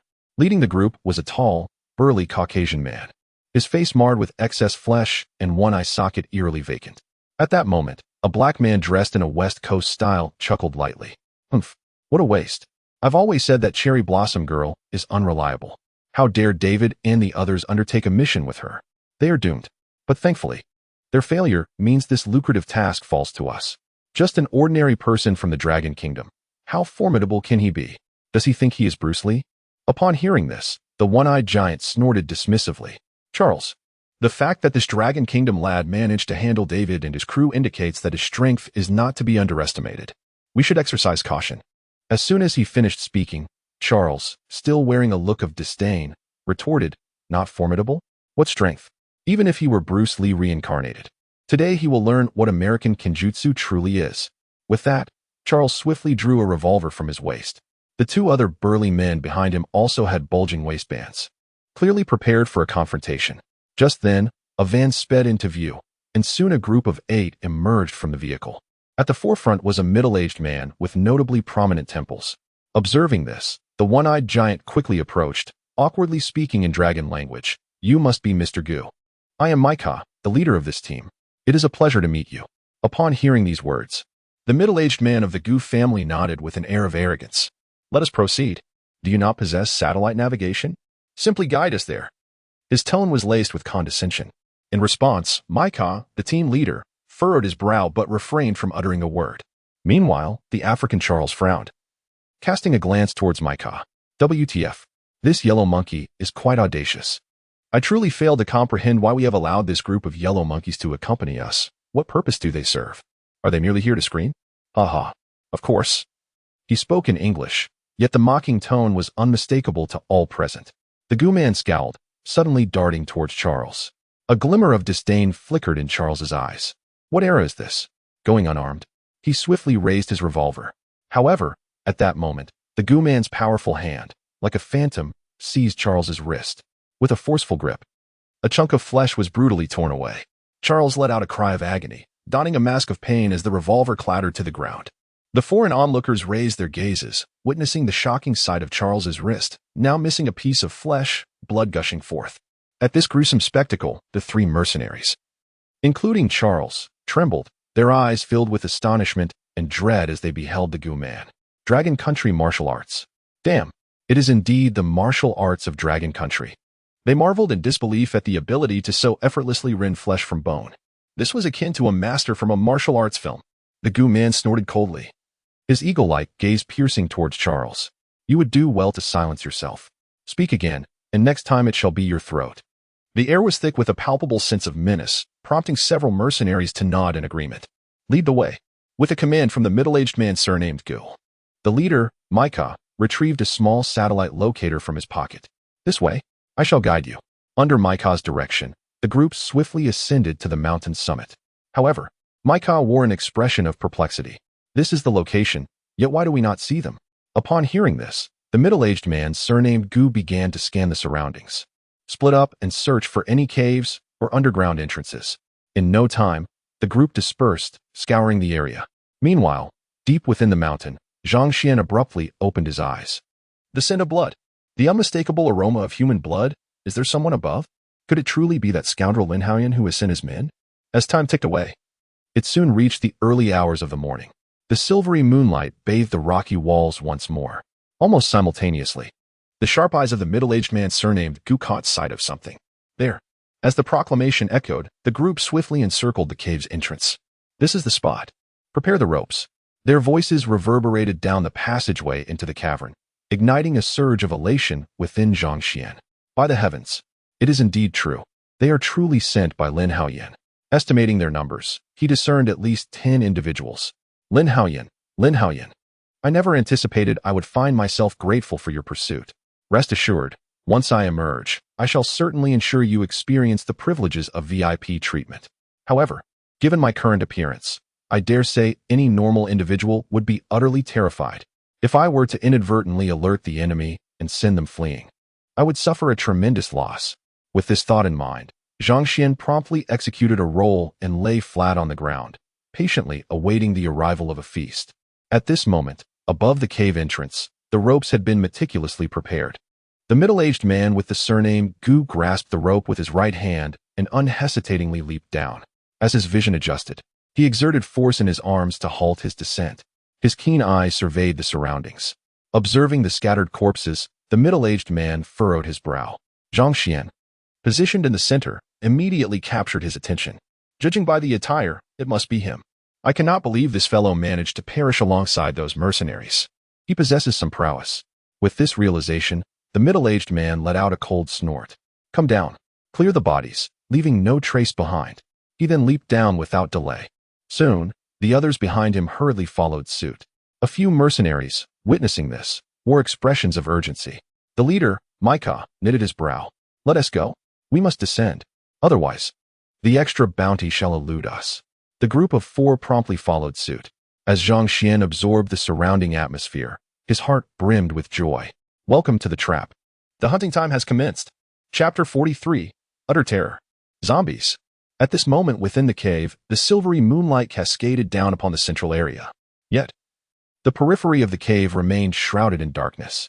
The middle-aged man with the surname Gu fixed his gaze intently upon the corpse in the central area, striding towards Zhang Xuan with the gait of a dragon and tiger. At the sound of his command, several disciples, frowning in concern, moved towards the scattered bodies surrounding them. Yet, upon reaching the corpse, they were struck by the ghastly sight. The lifeless form beneath the garments appeared utterly devoid of color, resembling that of a desiccated cadaver. The unsettling nature of the body caused the disciples to shudder, instinctively taking a few steps back. Hearing their panicked murmurs, Master Gu halted his approach towards Zhang Xuan, casting another puzzled glance in his direction before turning to his disciples. With furrowed brows, he surveyed the corpse that had transformed into a mummified figure before him. At that moment, a trembling voice from one of the disciples broke the silence. Master, does this death not resemble that of a person drained by a zombie in the movies? Upon hearing this, the disciples erupted into laughter. In the 21st century, you still speak of zombies? Are you not aware that since the founding of the nation, one is not allowed to become a spirit? They scoffed. Zombies? What a jest. If there were zombies here, I would be the Jade Emperor himself. Just then, a chilling gust of wind swept through the cavern. The eerie sound sent shivers down their spines. In an instant, the smiles faded from their faces, replaced by wide-eyed terror as they scanned their surroundings. Panic etched on each countenance. Observing this scene, the middle-aged man named Gu wore an expression of exasperation. Truly, how could a mere wind frighten you to this extent? You bring shame upon the Gu family. Henceforth, do not refer to me as the disciple of Gu Kuan. I, Gu Kuan's disciple, was startled by a sudden gust of wind. At this juncture, Gu Kuan's voice abruptly ceased, his expression darkening instantly. Within this cavern, there existed but a single entrance above. Where could such a wind originate? Contemplating this, Gu Kuan swiftly pivoted, surveying his surroundings. The entire cave remained shrouded in an eerie silence, with not a whisper of motion in the dimly lit corners. The sound of the wind had vanished. Upon realizing this, Gu Kuan exhaled a sigh of relief. Yet, in the next moment, a wave of alarm surged through him. His scalp tingled with dread. The central area, where a corpse had once lain, was now utterly vacant. Gu Kuan's pupils contracted. Caution! An ambush awaits! No sooner had the words left his lips than Gu Kuan and his disciples immediately assumed a defensive stance, scrutinizing the shadowy recesses ahead. Witnessing this scene, the 4 mercenaries appeared utterly bewildered. Their leader, Micah, spoke with a solemn tone. Prepare for battle. An ambush is upon us. The quartet promptly took refuge behind Gu Kuan, evidently already in awe of his unparalleled eagle claw technique. At this moment, Gu Kuan's disciples had also discerned the absence of the corpse in the central area. The chilling atmosphere enveloped them, rendering their legs weak. Master, could it be that something sinister truly lurks here? Gu Kuan scoffed derisively, his face a mask of disdain. Even if there were malevolent entities present, they were merely human tricksters. Just then, a timid voice emanated from behind the group. Master, why do I feel such an unnatural chill behind me? Upon hearing this voice, the group swiftly turned to face the direction from whence it came. Before their eyes unfolded a scene that left everyone wide-eyed in disbelief. Beneath the dim moonlight, a man with long hair stood motionless, while behind him, in the shadowy corner, an imposing figure loomed like an iron tower. Observing the expressions of terror on the faces around him, the long-haired man found his legs trembling uncontrollably. His features contorted in fear. A voice, tinged with a sob, emerged. "Is there something behind me?" Gu Kuan furrowed his brow and summoned his courage to speak. "Stop with the theatrics. There are so many of us here, you cannot flee. Do not resist unnecessarily. Long-haired one, fear not. How could there possibly be ghosts?" With that, Gu Kuan began to advance slowly, yet the shadow in the corner remained utterly still. As Gu Kuan approached, the long-haired man finally exhaled in relief. The mercenaries gazed at Gu Kuan with expectations, astonished that their target was still alive. To have subdued David and his companions indicated considerable strength. Yet, the prowess of this individual from the Dragon Kingdom was almost inhuman. This fellow was destined to fall. Just observe the way he walks. There is an air of mastery about him. At that moment, the iron tower-like figure suddenly stirred. A dull thud resonated throughout the cavern. Though it merely leaped forward slightly, Gu Kuan and the other Dragon Kingdom members erupted into chaos, retreating like frightened animals, with Gu Kuan's expression tightening as he froze in place. Meanwhile, the long-haired man found his legs turning to jelly, rendering him immobile, while the four mercenaries stood in utter confusion. How is he moving like that? Is this truly a manifestation of the martial arts of the Dragon Kingdom? I frequently watch films showcasing their martial prowess, yet I have never encountered such a technique. Gazing at the shadow lurking in the dimness, Gu Kuan bellowed in fury. "You employ tricks to frighten others, but you shall not intimidate me. Behold my forest dragon claw." With a thunderous roar, Gu Kuan transformed his hands into claw-like appendages. His legs slightly bent and soared into the air like a majestic eagle. He leapt directly over the long-haired man's head, plunging into the shadows beyond. His agile form, swift as lightning, captivated the mercenaries, igniting their admiration. Did you witness that? Such is the demeanor of a master. When an expert makes their move, their skill is unmistakable. Is this truly the first occasion witnessing a kung fu master in reality? Everyone, take heed, this is an opportunity. Yet, in the next moment, the voices of several mercenaries abruptly ceased. They realized that the kung fu master had halted mid-air before the shadow, maintaining the stance of the eagle claw technique. What manner of technique is this? It can defy gravity? Truly remarkable, a testament to the mastery of kung fu. But in the following instant, a heart-wrenching scream reverberated throughout the cavern. "Zombie! This cannot be." Before the word could fully escape, a tearing sound echoed. Gu Kuan's suspended form was instantly rent asunder. His bisected body crashed against the stone walls, scattering innards across the ground. Upon hearing the word zombie, several disciples let out piercing shrieks. "Zombie! Run! Flee for your lives!" The long-haired man, drenched in sweat, rolled his eyes and fainted on the spot. Meanwhile, the mercenaries stood there, utterly bewildered. Could it be that this martial arts master was merely a charlatan? Chapter 44. The hunt concludes. A new evolution. Having just witnessed what they believed was the imposing demeanor of the master Gu Kuan, they now beheld him transformed into the two sons of Xiang Huaqiang, one veering left, the other right. The young man with dreadlocks from the west coast seized his black revolver. Damn it, what kind of dragon country martial arts is this? It's all a facade, like in the movies. Come on, let's see what you think of the might of American Aikido. Showtime. Without a moment's hesitation, the surrounding mercenaries raised their handguns and unleashed a barrage of gunfire.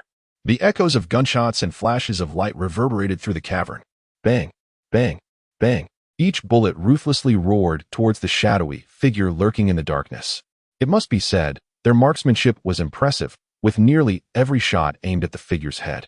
After the volley, the young man with dreadlocks stylishly twirled his revolver, gently blowing the smoke away from the muzzle. "Young man, please fall down." His haughty gaze drifted off into the distance. Yet, in the next moment, the whites of his eyes widened in utter disbelief. The shadowy figure remained steadfast, unyielding. What the heck? At this moment, the young man's dark face was etched with profound confusion. The three mercenaries beside him gasped in horror. "Oh my God! A monster!" A chorus of cries echoed as they scrambled towards the ropes, desperate for escape. At that moment, the figure resembling an iron tower sprang into action, effortlessly leaping across several dozen meters to land beneath the rope. The gathered crowd immediately slammed to a halt, their gazes fixed upon this striking silhouette. Illuminated by the silvery moonlight, Zhang Xuan's fiercely handsome visage captured everyone's attention, his dark skin bearing the marks of terror, while his sharp fangs projected an aura of horror. His formidable black claws proclaimed his inhuman nature. The sight of his countenance, capable of inducing sheer fright, sent a group of grown men into a chorus of shrill screams. Good heavens! It truly is a zombie. The remaining 6 disciples instinctively covered their mouths and noses with their hands, despite their trembling bodies and the cold sweat streaming down. Their terrified eyes dared not stray from Zhang Xuan for even a moment. Observing this synchronized reaction left several mercenaries in a state of bewilderment. What is this? What does it mean? Is there poison here? It's a vampire. Quick! The cross. Upon the command of their leader, Maika, for mercenaries immediately stood at attention, arms raised, forming a human cross. Zhang Xuan, witnessing their response, found himself both amused and exasperated. Should I blame these foreigners for never having seen a zombie film? Or should I fault Uncle Gio for his films being too authoritative, temporarily halting his breath? That's quite a conundrum. I had fantasized about encountering a zombie and holding my breath, but never did I imagine I would become the zombie. Enough of the games. It is time to get down to business. With this thought, Zhang Xuan sprang forward, landing directly in front of the dreadlocked young man, whose legs immediately began to wobble uncontrollably. Beads of sweat trickled down his forehead, and as he observed the movements of several mercenaries, the disciples covering their mouths and noses could barely contain their laughter. Gazing at the young man with dreadlocks, whose eyes shimmered with tears, Zhang Xuan silently mused. Perhaps I should watch fewer films in my next life. They are all deceits. In the next instant, a sharp black claw pierced the heart of the young man with dreadlocks. The excruciating agony contorted his face into a mask of despair. Yet even in his final moments, he defiantly raised his middle finger to the heavens, exclaiming, Jesus, fuck you. Witnessing this scene, the remaining 3 mercenaries widened their eyes in astonishment. Hastily following the lead of their fellow disciples and covering their mouths and noses, their expressions filled with terror as they gazed at Zhang Xuan. With the blood draining from him, the young man had become a mere husk, yet his middle finger remained steadfastly upright. Zhang Xuan exerted a slight force, casting the lifeless body of the young man aside. His blood-red vertical pupils surveyed the onlookers from a distance, whereupon everyone instinctively covered their mouths and noses, too fearful to breathe. A wicked amusement flickered within Zhang Xuan as he turned away, gracefully leaping into the shadows. The remaining disciples, witnessing this, were instantly elated as they cautiously approached the rope. However, at that moment, Zhang Xuan abruptly spun around, leaping directly in front of them. With a swift motion, he extended his arm, piercing the chest of one disciple. A piercing scream echoed throughout the cavern.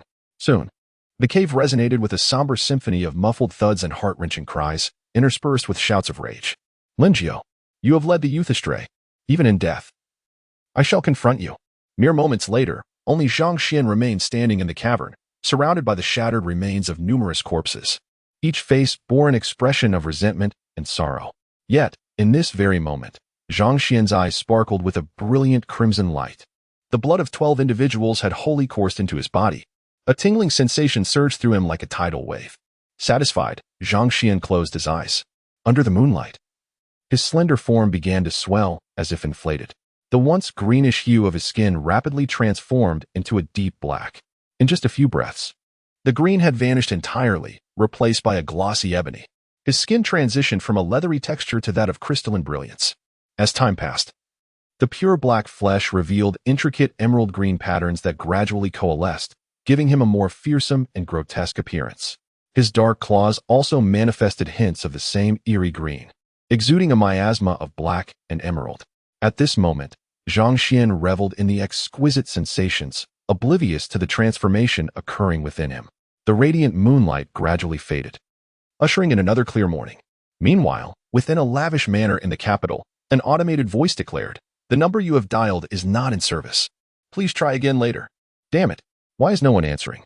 Do they wish for their demise? In a fit of rage, Lin Haoyan hurled his 8,848 phone with great force. Yet the voice, seemingly disconnected from the service area, continued to resonate. Lin Haoyan, already engulfed in fury, turned crimson with rage. Damn it, go to hell. With a swift stride, he seized the phone once more and hurled it forcefully away. The sound persisted, and in a fit of madness, Lin Haoyan began to kick it violently. Half a minute later, breathless and exhausted, he chose to surrender, gritting his teeth as he pressed the hang-up button, with his hands tangled in his hair. His expression was one of sheer insanity. At last, the world fell silent. But just then, the phone rang again. Lin Haoyan's eyes blazed with fury. Chapter 45, The Pinnacle of the Dark Zombie. A formidable physique. However, upon seeing the caller ID, he struggled to contain his anger. Did you not claim that the most elite assassins were dispatched this time? A chilling voice emanated from the other end of the line. We have abandoned this mission. The target far exceeds your description. Due to the erroneous information you provided, 2 of our teams have perished. The final payment and compensation amount to $500 million. Listening to the voice on the phone, Lin Haoyan was driven to the brink of madness. What? Are you out of your mind? You failed to capture the target and now you demand money from me? Dream on. Are you assassins truly this incompetent? You can't even handle a broke college student, and yet you blame my intelligence. Why don't you admit this broke college student is Superman? In response to Lin Haoyan's frenzied tirade, the voice on the other end remained eerily calm. Transfer the money within 3 days, or face the consequences. As the voice resonated, the busy tone of the phone abruptly filled the air. Damn it. Threaten me. Get lost. The 8848 in my hand once again made intimate contact with the ground. 2 hours later, Lin Haoyan's expression had softened somewhat, yet the room was now filled with several young women who had succumbed to unconsciousness. Hey, prepare $500 million for me. After hanging up the phone, Lin Haoyan slowly rose to his feet, fury blazing in his narrow eyes. Zhang Xuan, I refuse to believe that you will forever remain hidden from view.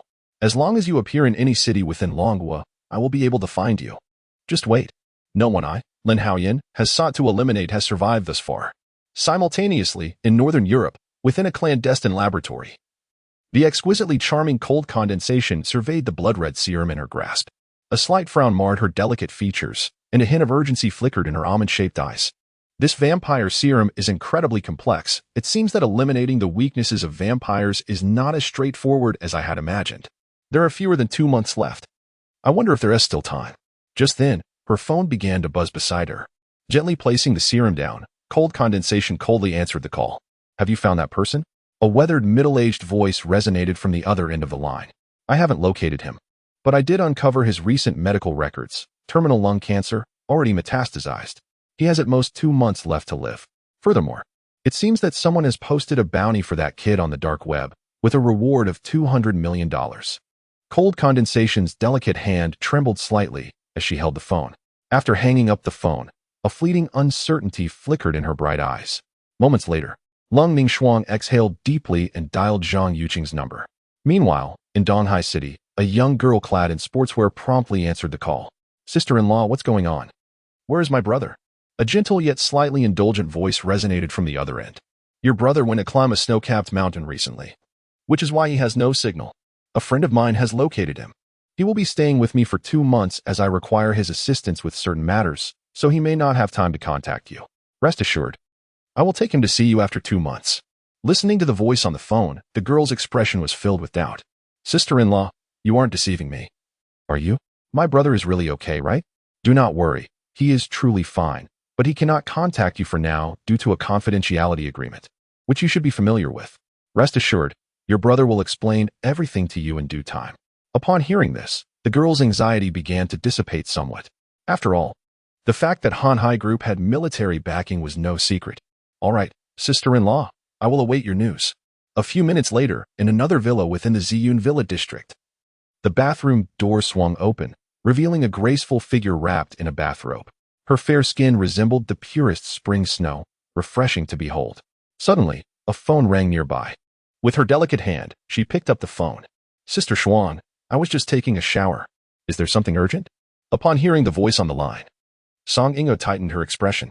Is it true? It shouldn't be. Late-stage lung cancer? Yet he appears quite healthy.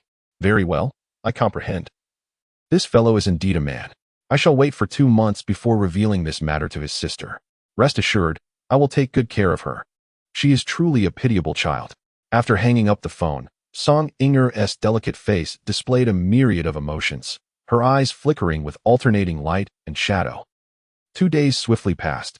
The night sky was adorned with countless stars, and the silvery moonlight was breathtakingly beautiful. At this moment, within a cave in the Taiying Mountains, Zhang Xuan suddenly opened his eyes. An eerie green light flickered in his blood-red slit pupils. He was slightly taken aback. His vision was astonishingly clear, even surpassing his previous acuity. The nocturnal environment did not hinder his sight. This must be a standard ability of a zombie. Moreover, his hearing had significantly improved, allowing him to clearly perceive the sound of the wind rustling through the trees. Splendid. Now, let us assess the recovery of my body. As Zhang Xuan concentrated, his dark, greenish claws slowly closed. However, the soft tissue remained beyond his control. Remarkable. The recovery of my body exceeds all expectations. Yet, I am unable to harness the formidable strength within my muscles. If speed alone is the goal, then jumping is swifter than running. At least I can conceal my identity now. I am no longer restricted to moving solely by hopping. But at that moment, a wave of confusion washed over Zhang Xuan. Something felt amiss. It seemed that something was not quite right. Quantity, indeed, is of utmost importance. This time, I have absorbed the blood of 12 individuals. However, when calculated, it surely amounts to far more than merely 3 times that of 4 people. The same blood provides varying energy to oneself. A wave of doubt washed over Zhang Xuan's mind. Yet, in the next moment, a realization struck him. Although the total volume of blood in every human body is roughly the same, its quality differs. That individual who soared into the air to meet his demise must have been a master of ancient martial arts. The quality of his blood far surpasses that of an ordinary person. Moreover, those several disciples, their blood too exceeds that of the average individual. It appears that in the future, I must endeavor to hunt down more practitioners of the martial arts. Alas, it is regrettable that I have not brought a mirror. I am now left unaware of my current appearance. After lying down for 2 days, Zhang Xuan slowly rose, the silvery moonlight cascading upon his form. However, upon standing, he was abruptly struck by a sense of alarm. Something is amiss. This is Chapter 46. Do not call me a zombie. Please refer to me as an ancestor. Gazing down at his feet, Zhang Xuan was engulfed in confusion. What is happening? Why does the ground seem a tad distant? Could it be that I have grown taller? Goodness! Is it possible that a zombie can stimulate the secretion of growth hormones, facilitating a second growth spurt? It feels as though I have increased in height by at least 20 centimeters. My clothes have been torn to shreds. Unfortunately, there are no mirrors here, leaving Zhang Xuan unable to admire his newfound and formidable appearance. The radiant moonlight continued to pour down. Zhang Xuan, towering like an iron pillar, now epitomizes an undeniably colossal figure. His height surpasses 2 meters and 20 centimeters. The skin enveloping his massive frame has transformed into a lustrous ebony hue. Bathed in moonlight, it shimmers with an ethereal glow, reminiscent of polished metal, akin to an armor of obsidian.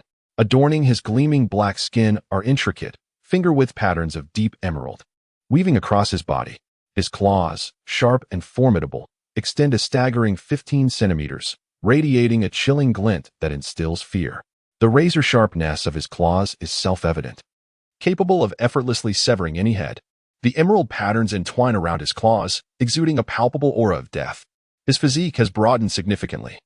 No longer does he resemble the pitiable mummy from earlier. Viewed from a distance, he resembles a towering monolith of polished obsidian.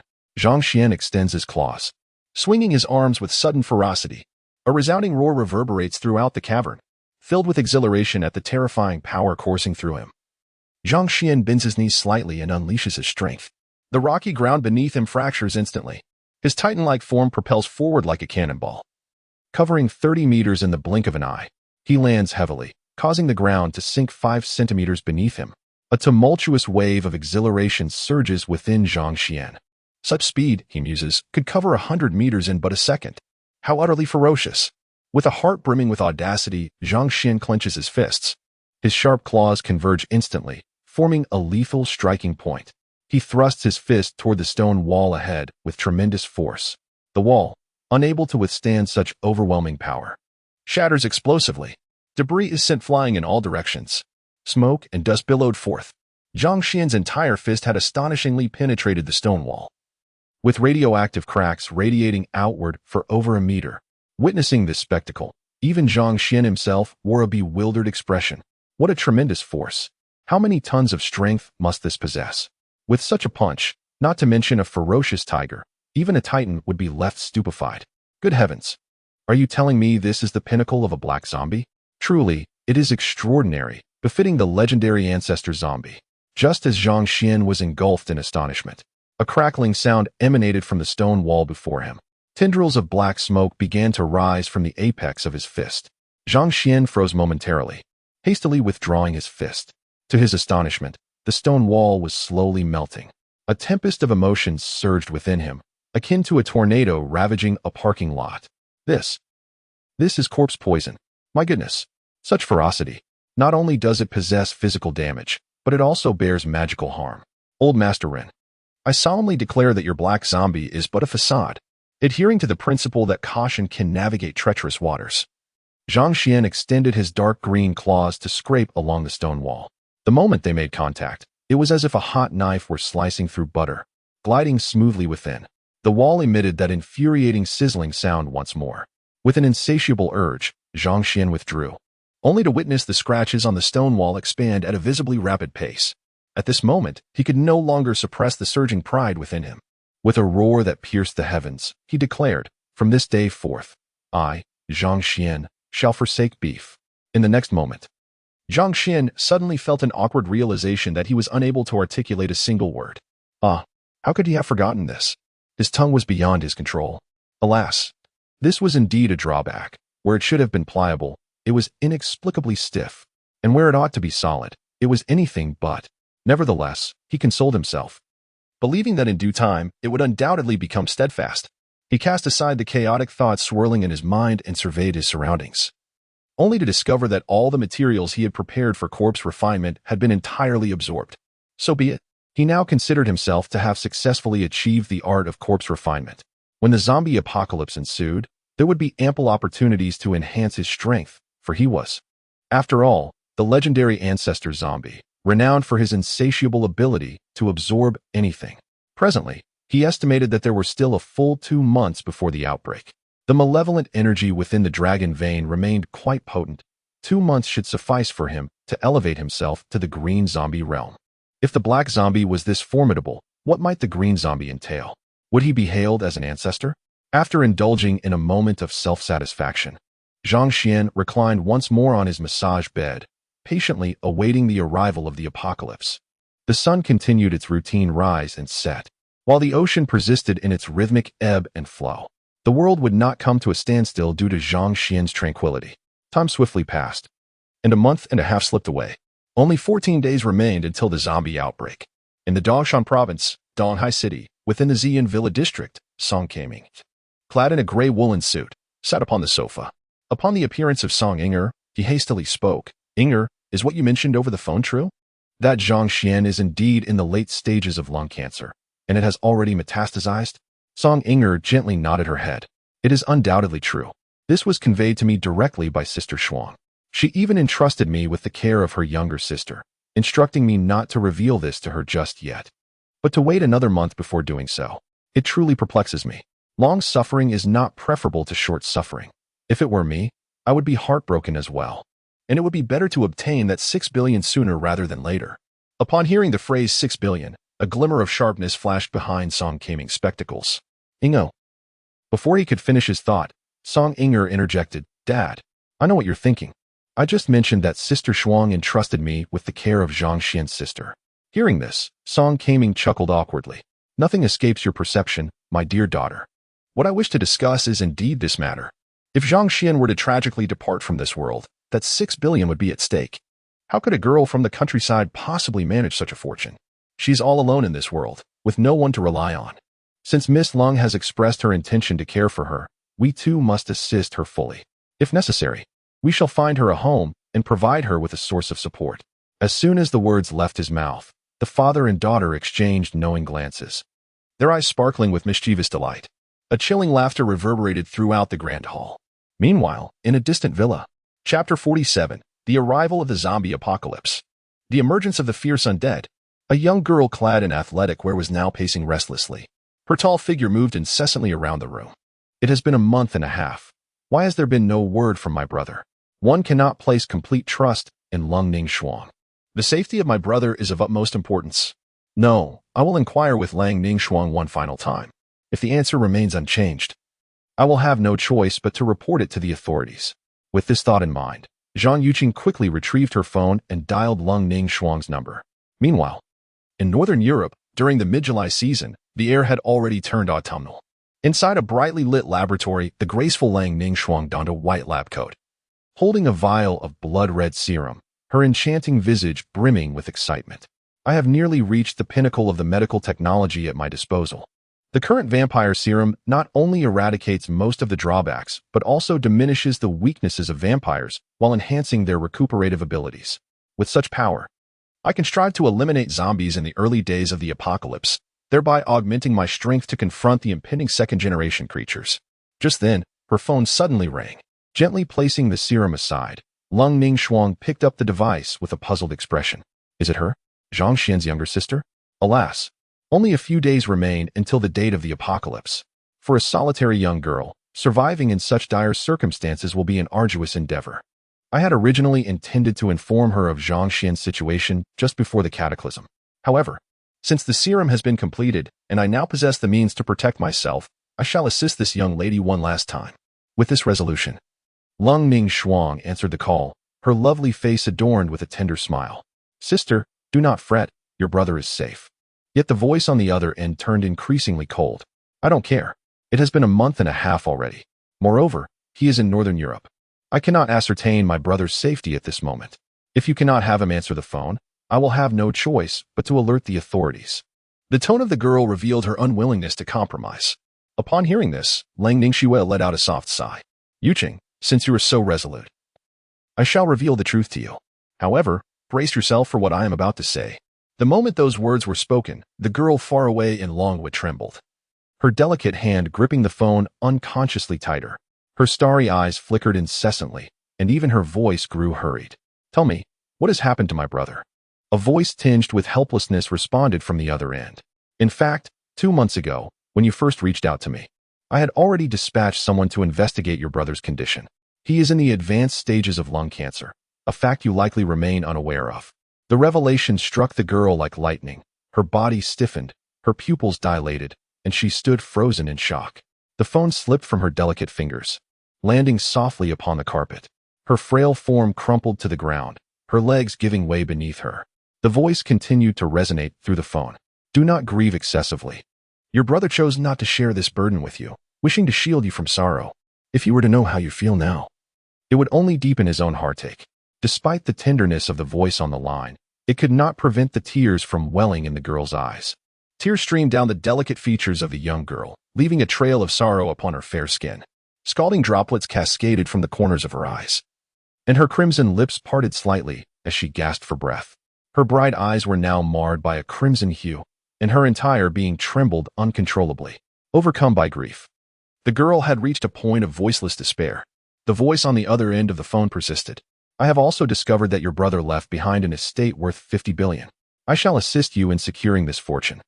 If you call me sister-in-law, I will acknowledge you as my sister, and I will arrange for someone to bring you to Northern Europe. I will take care of you from now on. Yet, at that moment, the girl's mind was a blank slate, incapable of absorbing any further words. Her eyes widened in disbelief, frantically shaking her head in denial. Brother, late-stage lung cancer? How could this be possible? It cannot be. My brother is strong and healthy. How could he be suffering from late-stage lung cancer? The voice on the other end continued, Sister, I understand that your brother is your only family, and this is a difficult truth for you to accept. However, it is indeed true. Your brother's medical records are at Donghai Hospital. He left alone to spare you the pain of worrying about him. You must gather your strength and not let him down. Listening to the chilling words of the caller, the last vestige of hope within the girl evaporated in an instant. Brother, brother. Her heart-wrenching cries echoed throughout the villa. Tears cascaded down her cheeks, shattering upon the floor. The sound of her heartbreak resonated like a painful crack. Memories of tender moments flooded her mind, each one more vivid than the last. Even now, she found it impossible to accept the harsh reality. It felt as though her brother had never truly departed. At that moment, 2 figures hurriedly entered through the door. It was Song Inger and Song Kaming.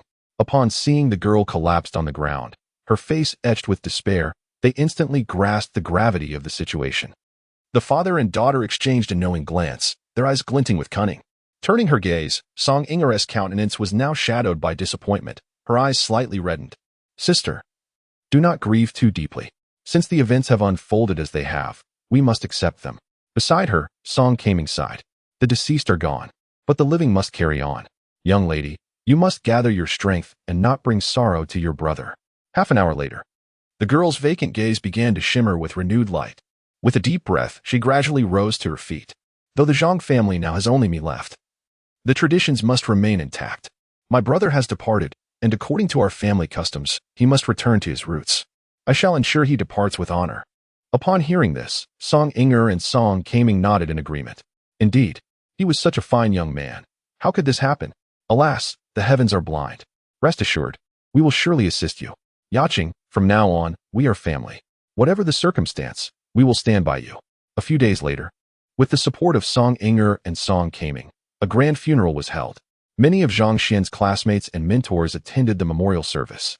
Upon receiving news of Zhang Xuan's demise, Fan Xiao, Zhao Yiming, and Li Minghai celebrated with glee. Even Lung Ningxuan attended the funeral, but this group dared not mock the occasion. After the funeral, Lung Ningxuan gazed helplessly at the girl before her.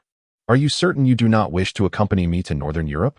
Although there are matters I cannot disclose to you at present, going to Northern Europe is undoubtedly the most suitable choice for you.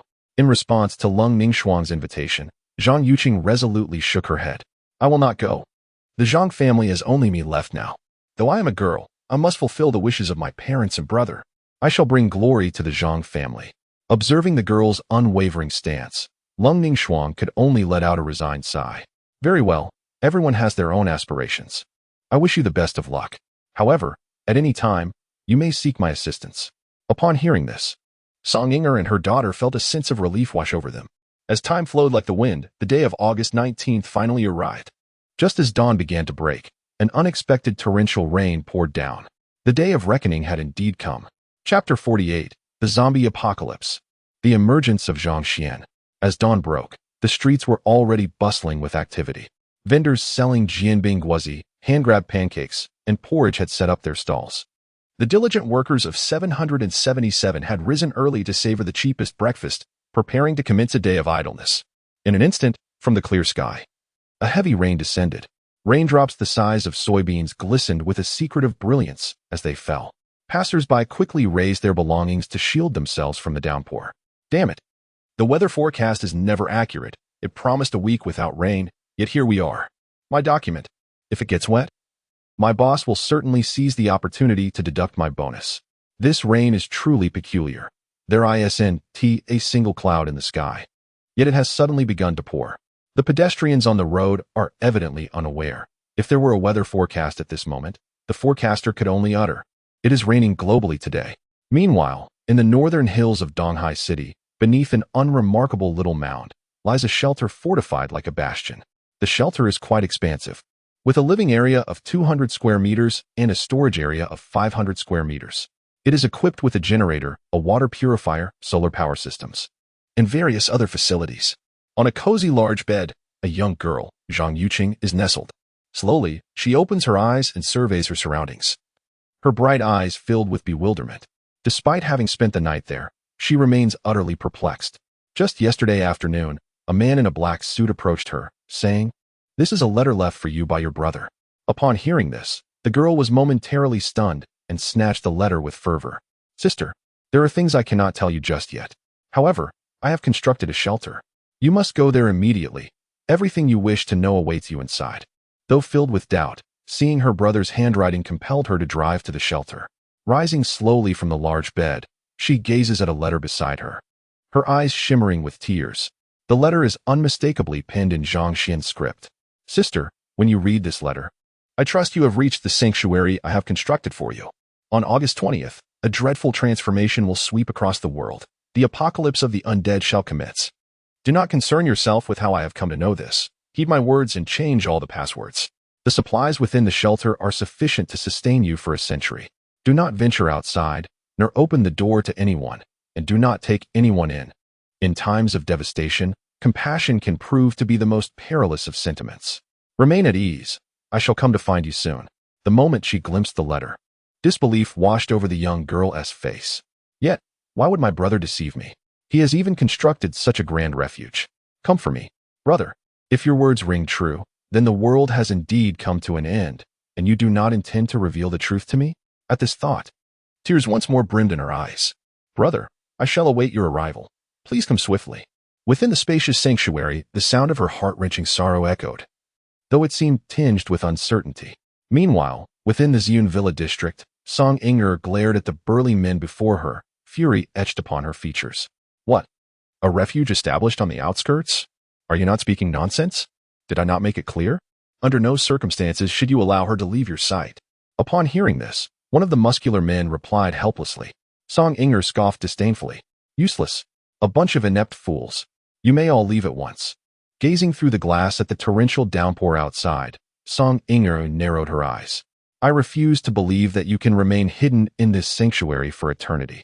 It seems the time for patience is past. Once she emerges, I shall devise a means to secure her marriage to my brother.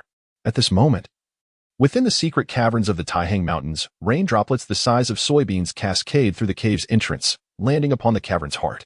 In the center of this cave lies an imposing figure, reminiscent of an iron tower, its skin now almost entirely transformed into a dark green hue, emanating a chilling, otherworldly glow. The dark green claws, glimmering like daggers, exude wisps of eerie green mist. Jagged fangs protrude menacingly, sending shivers down the spine.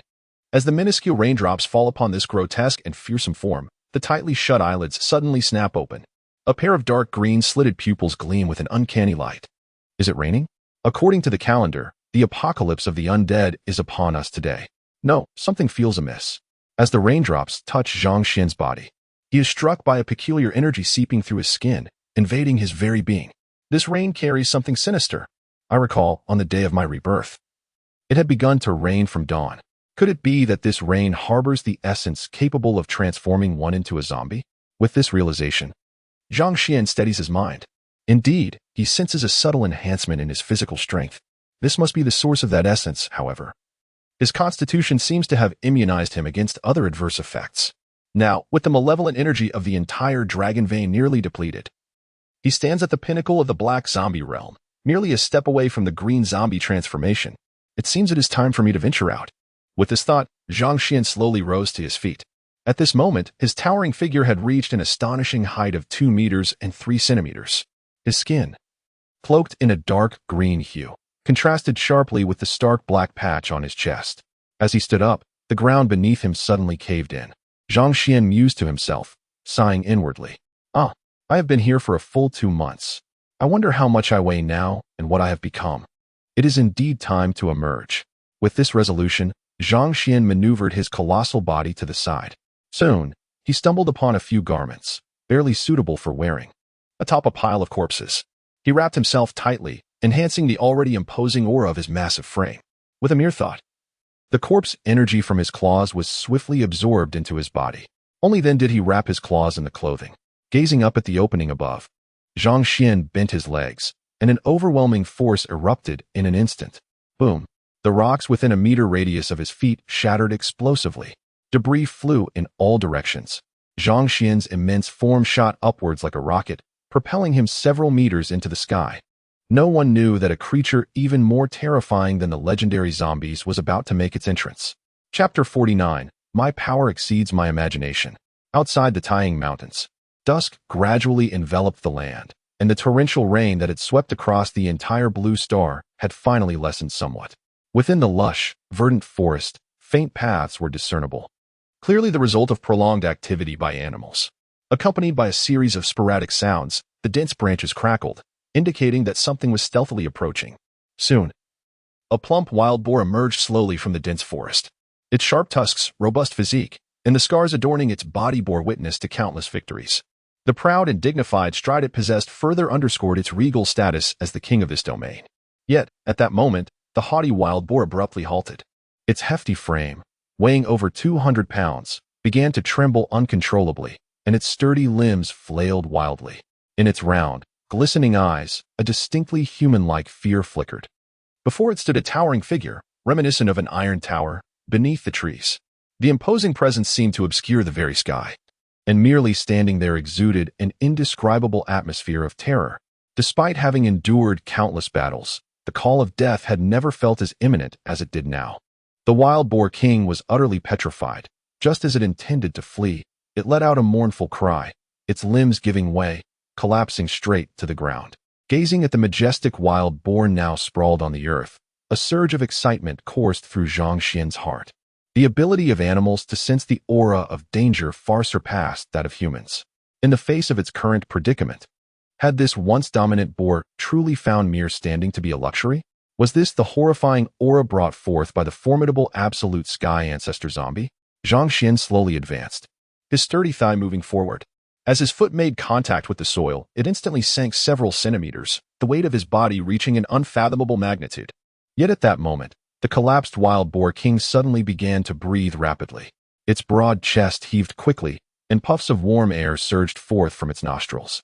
The pupils in his eyes suddenly dilated, revealing an eerie crimson hue. Zhang Xuan felt a slight shock within. What is this? Is it zombification? This situation mirrors the undead beings he encountered in his past life. Could it be that any creature caught in this rain will succumb to its influence, transforming into a bloodthirsty zombie? Very well.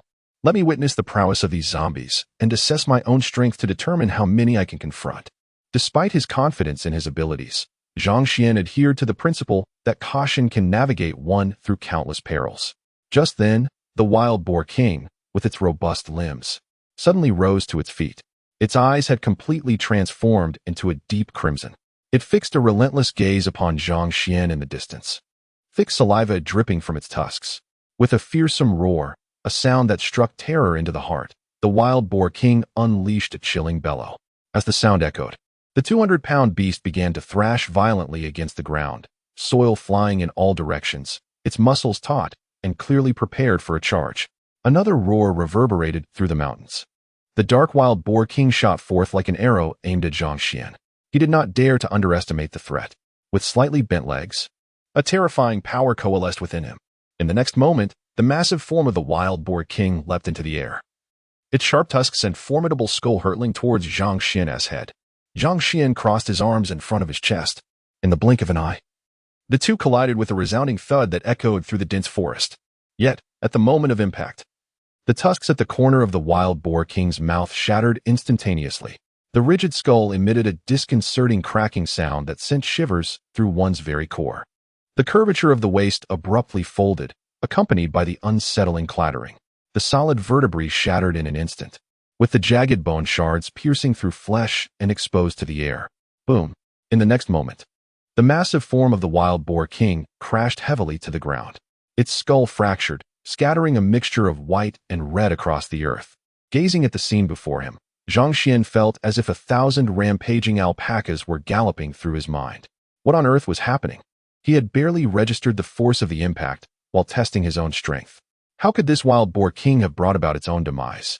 Was this creature truly a zombie and not merely a victim of rabid hounds? If zombies possessed such formidable strength, then he could only claim to be the ancestor of Yuan, ready to face 1,000 foes. Observing the lifeless body of the second elder brother of the wild, and guided by the principle of waste not, want not, Zhang Xuan shed the clothing from his claws. The eerie green talons swiftly pierced through the boar's thick hide. In the blink of an eye, the robust form of the second elder brother began to wither at an astonishing pace. Within an instant, the once plump figure had been reduced to little more than skin and bones. It was perhaps the most svelte existence in the entire history of the pig clan.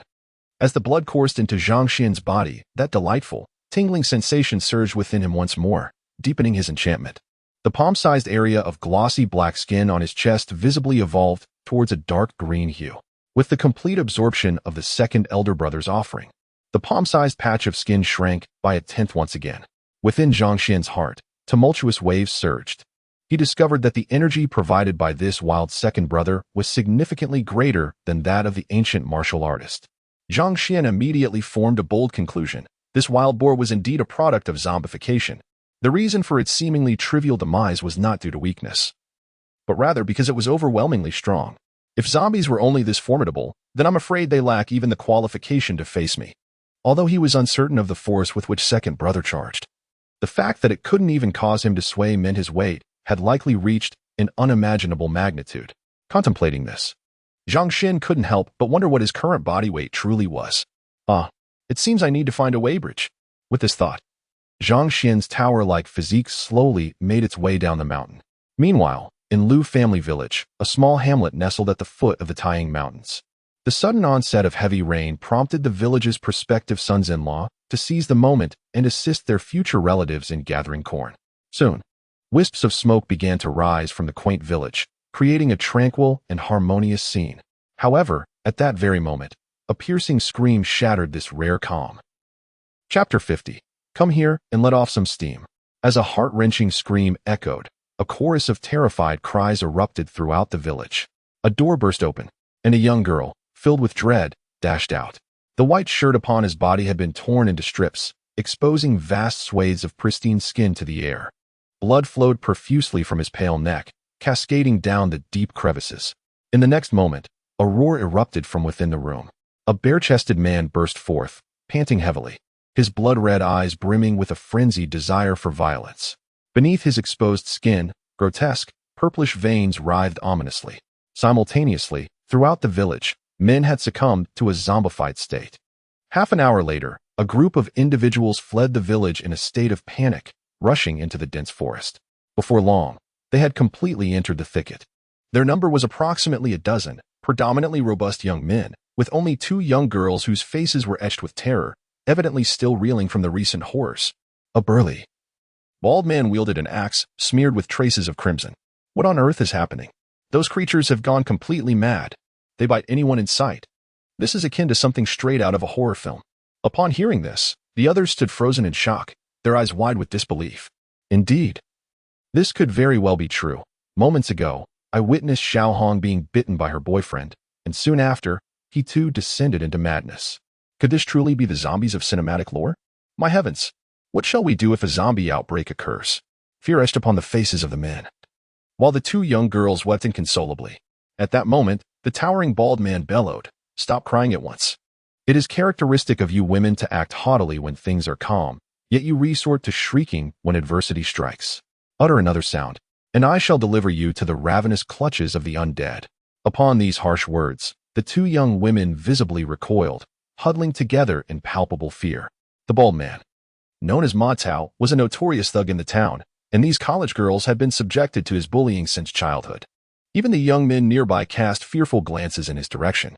Ma Tao surveyed the dense forest before him, his brow furrowed in consternation. Damn it! If there truly are zombies, the town is off limits. The population density is far too great. If they all transform into the undead, we would be torn asunder. Let's go into the mountains. With that, Ma Tao brandished his axe and began hacking a path into the wilderness. After a moment's hesitation, the others followed. Before long, the arduous mountain trail had taken its toll on the group, their bodies weakened by fear and exhaustion. Ma Tao slumped onto a large boulder. All right, everyone, take a breather. At his command, the others quickly took to the ground, seeking respite. The 2 remaining college girls huddled together for comfort. Their garments had been torn, revealing expanses of pale skin and slender legs to the open air. The young men around them cast furtive, lustful glances in their direction, realizing their state of undress. The 2 women quickly pressed their legs together, their bashful gestures only serving to inflame the passions of the onlookers. Ma Tao, seated on the boulder, was no exception, his gaze burning with desire as he ran his tongue over his parched lips. Hey, you 2, come here. Ma Tao raised his axe, pointing it menacingly at the 2 college girls. The menacing visage, coupled with the blood-stained axe, caused a tremor to ripple through the 2 university girls. Damn it, did you 2 not hear me? Come here. If you don't, I swear I'll cleave you in 2. Faced with the incessantly swinging axe, the girls stood up in sheer terror, trembling as they inched closer to Ma Tao. As Ma Tao surveyed the youthful and vibrant figures before him, a feverish desire ignited within him. Indeed, no wonder they visited the big city. They are truly exquisite. Those delicate lips, those long legs, that creamy complexion, far superior to the offerings found in the local salons. Meanwhile, several young men, sensing the gravity of the situation, turned their attention towards Ma Tao. At that moment, he raised the axe, pointing it menacingly at the 2 girls. I'm tired of this. You 2, come here and relieve my frustrations. Serve me well, and perhaps you'll have a chance to survive. The girls, no longer Na'vi maidens, instantly grasped Ma Tao's intentions. Anger surged in their beautiful eyes. Yet before they could utter a word, the young men nearby sprang to their feet. Ma Tao, what are you thinking? We're from the same village. You're nearly 40 years old. How can you stoop to such depravity? Do you really think you can act with impunity? What difference does your axe make? With so many of us, We could easily take you down. One young man, clad in athletic wear, picked up a nearby wooden stick, glaring menacingly at Ma Tao. Then turned to the girls. Jingjing, Lingling, do not be afraid. I am here. Upon hearing this, the two young ladies immediately cast appreciative glances at the young man. Observing the 9 young men before him, Ma Tao furrowed his brow, his expression oscillating between uncertainty and defiance. How audacious. This group of scrawny lads actually possesses some spirit. Humph. Do they truly believe I am powerless against them? In the next moment, Ma Tao grinned widely, a mischievous smile spreading across his face. What are you barking about? Those are merely zombies, and it is entirely possible that the world has descended into chaos. Who knows how long we can survive? And yet, here you are. Fantasizing about heroically rescuing a damsel in distress. Did your mother pinch your brain when you were born? Why not seize this opportunity for some uninhibited enjoyment? Rest assured. Once I have my share of fun, each of you will partake as well. Upon hearing this, the young men in front of him were momentarily taken aback, their expressions shifting between doubt and contemplation. The young man wielding a wooden stick furrowed his brow even deeper, clearly shaken by Ma Tao's words. Noticing the group's reaction, the two young ladies quickly directed their pleading gazes toward the young man with the stick. However, at that moment, he suddenly exclaimed, Ma Tao, what nonsense are you spouting? Others may fear you, but I do not. You will not lead us. Upon hearing this, the expressions of the two young ladies softened slightly. Yet, in the next instant, the voice of the young man with the stick rang out once more. Why should you be the one to enjoy first? There are 2 girls here. I want one too. With this declaration, Ma Tao's smile widened, his eyes gleaming with cunning. The 2 young ladies, meanwhile, stood in stunned disbelief, gazing incredulously at the young man with the stick. Ma Tao let out a cold chuckle. No problem. One for each. Others are queuing. Upon hearing this, 2 young girls were startled, and they instantly took flight. However, in the blink of an eye, they found themselves encircled by all present. Their emerald-hued eyes fixated on the girls, eagerly salivating. Just then, a deep voice resonated from the thicket. The crowd immediately tensed, turning their gaze towards the source of the sound. Yet, the next moment, they stood frozen in disbelief, their faces adorned with terror. Chapter 51. Spare None. The massacre. The dense underbrush was brutally parted. Suddenly, a chilling gust of wind swept through. Amidst the mournful whispers of the breeze, a colossal figure emerged into view. Striding with unwavering confidence, standing at an imposing height of 2 meters and 3 centimeters, it resembled an iron tower. Cloaked in a black hooded cape that enveloped its bear-like physique, the figure's face was shrouded by long black hair, rendering its features indistinguishable. Yet, merely standing there, it exuded an overwhelming aura of terror akin to a mountain. The onlookers' eyes widened in shock, their mouths agape in sheer fright. Their legs trembled uncontrollably, and even Ma Tao's grip on his axe quivered violently. What is this creature? Is it human? From where has this monster emerged? How can a person manifest in such a form? Could this possibly be a savage? The mere thought sent chills down the spines of several young men, prompting them to retreat in fear. Ma Tao's grip tightened around the axe. Despite the cold sweat pouring down his pockmarked face, he mustered the courage to bellow, "Hey, where did you come from? Do not feign the supernatural." Yet, the towering figure before them remained silent. At that moment, 2 young maidens exchanged a glance, resolute determination glimmering in their beautiful eyes. In the next instant, they unexpectedly sprinted toward the colossus, seizing the opportunity. "Elder brother, save us. They are attempting to force us. If you rescue us, we shall do anything for you." Compared to the prospect of contending with a multitude, the 2 felt it far easier to serve a single individual. In the blink of an eye, the maidens reached Zhang Xuan's side. Ma Tao, witnessing this, was consumed by rage, wildly brandishing his axe. "You, meddler, do not interfere. We are 10 strong here, while you stand alone. If you refrain from butting in, you may join us. These 2 women are fair game." Upon hearing Ma Tao's words, the 9 young men around them tensed. "Indeed, we are 9. No matter how strong he is, he remains but one. We wield weapons. What is there to fear?" With this thought, the group of young men slowly gravitated towards Ma Tao, their eyes fixed menacingly upon Zhang Xuan in the distance. The 2 maidens, observing the shift, grew anxious, casting pitiful, innocent glances at Zhang Xuan. They drew their arms closer, accentuating their alluring curves. "Elder brother, have mercy. They are villains. And you would not be like them, would you? If you save us, we shall do everything in our power to." Before their words could finish, the imposing figure before them sprang into action. A pair of arms suddenly shot upward, Before the two young maidens could react, excruciating agony surged from their chests, radiating throughout their bodies. The dark green claws swiftly tore through their garments, piercing their very hearts. The alluring curves of their forms were instantly flattened, shattered before our eyes. The dark green talons dripped with bloody entrails, a grotesque spectacle for all present. Gazing at this horrifying scene, Ma Tao and the others stood frozen in disbelief, their eyes bulging with shock. What in the world is this? As the crowd stared in stunned silence, the youthful and vibrant bodies of the two maidens rapidly withered away. In the span of a single breath, what had been enchanting forms transformed into lifeless husks. The withered faces bore an expression of bewilderment. Witnessing this brutal tableau, cries of terror erupted. Monster! Zombie King! Run! In an instant, the crowd unleashed piercing screams. Just as they attempted to scatter in panic, their legs betrayed them, trembling uncontrollably. Their desperate attempts to flee were met with sudden collapse upon the ground. The once ferocious Ma Tao now resembled a helpless child, crumpled on the ground, convulsing uncontrollably. A foul stench permeated the air, as he had lost control of his bodily functions. But at that moment, the towering figure unleashed an unimaginable force. The strength was beyond comprehension.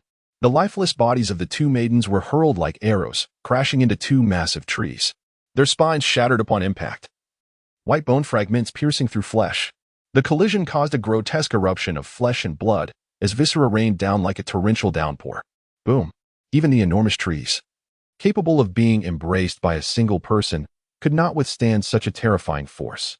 Amidst the swirling wood shavings, the tree trunks splintered apart, crashing heavily to the ground, sending tremors through the earth. Zhang Xuan scoffed inwardly. Humph! When one sacrifices others for their own gain, their life becomes an integral part of this sinister game. In an instant, the air filled with wood shavings and shattered flesh rained down upon the crowd. This apocalyptic scene struck terror into the hearts of all present. Gazing at the mangled human remains, a group of robust men emitted shrill screams akin to those of harpies. An indescribable dread permeated their very souls. The axe in Ma Tao's grip clattered to the ground. All were writhing like octopuses, frantic to rise and flee. Yet at that moment, a towering figure leapt into action. The ground reverberated as the immense form soared through the air, crashing down upon Ma Tao. Those colossal feet landed squarely atop his midsection. The once resilient ribs offered no resistance, producing a cacophony of cracking sounds. Boom! Under the terrifying force, the chest exploded like a watermelon struck by a cannonball. Fragments of bone scattered. Flesh flew in all directions. The internal organs were reduced to a pulpy mess. The body was cleaved in two. Strangely, not a single drop of blood spilled forth.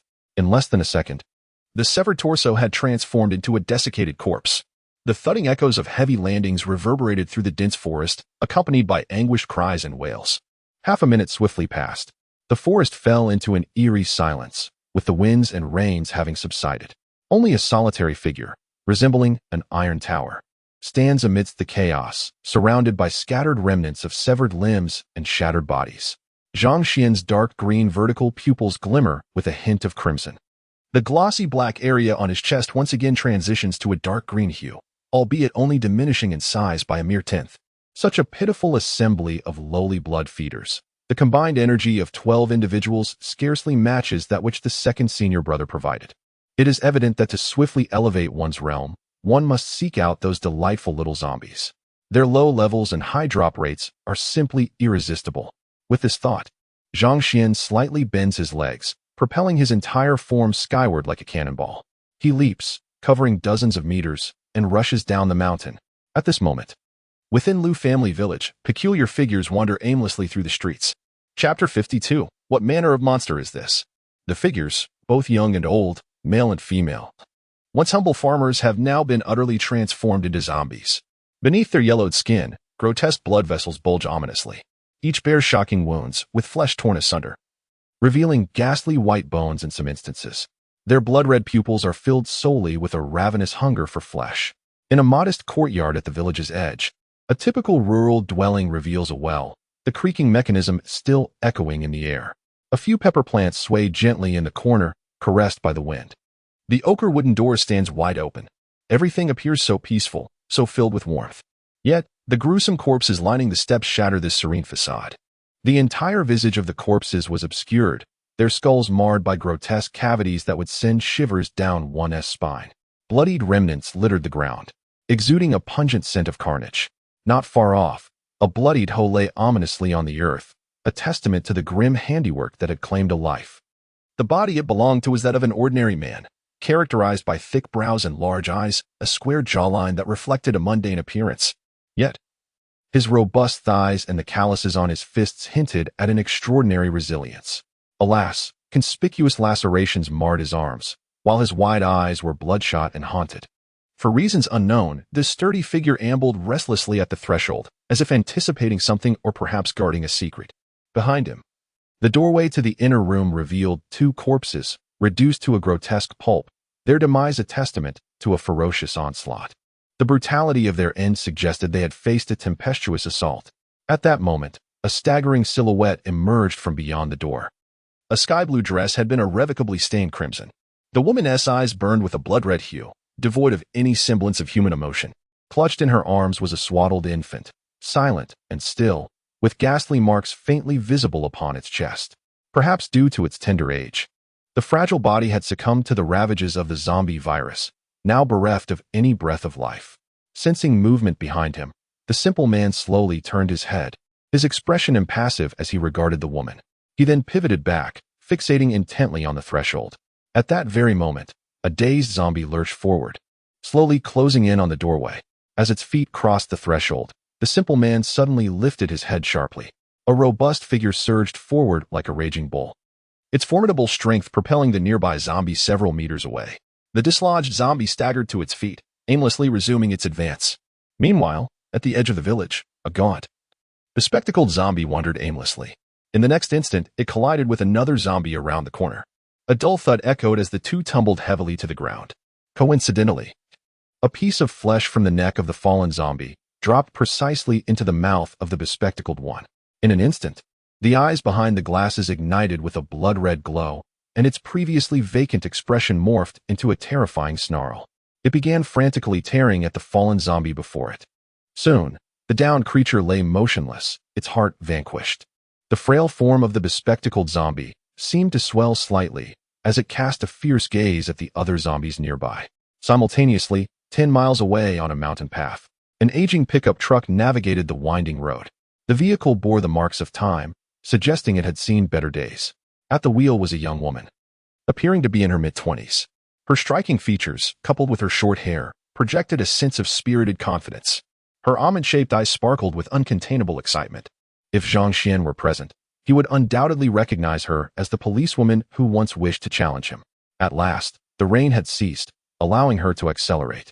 Her brother and sister-in-law must be anxiously awaiting her return at home. How inconsiderate of her brother not to even purchase a mobile phone. I wonder what my newly born nephew looks like. Surely, he must be adorable.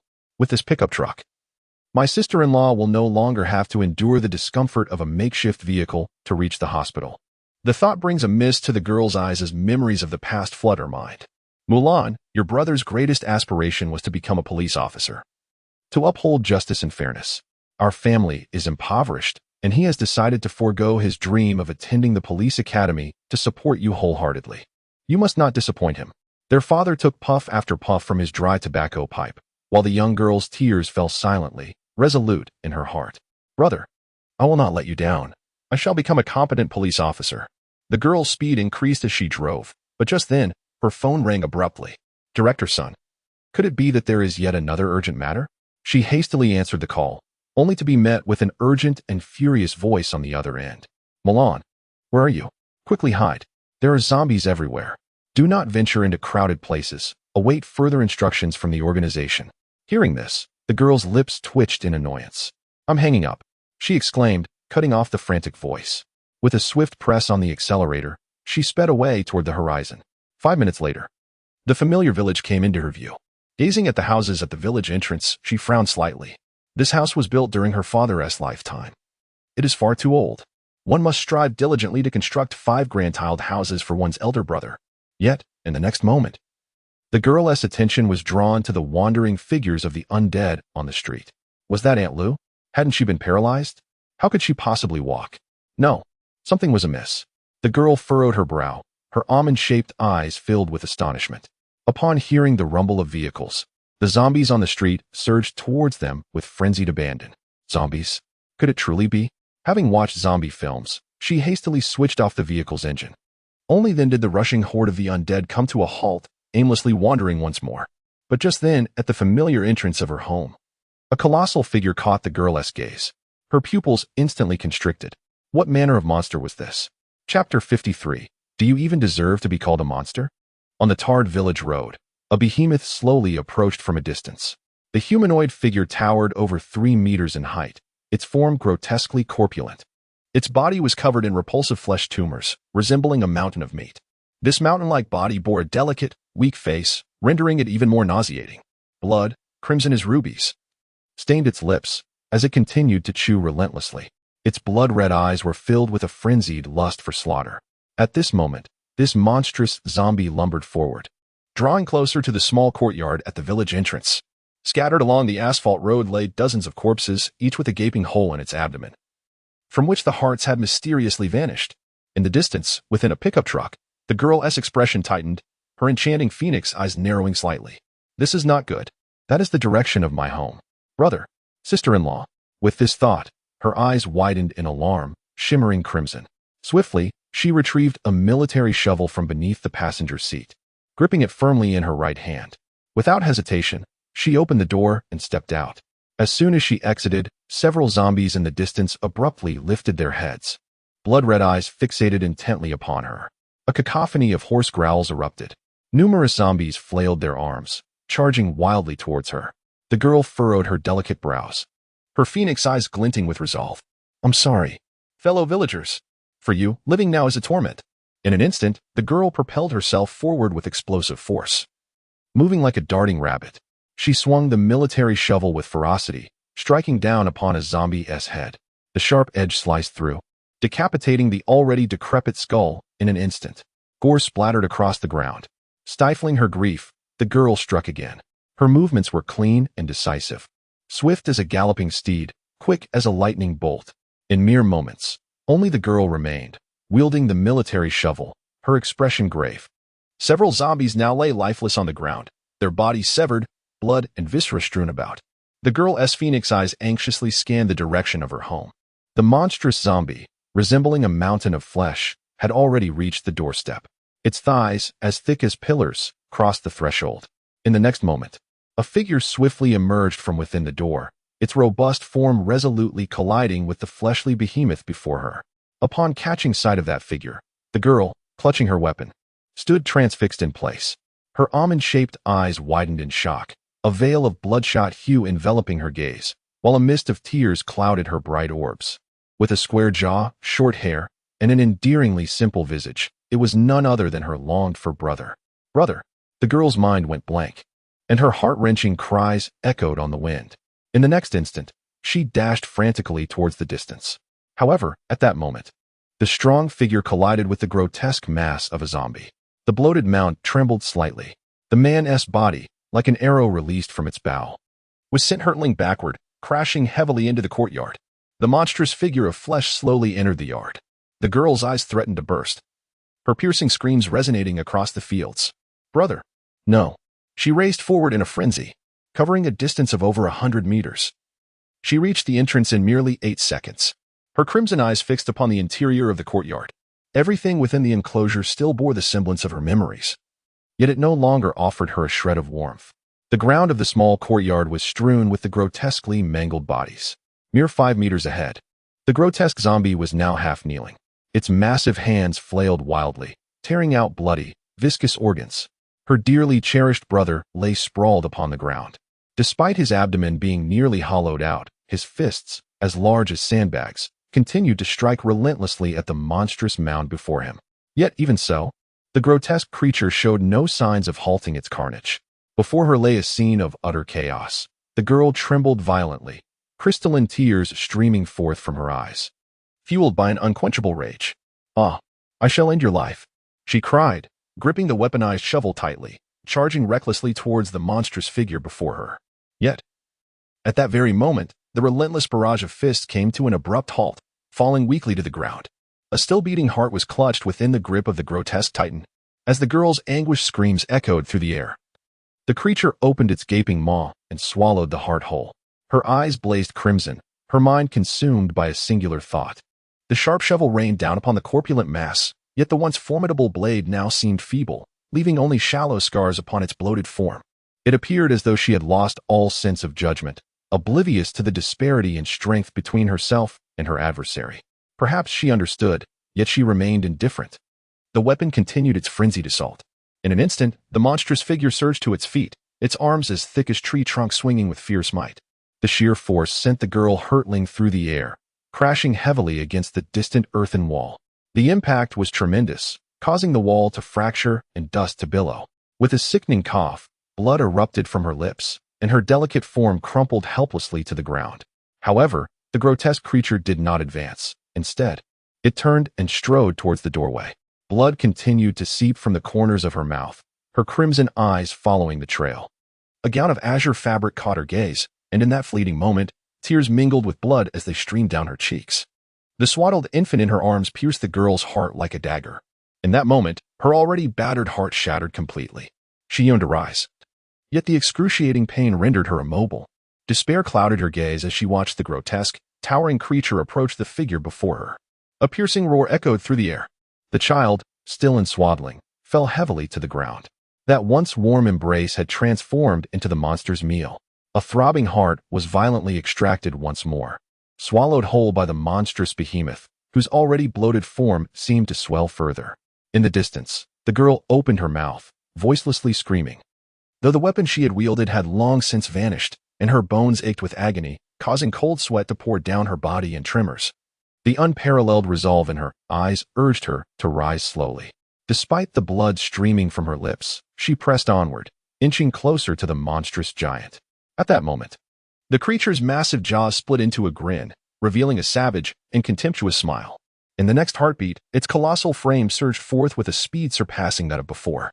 Before the girl could comprehend, the enormous beast was upon her. A powerful hand grasped her arm, lifting her effortlessly. The overwhelming force constricted around her, causing her face to flush and fresh blood to spill from her lips. Her phoenix-like eyes were filled with despair and self-reproach. Yet, at that instant, the monstrous behemoth halted, loosening its grip and allowing her to fall to the ground. The monster's face unexpectedly revealed an eager expression as it gazed towards the entrance. A chilling gust of wind swept through the courtyard. Chapter 54. You are also useless. Break through the green zombie. A spine-chilling sound reached the ears of a girl named Mulan. Thud, thump. A heavy footfall resonated from the ground, reverberating in the girl's mind like a war drum. Lying prostrate on the ground, she slowly directed her gaze towards the doorway. The sound of footsteps grew increasingly thunderous, and a formidable figure, towering like an iron tower, emerged at the entrance. Standing at 2 meters and 3 centimeters, with a robust physique, a menacing aura surged forth, causing the temperature in the courtyard to drop several degrees. Beneath the black cloak, glinting dark green claws filled the girl's vision. Her pupils constricted slightly, and the already dim light in her eyes vanished entirely, resembling a stagnant pool of water. Another zombie? What a terrifying creature. Am I destined to die? Brother, sister-in-law, and my nephew whom I met only once before parting forever. Dad, Mom. Mulan felt inadequate, disappointing you all. The despondent girl felt her body grow weak, collapsing to the ground, quietly awaiting the grasp of death. Yet at that moment, as she beheld the towering figure at the entrance, the bloodied face of the monstrous zombie contorted into a sinister grin. Its blood-red eyes were filled with frenzied desire as it stared at Zhang Xuan. An instinct deep within it told that if it could devour the distant figure, it would become even more powerful. However, the overwhelming pressure in the air also made it acutely aware of the extraordinary presence before it. As Zhang Xuan surveyed everything in the courtyard, a flicker of surprise surged within him upon noticing the girl on the ground. Is it her? The policewoman from the East Sea Development Zone? How could she possibly be here? Could this be her home? Without dwelling too long on these thoughts, Zhang Xuan's attention was drawn to the grotesque figure in the distance. Is that a zombie? How has it transformed into this monstrosity? Surrounding it were the lifeless bodies of other zombies. Could it be that infighting among their kind could enhance their strength? Goodness, its size is even more exaggerated than my own. Come on, now this poses a challenge. Let this creature test my current prowess. You are worthy of being my opponent. A surge of battle fervor ignited within Zhang Xuan. After 2 months of monotonous existence, he yearned solely for an exhilarating fight. Just then, the monstrous zombie let out a deafening roar. The instinctual desire to conquer overcame the primal fear. Its robust legs pounded the ground, propelling it toward Zhang Xuan with an unexpected swiftness that belied its size. In the depths of the girl's lifeless eyes, akin to stagnant water, a flicker of astonishment passed. Although this newly arrived zombie possessed sharp claws, its stature was considerably smaller, likely rendering it no match for the behemoth. What a pity! I shall not witness the demise of this creature before my end. With this thought, a sense of regret and unwillingness filled her heart. Meanwhile, as Zhang Xuan observed the rapidly approaching colossus, a tinge of disappointment crossed his mind. Such speed? You're rather underwhelming. It seems this zombie relies heavily on brute strength. Given its size, its power must be formidable. Come forth, do not let me down. Allow me to witness the might of the undead. With this thought, Zhang Xuan unleashed a tremendous force from his legs, releasing the terrifying power that resided within him. Boom! The ground beneath him suddenly caved in, fissures spreading like veins beneath his feet. Accompanied by a deafening roar, Zhang Xuan's body shot upward like a cannonball. His massive feet, imbued with all his strength, descended upon the flesh mound below. In the blink of an eye, those colossal feet reached the top of the zombie's head. With an overwhelming force, they crashed down. The instant of contact saw the small head of the flesh mound shatter like an eggshell. Flesh and blood erupted forth. Before Zhang Xuan could react, his body pierced through the flesh mound like a sword. The sturdy spine was instantly pulverized by the ferocious power. An immense force radiated outward. The once solid mound of flesh exploded, showering the courtyard with a rain of white, bloody remnants and dismembered organs, cascading like petals from a celestial maiden. The entire yard was engulfed in a deluge of blood. Boom! Another resounding crash echoed as Zhang Xuan's iron-like body landed with force. As the ground collapsed, dust billowed into the air. The very earth trembled, causing the already precarious earthen walls to collapse in an instant. The violent tremors left the young girl on the ground wide-eyed, her gaze filled with disbelief. Her mind blank, she could scarcely comprehend the spectacle unfolding before her. How is this possible? This monster has perished just like that? His skin, which moments ago had resisted the onslaught of a military shovel, now lay defeated. Was he truly crushed to death by this newly emerged zombie, as casually as one might squash an ant? How could this creature possess such formidable strength? It was utterly despairing. Gazing at the puddle beneath him, Zhang Xuan's mind was flooded with a torrent of frustration. Is this truly how one meets their end? Are you made of clay? Alas! Given the opportunity, you proved utterly useless, an impressive faade, yet lacking substance. Just then, Zhang Xuan suddenly felt a powerful surge of energy merging into his being. This energy was astonishingly more potent than that of his second elder brother, exceeding it by at least tenfold. Strangely, this force was intertwined with a unique essence, nourishing every cell within him. Zhang Xuan was taken aback. Could it be that defeating a zombie not only allowed for the absorption of its blood energy, but also provided a specialized enhancement? The legendary ancestor zombie truly absorbs all. It is indeed real. If that is the case, this particular zombie is renowned for its strength? Goodness, it is not that the enemy is feeble, rather, I am the one who is extraordinarily powerful. As he experienced the continuous digestion of energy within him, Zhang Xuan could not help but feel exhilarated. The energy he absorbed was more than sufficient to elevate him to the green zombie tier. If his peak as a black zombie was already so terrifying, what monstrous form would he assume upon breaking through to a higher realm? Truly absurd. Yet, I relished the thought. With this in mind, Zhang Xuan slowly turned around. The girl on the ground gazed at Zhang Xuan with a face full of terror. How frightening. The zombie apocalypse had only just begun. Yet such a terrifying entity already existed. However, it was precisely because of him that she felt a sense of vengeance fulfilled. To perish at his hands would grant her peace in death. With this thought, she slowly closed her eyes. The heavy footsteps echoed once more, drawing ever closer to the girl. Though she had resigned herself to death, her delicate frame trembled involuntarily. In the face of mortality, true composure eludes everyone. Yet, at that moment, the footsteps began to fade into the distance. The girl abruptly opened her eyes, realizing that the figure of the Reaper had vanished from the doorway. What an unusual zombie. Perhaps he is unlike the others? Zhang Xuan contemplated as he traversed the street. Whether one survives is determined by one's own fate. Choosing not to kill you is the last vestige of my goodwill. Half an hour later, in a grove at a distance from Lu family village, Zhang Xuan's towering figure appeared. The deep black hue on his chest was rapidly diminishing. A terrifying power was awakening within his entire being. In the next moment, the blackness vanished entirely, transforming his body into a dark green hue. Zhang Xuan's form emitted a series of cracking sounds. Chapter 55. Evolution once more. The terror of corpse chi. As the cracking sounds resonated, Zhang Xuan's already colossal figure surged in size once again. Every cell within his body roared with unrestrained vigor. The tightly fitted clothing he wore was instantly torn asunder, revealing the dark green skin beneath. It became apparent that the layer beneath this verdant exterior was undergoing a gradual transformation. From a microscopic perspective, the cells beneath the surface were crystallizing. At that moment, the pair of sharp, dark green claws surged dramatically in size.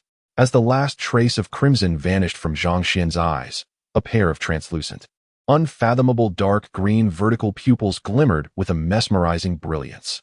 However, in the next instant, a wave of dark green corpse energy began to emanate from Zhang Xuan's body.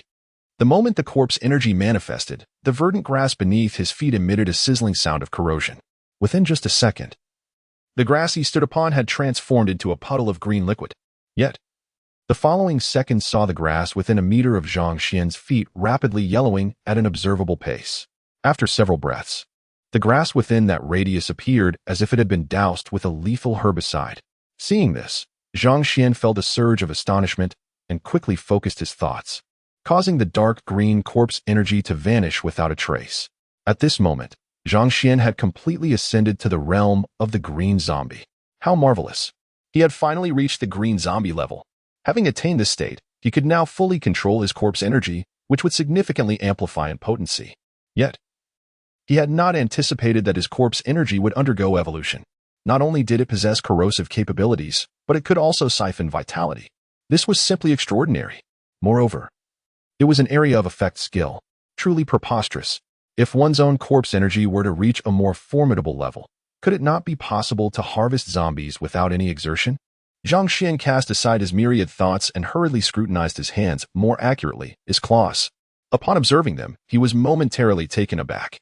His hands now bore almost no semblance of human characteristics, save for 5 fingers. The dark green claws emitted a faint, eerie glow, with the longest claw nearing a length of 20 centimeters, resembling the fearsome talons of a dragon. Gazing at the familiar figure of his companion of over a decade, Zhang Xuan felt a pang of sorrow. The craftsmanship he had honed for years seemed destined to be bid farewell. In the next moment, he lifted his gaze, scanning his surroundings. A tranquil pond came into view, and a flicker of anticipation surged within him. Since his transformation into a zombie, he had yet to behold his own visage. No, I must take a look. It's utterly unacceptable to remain in ignorance. With this thought, Zhang Xuan leaped forward, sending the soil flying as he traversed nearly 100 meters to reach the pond's edge. Clearly, this was a reservoir, the water shimmering in a brilliant blue hue. Zhang Xuan leaned forward slowly, his heart brimming with expectation as he gazed at the water's surface. However, the moment he glimpsed his own reflection, he was left utterly stunned. Is this truly a zombie? How magnificent it appears. Before him, the pond's surface revealed a figure as imposing as an iron tower. The dark green skin glimmered under the sun, radiating a chilling brilliance, while muscles rippled across his entire form. Like a humanoid tank, 2 formidable fangs, each measuring 5 centimeters, protruded from the corners of its mouth. A dark golden mark glimmered ominously between its brows, radiating an unusual brilliance. Zhang Xuan gazed at his formidable visage, a blend of terror and majesty, and felt a profound sense of satisfaction. It was undeniably imposing and fearsome, yet not repulsive in the slightest. Truly, as the supreme ancestor of the undead, even his appearance was of the highest caliber. With a sense of contentment, Zhang Xuan shifted his form, contemplating the distance that lay ahead. He was nearly 1,000 miles away from Donghai City. At his current pace, if he traveled at full speed, it should only take him a single day. However, given the outbreak of zombies, the military would certainly not remain passive. Traveling so brazenly could easily attract their attention, and he could find himself facing a swift demise. No, it was best not to be too conspicuous. In this apocalyptic world, trust was a rare commodity. From the moment Zhang Xuan chose to embrace his existence as a zombie, he understood that he was destined to fight alone. He had become an independent entity, devoid of any affiliation to a group. In a world ravaged by chaos, Absolute trust was an illusion, no exceptions. After the dissolution of order, only primal instincts remained. Suddenly, a bright thought flickered in Zhang Xuan's mind. If memory served, there was a way station not far from the road nearby, perfect for gauging his weight, although he had no idea just how terrifying the number might be. However, Zhang Xuan understood that in this world, there existed no scale that could measure his weight. The only instrument capable of gauging him was the weighbridge. With this thought, Zhang Xuan, towering at 2 meters and 5 centimeters, navigated through the dense forest, striding towards the distance. Meanwhile, a few kilometers away, by the roadside, stood a steel-welded billboard, prominently displaying the words "Way Here." Beside the weighbridge, 3 tiled houses stood with their doors wide open. A middle-aged man, utterly transformed into a zombie, aimlessly wandered about. Within the rooms, 2 figures could be vaguely seen, presumably the man's wife and daughter. Near the weighbridge, several dump trucks were parked, while a few zombies clad in construction vests meandered around the vehicles. Beneath one of the dump trucks, a pair of terrified eyes scanned the surroundings. "Old Wang, Old Li, how have you all turned into this ghastly form?" he thought. "Attacking anyone in sight. This is just like the zombies in the movies." With this realization, the astute man remained motionless, fixated on the wandering undead. Just then, the ground emitted a deep rumble. Boom. Accompanied by the sound, a figure as formidable as an iron tower leapt forth from the forest, landing solidly on the ground. Boom. The earth trembled violently, dust swirling into the air. Upon hearing this sudden noise, the man hiding beneath the truck felt his pupils constrict. What on earth was that explosion? Could it be the military? However, in the next moment, the bald man noticed that the surrounding zombies were hastily rushing towards the source of the sound. Upon witnessing this scene, the bald man was filled with uncontainable joy. Gripping the car keys tightly, he crawled out from beneath the vehicle.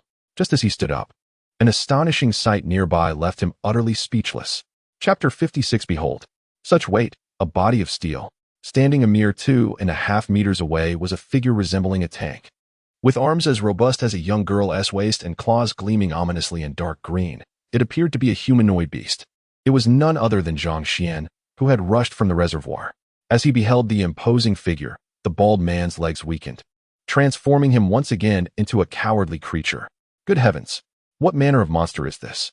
Just by observing his stance, I can tell he possesses extraordinary strength. However, there are still over a dozen zombies here. Once they engage, I must hastily flee in my vehicle. At that moment, Zhang Xuan slowly lifted his head, his eerie green slitted pupils surveying the approaching horde of zombies. A palpable aura of ferocity permeated the surrounding air. Beneath the vehicle, the bald man clenched his fists, his eyes ablaze with fervor. "Come on, what is there to fear with so many of you? If one falls, another will take its place. Hurry!"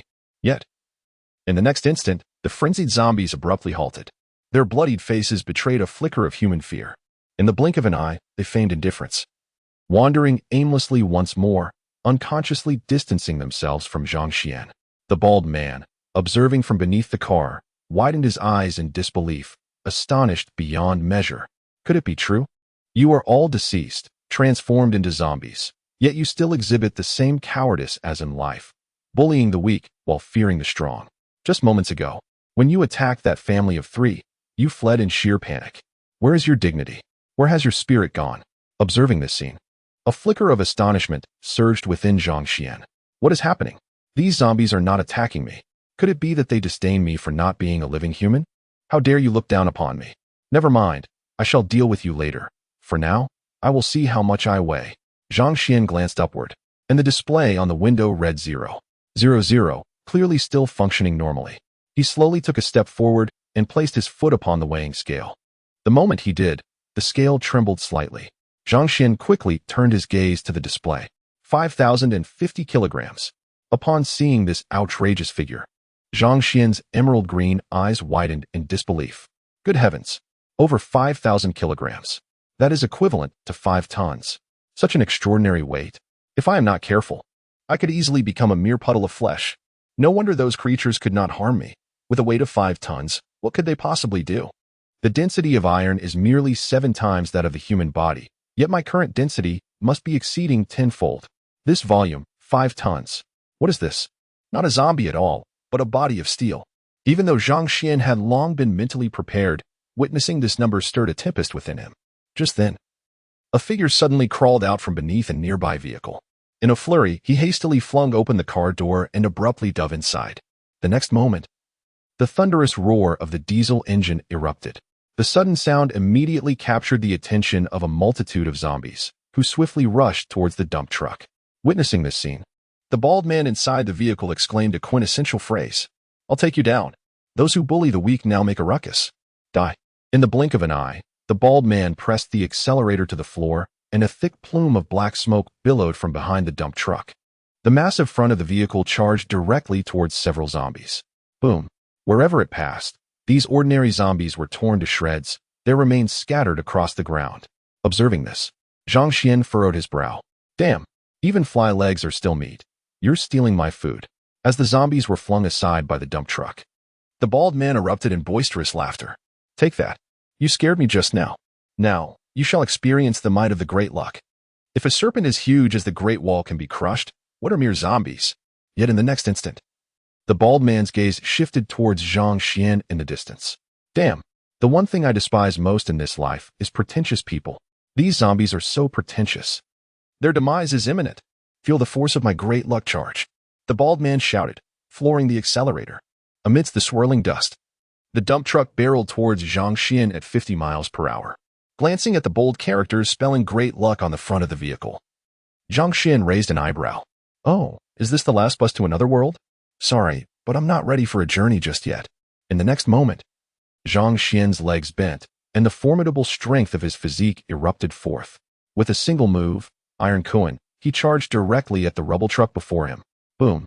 Accompanied by a deafening crash, Zhang Xuan remained utterly unyielding, while the front of the truck was instantaneously dismantled. The immense inertia caused the rear wheels of the truck to lift high into the air, scattering various components in a chaotic frenzy. The bald man, who had not managed to fasten his seatbelt, was left in a state of stunned disbelief. Yet, in the next instant, he uncontrollably executed a wall slam that shattered the glass, propelling his entire body outward. The heavy impact against the stone wall several dozen meters away resulted in an explosive rupture, leaving a sanguine inscription on the surface. At this moment, Zhang Xuan had wedged himself firmly against the front of the truck. With a sudden surge of strength, he caused the 10-ton rubble truck to reverse abruptly. Gazing at his handiwork, Zhang Xuan felt a surge of exhilaration. With the current strength of his body, unless faced with specially designed armor-piercing rounds, it would be impossible to breach his defenses. Do not call me a zombie. Refer to me as a being of steel. Meanwhile, the scattered zombies fell silent once again. Driven by humanitarian principles, Zhang Xuan chose to assist them in escaping this boundless sea of suffering. As he assimilated with them, several zombies swiftly transformed, evolving into mummified corpses. However, Zhang Xuan felt a twinge of frustration. The energy provided by these ordinary zombies was woefully insufficient, far inferior to that of the black zombies. Relying on these useless beings to become a powerful entity would likely require the lives of thousands. No, he must seek out those mutated creatures. Their strength may be lacking, yet their drop rates are significantly higher. Nevertheless, he must hasten to the location where his sister awaited. With this thought, Zhang Xuan suddenly leaped, once again plunging into the dense forest. Meanwhile, in the outskirts near Donghai City, beneath an unremarkable little hill, a hidden sanctuary lay concealed. A girl clad in sportswear was reclining on a large bed. Beside her rested a photograph. The image depicted the two siblings atop Mount Tai, gazing at that familiar visage. Tears involuntarily welled in the corners of her eyes. Brother, it has been 2 months. Why haven't you come yet? You deceived me. You great liar. The emotions that the girl had long suppressed finally erupted. In an instant, tears cascaded down like a rushing torrent. Just then, her phone unexpectedly rang. Chapter 57. The Awakening of the Dormant Bloodline. Upon hearing the ringtone, the girl abruptly sat up, her swollen eyes fixed intently on the phone screen not far away. At that moment, she desperately wished for the screen to display a 2-character contact name. Alas, fate was unkind, as the name that appeared was that of Lang Ningfang. Taking a deep breath, she wiped away the traces of her tears. She answered the call. Yuching. Can you hear me? The voice on the other end was distinctly anxious. The girl nodded slightly. I can hear you. What is the matter? That's good. It means basic communication is still functioning. You didn't go outside in the rain, did you? No. That's wonderful. Yuching, do not speak now. Just listen to me. You may have already noticed, there are creatures resembling zombies on the streets. Do not doubt it. They are indeed zombies. Moreover, it is not merely here. The entire blue planet has transformed into a paradise for the undead. I now present you with two choices. 1. Remain in a sanctuary of absolute safety and refrain from venturing outside, awaiting my arrival. The second option, seize the weapon at your side and embark on a hunt for these zombies. Vanquishing them will bestow upon you a unique energy, facilitating the evolution of the human body. Presently, the lower-tier zombies are easily dispatched. Merely shatter their skulls. Furthermore, do not place your trust in the words of anyone during this apocalyptic era. At this juncture, the signal abruptly cut off. Listening to the voice emanating from the phone, the young girl's eyes widened in disbelief, filled with incredulity. Zombies? Are they not mere figments of cinematic imagination? How could they manifest in reality? Despite her profound confusion regarding the words of the cold, distant voice, she comprehended that such a trivial jest could not possibly be the case. Moreover, her brother's letter had explicitly warned her against leaving the sanctuary and cautioned her to trust no one. At this moment, the girl's heart began to reluctantly accept this absurd notion. If a zombie apocalypse truly existed, then her brother's construction of this refuge would indeed make sense. But how could he have foreseen such a calamity? Could it be, as penned in novels, that her brother is a reincarnate? Contemplating this, the girl sprang to her feet in excitement. If her brother were a reincarnate, then surely. Yet, as she recalled the grim report of late-stage lung cancer, the flickering hope within her heart was extinguished once more. What good would a reincarnate do? Could he truly cure cancer? Tears once again welled up in the young girl's beautiful eyes. Regardless of the circumstances, my brother built this sanctuary for my sake. I must muster my spirit. If he were here, he would wish for me to remain steadfast. The girl's gaze wavered, filled with contemplation. In the next moment, she rose slowly, casting her eyes towards the adjacent tool room, her bright eyes shimmering with unwavering determination. I, a descendant of the Zhang family, shall never be one to cower in the face of danger. Henceforth, I shall restore the former glory of the Zhang clan. Father, mother, brother, ancestors, hear my vow. From this moment forth, I shall no longer be known as Zhang Yuling. I shall be Zhang Yuchun. Brother, I shall carry forth your aspirations and revive the splendor of the Zhang family amidst this apocalyptic world.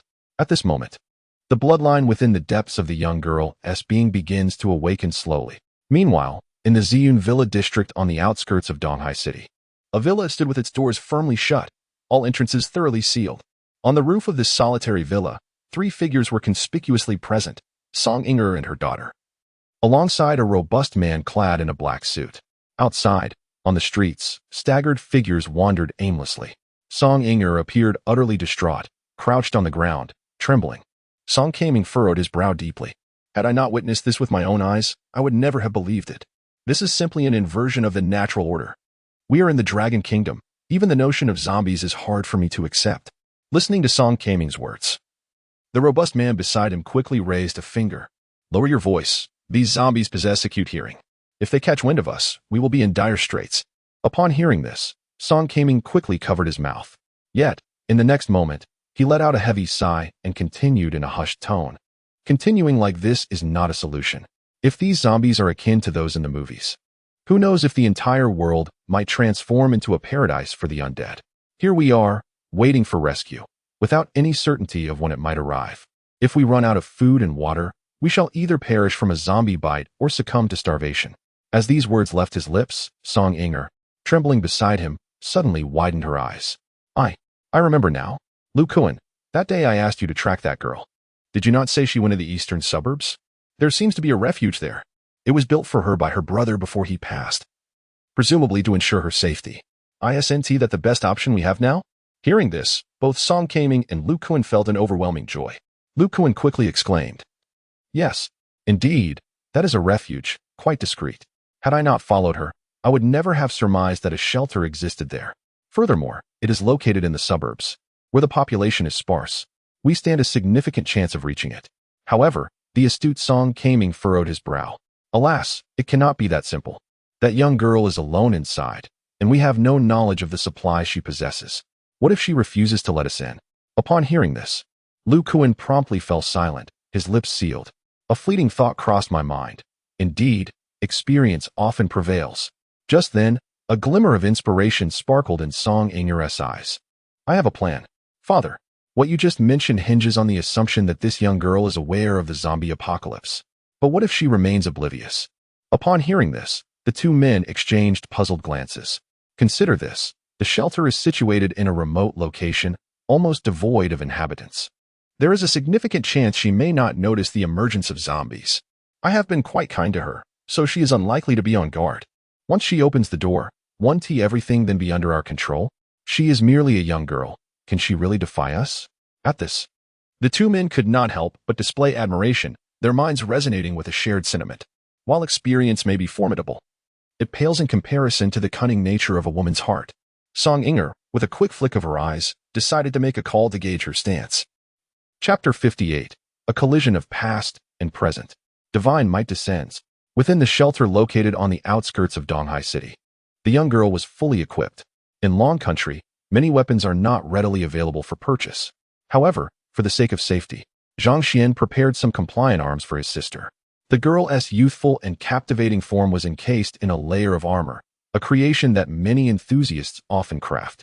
The armor Zhang Xuan provided was made of high-performance carbon fiber material. Despite being full-body armor, it remained remarkably lightweight. Determination shone brightly in the girl's eyes. In her left hand, she wielded a titanium alloy axe, and in her right, a carbon fiber defensive shield, a striking juxtaposition of ancient and modern. Just then, the phone nearby rang. It was Song Inger. It seemed she had not yet fallen victim to the zombie infection. What could she want from me? Upon answering, her voice came through, tinged with urgency. Yuchun, where are you? The young girl's brow furrowed with concern. I'm outside. What's wrong? I'm relieved to hear you're safe. I promised your brother I would look after you.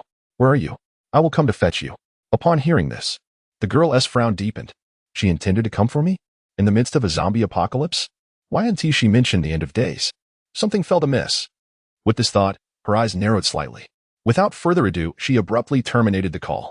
At that moment, within the Ziyun Villa district, Song Ingo listened to the busy tone echoing from her phone, her delicate features darkening with displeasure. Song Kaming and Lu Kuan exchanged worried glances, evidently relying on Inger as their pillar of strength. With narrowed eyes, she glimmered with determination. This was her chance. As long as she remained unaware of the zombie threat, there was a significant possibility she would open the door for us. Remaining here would lead to certain doom.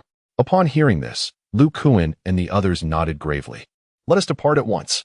Meanwhile, near the suburban sanctuary, a figure emerged cautiously from a hollow in a tree. It was Chang Yuchun, fully armed. This hollow served as an emergency evacuation exit for the sanctuary, designed for swift escape in dire situations. The surroundings were eerily silent, and the girl's gaze darted about anxiously. Surveying her surroundings, the girl's hand gripping the weapon trembled slightly. After all, just 2 months prior, she was an ordinary factory worker on the assembly line. She moved cautiously, wandering near the shelter. Soon, her gaze was drawn to a tent in the distance, clearly indicating recent camping activity. In the next moment, her pupils constricted as 3 pale figures emerged from behind the tent. 1 woman and 2 men. Their bare bodies bore no wounds, yet they were evidently mutated corpses due to the rain. The female zombie was adorned with various inscriptions, including the numbers 91. 3 individuals? Although she possessed a significant advantage in equipment, the odds were not in her favor. Stealth seemed to be the most viable strategy. Despite her heart racing wildly, she tightened her grip on the axe and cautiously approached. Unbeknownst to her, as her heart pounded, a glimmer of gold flickered in her eyes. Just then, a sudden thud echoed ahead. Her nerves instantly tensed, and her heartbeat quickened.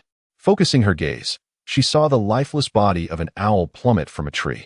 The abrupt sound captured the attention of the female zombie, who, swaying her silicone form, hastily moved toward the source of the noise. The girl furrowed her brow. The opportunity had arrived. Swiftly, she utilized the cover of the trees, weapon in hand, advancing towards the zombie. At that moment, the female zombie, oblivious to the presence of the living, fell back into a daze, circling around the great tree. The girl, armed with her uniquely styled weapon, stealthily approached. As the girl gazed upon the nearby zombie, her heart raced violently. Gripping the hatchet tightly in her hand, she found herself unable to strike. Just then, the female zombie suddenly turned to face her. Their eyes locked, and the zombie's blood-red orbs widened as it let out a terrifying roar, lunging directly at the girl. In her moment of peril, she shut her eyes tightly and swung the hatchet with all her might. A piercing scream of agony echoed through the air. The girl felt her weapon become ensnared by something, and she quickly opened her eyes. To her astonishment, the hatchet had lodged itself into the zombie's neck. But only a third of the way in. The zombie thrashed violently, and the sudden force caused the girl to lose her grip on the hatchet, stumbling backward to the ground. At that moment, two male zombies had already approached from behind, ferociously charging at her. In a desperate bid, she raised her carbon fiber shield, positioning it to fend off their attacks. Yet, the strength of the two males far surpassed her own, their furious roars filling her ears. The stench of blood invaded her nostrils. Her heart raced ever faster, and the golden glimmer in her eyes intensified. Was this how she would meet her end? Would she truly fall here? If this was all she could achieve, what right did she have to restore the glory of the Zhang family? How could she face her brother, who had sacrificed so much for her? Zhang Yuchun, you cannot fall here. You must not. As her heart beat with increasing fervor, her pupils became completely engulfed in gold. Within the depths of her eyes lay an unmistakable madness. A piercing scream erupted from the young girl. Die? In an instant, an overwhelming force erupted from her delicate form. She raised her carbon fiber shield with fierce determination, her immense strength effortlessly propelling two male zombies away. Rising swiftly, her golden pupils shone like those of a celestial being, her beautiful visage twisted with fury. At that moment, a female zombie, with a cleaver embedded in her neck, lunged at her. Despite the violent swaying of the weapon, the girl acted decisively. With a swift motion, she grasped the cleaver's handle, twisting her body in a magnificent turn. Clenching the axe firmly, she severed the connection between the living and the dead behind her. A resounding thud echoed as the headless corpse collapsed heavily to the ground. The two male zombies surged forward once more, driven by madness. The girl's expression turned icy, her eyes shimmering with golden light. The axe in her hand gleamed like a full moon. With a flash, two heads fell, blood spraying into the air. The forest was enveloped in silence once again, save for the girl, who stood resolute like a deity.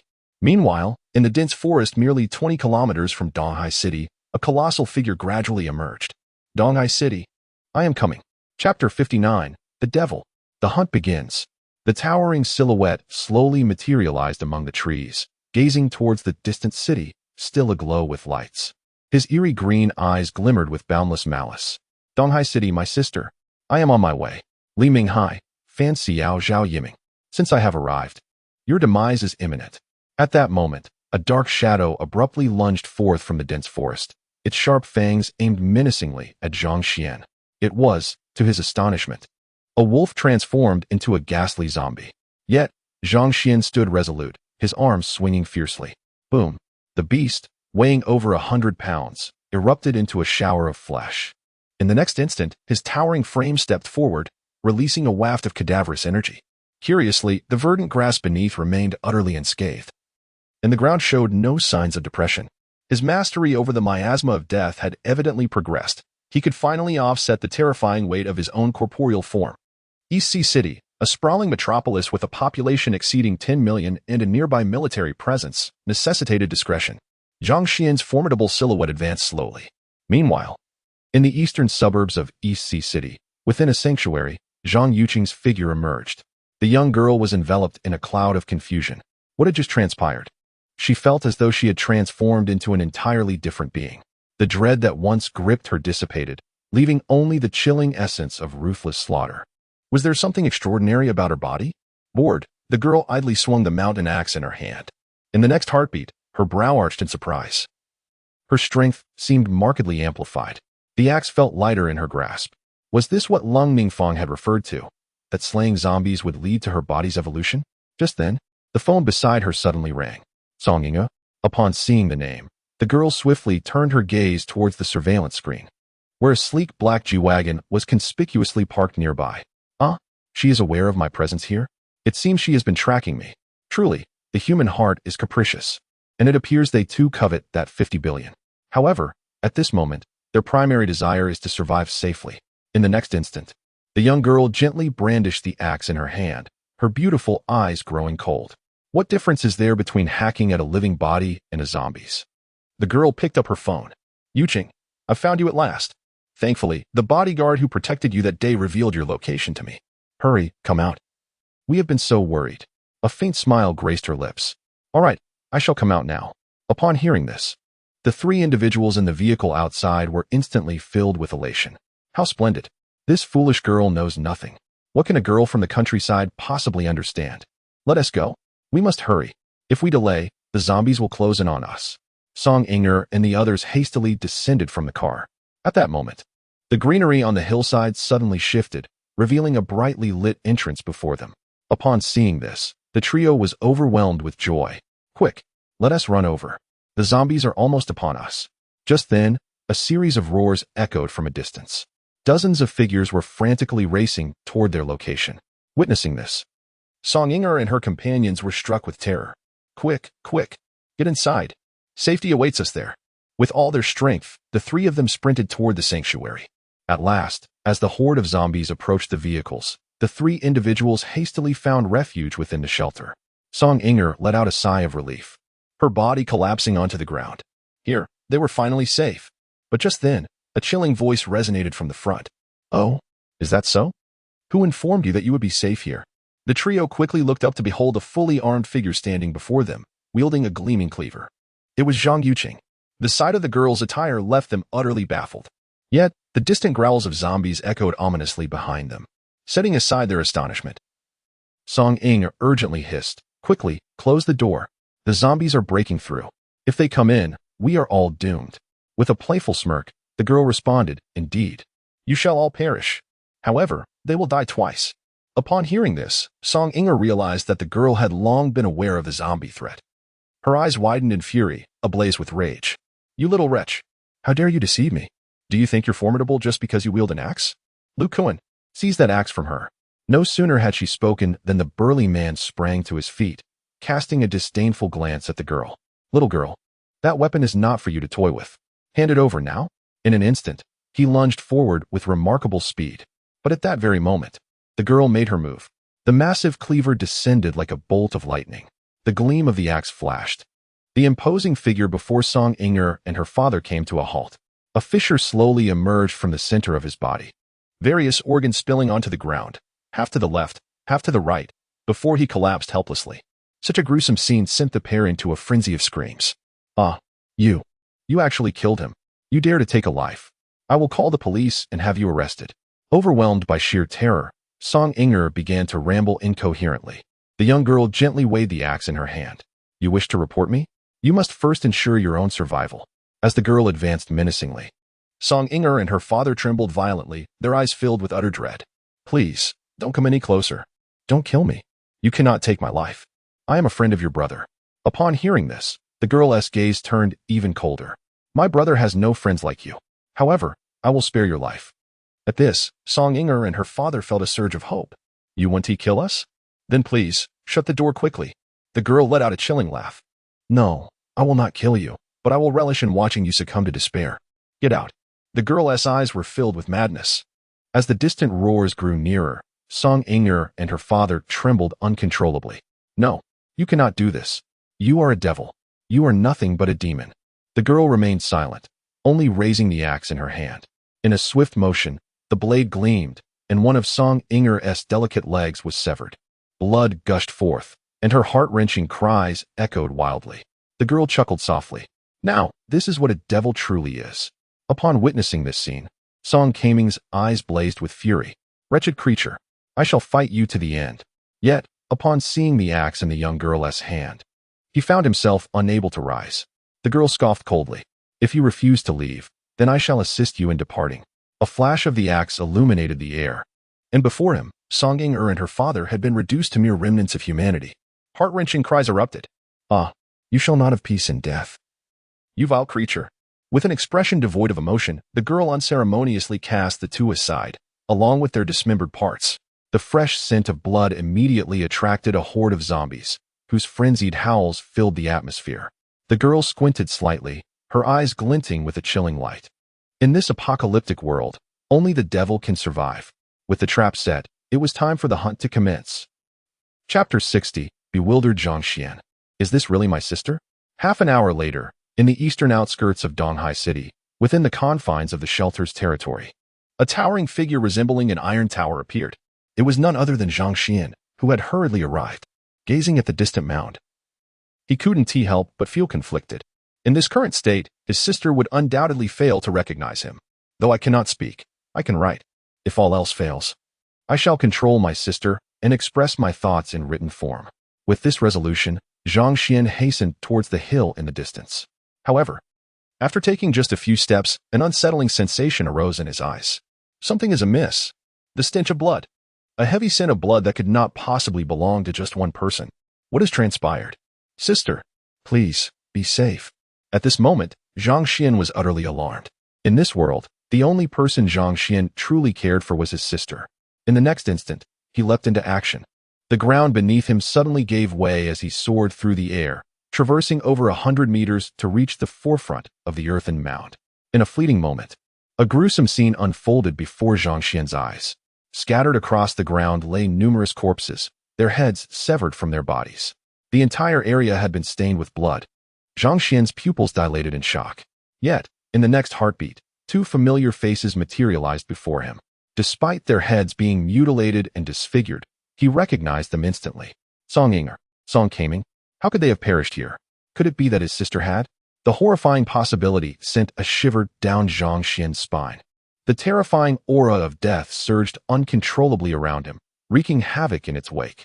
The vegetation within a 2-meter radius withered rapidly.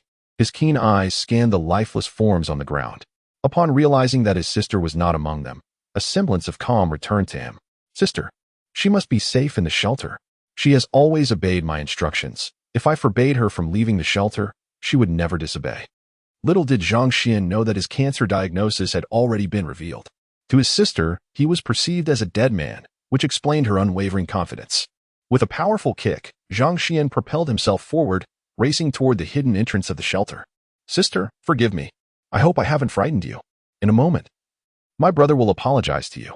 Zhang Xuan reached for the concealed password device beside him and gently entered the code. The hidden entrance immediately swung open, and Zhang Xuan hurriedly dashed inside. However, upon entry, he was met with the horrifying sight of Lu Kuan's body, brutally cleaved in half. Zhang Xuan's eyes widened in anguish, feeling as if they would burst. An overwhelming miasma of death permeated the air once more. The steel floor below emitted a hissing sound. Without hesitation, Zhang Xuan charged forward. The hall was empty. The bedroom was vacant. The storage room was devoid of life. In that moment, panic seized Zhang Xuan entirely. The eerie green aura of death surged around him. Yes, there were cameras. There were indeed surveillance cameras in the room. With this thought, Zhang Xuan rushed to the monitor. He promptly activated the surveillance feed. However, upon seeing the footage, Zhang Xuan stood frozen in shock. What is this? The screen displayed Chang Yuchun emerging from the tool room, clad in armor and wielding a weapon. Could it be that his sister was aware of the zombies' existence? Was she preparing to confront them? Zhang Xuan instinctively stepped back as the screen revealed his sister answering a call. He quickly turned up the volume. All right, I understand. Upon hearing these words, Zhang Xuan was certain that his sister had indeed learned about the zombies. He hastily fast-forwarded the footage, continuing to fast-forward. Wait, how did Song Yinger and the others get in? Increasing the volume, he listened intently to the dialogue on the screen, a murderous glint flashing in his eyes. This group had actually discovered the sanctuary. In this apocalyptic world, their arrival here was undoubtedly to seize control of the refuge. Oh, my foolish sister. Why did you let them in? Yet in the next moment, Zhang Xuan was utterly dumbfounded by the scene on the screen. There, vividly displayed, was his younger sister executing a powerful strike, reminiscent of the legendary splitting Mount Hua, leaving a burly man gruesomely dismembered. Zhang Xuan felt a twitch at the corner of his mouth. How brutal. When did my little sister become so ferocious? A mere girl, and yet she has sullied the essence of refinement. The footage continued to unfold. A commendable strike. However, that wretched woman's head ought to be severed. Witnessing his sister skillfully dissecting her opponent, Zhang Xuan was rendered speechless once more. Very well. Perhaps I have been too kind.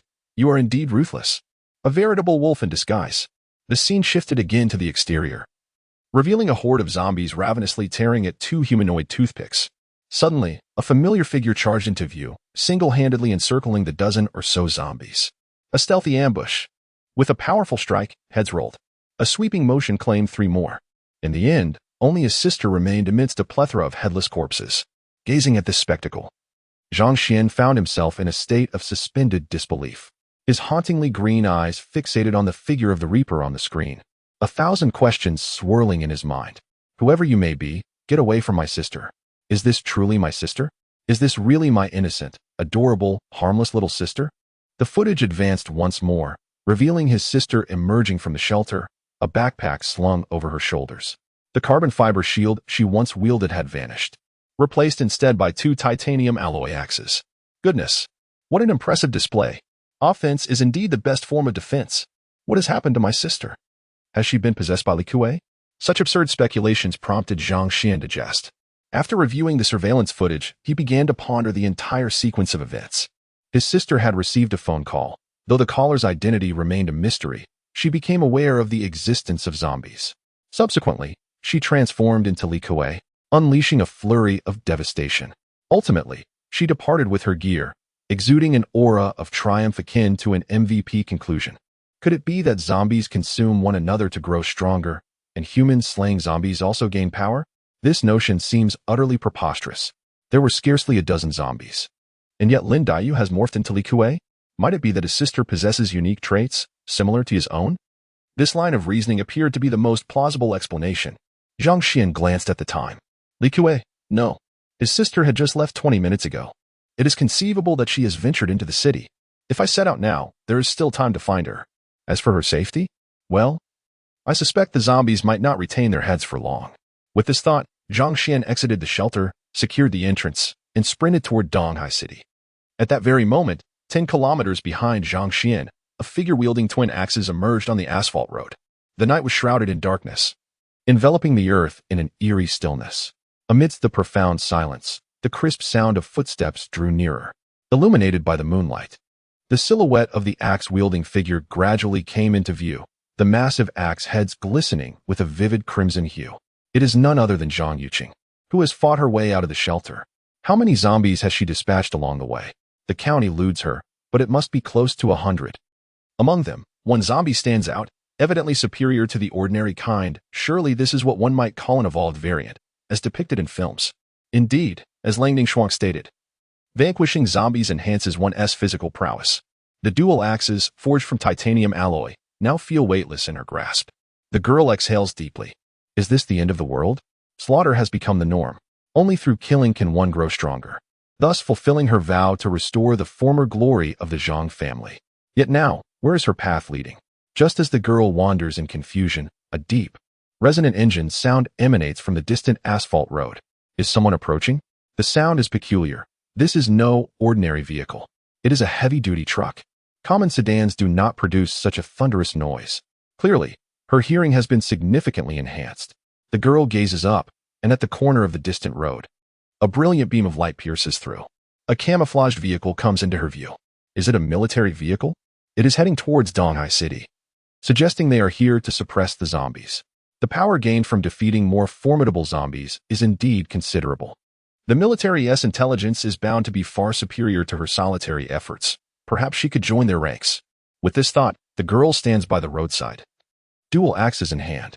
Her gaze follows as transport vehicles roar past her, racing forward with great haste.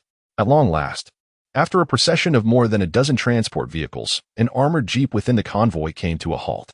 As the doors swung open, 4 figures sprang forth. Leading the group was a middle-aged man clad in military attire, the stars on his shoulders signifying his rank, Major General. The remaining 3, 2 men and a woman, donned civilian clothing, appearing no different from ordinary citizens, though their eyes bore a hint of menace, each wielding weapons akin to machetes.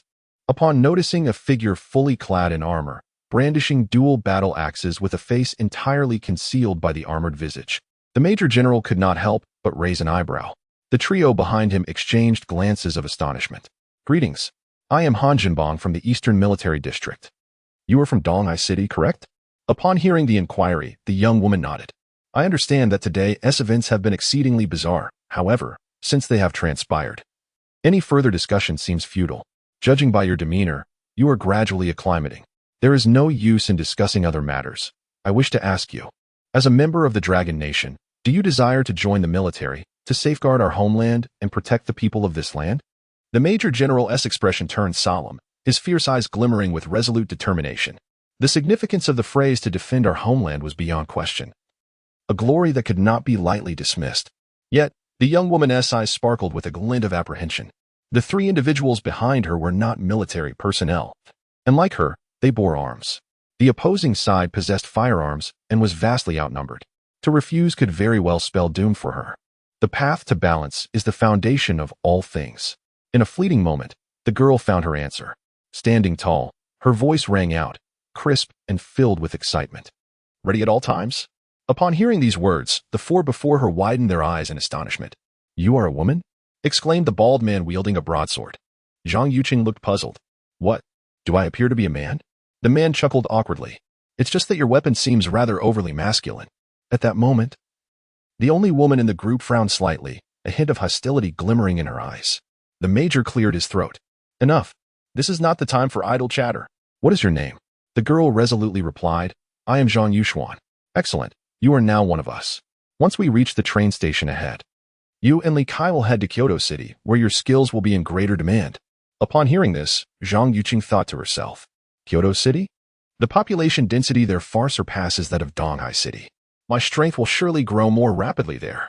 At this point, the bald man with the broadsword chuckled. I am Li Kai. Just call me Brother Kai, and I will look after you from now on. As soon as he finished speaking, the major's expression darkened. Be mindful of your current identity. Do not bring the ways of society into this. Li Kai smiled sheepishly at this admonition. My apologies, it's just a habit. The major then turned to the remaining man and woman. Recently, it has come to light that a grand concert is being held at the Coastal Stadium in Donghai City, attracting nearly 50,000 attendees. The sudden downpour has transformed the venue into a veritable graveyard, an unfortunate consequence that was anticipated. This is precisely the objective for you too. The special operations team will coordinate personnel to accompany you. Upon hearing this, the expressions of the man and woman were suffused with uncontainable excitement.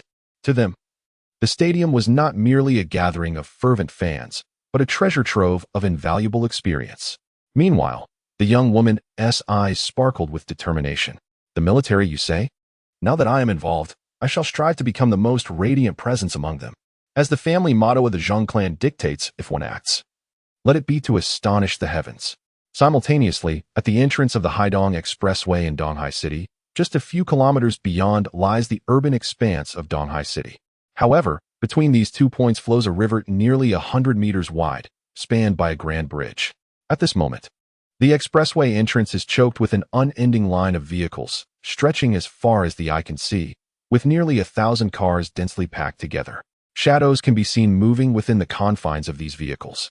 Amidst the throng of cars, a number of aimless zombies wander about. Inside one of the vehicles, an elderly man clad in a Zhang Xuan suit trembles slightly, clutching his phone. It is none other than Zhang Xian's mentor from university, Zhang Xuan. What on earth is happening? Why aren't Kai Ming and Ning Er answering their phones? Even Zhang Xian's sister remains unreachable. Could it be that they have already? As this thought crossed his mind, Song Kaiyuan's eyes were filled with resignation. Alas, in today's world, what value does money hold? He should not have heeded the words of those two. Zhang Xian, do not blame your teacher. You can only blame yourself for your youth and folly. Just then, a towering figure emerged slowly from the darkness at the bridge's end. Despite being several hundred meters away, the figure exuded an overwhelming sense of pressure. Chapter 62. The tornado destroys the parking lot. This imposing presence, akin to an iron tower, was none other than Zhang Xian, who had hurried from the shelter. Zhang Xian raised his gaze and, in the distance on the bridge, he beheld dozens of zombies. These zombies were clad in matching cycling attire, and scattered on the ground lay various bicycles. Among the throng of zombies, astonishingly, half were young women dressed in yoga pants. Strangely, these zombies did not wander aimlessly like others, but instead congregated, writhing in unison with peculiar movements. Meanwhile, within the vehicle, Song Qiuan sighed deeply, casting his gaze towards the brightly lit cityscape in the distance. The whims of fate are unpredictable. This once thriving metropolis has likely transformed into a realm overrun by monsters. At that moment, however, Song Kaiyuan's peripheral vision was abruptly drawn to a figure on the bridge. What is that? It is entirely different from the zombies. How curious. Why does it seem somewhat familiar? Simultaneously, the survivors hidden within the vehicle also caught sight of that towering figure at the bridge's end. Goodness, what is that creature? Why is it so tall? It stands as high as the adjacent semi-trailer. Goodness, this is utterly astonishing. Is this the tyrant from the world of Biohazard? It would be one thing if zombies were to appear, but on the very first day, such an outrageous entity emerges. Perhaps I should just wait to meet my fate in the vehicle. Alas, why is this zombie completely motionless? At this moment, at the bridge's edge, gazing at the brightly illuminated cityscape in the distance, Zhang Xuan's heart was filled with myriad emotions. It had only been 2 months since his last departure. Upon returning after this brief interval, he found himself transformed in identity. He gently shook his head, casting aside the chaotic thoughts swirling in his mind. He was now a zombie. Moreover, he was the unparalleled and unprecedented ancestor zombie. Heaven had granted him the opportunity to live anew, and he was determined to seize it. If one is to act, one must strive for the pinnacle. In this moment, Zhang Xuan's resolve was as solid as a rock. A big city is merely a big city. In just these few kilometers, he had dispatched hundreds of zombies. Among them, one zombie had astonishingly evolved to wield a massive golden staff. The ability to use such a weapon against zombies is indeed remarkable. Unfortunately for it, its ascent has been abruptly halted upon encountering me. As these hundreds of zombies became Zhang Xuan's sustenance, he distinctly felt the sinews within his flesh growing ever stronger. His current realm seemed to be that of the initial stage of the green zombie. If the black zombie primarily enhances strength, then the green zombie chiefly augments speed. In Zebu Yu, it is recorded that the green zombie moves swiftly and leaps with extraordinary agility. Possessing the physique of the supreme ancestral zombie, its strength far surpasses that of ordinary zombies. Its current mobility has already transcended that of a normal human, with a body that is even more flexible. Its running speed is now on par with its leaping ability. However, the most crucial aspect at present is its defensive capability, for endurance is indeed the king of all attributes. The next realm for the green zombie is the hairy zombie. As the pinnacle of low-level zombies, the hairy zombie primarily enhances its defensive power. Currently, its defense is robust enough to withstand armor-piercing tank shells. If it ascends to the hairy zombie level, one can only imagine the extent of its might. In the densely built-up city of Donghai, even if discovered, large-scale destructive weapons are generally not employed, ensuring its safety. It must find a way to elevate its realm to that of the hairy zombie within Donghai City, so that even in the face of mass destruction, it would have the means to counter. But before that, Fan Xiao, Zhao Yiming, and Li Minghai, you had better still be alive. I will make you experience what ultimate fear truly is. Zhang Xuan gazed at the distant bridge. If memory serves, the bridge should be about 1,500 meters away. Perfect for testing his speed. With this thought, Zhang Xuan slightly bent his knees, gathering formidable power within his legs. In the next second, the immense force erupted with a thunderous boom. The asphalt road within a 2-meter radius beneath him suddenly shattered. Fragments of stone flew in every direction. A fierce gale swept through the scene. Zhang Xuan's figure transformed into a swift green phantom, hurtling toward the distance. In the next moment, a shadow darted past the group of cyclists, huddled together in the center of the bridge. As the apparition zipped by, the cyclists, resembling a grotesque mass, were instantly torn asunder. Flesh and blood scattered. The violent whirlwind swiftly lifted the dismembered remains into the air. A torrential downpour of blood rained upon the entire bridge. This sudden cacophony drew the attention of those trapped on the highway. Witnessing the spectacle from afar, the occupants of the vehicles were left in stunned silence. Their eyes vacant, their minds seemingly frozen in disbelief. Their wide eyes brimmed with astonishment. An echoing thought resonated in unison within everyone's minds. Was a tornado obliterating the parking lot? What had just transpired? Was it the Flash? Or Quicksilver? My goodness, was this a human bowling ball? How utterly savage. This zombie is extraordinarily peculiar. Could it be that it is not a zombie at all, but a concealed superhero? An ancient martial arts master? Or some super soldier? It must be so, otherwise. Why would he attack those zombies? Ah, at last, salvation is at hand. Indeed, the 749 Bureau exists. Superpowers are real. As the saying goes, heroes emerge in chaotic times. And this is surely a hidden powerhouse of the nation. Some individuals had already captured the astonishing scene on their phones, hastily attaching a headline in Donghai City. A superhero has emerged, poised to save the city.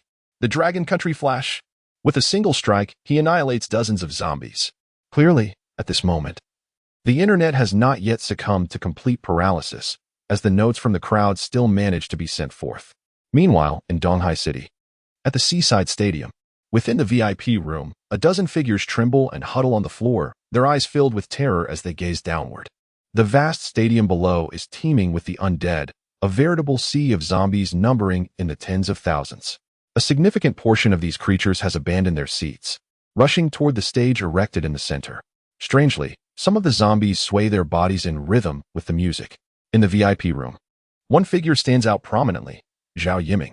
Beside him, a woman with advanced technology and a powerful thunderous presence curls up in fear. Brother Zhao, what should we do now? There are zombies everywhere below. Are we going to die here? Zhao Yiming, trembling, responds, no, that cannot be. With so many people here, if help arrives, it will surely come to this location first.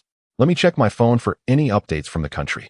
Just then, a notification suddenly appears on Zhao Yiming's phone. Dragon Country Flash. Reinforcements for Donghai City. Upon seeing these words, Zhao Yiming quickly unlocks his phone. The earlier scene vividly reappears on the screen. However, due to the darkness of the night and the distance, he can only make out a figure shooting toward Donghai City. With a single move, a tornado devastates the parking lot, obliterating dozens of zombies in its wake. Upon witnessing this, Zhao Yiming was instantly filled with overwhelming joy and quickly glanced at the giant thunder girl beside him. Look, there are indeed superheroes. And they have come to our Donghai City. How incredible. Do not worry, the superheroes will surely come to our rescue. Chapter 63, Zhang Xuan emerges, shocking the nation. At this moment, at the Haidong Expressway entrance, at the end of the bridge, Zhang Xuan stood tall like an iron tower. Feeling the whirlwind of speed he had just experienced, his heart surged with tumultuous waves. Goodness, I covered a distance of 1,500 meters in just over 6 seconds. An average of over 200 meters per second. What does that even mean? A speed of over 700 kilometers per hour. If I were to chase a high-speed train, I wouldn't even need a Cadillac. Currently, I am merely at the initial stage of the green zombie. If I were to reach the peak, wouldn't I be able to break the sound barrier? To create sonic booms at will? The very thought of it is extraordinary. No, I am already in existence beyond the ordinary. Zhang Xuan surveyed the distant cityscape. This place was not far from Chang'an Industries, and you were the first on my list. Li Minghai, in my previous life, I unwittingly delivered my sister into the hands of this beast, who knows the extent of her torment. Yet, she still chose not to inform me, likely out of fear that I would be retaliated against. Li Minghai, you had better still be alive. Even if you have become a zombie, I will crush you into a pulp, piece by piece. With this thought, Zhang Xuan's massive figure surged forth towards the distance. Unbeknownst to him, videos of his exploits have ignited a fervor across the internet. The entirety of the Dragon Kingdom, and indeed the world, now bears witness to scenes reminiscent of a zombie apocalypse. Countless souls have met a tragic end, while those who remain are engulfed in despair and trepidation. In such dire times, human judgment is inherently limited. Innate instincts compel individuals to seek advantage and evade peril, often conjuring visions of a favorable future. In this context, the mere mention of superheroes serves as a beacon of hope amidst the encroaching darkness. The tale of Zhang Xuan has reverberated across the digital realm, stirring an overwhelming response. Meanwhile, at the Donghai City train station, military vehicles line the area, including 10 armored tanks. Within the waiting hall, figures such as Major General Han and Chang Yuchun stand prominently. Their weapons are stained with fresh crimson blood, a testament to a recent skirmish. The gazes directed at Chang Yuchun from those present are tinged with awe and fear. Even a woman, who had previously displayed hostility, now dares not meet her eyes. The burly, bald man, Li Kai, chuckles, "Sister, I never imagined you were quite so formidable. Had you not mentioned tightening bolts in the factory? I would have assumed you were a notorious figure in the underworld." Upon hearing this, Chang Yuchun furrows her brow. "I am merely 22. Why call me sister?" The bald man awkwardly scratches his head. "Status transcends age. Those who are capable come first. You are indeed sister. Once we reach Kyoto, you shall protect me.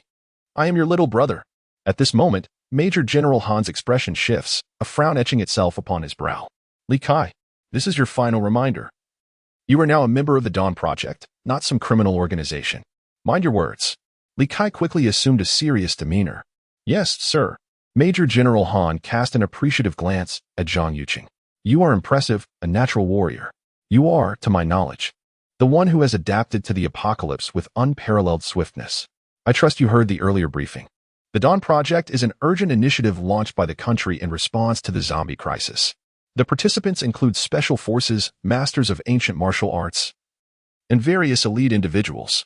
The reason you are being sent to Kyoto City is twofold. Firstly, there is a shortage of personnel there, and secondly, it is to facilitate your rapid growth. Although this zombie apocalypse has arrived in a most unexpected and bizarre manner, we have already gathered numerous clues. Allow me to share some insights with you. It is well understood that killing zombies grants power, but not everyone possesses this ability. Thus, the government has called upon you, the auxiliary personnel. Furthermore, our experiments have shown that using firearms to eliminate zombies does not yield enhancements. Only close combat, unarmed combat, or the use of cold weapons can provide energy. Currently, the hopes of the entire Dragon Nation rest upon the Dawn Project. You must not disappoint the country. Strive for improvement and bring an end to this zombie apocalypse at the earliest.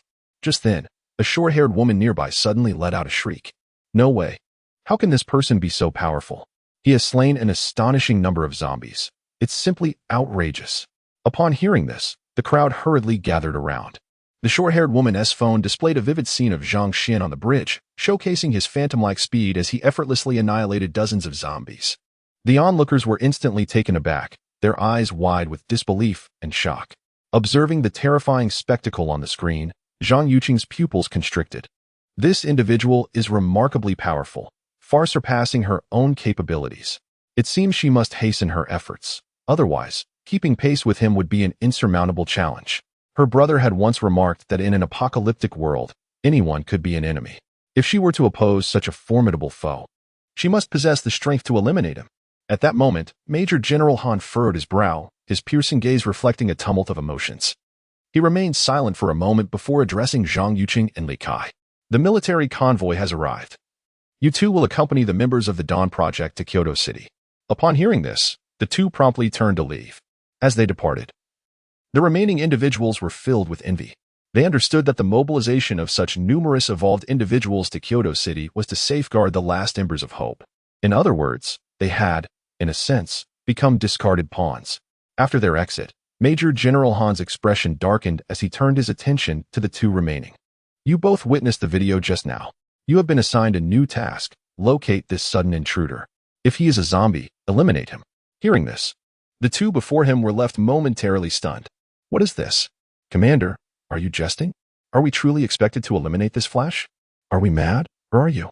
We may choose not to venture to Kyoto City, but you cannot simply consign us to death. Observing the reactions of the two, Major General Han hastily interjected. What I mean is, if he is a zombie, is there not another possibility? If he is human, we could extend an invitation for him to join the Dawn Project. Upon hearing this, the two before him exchanged glances filled with disdain. But what if he refuses to join?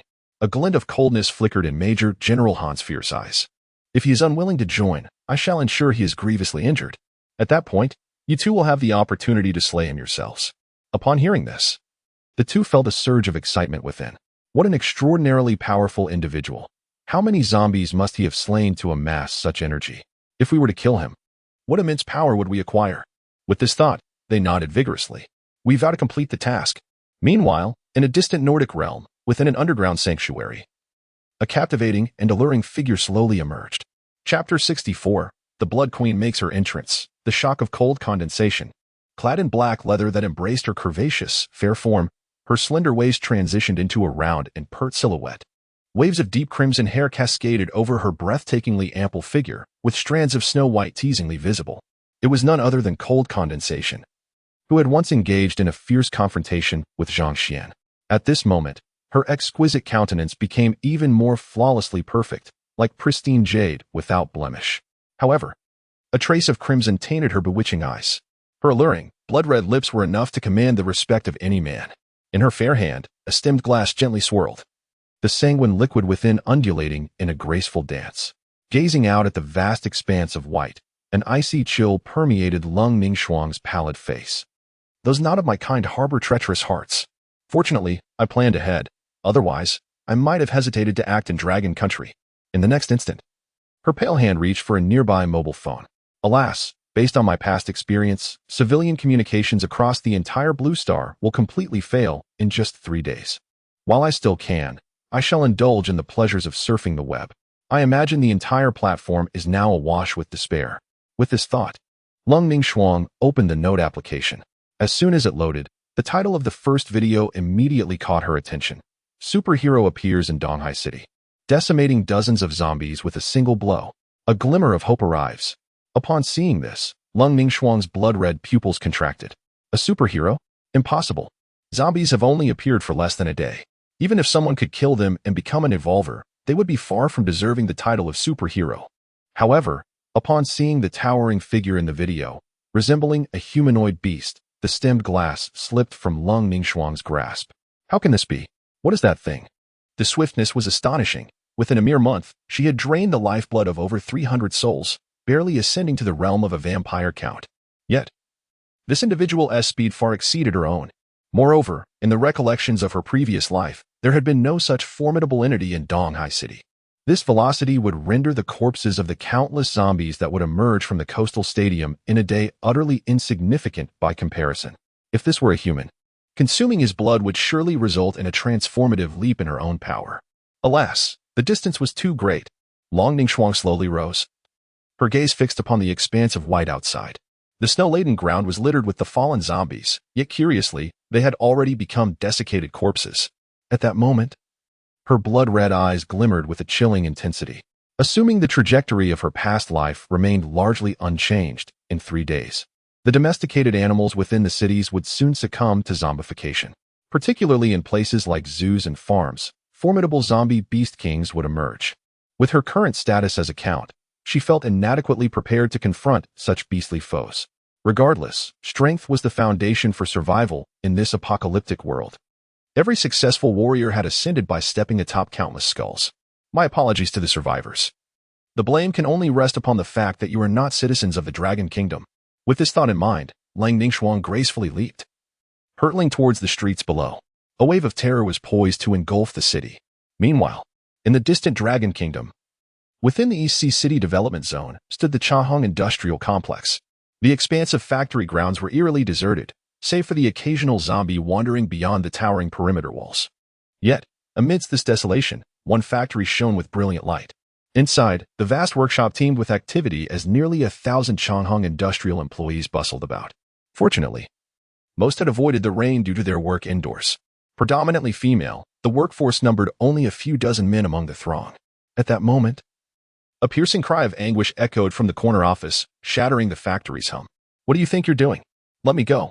2 figures were vaguely discernible through the office's glass partition. Resist. Quickly. Resist. This young master relishes fiery little peppers like you. Such a well-developed young lady. Only 18. Yet so voluptuous. This young master is delighted. Amidst the harrowing pleas emanating from the office, a middle-aged woman in work clothes lay prostrate on the nearby floor, pinned beneath the foot of a burly man. Her bloodshot eyes bulged with fury. You beast. Release my daughter. She's only 18. Li Minghai, may you meet a gruesome end. I shall haunt you for eternity. Despite the woman's enraged cries, the sounds from within the office persisted. 18. Truly exceptional.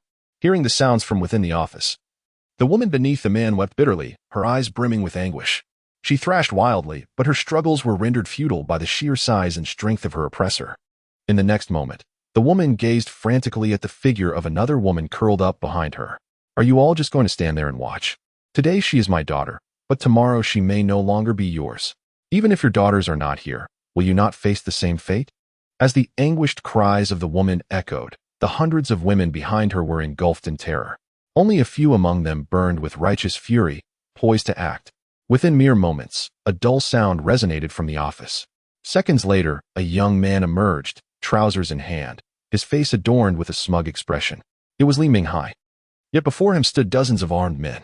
As he surveyed the restless women nearby, a look of disdain filled his eyes. What do you intend to do? I advise you to behave yourselves. If you dare defy me, I shall have you expelled and left at the mercy of the zombies, who will tear you to shreds. However, if you comply, I shall ensure your survival. Among the crowd, only a handful of women gazed at Li Minghai with unwavering determination. His eyes narrowed, revealing a glimmer of cruelty. It seems you few have not grasped the meaning of my words. You appear brave, filled with a spirit of rebellion. I do appreciate those who resist. Perhaps I should reward you. With that, Li Minghai turned to the men at his side. What are you waiting for? Go and give them a proper reward. Make them happy. Especially that one lying on the ground. She requires special attention. More people to serve her. Chapter 65. The night descends. Despairing Li Minghai. Soon, the factory was filled with intolerable sounds. Those huddled in the corners trembled uncontrollably, their eyes filled with despair. Meanwhile, in the office, the young girl had vanished, dragged away by several men. Li Minghai lounged in his chair, crossing his legs with an air of self-satisfaction, observing the farce in the factory with disdain. In this apocalyptic world, as long as one can grasp the vulnerabilities of these individuals, they would become unwavering dogs in one's service. For these men, beyond sustenance, women were of utmost importance, and the key to the food storage. Only he knew where it was hidden. One must admit, the tactics of division and conflict taught by his father proved quite effective on these people. With this thought, Li Minghai couldn't help but burst into a triumphant laugh. He pulled out a cigarette and took a leisurely puff. Alas, that wretched zombie suddenly erupted. He hadn't even captured that little girl yet. And that damn Zhang Xuan.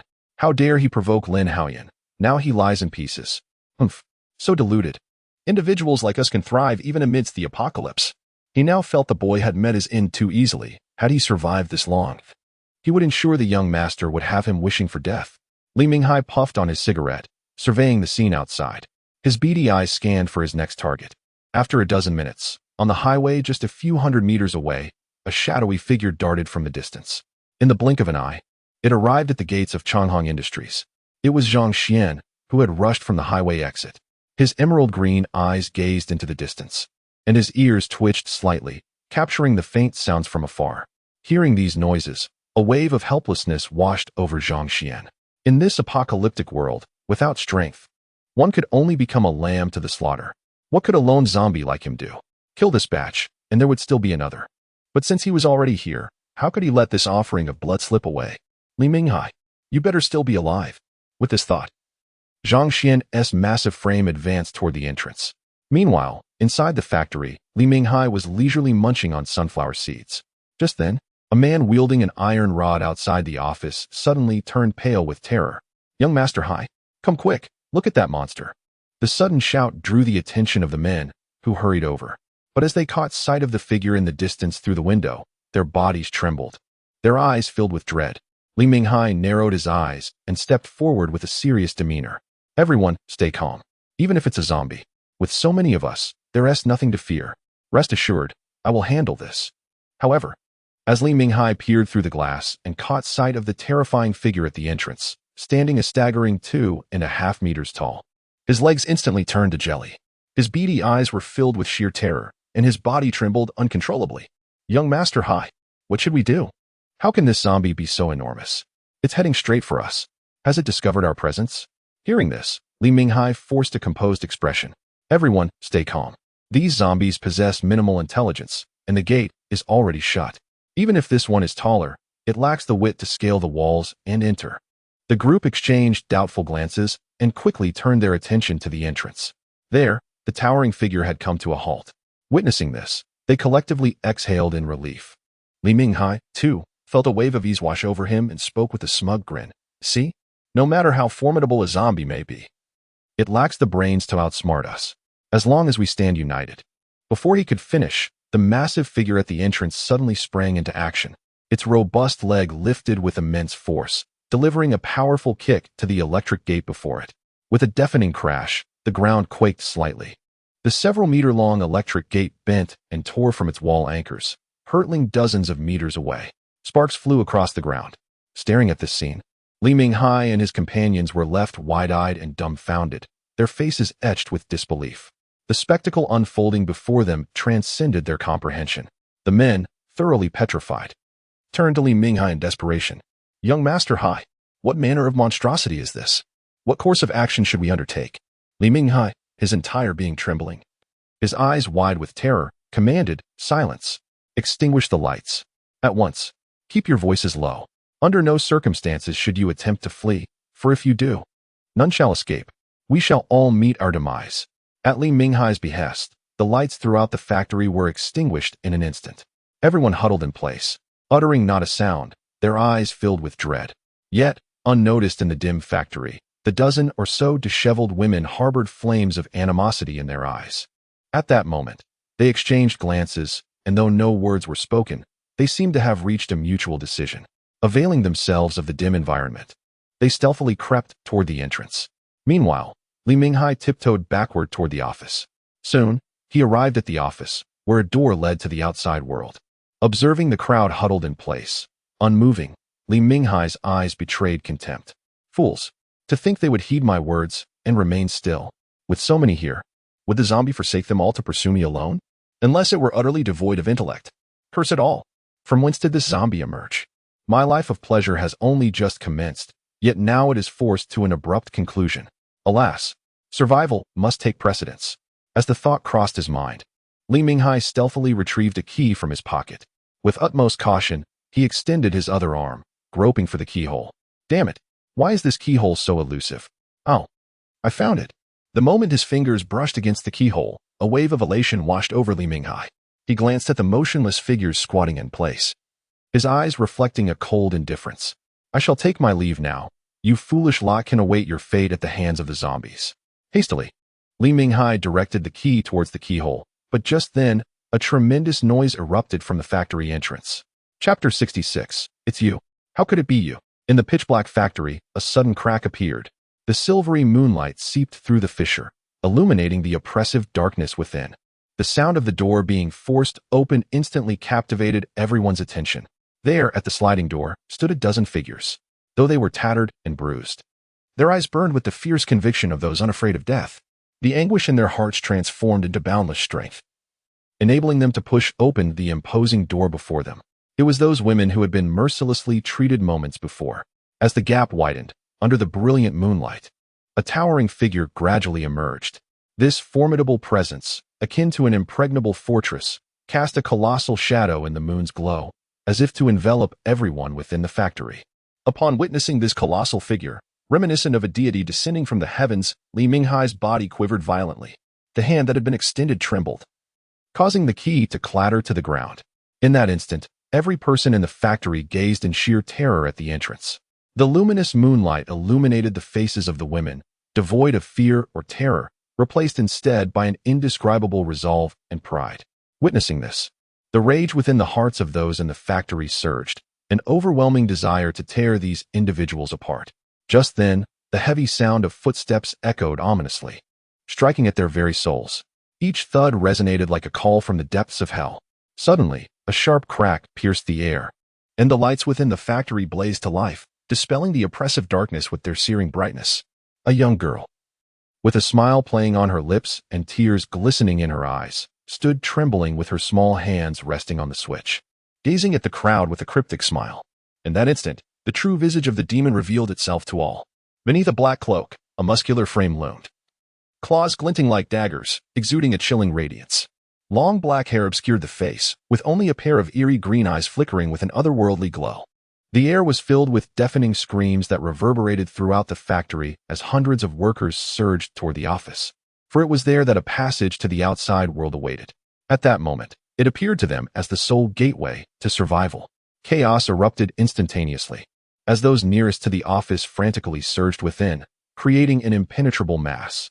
Amidst the turmoil, Li Minghai, who had just picked up the keys, lost his grip once more, the keys vanishing amidst the frantic crowd. Meanwhile, the young and robust women raced eagerly toward the office, each vying to escape, ruthlessly tearing at the hair of the person before him, his face twisted into a horrifying visage, as if ready to devour his prey. Meanwhile, at the entrance, a dozen women stood, their faces adorned with smiles of disdain as they observed the frenzied crowd. Despite the terror of the monster before them, not a trace of fear could be found in their eyes. The scantily clad girl had now reached her mother's side. Her mother, tears welling up in her eyes, embraced her as if it were their first hug. Then, the group slowly closed their eyes, awaiting the call of death. Watching the grotesque faces of the people before him, Zhang Xuan felt a surge of murderous intent. Perhaps I will be scorned by thousands, but perhaps, just perhaps, to achieve greatness, one must be ruthless. In the next moment, Zhang Xuan's figure burst forward, each swing of his arm accompanied by piercing screams. The cries rose and fell, lasting a full 2 minutes before finally ceasing. By then, Zhang Xuan's massive frame had already entered the office. The factory floor was littered with dismembered corpses.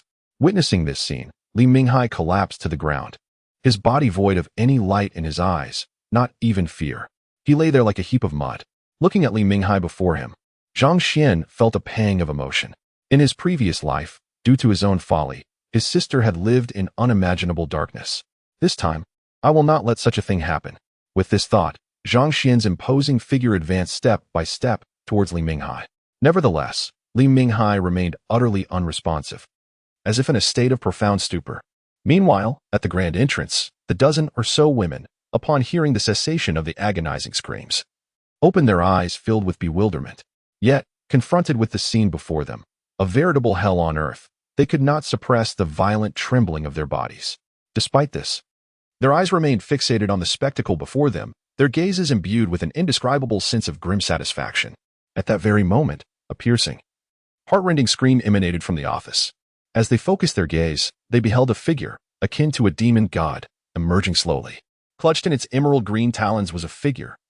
The sharp claws had penetrated the skin atop Li Minghai's head, embedding themselves into his skull. Yet, under Zhang Xuan's precise control of force, the skull was not crushed. Li Minghai's body dangled from Zhang Xuan's grasp, blood cascading from his head. The excruciating pain surged through his mind like a tidal wave, compelling him to convulse uncontrollably and scream in a high-pitched voice. However, the convulsions only exacerbated the torment in his head. Li Minghai's hysterical screams echoed throughout the factory building. As the demonic figure gradually approached them, the women remained motionless, their faces adorned with smiles, their eyes fixed intently on the writhing, screaming Li Minghai. Soon, Zhang Xuan stood mere meters away from them. With a release of his large hand, Li Minghai was flung heavily to the ground. The intense pain in his head caused him to roll frantically on the floor.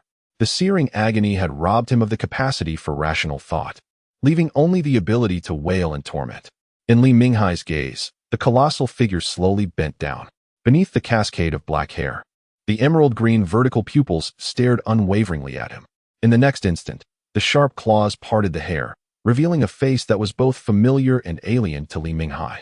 At the sight of it, Li Minghai's expression froze, his scalp-searing pain momentarily forgotten. His eyes were filled with disbelief and terror. With a trembling hand, he pointed at the creature before him. "It's you. How can it be you? How could you?" Before he could finish, a massive foot rose and stomped down on Li Minghai's vital area. Instantly, chaos ensued, and a heart-wrenching scream echoed through the factory. Seeing this, the dozen women behind Zhang Xuan's eyes gleamed with amusement. Zhang Xuan glanced down at Li Minghai, his lips twitching slightly, then stood and walked toward the door. As he approached, the women's pupils contracted, but they remained rooted in place. Under their bewildered gazes, Zhang Xuan's figure gradually vanished into the night. The factory was left with only them and Li Minghai, writhing violently on the ground. At that moment, the scantily clad girl smirked, picked up an iron rod, and strode forward. The dozen women followed in unison, surrounding him. "No, no." Li Minghai's agonized screams pierced the air. Minutes later, only a pile of shattered bones remained, lying amidst a pool of flesh. Chapter 67. Hell on Earth. General Han's shock. The ink-stained clouds drifted away, and moonlight bathed the earth. Zhang Xuan's massive frame moved steadily along the asphalt road. After the recent massacre, Zhang Xuan felt a distinct transformation within his body once again. Each sinew in his physique had undergone a certain degree of evolution, enhancing both his flexibility and speed. Zhang Xuan experienced a surge of exhilaration, however. The demise of Li Minghai weighed heavily on his mind. Now Li Minghai was dead. In the entire city of Donghai, only the two wretches, Zhao Yiming and Fan Siyao, remained. If all went as anticipated, Fan Siyao should still be in her dormitory at the University of Finance. The university is situated in the southern outskirts of Donghai, and reaching it would require traversing the entire city. Yet, as Zhang Xuan pondered, a resounding rumble echoed from the distance. His auditory senses had significantly heightened, allowing even the faintest sounds from several hundred meters away to reach his ears. Listening to the distant roar, Zhang Xuan gazed ahead at the towering wind turbines. Nearly 100 meters high, designed for harnessing wind energy. With a slight bend in his legs, he propelled himself forward like an arrow released from a bow. In an instant, he soared nearly 100 meters, landing atop one of the turbine blades. His eerie green vertical pupils focused on the direction of the sound. The pitch-black night posed no challenge for Zhang Xuan. However, upon witnessing the scene unfolding in the distance, his heart skipped a beat.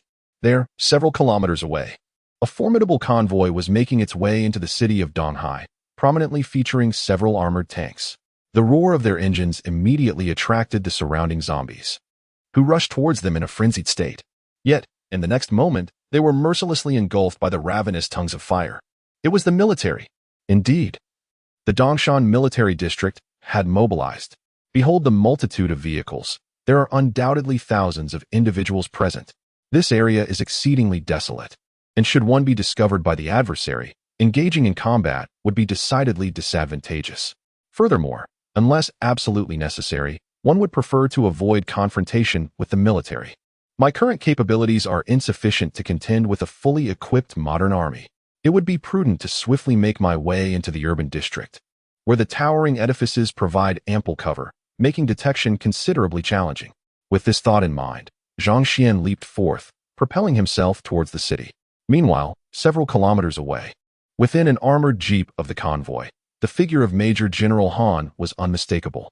Observing the gruesome remnants of zombies strewn about, he could not help but furrow his brow. In the next moment, he seized the intercom beside him. Cease vehicle entry into the city. Locate a staging area and establish a temporary command post. A mere 15 minutes later, nearly 100 transport vehicles halted before the entrance of a factory, which was none other than the Changhong industrial site from which Zhang Xuan had just departed. Gazing at the dilapidated electric fence in the distance, Major General Han's expression darkened. He promptly issued orders, dispatching a small squad of soldiers to ascertain the situation.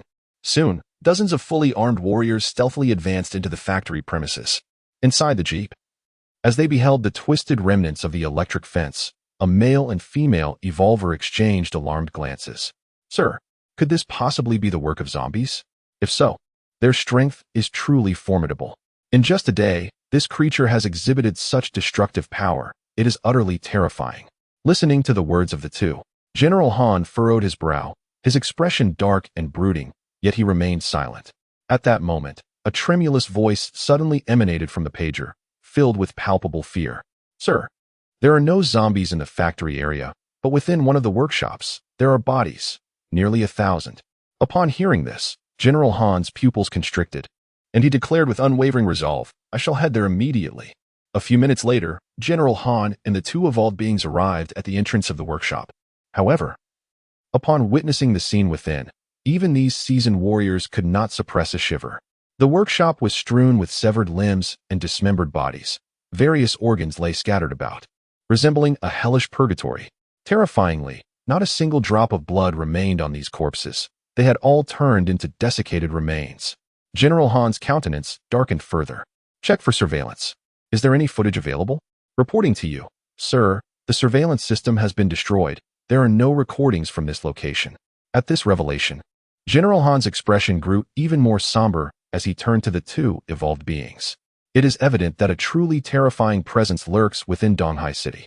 If it were a zombie, it might be comprehensible, but if it is a human, wantonly slaughtering so many innocents, they are no different from a zombie. Our time is running short. I will arrange for personnel immediately. You must hasten to the coastal stadium and eliminate the zombies within. This will allow your strength to surge rapidly. Upon hearing this, the eyes of the two evolvers were filled with barely contained excitement. The prospect of tens of thousands of zombies, combined with the congested environment of the stadium, presented an unparalleled opportunity for advancement. However, at that moment, the man among the evolvers, wielding an iron rod, furrowed his brow. Commander, do you think there is any possibility that this could be related to the figure seen at the highway exit? After all, we are merely a little over 10 kilometers from there. Upon hearing these words, Major General Han's expression darkened further. It is highly probable. Therefore, you must immediately enhance your abilities and locate this individual. Eliminate him. Shortly thereafter, the two evolvers, accompanied by 10 fully armed soldiers wielding cold weapons, departed from the location. Meanwhile, Major General Han remained solitary in the makeshift command center, his tiger-like eyes reflecting a tempest of emotions. According to intelligence received from abroad, an extraordinarily formidable presence had emerged in a city within the Nordic region. In the span of just a day, this entity had slaughtered thousands, including not only zombies. There is an ancient saying in the Dragon Country, a hero violates the law with martial prowess. Although they are all evolvers, the ratios of energy conversion among them differ significantly. Now that the world has descended into chaos, those with terrifying power and astonishing talent cannot possibly be controlled. To restore balance, extermination is the only path forward. At this moment, within the urban area of Donghai City, the entire city lay in eerie silence. Aside from the zombies wandering the streets, the survivors had all curled up in their homes. Meanwhile, in room 404 of the female dormitory at Donghai University of Finance and Economics, at this moment, Fan Xiao and a few others were huddled in the corner. All the clutter had been piled up at the entrance. Meanwhile, The girl with a stout figure clutched a concert ticket, her round face filled with resentment. How infuriating.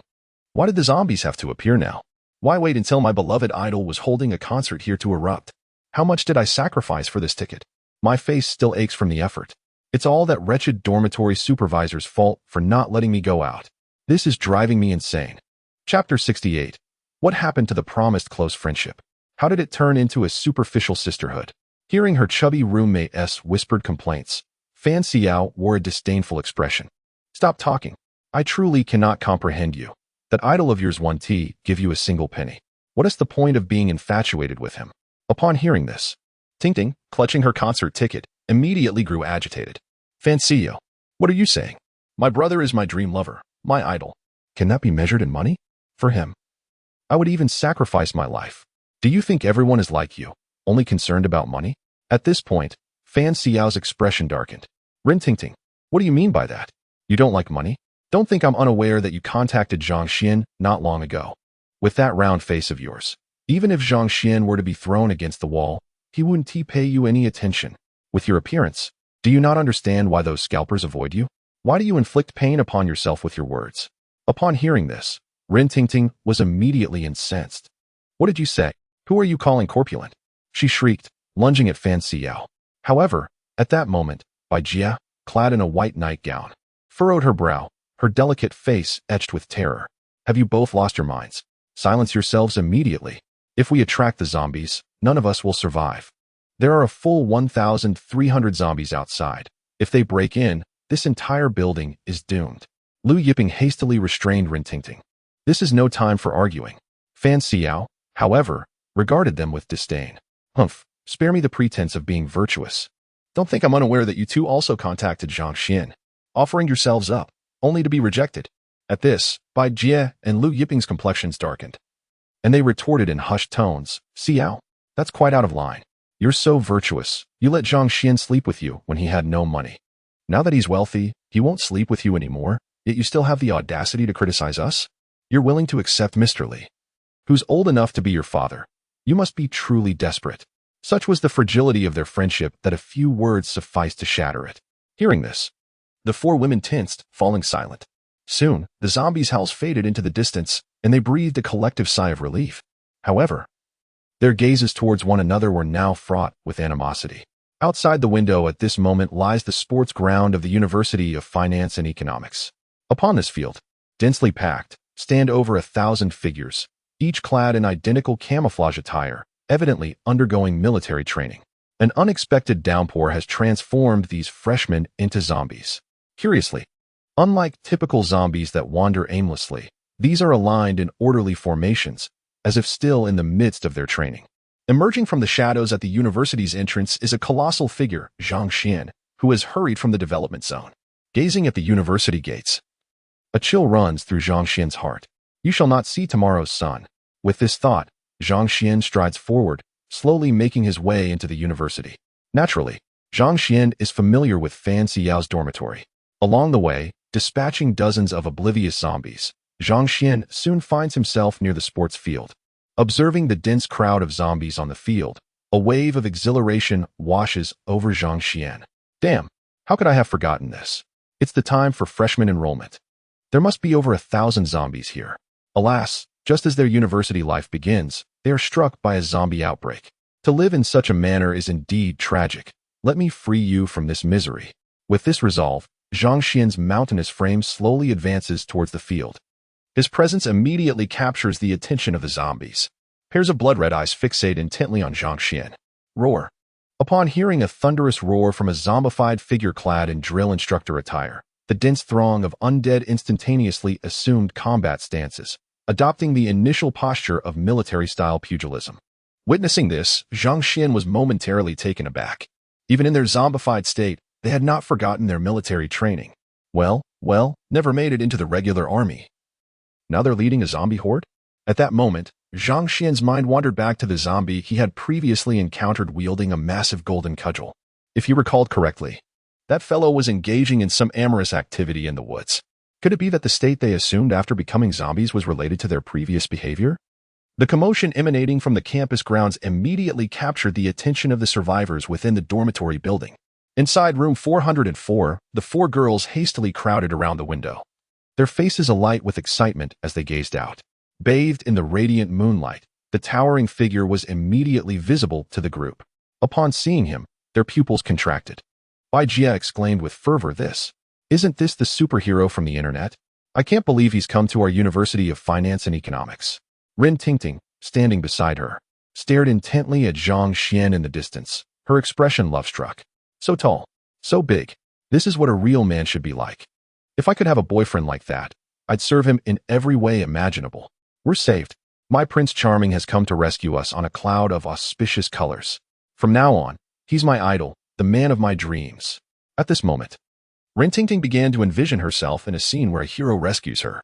However, just then, over 1,000 zombies were advancing in a synchronized manner towards Zhang Xuan. Witnessing this, the four girls in the dormitory could not help but display expressions of concern. Although he was exceptionally strong, there were still over 1,000 zombies. My idol cannot be harmed. If he were to be injured, it would break my heart. Go. Eliminate this horde of zombies. Meanwhile, on the playground, Zhang Xuan gazed at the encroaching army of the undead, his heart surging with an overwhelming desire to kill. In the next moment, he slightly bent his legs, and immense power coalesced within them. With a thunderous roar, Zhang Xuan's formidable figure launched into the air like a cannonball, descending rapidly towards the center of the zombie horde. The sight left the four girls breathless, their eyes sparkling with admiration. Too handsome. This is my superstar. How can he be this charming? I am utterly captivated. Chapter 69. The Terrifying Enhancement. Outside the window, Zhang Xuan's colossal form descended like a meteor, crashing down with tremendous force. Boom. The overwhelming impact erupted instantaneously. The area beneath Zhang Xuan's feet was obliterated, turning dozens of zombies into a torrential rain of blood. The terrifying force did not cease, spreading outward like a whirlwind in all directions. In an instant, the surrounding horde of zombies was sent flying like leaves caught in a tempest. Propelled by the terrifying force of a sudden impact, a clear expanse of nearly 10 meters emerged amidst the throng of undead. As over 1,000 zombies were scattered in disarray, amidst the carnage of flesh and blood, a towering figure stood majestically, as if a divine warrior had descended from the heavens. This awe-inspiring spectacle instantly captivated the four young women in the dormitory, their eyes shimmering with a mix of astonishment and delight. It was as if a celestial being had come forth, truly a deity of this earthly realm. Rin Tingting, overwhelmed by the sight, leaped up with a burst of energy, her ample form quivering with excitement. She let out an ear-splitting shriek, exclaiming, "So magnificent, so commanding. This is the true superstar in my heart. Go, my superhero. Crush these zombies into mere pulp. How cool." Oh, beside her, Fan Siyao and the others breathed a sigh of relief, gazing adoringly at the distant figure. Yet, at that moment, a spark of brilliance flickered in Fan Siyao's eyes, as a bold thought surged through her mind. In a world now overrun by the undead, with the apocalypse having arrived, currency had lost all value. To survive in this new era, strength was paramount. This individual was undeniably powerful. If she could remain by his side, even in the apocalypse, she could lead a life of prominence. It must be said that Fan Siyao was quite astute, having discerned the essence of their dire circumstances just one day into the zombie outbreak. However, upon glimpsing the terrifying figure outside the window, towering at nearly 2.5 meters, Fan Siyao's delicate frame trembled involuntarily, and a hint of fear flickered in her beautiful eyes. It is said that such beings are proportionate to their height. While others may scoff at this notion, I find it credible. Zhang Xuan stands close to 2 meters tall. Thus, the sheer height of this individual sends shivers down her spine, causing her to instinctively tighten her legs, uncertain of her own endurance against such a formidable presence. She pondered. At that moment, the playground transformed into a grotesque scene as dozens of zombies were reduced to mere flesh and mush. Waves of arcane energy surged into Zhang Xuan's being, igniting an exhilarating thrill within him. Indeed, the energy harvested from slaying zombies surpassed all expectations. Merely a handful of zombies equated to what would typically require hundreds of humans. The thought crossed his mind. What realm could he attain after vanquishing all the zombies here? With that thought, Zhang Xuan sprang into action. His massive frame erupted with a speed utterly incongruous to its size, morphing into a ghostly green blur that shot forth like a spectral scythe, each flicker resulting in the dismemberment of numerous zombies. The undead on the playground fell in droves as if mowed down by an unseen force. The remaining survivors in the dormitory had descended into utter madness, their frenzied screams echoing throughout the University of Finance. How magnificent! How cool! I want to have your children. Oh, handsome. Do you have a girlfriend? I possess a pair of talking giant eyes. Would you care to see them? Choose me. Choose me. I am capable of performing the splits. As the piercing screams echoed around her, Fan Siyuan and her 3 companions instantly turned pale, their beautiful eyes filled with anxiety. It was evident that they had realized the harsh reality of survival in a post-apocalyptic world. Relying on the powerful was the most pragmatic approach. In the next moment, Rintingting's corpulent figure squeezed through the window, shrieking hysterically, "Do not listen to them. Choose me. I am still a virgin, while they are not. Additionally, my lips are luscious." As the girl's cries filled the air, the entire horde of zombies within the vicinity of the university was drawn to the commotion, rushing madly towards the playground. At that moment, Zhang Xuan transformed into a merciless killing machine. His body flashed like lightning, and his sharp claws glinted. Dozens of zombies were instantly torn apart, their desiccated remains scattering across the ground. Meanwhile, an ever-increasing number of zombies surged towards the scene, merely serving to provide additional fodder for this gruesome slaughter. 5 minutes later, the nearly 1,000-square-meter playground was densely covered with shattered corpses, resembling a vast slaughterhouse. Zhang Xuan stood amidst the carnage like a demonic figure, the last drop of blood on his claws merging into his being. He pondered to himself. How many zombies had he slain? Perhaps around 2,000. In the next instant, as the blood energy and vitality flowed into Zhang Xuan's body, he was astonished to discover that this energy did not surge into his muscles as before. Instead, it poured into his flesh. Zhang Xuan felt a terrifying power coalescing beneath his skin, as if something was gestating beneath the surface. Zhang Xuan's heart surged with elation in an instant. This is the precursor to the hairy zombie. He had actually broken through to the peak of the green zombie stage. The mere thought of the term hairy zombie filled Zhang Xuan with uncontrollable excitement.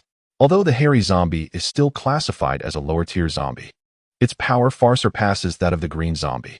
Even an ordinary zombie, upon reaching the hairy zombie level, becomes impervious to fire and sunlight. Moreover, its strength and defensive capabilities ascend to an entirely new realm. After all, the subsequent flying zombie stage delves into the realm of sorcery, making the hairy zombie a minor pinnacle in the physical strength of ordinary zombies. Zhang Xuan was overwhelmed with exhilaration. This is merely an ordinary zombie. With his innate constitution as the supreme ancestral zombie, he couldn't fathom how terrifying his power would become after breaking through to the hairy zombie stage. However, in the next moment, a wave of disappointment washed over him. He could sense that although he had reached the peak of the green zombie stage, the amount of blood sustenance required to break through to the hairy zombie level would likely be astronomical. Damn it, to break through to the hairy zombie stage, he estimated he would need at least 20 to 30,000 zombies. But where in Donghai City could such a massive gathering of zombies be found? Could it be that he would have to hunt them down one by one, which would inevitably draw the attention of the military? Forget it. He would first deal with that despicable Fan Xiao before focusing on breaking through to the hairy zombie stage. That wretch must die, or he would never rest in peace. With this thought, Zhang Xuan strode with his towering figure toward the dormitory building. Seeing this, Rintingting immediately began gesticulating wildly in excitement. "Ah, he's coming in. My superhero has arrived. Hurry, hurry. Get out quickly. Don't let those other vixens take the lead." Hearing this, Fan Xiao and the other 2 girls raised their eyebrows. The 4 of them rushed toward the door, frantically moving the clutter blocking their way. Chapter 70. Sisters, Bloom. Unfortunately, the entire dorm room was a mess, with everything piled up at the entrance. The 4 sisters scrambled to move the items. Meanwhile, in the dormitory building, screams and the slamming of doors echoed through the halls.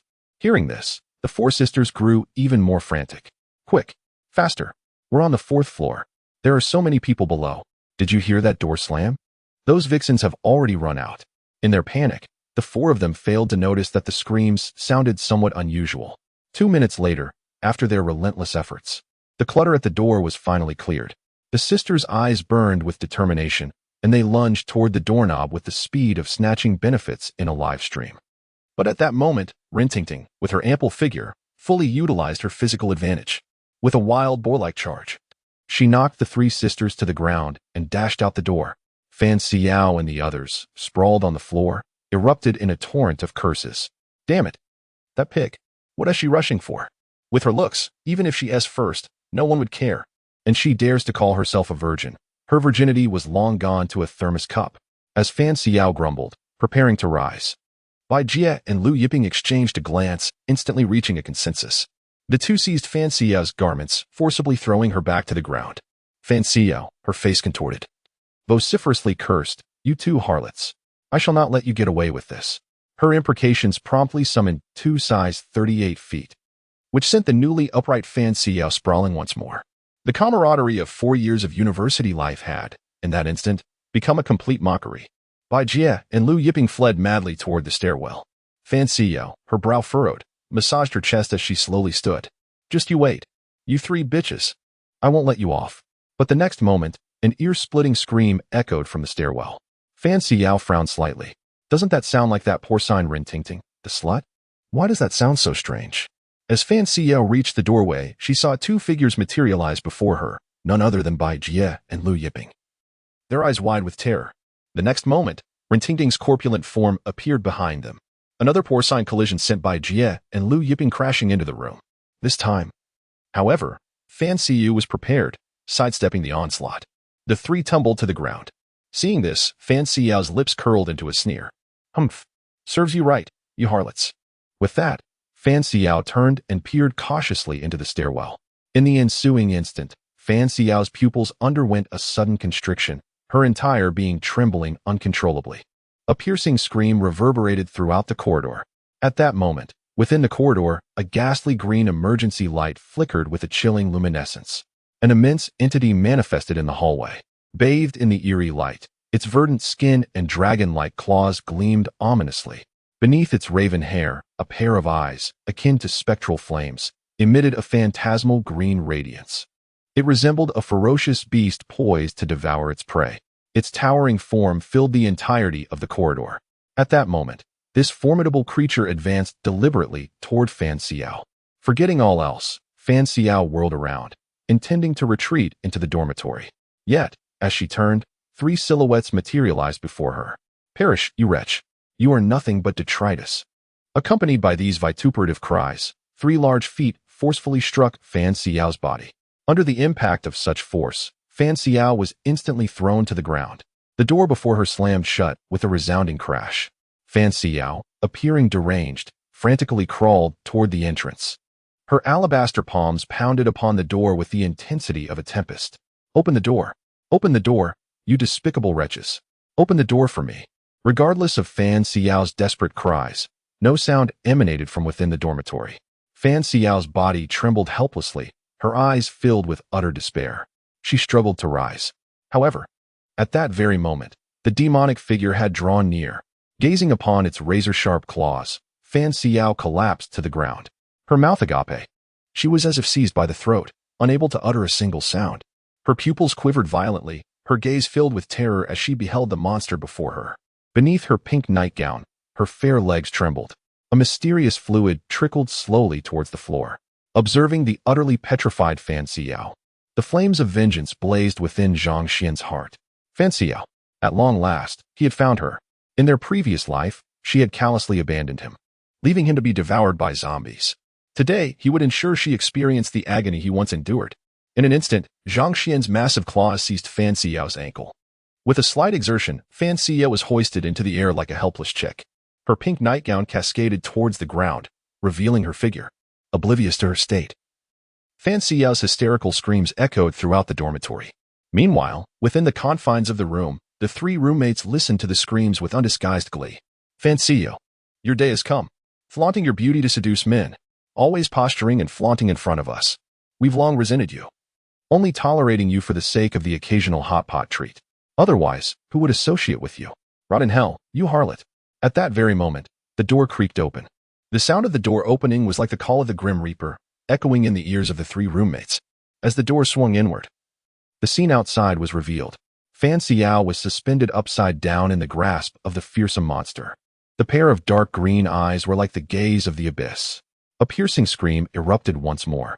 The three women dashed frantically towards the window, still jostling each other in their desperate flight. Observing their actions, a murderous intent swelled within Zhang Xuan. These three vile creatures were no better. Though Fan Xiao was contemptible, Their instigation was unforgivable. With this resolve, Zhang Xuan, gripping the still screaming Fan Siyao in his left hand, strode into the room. The three women, paralyzed with terror, collapsed to the floor, their bodies trembling uncontrollably, their faces etched with fear. Rin Tingting, a woman of prodigious size, shrieked wildly, "Don't kill me. I'm filthy. I have a disease. A contagious disease." But in the next instant, the immense figure was upon them. A large foot descended with brutal force, and Rin Tingting's corpulent body burst apart like a watermelon. Shattered bones, like projectiles, pierced the bodies of the two women beside her, instantly tearing flesh and causing blood to flow freely. Witnessing this carnage, Fan Siyao emitted an ear-splitting scream. Without hesitation, Zhang Xuan delivered two more crushing blows. The entire dormitory was engulfed in a tempest of blood and gore. A scrap of paper, propelled by the force of the impact, fluttered before Zhang Xuan's face. In that fleeting moment, Zhang Xuan's heart skipped a beat. What was this? Chapter 71. Domineering Zombie Falls in Love with Me? With Zhang Xuan's keen eyesight, even as the paper drifted by, he could clearly discern the words, Peach Pink Boys 66th Generation Concert. Date, August 20th, 2050. Location, Binhai Stadium, Donghai City. Gazing upon the details emblazoned on the concert ticket, a maelstrom of emotions erupted within Zhang Xuan's heart. Peach Blossom Boys Generation 66? Astonishingly, they were scheduled to perform in Donghai City today, at the Binhai Stadium. This ensemble commanded an immense and devoted following, their concerts invariably playing to full houses. The Binhai Stadium, with its capacity to accommodate at least 30 to 40,000 spectators, was an open-air venue. Could this imply the presence of 30 to 40,000 zombies within its confines? The mere thought sent tremors of excitement through Zhang Xuan's core. Serendipity had smiled upon him. What he had sought assiduously was now effortlessly within his grasp. Typically, once a concert commenced, the stadium would be sealed off. Ergo, it was highly probable that these 30 to 40,000 zombies were still congregated within. If he could dispatch them all, he would undoubtedly ascend to the level of a Mao gang. His sole apprehension lay in the possibility of internecine conflict among the zombies, potentially giving rise to a corpse king, which would pose a significant challenge. Damn it, he mused, I'll take the risk. Even if I'm outmatched, I can always flee. Fortune favors the bold. By elevating myself to the Mao gang level, the world would be my oyster. At that moment, Fan Siyao, whom he held captive, finally ceased her ear-piercing shrieks. Her vocal cords rendered hoarse. Observing her limp form, Zhang Xuan harbored a dark thought. Before embarking on his journey to the Binhai Stadium, he would ensure that this wretched woman experienced the true depths of terror. In the ensuing moment, Zhang Xuan, with his imposing physique, seized Fan Siyao and lumbered towards the exit. A perplexed expression suddenly spread across Fan Siyao's dazed face. Why did he not kill me? Why? He had ruthlessly slain those three wretches. Why was I spared? Could it be that he is enamored with my beauty? Or perhaps he has developed feelings for me? A tale reminiscent of Beauty and the Beast, where a domineering monster falls in love with me. Alternatively, could it be that I am the destined heroine of a novel? Surely, these must be the reasons. Otherwise, how could he refrain from ending my life? His murder of those three wretches must have been in retaliation for their imprisoning me. It must be so. As long as I can survive, I am willing to do anything. At this moment, Fan Siyao remained oblivious to the horrific fate that awaited her. Meanwhile, at the coastal stadium, an unexpected downpour had rendered the surroundings in stark contrast, with the stadium still illuminated. At the entrance, a small squad approached. Leading the way were two individuals, one wielding an iron rod while the other, a tall figure, brandished a tang sword. These were two evolved individuals dispatched by Major General Han, followed closely by 10 fully armed warriors, all equipped with cold weapons. It was evident that these individuals had been selected from the ranks for their evolutionary abilities. Their attire was stained with blood, a testament to the fierce battles they had endured along the way.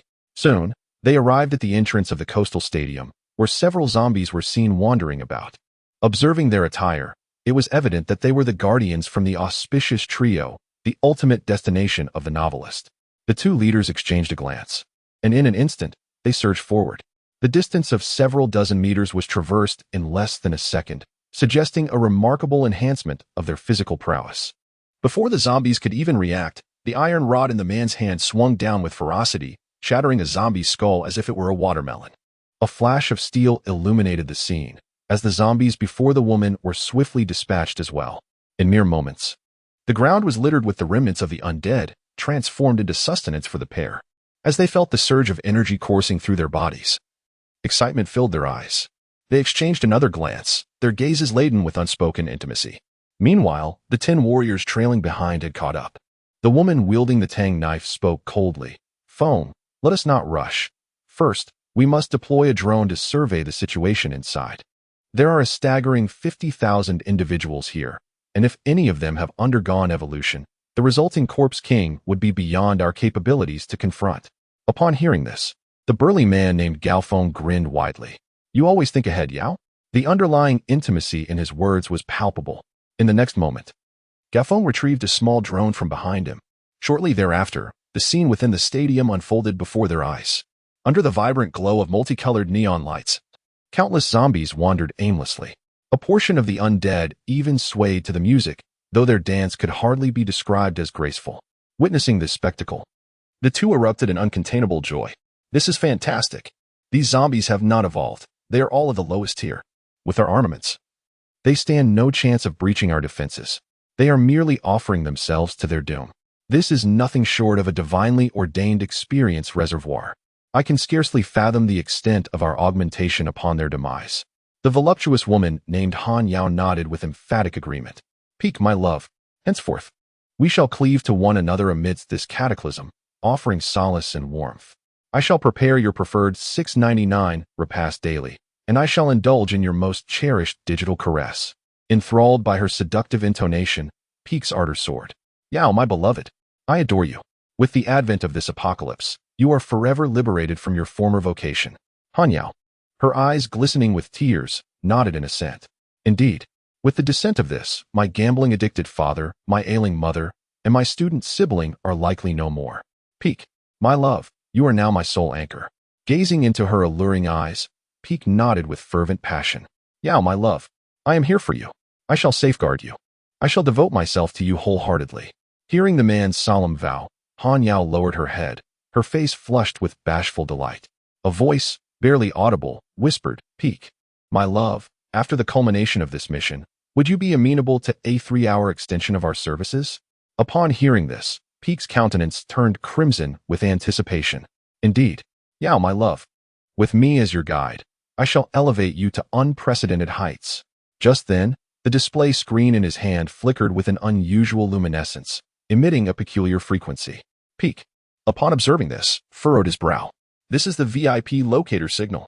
Someone must be beseeching for rescue. I'm surprised that there are still survivors. Never mind. Since it is a simple task, I shall rescue them."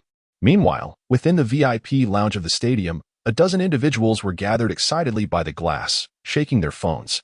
"It is a drone. A drone indeed. Someone has come to our rescue. How wonderful."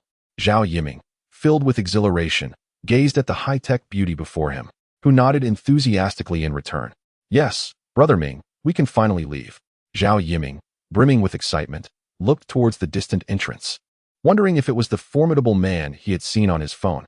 At that moment, on the streets outside the financial university, Zhang Xuan's figure emerged prominently. He held in his hand the disheveled Fan Siyu. Chapter 72. This rainy night, the Maybach. The crisp autumn breeze swept over Fan Siyu's body, causing her to tremble involuntarily. Yet, her eyes were filled with confusion. What on earth does he intend to do? He neither kills me nor lets me go. It is so cold. If those ordinary men were to see me like this, I might have to resort to manual labor again. The thought of their sleazy appearances is truly revolting. After much hesitation, Fan Siyu could not help but speak softly. Can you understand my words? Since you are not going to kill me, could you please set me down? I am quite cold." However, Zhang Xuan appeared indifferent to Fan Siyu's voice, his emerald green eyes scanning the surroundings. Damn it, the nearby zombies were all lured away, making it difficult even to find a single one. However, at that precise moment, several figures in the distance caught Zhang Xuan's attention. They were a group of sanitation workers, now transformed into emotionless zombies, aimlessly wandering near a vehicle. Humorously, one of the zombies sported an orange traffic cone atop its head, resembling a scene from Plants vs. Zombies. A surge of elation coursed through Zhang Xuan. "Excellent. Finally, zombies," he thought. "Gentlemen, don't stray too far. It's time for dinner." But in the subsequent instant, Zhang Xuan was taken aback to discover that the vehicle near the zombies was, in fact, a Maybach. A chill ran down his spine. What a coincidence, he mused. And a Maybach, no less. Though not the exact one, it will suffice. In my previous life, that harlot Fan Xiao moaned wantonly in a Maybach. This time, I'll ensure you do the same. With that thought, Zhang Xuan dragged Fan Xiao, whom he held in his grasp, towards the Maybach. Fan Xiao, too, had noticed the vehicle, her gaze fixating on the license plate. It's not CEO Li's car, she noted. Fan Xiao, is this really the time to be concerned about that? Alas, I had intended to spend an evening with him in the coming days. But the zombie outbreak has thwarted those plans. I suppose it simply wasn't meant to be. But in the next moment, Fan Xiao spotted the sanitation worker zombies nearby. A look of alarm crossed her face, but upon remembering Zhang Xuan's presence, her expression softened. Humph. He single-handedly eliminated so many zombies. These few are of no consequence. Humph. The sanitation worker, the most unremarkable of men, is akin to the end of days. Otherwise, how could you possibly be worthy of witnessing my undergarments? Yet, in the next moment, Fan Xiao was astonished to find herself drawing ever closer to these sanitation zombies. What could he possibly intend to do? Was he planning to slay these zombies alongside her? Shouldn't they be perched upon his shoulders instead? Why, in this instance, were they being lifted in his hands? As Zhang Xuan approached, it became evident that these zombies had also taken notice. However, upon sensing the terrifying aura emanating from Zhang Xuan's body, the sanitation zombies trembled in fear, retreating hastily. Witnessing this scene, Zhang Xuan felt a surge of frustration. Why are you running? I'm merely here to deliver food. By the time Zhang Xuan carried Fan Xiao to the vehicle, the sanitation zombies had already retreated several meters. Yet, the brilliance in Fan Xiao's beautiful eyes sparkled with intrigue. Is this what one refers to as an overwhelming presence in novels? The sight of these zombies yielding to him was undeniably captivating. But in the next instant, a resounding bang echoed.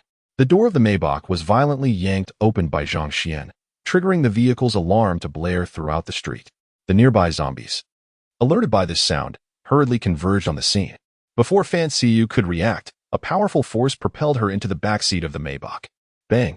Another dull thud resonated as Zhang Xuan slammed the door shut once more, the locking mechanism bending and securing itself in place. Upon entering the vehicle, the biting cold wind vanished instantaneously, and a gentle warmth began to envelop Fan Xiao's body. Gazing out the window at the towering figure, Fan Xiao's eyes brimmed with triumph. So, he had understood her words. Aware of her chill, he had placed her inside the car. It seemed this enigmatic creature harbored feelings for her. Humph. With him as her protector, what fear did she have of others? And that wretch Lung Ningxuang, wasn't she particularly wealthy? What use was wealth now? If she ever crossed paths with her, Fan Xiao would have her knight crush her into pulp. Just then, zombies in the distance were frantically charging toward them. The massive figure outside the car strode toward the oncoming horde.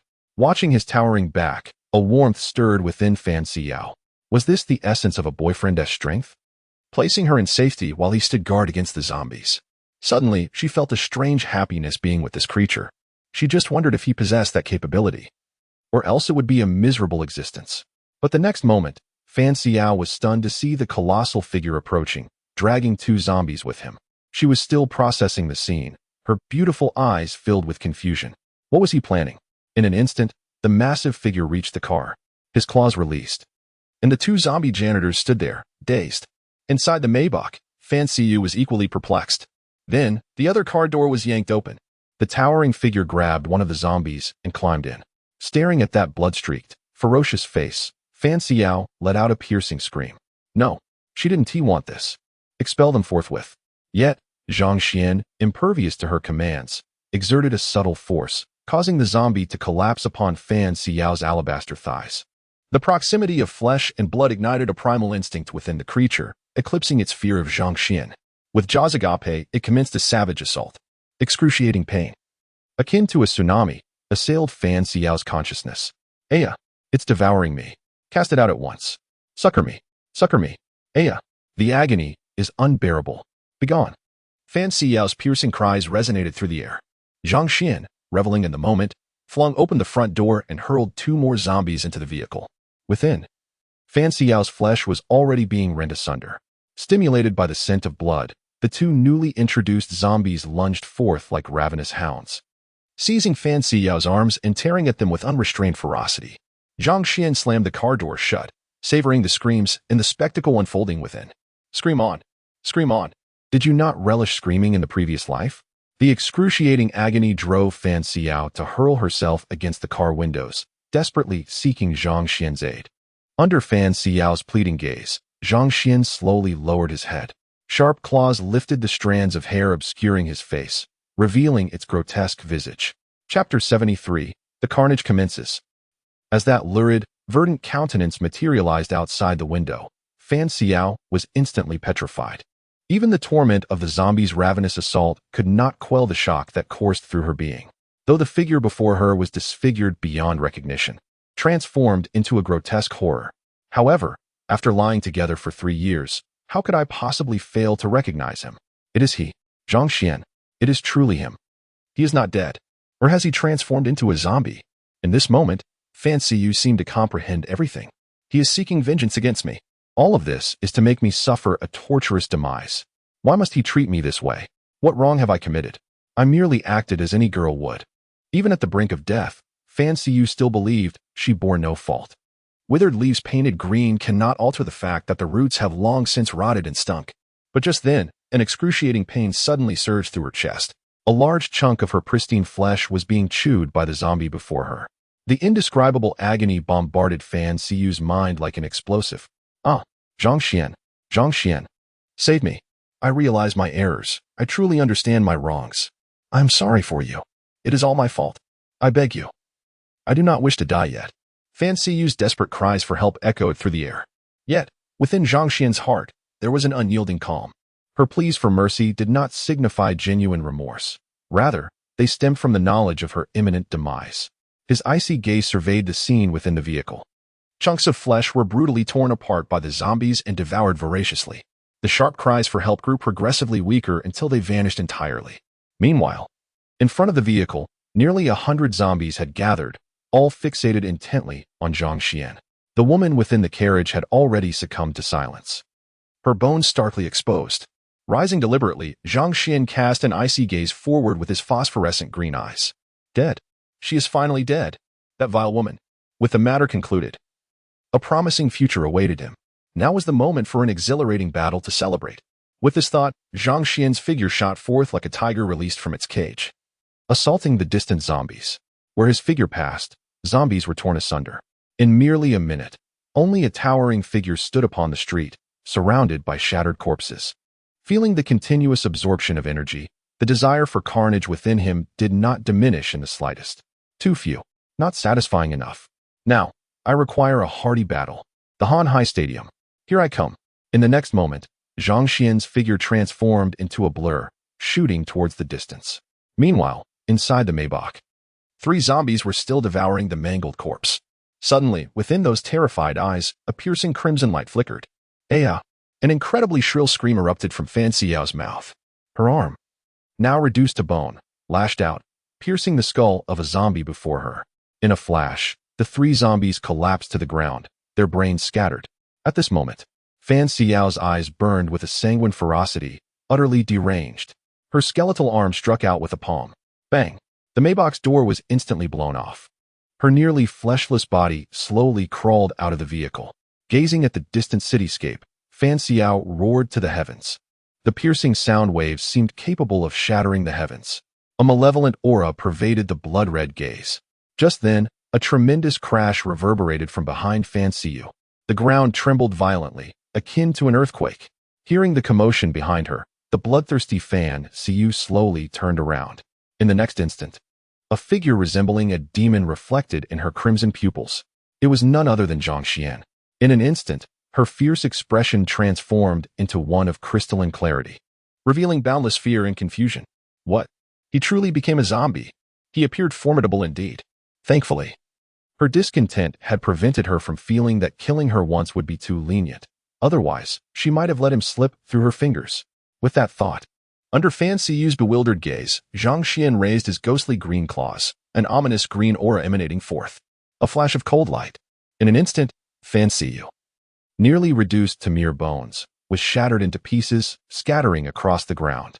At that moment, Zhang Xuan's entire being radiated an endless wave of necrotic energy, spreading outward. The ghastly aura enveloped the scattered remains, sizzling ominously against the ground, sending chills down one's spine. Within the span of a single second, all that remained on the ground was a puddle of crimson and white liquid. Only then did Zhang Xuan nod in satisfaction. This is how it should be. If you were to rise again, you would no longer be a zombie. You would be a celestial being. In the next heartbeat, Zhang Xuan's figure transformed into a fleeting shadow, shooting forth towards the seaside stadium. Meanwhile, at the entrance of the seaside stadium, several figures emerged, quite conspicuously. It was the evolution squad led by Gao Feng and his companion. Gazing at the dense horde of zombies right before their eyes burned with fervor. They exchanged a glance, their eyes brimming with cunning and triumph. In the distant VIP room, Zhao Yiming and a dozen others pressed against the window, peering towards the entrance. Upon spotting the crouching figures, excitement surged in their eyes. We're being rescued. Fantastic. We won't have to wait here to die. However, Zhao Yiming's narrow eyes were filled with disappointment. It's not the superhero from the internet. These guys seem decent, but they're clearly weaker than him. I was hoping to latch onto that big shot and soar in this apocalyptic world. Even if others get the meat and I just get the broth. That would be fine. In any era, if you want to climb up, you must learn to cling to the powerful. Being a lackey isn't bad, in reality. Unlike in novels, lackeys can still wield power. There's no protagonist appearing out of nowhere. But it seems there's no chance now. Forget it, although this thigh isn't thick. I will surely find an even thicker one by climbing this one. Zhao Yiming remained steadfast in his life's creed. Meanwhile, at the inner entrance, Gao Feng, Han Yao, and the others were already prepared for battle. The next second, Gao Feng slowly raised his arm. As his arm fell, the group shot forward like arrows from a bow. Their weapons, accompanied by the whistling wind, struck towards the zombies ahead. A feast of slaughter officially began at this moment. Chapter 74. Divine Weapons Descend. Carnage Unleashed. Though merely a dozen figures, they surged forth like tigers among sheep. Wherever they passed, skulls shattered and corpses were cleaved asunder. Under the relentless slaughter of these 12 individuals, the scene resembled a meat grinder. With each passing second, dozens of zombies were mercilessly dismembered, as they felt that peculiar energy coursing into their bodies. Gao Feng and others were consumed by exhilaration. Kill. Annihilate them all. The pace of the carnage quickened. Entire swathes of zombies fell with each second.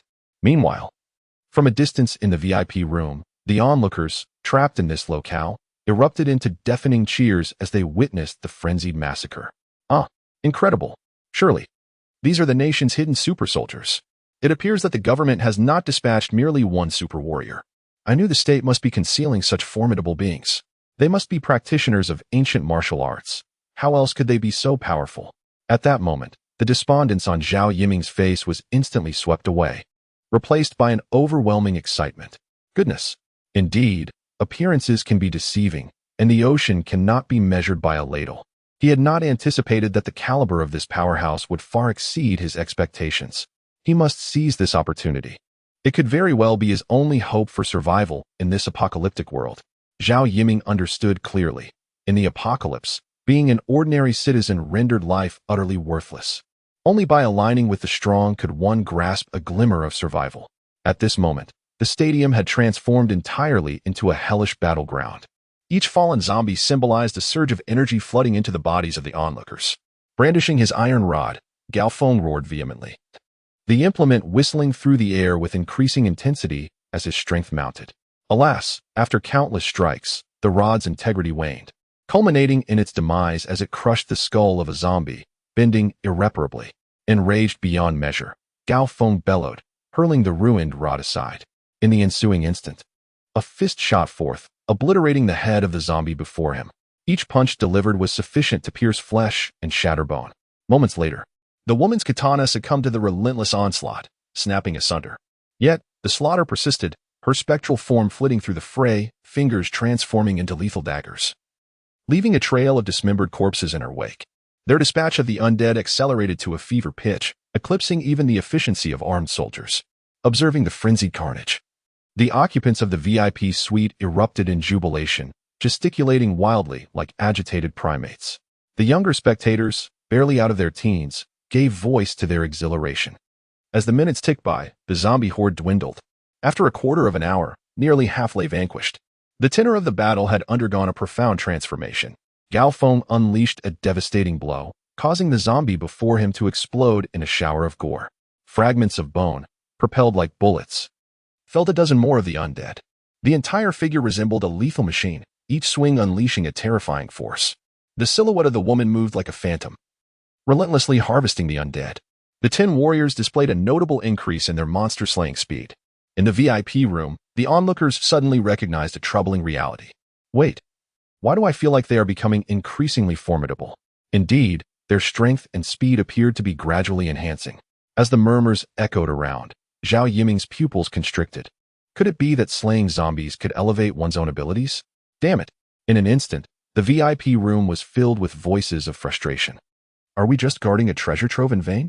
With so many zombies here, why haven't we taken down any? What a monumental opportunity! And we are letting it slip away. Despite these sentiments, no one dared to leap into the fray.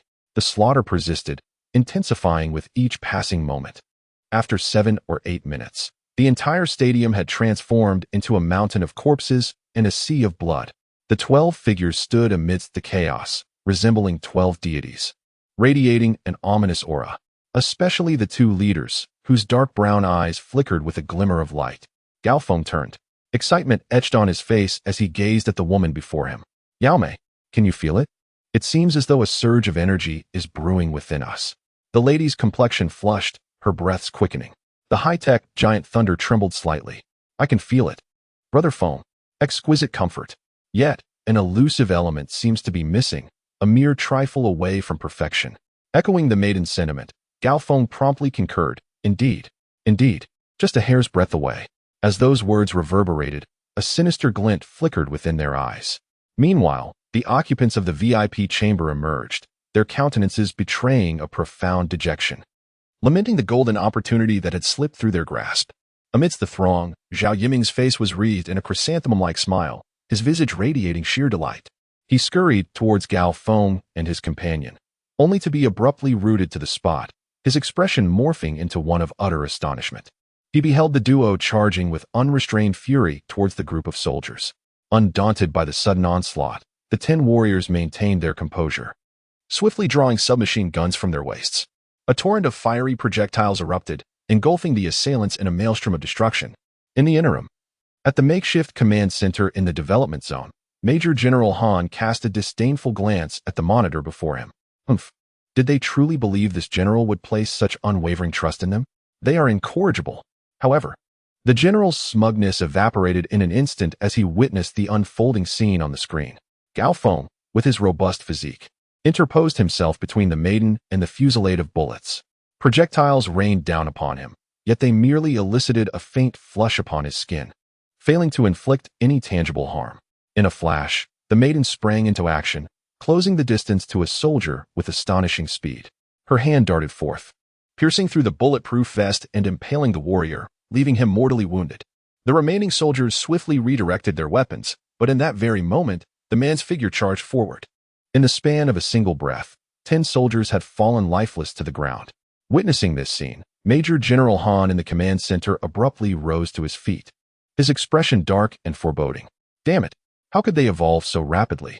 After enduring so many tempests, I never expected to be caught off guard like this. Deploy drones and drop incendiary bombs. We must eliminate these 2 fiends. Chapter 76, Stealing My Troop Line. A crime deserving of death. At this moment within the stadium, as the 10 soldiers perished, the intensity of the light in the eyes of the 2 individuals grew increasingly pronounced. Zhao Yiming and the others, who bore witness to this spectacle, stood frozen in place, momentarily at a loss for what to do. The elegantly adorned woman gazed affectionately at the man. Brother Foam, I never imagined that old scoundrel had prepared a contingency plan just to counter us. If it weren't for you earlier, I might have been turned to Swiss cheese by now. Brother Feng, you have treated me so well. In all my life, no man has ever been this kind to me. The man appeared as if he might dissolve under the warmth of the woman's tender gaze, tears welling in his eyes. Overwhelmed with emotion, Yao Mei, let us not dwell on the past. I promise, in this apocalyptic world, I will do everything in my power to protect you and treat you well. After all, you are the first woman to tell me I am handsome, the first to enter my heart. If you desire, I would even give you my very heart. The man's gentle gaze and impassioned confession stirred profound emotions within the woman, whose eyes brimmed with deep affection. In the next moment, she nestled into his embrace, whispering sweet nothings in his ear. Marry me. From this moment on, I shall be your wife." As she uttered those tender words, his heart swelled with emotion. The woman quivered in his arms. "Peek, from now on, I am yours. And you are the only man for me. Will you marry me? Is that agreeable?" Her heartfelt declarations painted his cheeks with a flush of crimson. He pulled her closer, resolutely proclaiming, "I will marry you. You are the only one for me." Hearing his vow, the woman slowly extended her delicate hand, gliding towards their shared destiny. Yet her fox-like eyes glimmered with an icy glint. "Do not rush, Peek. Once we leave this place, we shall be together forever as husband and wife.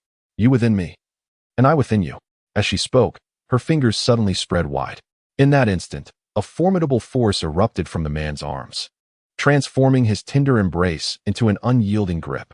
Before the woman could react, he held her firmly. "There is no need to wait, Yao Mei. You and I are one now. You within me, and I within you." The woman, trapped in his vice-like hold, felt her pupils constrict in panic. Nevertheless, she maintained her soft, lamenting tone. "Peek, what are you doing? There are others here. This is inappropriate. You're squeezing too tightly. I can hardly breathe. Please let me go. This is so embarrassing." Yet the man curled his lips into a smirk. "Yao Mei, I dare not release you. If I let you go, my heart will truly belong to you." Upon hearing this, how could the woman not comprehend that her scheme had been unraveled? Her heavily made-up face instantly contorted with rage. "Ah, you deceived me. Everything along this journey has been a lie." Gao Feng let out a cold laugh. "It's mutual. You have deceived me as well. Do you naively believe that I would genuinely trust the words of a foot massage parlor technician? The money I earned from delivering takeout for a decade has all gone on cards. I've heard such words countless times, at least 8,000 if not 10,000. A fallen woman either seeks money or becomes a mother." At these words, the fury in the woman's eyes ignited. "Ah, I underestimated you," she bellowed, her delicate body thrashing wildly. However, her strength was insignificant compared to the man's. "Do not move, Yao Mei. It will soon be over.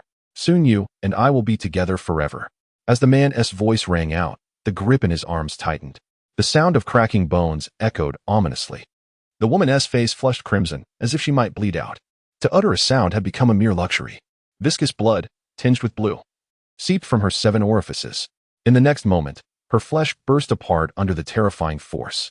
2 lumps of high-tech hyaluronic acid exploded alongside. Her entire body twisted and deformed, devoid of any breath. Only then did Gao Feng release his embrace. The woman's mangled form collapsed limply to the ground. This scene left Zhao Yiming and others in the distance utterly dumbfounded. They promptly opened the door to the VIP room and re-entered. With the woman's demise, a torrent of energy surged into the man's body. In the next moment, Gao Feng let out a furious roar, his voice echoing, "Ah!" As the sound reverberated, a peculiar yellowish glow flickered in his eyes. The man's already robust physique began to swell uncontrollably. Standing at 1.60 meters, he swiftly surpassed 2 meters. His clothing tore apart violently, revealing his dusky skin. To the horror-stricken gazes of Zhao Yiming and the others, intricate patterns emerged on the man's skin, resembling colossal stones of a yellowish hue. After a few breaths, a figure towering approximately 2 meters and 5 centimeters stood before them. Entirely clad in a rocky armor of ochre, he bore a striking resemblance to the thing from the Fantastic Four. At this moment, the onlookers in the VIP room were astounded, their mouths agape, their eyes filled with disbelief. Is this evolution? Has he truly become a superhero? His stature is akin to that of the formidable beings portrayed online. Goodness gracious, this is no superhero. This is a veritable monster, a creature of slaughter. Meanwhile, in the temporary command center within the development zone, Major General Han stared at the screen in astonishment. How could this be possible? The number of slaughtering zombies had reached a threshold, awakening such extraordinary powers. We must eliminate him. He must be stopped. If he escapes, who knows what chaos may ensue. With this thought, Major General Han seized the nearby walkie-talkie. Hurry. Swiftly. Accelerate the tank's speed and prepare the mortars. Under no circumstances must we allow him to escape from Donghai City. At this moment, a towering figure appeared at the entrance of Hanhai Stadium. It was the belated Zhang Xuan. Damn it. I forgot that I was unfamiliar with this stadium. The road signs in Donghai City are utterly chaotic. After a brief moment of frustration, Zhang Xuan's emerald green eyes fixed upon the stadium before him. In the next instant, a wave of anxiety washed over him. Surely not. Why is it so eerily quiet? After all this effort to arrive, do not tell me the concert has been cancelled. With that thought racing through his mind, Zhang Xuan hurried toward the stadium. Upon reaching the entrance, he lifted his gaze. In the distance, a figure clad in earthy tones and a ground strewn with zombies came sharply into view. Zhang Xuan's heart thundered. Damn it! This is outrageous. The stone giant has stolen my minions. Chapter 77. Dragon Clash and Tiger Struggle? Is this the extent of your prowess? Amidst a mountain of corpses and a sea of blood, the imposing figure stood firm. His muscled body was adorned with earthy rocks, emanating a formidable aura. Zhang Xuan felt a jolt of realization. There was no trace of death energy emanating from him, indicating that this individual was human.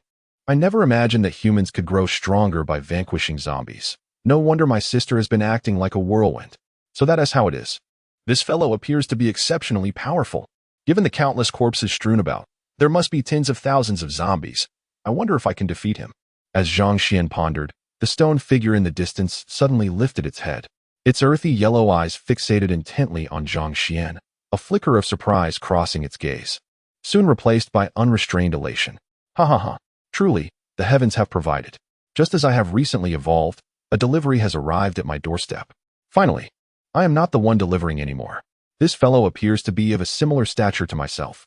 His strength is likely comparable. Yet, judging by his appearance, he seems to be a zombie. However, I can sense that my defense has reached a terrifying level, even if I cannot vanquish this creature.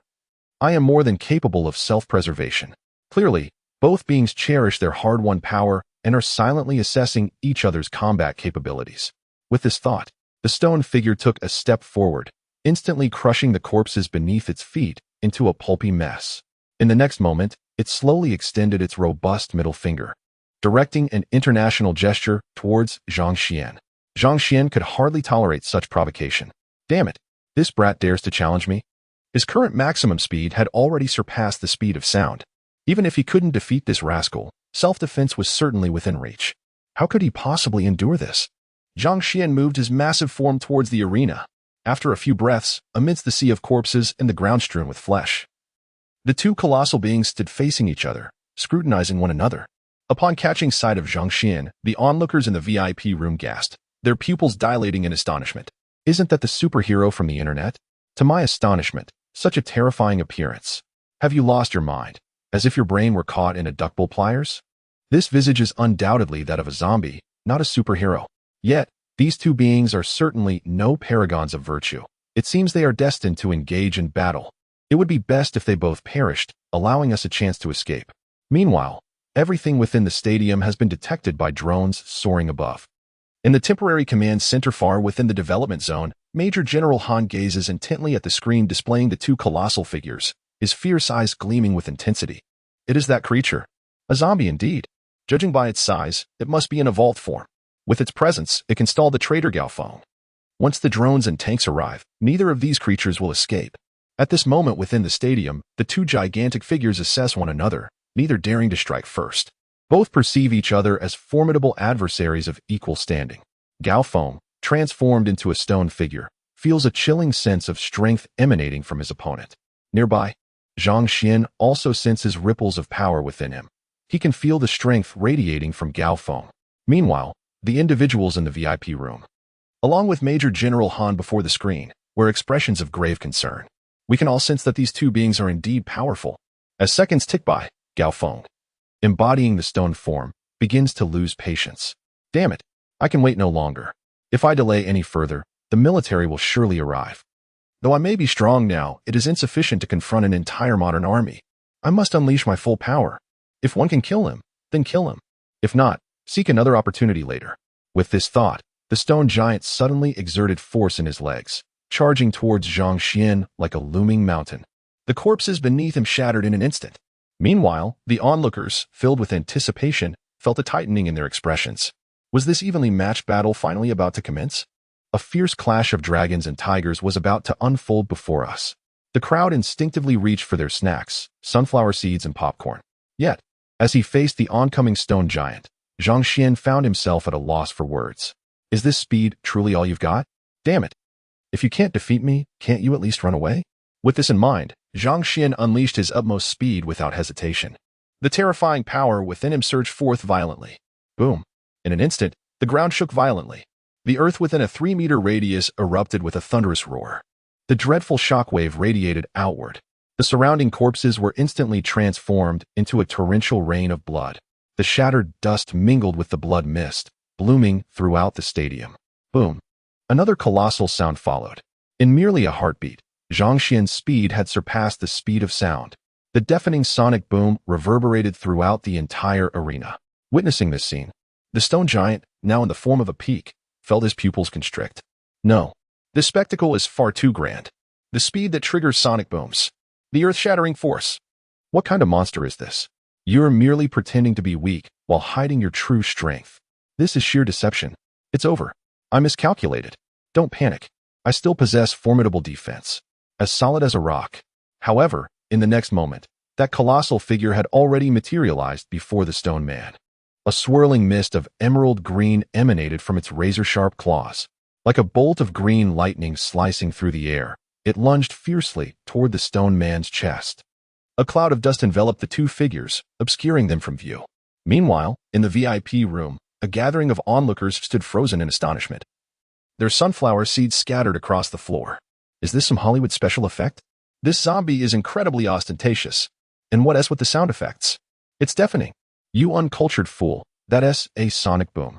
A sonic boom? What on earth? You mean to say that's a sonic boom? It's like a humanoid fighter jet. Simultaneously, Major General Han, seated before the screen, wore a countenance as dark as the depths of a stormy sea. It's so powerful. It is on an entirely different level. In just a few hours, this individual's speed has astonishingly surpassed the sound barrier. As the dust settled in the stadium, countless eyes turned toward the arena. Yet, upon witnessing the scene before them, the spectators were left utterly dumbfounded. There stood but a solitary figure in the stadium, Zhang Xuan, with his lethal claws. He remained poised in an attacking stance, while the stone man had vanished without a trace. Observing this spectacle, the bewildered onlookers were at a loss. What just happened? Where did the stone man go? Did he perhaps escape underground? Major General Han furrowed his brow in concern. Quickly, rewind the footage. Zoom in frame by frame. Neither of these two can escape. At this moment, Zhang Xuan stood in a daze, two words drifting through his mind. Just this? Chapter 78, The Global Apocalypse. Endless despair. In the development zone. The usually composed Major General Han was now fixated on the screen before him, desperate to comprehend the events that had just transpired. As the pixelated images sharpened into clarity, the truth emerged with startling revelation. Upon witnessing the scene, even the battle-hardened Major General Han could not suppress a sharp intake of breath. His formidable frame quivered uncontrollably. On the screen, as the eerie green claws made contact with the stone man, it penetrated as effortlessly as a hot knife through butter. Yet, this was swiftly followed by an explosive force of unparalleled ferocity. In an instant, the stone man's robust body erupted like a firework on New Year's Eve, disintegrating into countless fragments that scattered in the wind. A once mighty warrior had fallen. The next moment, Major General Han's thunderous roar reverberated throughout the command center. Artillery company. Launch ground-to-ground missiles. Hearing the general's fierce command, a nearby colonel appeared bewildered. Are you certain you want to launch ground-to-ground missiles? That could obliterate the entire stadium, and it is highly likely. Before he could finish, Major General Han spun around, his bloodshot eyes locking onto the colonel with fierce intensity. Immediately. Right now? If that individual escapes from Donghai City, it will unleash a catastrophic storm. Meanwhile, within the stadium, the spectators in the VIP room remained utterly perplexed, staring blankly at the distant figure of Zhang Xuan. The scene before Zhang Xuan caused him to question his existence. How could he be so weak? Was this not a waste of his emotions? Yet, in the next moment, an overwhelming surge of energy coursed through his body. Every cell within him rejoiced, accompanied by a cacophony of cracking sounds. Zhang Xuan was instantly filled with elation. He was on the verge of a breakthrough. He was finally about to reach the level of the hairy zombie. However, just then, a series of violent sounds erupted. Boom. The ground trembled. Bright flashes streaked across the distant sky, accompanied by the sound of explosions, hurtling towards this very spot like meteors. The onlookers in the VIP room were utterly bewildered. What on earth was that? How fast could it be? Beside them, Zhao Yiming's pupils constricted in horror. My goodness, those are missiles. At that moment, Zhang Xuan's emerald green eyes widened in disbelief. No way. Supersonic missiles. They were moving too fast. There was no escaping. Run. Who knew what kind of warheads they carried? With that thought, Zhang Xuan's massive frame surged forward. Yet, as he reached the entrance, the 3 missiles, each over a meter long, had already entered the stadium, hurtling towards him with deadly precision. No, guided with pinpoint accuracy. Terminal control. There was no evading them. Boom. In the next instant, a blinding light accompanied by an unparalleled shockwave erupted, enveloping the area. Under the terrifying heat, the remnants on the ground vaporized instantly. An inferno of orange flames surged upwards, forming a fireball towering over 10 meters high. The ground heaved like a tumultuous sea. In a mere instant, a terrifying shockwave engulfed the entire stadium. The ground trembled violently, and dust filled the air. The stadium had vanished without a trace, leaving only a landscape of debris. Yet, mere seconds later, dozens of drones appeared in the sky, unleashing a barrage of incendiary projectiles. Simultaneously, shells roared in from a nearby location. Flames surged, transforming the surrounding area into an inferno spanning hundreds of meters. The fire scorched everything, while the shells plowed through the earth. Minutes later, as the dust settled, the temporary command center observed the screen, now ablaze with flames. General Han finally exhaled, reassured that nothing could survive under such overwhelming firepower. The might of science is indeed the supreme force. Under the reign of science, all are but mere insects. As long as one possesses a corporeal form, immunity to incendiary devices is impossible. General Han slowly took a seat, retrieving a cigarette to light. But just then, a soldier burst in, exclaiming, "General, urgent intelligence. An unidentified creature has appeared at a large poultry farm in the northern part of Donghai City, and it has already destroyed a helicopter." Upon hearing this, General Han sprang to his feet. "Where's the live feed? Is there any footage from the scene?" Shortly thereafter, a video materialized on the screen before him. There, a shadowy figure was discernible, resembling a bird. In the next moment, this elusive silhouette darted past the helicopter at incredible speed. In an instant, the helicopter disintegrated mid-air. In stark contrast, that figure appeared to be nearly 10 meters in length. The wingspan exceeded 20 meters. Upon witnessing this scene, General Han's pupils constricted. Even though he had remained composed in the presence of Zhang Xuan, he now collapsed as if struck by a mighty force. His entire demeanor was one of desolation, as though his very soul had been lost. A nearby soldier rushed over to assist him, asking, "General, what has happened?" Just then, another soldier burst in, exclaiming, reporting to the general, "An emergency situation. An unidentified creature has appeared at the East Sea City Zoo. It has already damaged an armored vehicle. Its size resembles that of a tiger." Upon hearing this, General Han's countenance darkened.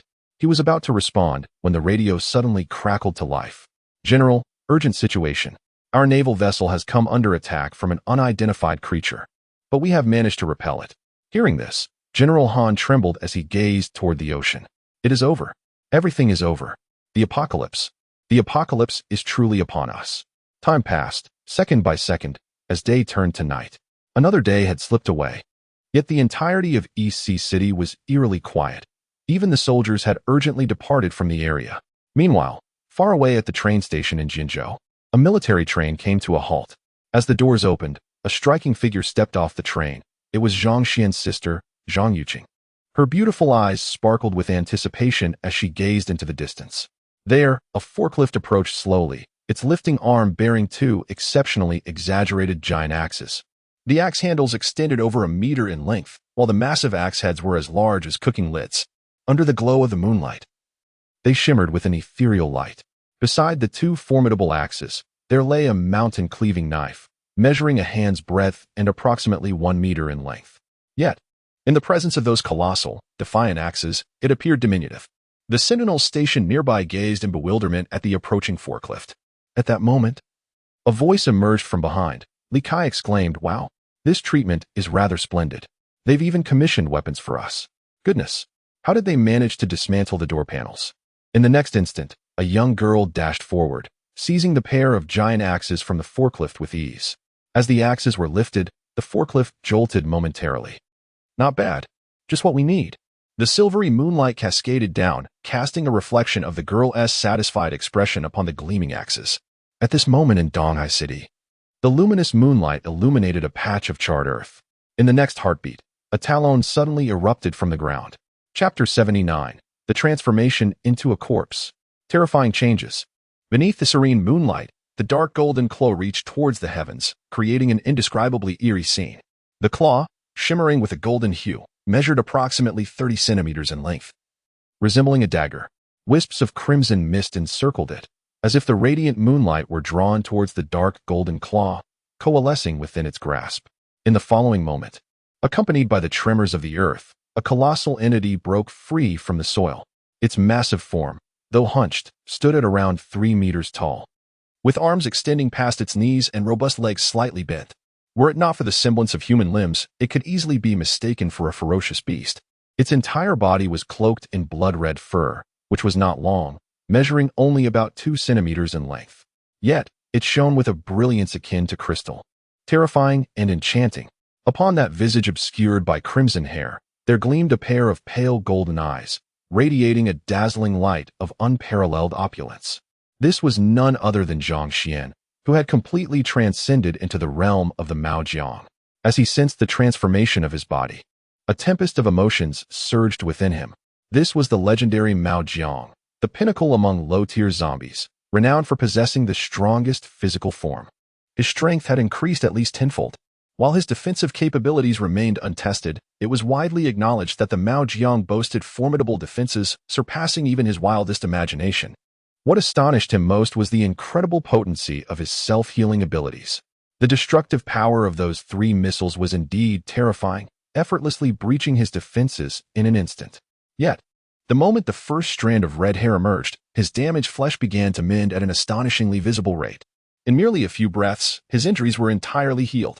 Alas, they even resorted to setting fire to him, had it not been for his exceptional Zudao Jiang physique, which granted him immunity to flames. He could have easily found himself in dire straits.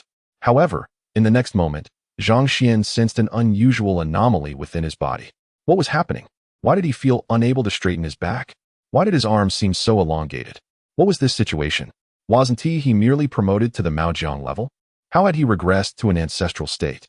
It felt as though the ground was receding from him. No, he must ascertain the nature of his transformation. Swiftly, Zhang Xuan's colossal form approached a glass exterior wall. Gazing at the figure reflected in the glass, Zhang Xuan was momentarily rendered speechless. His body was covered in blood-red fur, and a pair of dark golden eyes sparkled with a golden light. Strangely, his sharp fangs had also transformed into a pale golden hue. This resemblance to a Super Saiyan transformation was uncanny. Yet, apart from his hunched frame, he found it peculiar that he felt no discomfort. It seemed as though his current form was more suited for battle. But what did appearances matter now that he had become a zombie? However, in the next moment, a vivid image flashed through Zhang Xuan's mind. Treason. Is this treachery? Never mind. He had little need for those 2 things anymore. The apocalypse had arrived, and his great realm was no more. He resolved to find that scoundrel Zhao Yiming, eliminate him, and then leave Donghai City behind. With this thought in mind, Zhang Xuan began to wander the streets with his massive form. The scattered zombies on the road turned and fled at the sight of him, their faces reflecting sheer terror. The observant Zhang Xuan was momentarily taken aback. Something was amiss. These zombies appeared different from before. Previously, they would mostly ignore him, with only a rare few turning away, but none would ever flee in fright. Moreover, they never displayed such expressions of fear. Could it be that these zombies had evolved? Had they gained a semblance of intelligence? With curiosity piqued, Zhang Xuan began to scrutinize the zombies around him. It didn't take long for him to confirm his suspicions. These zombies had indeed become somewhat more intelligent. In an astonishing turn of events, one of the zombies was actually attempting to open a door. It appeared that these undead creatures had developed a rudimentary form of intelligence. However, it remained uncertain how much life force this ordinary zombie could offer. With a sudden thought, Zhang Xuan's figure surged forward. In the blink of an eye, he traversed a distance of 100 meters, standing before a zombie. Zhang Xuan was taken aback. His speed had indeed increased, although he wasn't exerting his full strength. He could sense that his velocity had reached 3 times the speed of sound, Mach 3. Alas, lacking wings, he could only dream of taking flight at such speed. In the next moment, as the zombie wore a bewildered expression, Zhang Xuan's dark golden claws swiftly pierced through its form. Yet, in an instant, a scene unfolded that left him in disbelief. As the claws penetrated the zombie's body, it began to wither at an alarming rate. In the blink of an eye, nothing remained on the ground but tattered clothing and a mound of unfamiliar dust. This sudden occurrence rendered Zhang Xuan speechless. Was this truly a zombie? It resembled a mythical beast, voraciously draining the creature of all its energy. Was this the terrifying power of the absolute celestial ancestor zombie? Did it truly absorb everything in its path? No. I find myself feeling a sense of fear for my own capabilities. This is utterly monstrous. Yet, I relish it. Zhao Yiming, you had better still be alive. With this thought in mind, Zhang Xuan's formidable figure propelled itself toward the distance. Meanwhile, in the northern region of Donghai City, a convoy of military vehicles was stationed. From one of the armored jeeps emerged a figure, none other than Major General Han. Nearly a day has passed, and what was once the graying hair of Major General Han is now entirely white. He appears to have aged a decade in an instant. At this moment, a colonel approaches him, his face etched with disappointment. General, I have failed you. The flying zombie has escaped. Its agility is too formidable. We could not concentrate our fire. Upon hearing this, Major General Han wearily waved his hand. This is not your fault. No one could have anticipated that animals could also become zombies. In the next moment, the corners of Han's eyes, once cast downward, slowly lifted. What has become of the tiger in Donghai City? Upon hearing this, the colonel sighed softly. That tiger is exceedingly strange. It can turn invisible. We are utterly unable to trace its movements. At this, Major General Han resignedly closed his eyes. Forget it. Let it be. Proceed to Jiqing. The most pressing matter now is to establish a protective zone. Meanwhile, in the city of Donghai, within the dimly lit confines of Donghai First Hospital, which once basked in bright light, darkness now reigns supreme. In this somber atmosphere, two characters can be faintly discerned. Delivery room.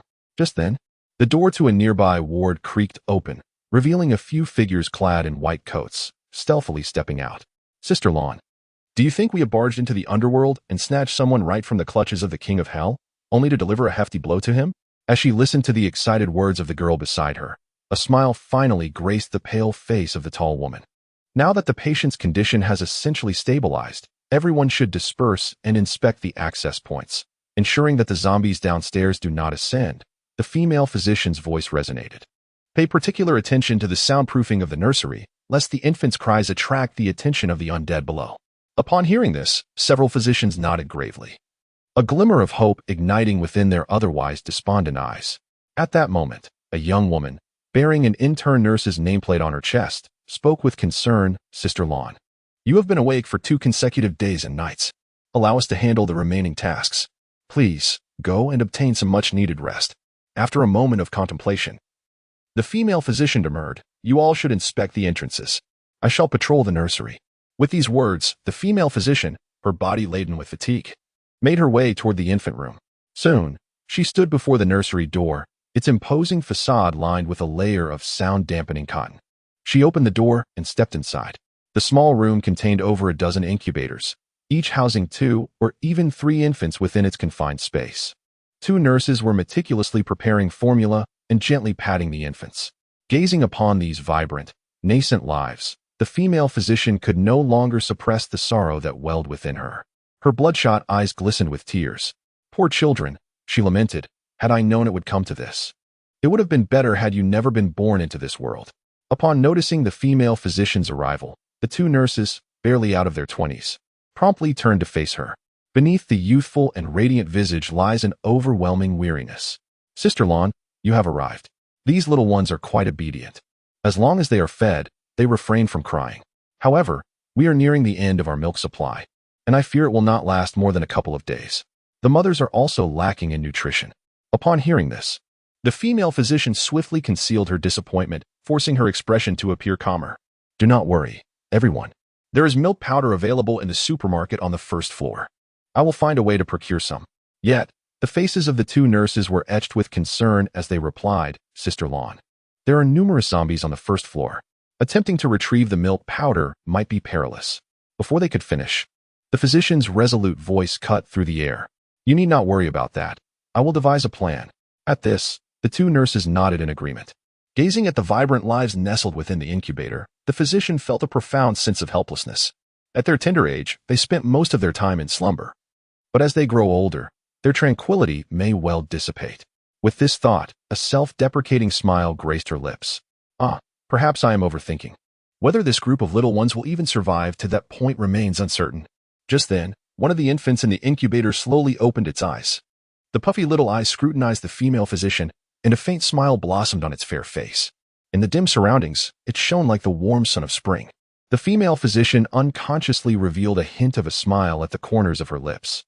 The weariness that enveloped her began to dissipate under the warmth of that sun-like smile. A flicker of resolute light ignited in her dim eyes. Though uncertain of how long I could endure, I vowed that since I had brought you into this world, I would never allow you to walk ahead of me. Meanwhile, just a few kilometers away stood the largest outdoor plaza in the entirety of Donghai City, the Sifang Square. At this moment, the square was crowded with thousands of zombies. Strangely, these zombies did not wander aimlessly like others. Rather, they seemed to be drawn by an unseen force, collectively gazing in a specific direction. In the next instant, illuminated by the moonlight, a bizarre scene unfolded. The thousands of zombies slowly bent down, kneeling towards a rockery in the center of the square. Yet, atop the rockery, there was nothing but emptiness. Moments later, an even more peculiar occurrence transpired. A colossal figure gradually materialized above the rockery. It resembled a fierce tiger, an extraordinary creature. Merely crouching on the rockery, its shoulders exceeded 3 meters in height, while its length spanned the entire rockery, measuring over 10 meters. Its dark purple skin shimmered with an eerie glow under the moonlight, and its violet tiger eyes sparkled with an unsettling light. The immense body leaped gracefully to the ground, curiously without emitting the slightest sound. The zombies before it fell to their knees, their eyes betraying a human-like fear. In the next moment, the purple ferocious tiger opened its gaping maw, a strange low growl resonating through the air. As the sound echoed, the hundreds of zombies before it seemed to receive an invisible command. Instantly, they scattered in all directions, with a dozen of them heading toward the first hospital of Donghai City. Meanwhile, merely a few streets away, a colossal figure cloaked in red fur ambled along the asphalt road. The silvery moonlight cascaded upon its crimson fur, only to vanish without a trace in an instant. This was none other than Zhang Xuan, who had successfully ascended to the status of a fur zombie. Observing the desolate street, devoid of life and enveloped in silence, Zhang Xuan couldn't help but murmur in bewilderment. How peculiar. Why was it so quiet? Where had the military personnel gone? He had intended to take revenge for that one shot. Glancing at his reflection in a nearby glass, a phrase suddenly flashed through his mind. A body covered in red fur, a harbinger of ominous times ahead. Just then, Zhang Xuan's gaze snapped forward. Was there movement? A considerable number of people. Chapter 81. A Roar of Fury. The Tiger King transforms into a silly pup. So that was why I hadn't seen any zombies. They had banded together. Acknowledging that it was not easy for me to find them, they had gathered so thoughtfully. Warm and considerate indeed. With this thought, Zhang Xuan propelled his robust legs forward, racing toward the distance. Within mere seconds, he had traversed several streets, and dozens of zombie figures came into view. However, in the next moment, the throng of zombies suddenly scattered, darting in all directions. Witnessing this scene, Zhang Xuan was momentarily at a loss for words. How did the delivery vanish so abruptly? Yet, these creatures appeared to move with a certain organization and purpose. With this thought, Zhang Xuan's golden-hued pupils turned towards the direction from which the zombies were approaching. In the distance, the square came into view, teeming with thousands of zombies. A wave of delight surged within Zhang Xuan. Although the delivery had fled, a grand feast awaited him. How could he possibly resist such an opportunity? In the next instant, Zhang Xuan bent his legs slightly, unleashing his formidable strength.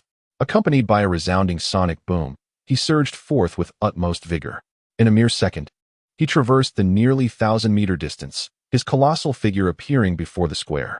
The ground around him erupted violently. A thunderous roar echoed throughout the entire square. Strangely, the zombies before him seemed oblivious to the cacophony behind them, remaining kneeling on the ground, gazing towards the center of the square. Zhang Xuan's pupils constricted. What was happening? How dared they disregard him? Something was amiss. Why were they all kneeling? It was as if they were worshipping something. With this realization, Zhang Xuan felt a surge of hidden excitement. Unusual occurrences often herald the presence of something extraordinary. Surely, a zombie king must be nearby. An experience package? How splendid. Zhang Xuan raised his gaze, his 3-meter height affording him a clear view. At the center of the zombie horde, a massive figure came into focus. It was none other than the dark purple ferocious tiger. Gazing upon the colossal beast stretching over 10 meters in length, Zhang Xuan was momentarily taken aback. Such a massive tiger? It must have attained some form of enlightenment. At last, he had encountered a worthy adversary.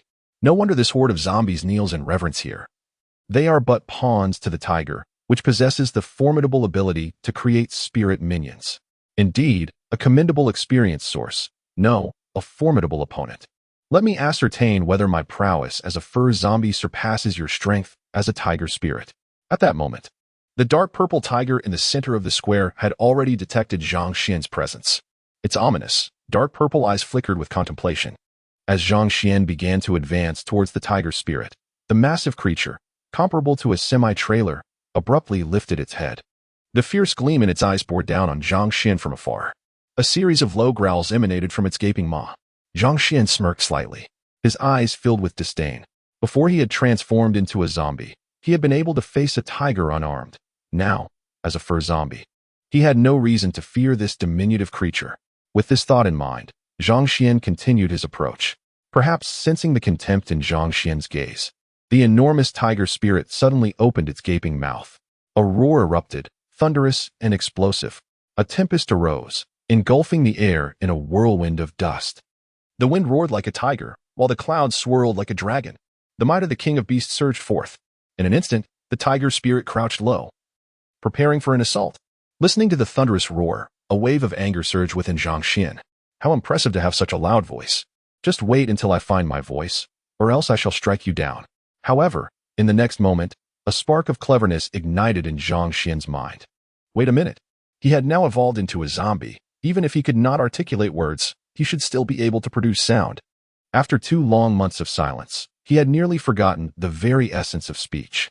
As he instinctively assessed his vocal cords, a startling realization dawned upon him. Why does it feel as though my vocal cords have become remarkably more resilient? Though not as agile as they were in life, they were certainly capable of generating sound. In an instant, Zhang Xuan was overwhelmed with ecstasy. Having been mute for 2 months, he yearned to unleash his voice to its fullest potential. In the next moment, Zhang Xuan abruptly opened his mouth wide. His dark golden fangs shimmered with a radiant glow.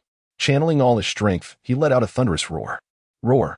In an instant, a roar erupted that was exponentially more powerful than any tiger's roar. A visible shockwave burst forth from Zhang Xuan's mouth. In an instant, the dozens of zombies before him were struck by this terrifying shockwave. Boom. In the blink of an eye, the bodies of these zombies shattered explosively, their flesh raining down like a torrential downpour of blood. The nearly 100 zombies further ahead were directly propelled away by the sheer force of this horrifying blast. With a single roar, a clearing of several meters in diameter emerged amidst the horde of zombies. In that moment, the glass of buildings within a radius of several hundred meters shattered in response, cascading downwards. Witnessing this scene, even Zhang Xuan himself was momentarily taken aback. What? This is simply astonishing. This is not merely a roar. It is, in fact, a sonic attack, like the lion's roar of Buddhism, or rather, the roar of the zombie king. As the earth-shattering roar reverberated through the air, the distant dark purple tiger's lantern-like eyes widened in astonishment, filled with utter bewilderment. Its expression conveyed a profound existential crisis, as if questioning the very essence of its being. Those fierce eyes, once radiating menace, transformed into the clarity reminiscent of a playful husky. The look seemed to express disbelief, pondering how there could exist a creature with a louder voice than itself. In the next moment, the tiger spirit, regaining its composure, pivoted swiftly and darted away at an astonishing speed that surpassed the sound barrier. Strangely, there was not a single sonic boom to accompany its flight. Witnessing this, Zhang Xuan's pupils constricted in disbelief. Was it truly frightened away? Was it really the case that sheer volume equated to strength? Thinking it had a chance to escape was out of the question. A gift of experience was being presented, and there was no way it would be allowed to flee. With this thought in mind, Zhang Xuan bent his legs, unleashing the terrifying power of his formidable physique. His massive form shot forth like a cannonball, accompanied by a series of sonic booms, propelling him towards the retreating creature. Despite the tiger's already extraordinary velocity, Zhang Xuan's speed, thrice that of sound, brought him ever closer. However, in the next heartbeat, he was astonished to witness an eerie purple glow emanating from the tiger's dark skin, only to find that the beast had vanished without a trace. Zhang Xuan's eyes widened in shock. Invisibility? This tiger possessed the ability to become unseen? Could it possibly share an affinity for the women's bathhouse? With this revelation, you have sealed your fate. Surrender your powers. No, relinquish your energy to me. Chapter 82. The Training Program of the Zombie Army. However, in the next moment, Zhang Xuan was astonished to discover that he had completely lost track of the tiger spirit. What an impressive ability! It was not merely capable of invisibility, but could also flawlessly conceal its presence, rendering it undetectable. After searching the surroundings without success, Zhang Xuan had no choice but to temporarily abandon his pursuit. Well, if the elder brother has fled, then let the younger brother bear the burden. With this thought, Zhang Xuan turned on his heel. Accompanied by a thunderous blast that echoed in the air, his blood-red furred body pivoted and returned. In the blink of an eye, Zhang Xuan's figure had already descended upon the square. The terrifying force of his descent instantly swept away dozens of zombies from the ground. An energy surged into Zhang Xuan's body. However, compared to his current level of zombie mastery, this energy seemed rather meager. With the departure of the tiger spirit, thousands of zombies in the square had risen to their feet, beginning to scatter aimlessly. Observing this scene, Zhang Xuan couldn't help but ponder. This tiger's abilities are indeed extraordinary. Capable of transforming zombies into wraiths. Wait, it seems I have overlooked something very important. If he can create wraiths, then I too can create zombies. With my current mastery in the realm of zombies, I can freely control the corpse poison within me, transforming humans into zombies. Given my unique ancestral zombie constitution, the zombies I create will undoubtedly possess a degree of my own characteristics. However, the records within this corpse refining technique indicate that the corpse poison of my unparalleled ancestor corpse is excessively ferocious and domineering, rendering an ordinary body incapable of withstanding such terrifying power. It appears that my casual aspirations of summoning a legion of zombies must be abandoned. Nevertheless, Zhang Xuan is not one to yield easily. In the next moment, a bold idea materializes in his mind. The zombies I create with my own hands, while inferior in strength to myself, also signify a lineage of lesser caliber. However, the zombies I manufacture, with even thinner bloodlines, may be born by ordinary individuals who can endure my corpse poison. In this way, have I not perfectly exploited a loophole? It seems I must first seek out an extraordinary individual to transform into a zombie. With this thought, Zhang Xuan's golden eyes scanned the multitude of corpses before him. Regrettably, this group of zombies was unremarkable in life and remains equally mundane in death, devoid of any special qualities. Zhang Xuan let out a resigned sigh. Alas, while there are often skilled horse trainers, exceptional steeds are rare. If you lack the qualifications to be my underlings, what purpose do you serve in this existence? In the next instant, Zhang Xuan's colossal form unleashed a powerful punch. The violent force of his physical strength surged forth. Boom! The gust of his punch roared, creating shockwaves visible to the naked eye. The bodies of the dozens of zombies before him suddenly erupted, transforming into a torrential rain of blood. Adhering to the principle of waste not, want not, Zhang Xuan's immense figure surged forth like a bolt of crimson lightning. Before the blood rain could descend, it was already absorbed by his form. A one-sided massacre has commenced. A fist is unleashed, creating a tempest of wind. A roar reverberates, sending shockwaves through the air. The merciless machine of slaughter is now fully operational. Meanwhile, in the office of the director at the first hospital of Donghai City, a female physician clad in a white coat suddenly appears. In the next moment, she slowly removes her coat, revealing a black turtleneck sweater that accentuates her breathtaking curves. Beneath her alabaster neck, a luscious fullness beckons. Her beautiful eyes survey the delivery room, evidently searching for something. Before long, her alluring form is wrapped in an array of books, with thick bandages even encircling her pristine neck. Once wielding a scalpel, she now grips a fire axe. Taking a deep breath, the physician resolutely opens the door and steps outside. Her determined silhouette passes by the nursery, where, through the glass, she gazes at the tiny lives within. In that moment, the remnants of fear in her enchanting eyes dissipate, leaving only a fervent resolve. Soon, she arrives at the sealed emergency exit, where two male attendants stand guard. Upon seeing the woman's attire, their pupils constrict. Sister Lan, what do you intend to do? One of them inquires. The woman, her expression calm, replies, open the door. I need to make a trip to the supermarket. If this continues, we will either be devoured by zombies or starve to death. Upon hearing this, the attendants' expressions darken, their mouths twitching involuntarily, their eyes filled with conflict, yearning to express something, yet unable to utter a word. The female doctor's resolute voice resonated once more. You are the only two men on this floor. You need not proceed.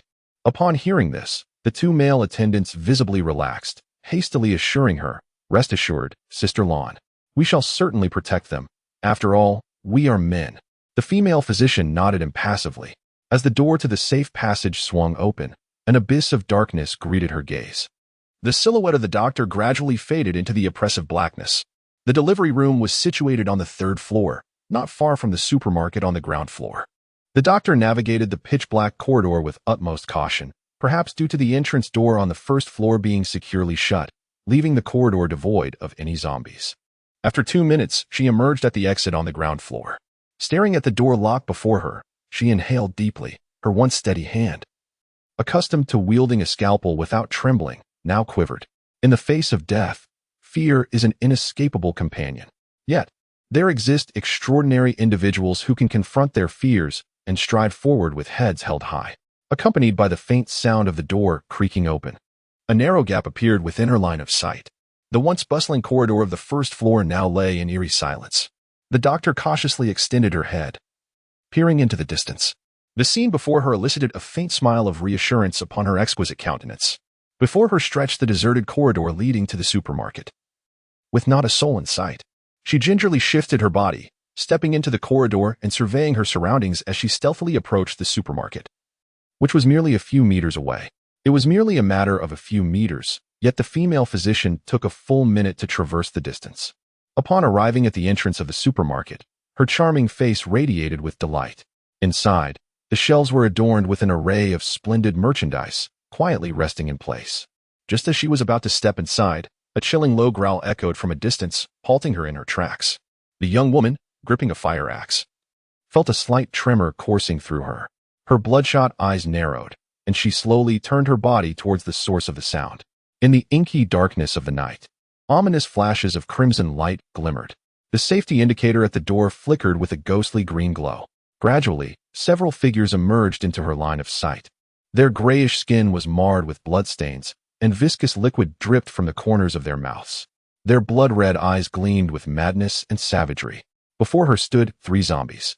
Starved to an extreme degree, a spine-chilling roar reverberated through the corridor. In that instant, the 3 zombies charged towards the female physician with alarming speed. Confronted by the malevolent creatures, she took a deep breath, striving to maintain her composure. She swiftly darted into the supermarket, shutting the glass door behind her. Grabbing a mop nearby, she wedged it into the door latch. In the blink of an eye, the zombies reached the glass door, relentlessly hurling themselves against it. The glass emitted a sound of distress under the immense pressure. Fortunately, the glass was manufactured in the Dragon Kingdom. Despite the zombies' frenzied assaults, it remained resilient. At that moment, the stainless steel mop subtly bent. Observing the zombies temporarily halted outside the door, the female physician hurriedly dashed into the supermarket. She seized a nearby shopping bag and swiftly began to fill it with items from the shelves. Soon, 2 large bags were brimming with goods. Yet, just then, the stainless steel mop could no longer withstand the strain and snapped. 3 zombies let out frenzied howls as they charged towards the physician. Despite having rehearsed countless scenarios in her mind for confronting zombies, the sheer terror of facing these horrifying creatures overwhelmed her. The hand gripping the fire axe trembled uncontrollably, failing to heed her brain's command to strike. In a moment of desperation, the sound of a baby's cries echoed in her mind. That heart-wrenching wail jolted the physician from her stupor. The children are still waiting for me. I cannot falter here. Nangong Lan, steady yourself. At that moment, 1 zombie had already reached the woman. Even having witnessed the visage of a once-living teacher, the sight of the zombie before her made the physician shudder. Yet, the gaze in her beautiful eyes burned with fervor like the blazing sun. "Ah!" the physician roared, releasing the fear that gripped her heart. Her arm tightened around the fire axe, and with all her strength, she swung the blood-red blade. In the next instant, the axe sliced through the zombie's neck. Dark brown blood gushed forth, splattering across the physician's delicate face. The zombie collapsed to the ground, yet it continued to writhe desperately towards her. Caught off guard, another zombie lunged forward. In a state of panic, the female physician wildly swung the fire axe in her grasp. The axe struck the top of the approaching zombie's head, but became lodged in its hard skull. The creature pressed forward, toppling the female physician to the ground. Ah! At that moment, the last remaining zombie suddenly pounced. Its large hands frantically clawed at the books strapped to her, while its gaping maw opened wide to bite down. The female physician desperately tugged at the fire axe, yet no matter how fiercely she pulled, it remained stuck in the zombie's skull, unmoving. The books binding her were tattered beyond recognition, and in an instant, Her fair skin was exposed to the air, faced with fresh flesh and blood. The nearby zombie savagely began to gnaw. Excruciating pain surged through her mind like a tidal wave. Ah! A piercing scream echoed through the air. Just then, the female physician quickly reached for her waist. A syringe filled with a crimson serum appeared in her hand. In the next moment, she unhesitatingly injected the entire vial into her body. As the serum coursed through her veins, her heart raced with fervor. The agonizing pain began to diminish. The vibrant red reagent was none other than adrenaline. In an instant, it felt as if boundless strength surged within her. She forcefully shoved the zombie off her and swiftly drew a sharp scalpel from her waist, plunging it toward the creature that was still gnawing at her. The razor-sharp scalpel swiftly tore through the zombie's skin, plunging deep into its neck. Dark brown blood gushed forth like a fountain. Nevertheless, the zombie at her thigh continued its relentless gnawing. In that moment, a frenzied glimmer ignited within the beautiful eyes of the female doctor. With wild abandon, she plunged the scalpel downward. In an instant, blood erupted like a geyser. Ah! Amidst her manic screams, the zombie's head fell to the ground. Her eyes, now a vivid crimson, disregarded the pain in her thigh as she hastily rose to her feet. Gripping the scalpel tightly, she swung it with fervor, repeatedly plunging it into the hearts of 2 other zombies. A minute later, the 3 zombies lay motionless on the floor, surrounded by a pool of dark brown blood. The female doctor staggered to her feet, trembling as she picked up a nearby shopping bag and made her way toward the supermarket exit. Despite her limping form, the fervor in her eyes burned brightly like the scorching sun. Meanwhile, at the entrance of the 3rd floor, 2 male attendants stood frozen in terror. Xian, did you hear that? It sounds like Sister Lan's voice. I heard it too. It seems to be Sister Lan's scream. Do you think she has already been devoured by the zombies? Alas, here we are, 2 grown men, allowing Sister Lan to go down alone. Why didn't you speak up earlier? You didn't say a word either. What were you doing? Aren't you the one who claimed to have feelings for Sister Lan? I thought this was your chance to shine. As the 2 individuals were embroiled in a heated argument, a sudden and heavy knocking reverberated from the door before them. The unexpected sound jolted them, their faces reflecting sheer terror. Could that be Sister Lan? Didn't we just hear her scream? If Sister Lan had been bitten by a zombie, would she not have already transformed into one? We cannot open the door for her. Nonsense, would a zombie knock? Hurry, we must have misheard. Exchanging glances, they slowly opened the large door before them. Yet the scene in the corridor rendered them utterly speechless. Chapter 84. A spark can ignite a prairie fire. The pitch-black safety passage lay empty. At the foot of the door, 2 large bags of supplies lay conspicuously. The handles of the white shopping bags were stained with vivid crimson blood, an alarming sight akin to a blazing sun in the night. Searing the eyes of the 2 young men, the chatter that had filled the air moments ago was replaced by a profound silence. Tears glistened in their reddened eyes. The droplets of blood on the stairs struck them like stinging slaps across their faces. Their noses tinged with sorrow, they inhaled deeply. They must retrieve the supplies. These were earned with Sister Lan's life. Sister Lan is gone. As the only men here, it is our duty to act as men should. In that moment, the inner resolve of the 2 young men seemed illuminated by the blood-red sun. At the exit on the 1st floor, a staggering figure slowly emerged. At this moment, a portion of flesh was missing from her fair thigh, and crimson droplets of blood cascaded to the ground.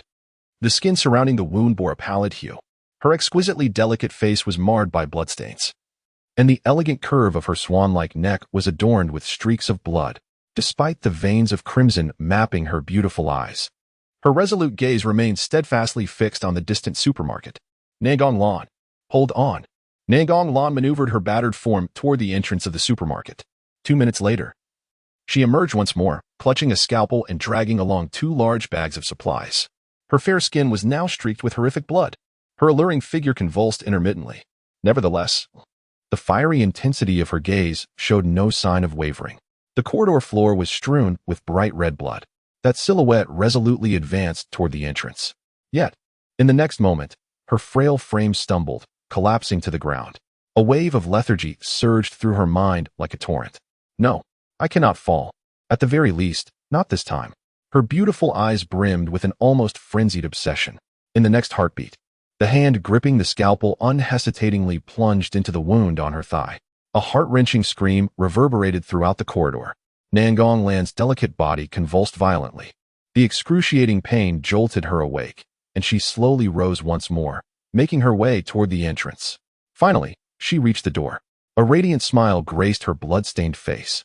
But in the next instant, her battered body could endure no longer, crashing to the ground like a mountain collapsing under the weight of its own grandeur. The exposed skin had entirely transformed into a pallid gray, marred by grotesque veins of crimson. The delicate frame trembled uncontrollably. So cold. How unbearably cold. Is there truly no escape? Must I succumb here? Children, forgive me. I fear I shall let you down. I am so sorry. But before that, allow me to care for you one last time. In the next moment, the female physician extended her hand, summoning every ounce of strength to pry open the door before her. She pushed the 2 large bags of supplies into the darkness. As those substantial packages were engulfed by the shadows, a trace of relief flickered across her exquisite visage.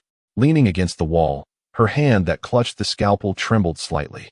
Gradually, she raised it, the glinting blade now directed toward her own chest. This is all I can do. Farewell to this beautiful yet terrifying world. In the next heartbeat, the shining tip plunged into her breast. The hand that held the handle fell limply. Yet those crimson eyes remained fixed upon the distant door. Perhaps, in that fleeting moment, her heart still clung to this world. But in the next instant, a violet ethereal glow began to materialize in the expanse outside the door. There, a monstrous and fearsome silhouette emerged. It was none other than the invisible zombie Tiger King. Its dark purple gaze, however, was lifted toward the upper floors. Where its eyes fell, unmistakably, was the 3rd floor, the nursery. In the following moment, the colossal nostrils of the zombie Tiger King flared slightly. A hint of human-like fascination appeared upon its fearsome, snarling face. From the cavernous maw emerged a barbed tongue, ravenously tasting the air before it. In the next moment, the zombie Tiger King suddenly lifted its forepaws. For an ordinary person, the height of the 3rd floor would be an insurmountable challenge. Yet for this creature, towering over several meters, it was merely within reach. Gazing at the window, so tantalizingly close, the avarice in the Tiger King's eyes intensified. In an instant, its blade-like claws shot forth, gripping the door and window before it. With a sudden surge of force, the window, embedded within the reinforced concrete, was effortlessly wrenched away. A tremendous sound reverberated through the night sky. Inside the nursery, 2 nurses gazed tearfully at the infant formula before them. The next moment, they were jolted awake by the unexpected thunderous noise. Instantly, the cries of the babies filled the air. The 2 nurses turned their gaze towards the gaping hole in the wall. In the next heartbeat, a tiger's head, as large as a small car, came into view. Ag! The nurses' screams pierced the air. A monster! A monster! Despite their faces reflecting sheer terror and their bodies trembling uncontrollably, they rushed toward the warming box by the window. Meanwhile, the tiger's eyes, gleaming with a violet hue, were fixated on the vibrant life within the warming box. Saliva dripped from its gaping maw. In the next heartbeat, the powerful tiger paw lunged through the opening, reaching for the warming box. Witnessing this scene, the 2 nurses screamed frantically, "Help! Help!" As their cries echoed, 2 figures burst into the room. It was the 2 male orderlies who, upon seeing the enormous tiger head at the breach, felt their pupils constrict in shock. However, upon seeing the blood-stained baby formula on the table, the 2 men's faces flushed crimson in an instant. Damn it! A life lost, a head severed, a scar the size of a bowl. They resolved to fight back. 18 years later, the old man still stood as a valiant warrior. The 2 male nurses brandished their surgical knives and charged forward. At that moment, the formidable tiger claw loomed before the incubator. Its crescent-shaped, razor-sharp claws lunged toward the incubator. The male nurses swung their surgical knives furiously, aiming for the robust arm. But in the next heartbeat, with a sharp crack, the alloy knives shattered. As the fierce tiger claw made contact with the incubator's glass, it shattered instantly. The cries of the infant grew more intense. Witnessing the scene before them, the nurses felt their hearts constrict with despair. The enormous tiger head recoiled immediately. The 2 female nurses hurriedly lifted the wailing infant, while the 2 male nurses rushed to the window. Peering outside, their pupils constricted in shock at the sight before them. Chapter 85, Slaying the Zombie Tiger King, a Marvelous Power. Below, on the open ground, stood a figure that was both hauntingly familiar and eerily strange. Once delicate skin now appeared as pale as chalk, marred by crimson veins. The once proud stature was now hunched and frail. It was none other than the beloved Sister Lawn, whose eyes now burned a blood-red hue, brandishing a surgical knife stained with her own blood. Fixated on the distant zombie Tiger King, Upon witnessing the scene below, the two male caregivers felt their pupils constrict and a shiver run down their spines. Their eyes, clouded with mist, reflected a fiery red. Sister Lan. It is Sister Lan. They gasped in disbelief at her transformation into a zombie. Yet she remained steadfast in her protection of the children. Your condition truly leaves us. At this point, the two male caregivers halted, slapping their own faces in frustration. Damn it. If a woman like Sister Lan can be so brave, how can we, as two grown men, cower like this? Are we not worthy of the strength we possess? Sister Lan, we are here to assist you. As soon as the words left their lips, they prepared to leap over the wall. However, at that moment, the voices of two female nurses echoed from behind them. Everything Sister Lan has done is for these innocent children who have just entered this world. Our utmost priority now is to protect them. Hearing this, the male caregivers exchanged a resigned glance at the figure below. Meanwhile, downstairs, the zombie Tiger King gazed with a hint of confusion at the frail silhouette not far away, pondering how someone so seemingly fragile could have managed to break through his defenses. Yet that figure stood still, fixated on the zombie Tiger King. As the cries of a baby resonated from above, the Tiger King's eyes gleamed with insatiable greed. He shifted his powerful claws forward, inching closer. Just then, the figure before him let out a harsh, raspy roar, brandishing a surgical knife and charging madly toward the zombie Tiger King. Gazing upon the frail figure, the zombie Tiger King's dark violet eyes shimmered with an eerie purple glow. In the next moment, the advancing figure abruptly halted. The same purple light flickered deep within its gaze. Witnessing this, a semblance of disdain flickered across the zombie Tiger King's fearsome visage as it approached the building before it. However, at that instant, Nangong Lan's blood-stained delicate face contorted in what appeared to be a desperate struggle. In the blink of an eye, the purple glow in her eyes vanished, and she charged fervently towards the zombie Tiger King once more. At this juncture, the zombie Tiger King's eyes, as large as lanterns, ignited with an inferno of fury. Its massive claws shot forth, accompanied by a tempestuous wind, crashing down upon the woman's frail form. With a thunderous impact, her delicate body was sent hurtling away as if struck by a heavy vehicle, colliding forcefully with a distant wall. Observing this, the zombie Tiger King displayed a triumphant grin upon its feline countenance, its scorching gaze returning to the building before it. Once again, the robust claw extended outward. In response to the re-emergent claw, two male attendants rushed forward, fixated intently on the zombie Tiger King below. Yet, at that moment, a thunderous explosion reverberated throughout. The colossal form of the zombie Tiger King was suddenly sent careening to the right, crashing heavily against the adjacent wall. In an instant, the reinforced concrete wall crumbled under the force, and the anguished roar of the zombie Tiger King resonated through the air. A significant portion of its right side was grievously mangled, dark violet blood seeping forth slowly. Terrifyingly, the wound was rotting at a visible pace, emitting a series of sizzling sounds. Behind the position where the zombie Tiger King had just stood, a towering figure, over 3 meters tall, loomed in the shadows, with dark golden claws poised in a striking stance. It was none other than Zhang Xuan, who had arrived in response to the commotion.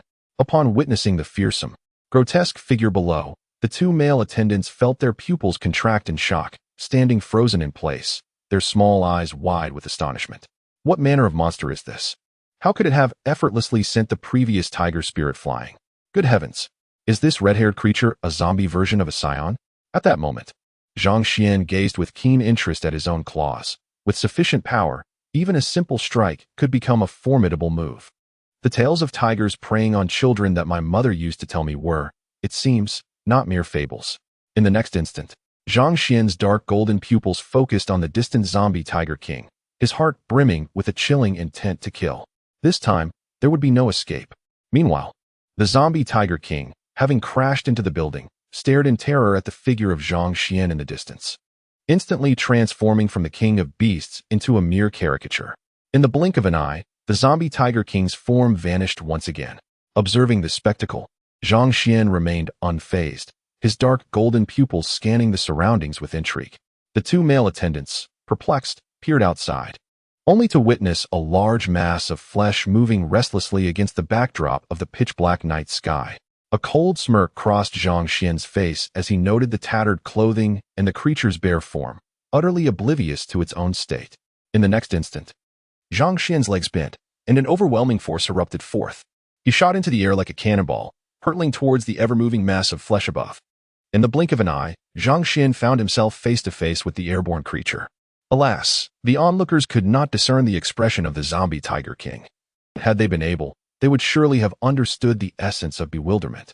A moment later, Zhang Xuan's sharp claws plunged into the floating flesh. A heart-wrenching roar echoed through the night sky. Zhang Xuan's figure plummeted towards the ground, his dark golden claws inexplicably vanishing. The ground ahead suddenly caved in, resonating with anguished cries. Moments later, a large cloud of gray powder emerged from the earth. Concurrently, Zhang Xuan felt a surge of potent energy flood into his body, intermingled with an extraordinarily unique force. Just then, a roar erupted from a distance, and a figure raced towards him, once again blocking the entrance of the hospital. It was the woman who had been flung aside moments before. Her skin was now torn, revealing the blood and flesh beneath. Yet her crimson eyes still shimmered with unwavering determination. Witnessing this, Zhang Xuan felt a wave of astonishment. Something was amiss. This woman was not ordinary. Although the strength of the zombie Tiger King paled in comparison to his own, it was certainly not something an average zombie could rival. How could this woman have survived unscathed, not reduced to mere pulp? Could it be that she was the legendary prodigy of martial arts, a rare gem among countless souls? Chapter 86. Evolution Once More. A defying ability. A bold notion suddenly emerged in Zhang Xuan's mind.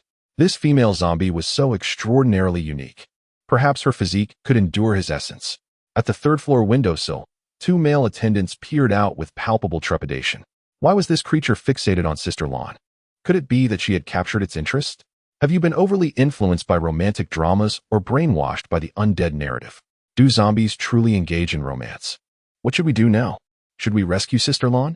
She is already a zombie. You lovesick fool. Our priority must be to safeguard those infants.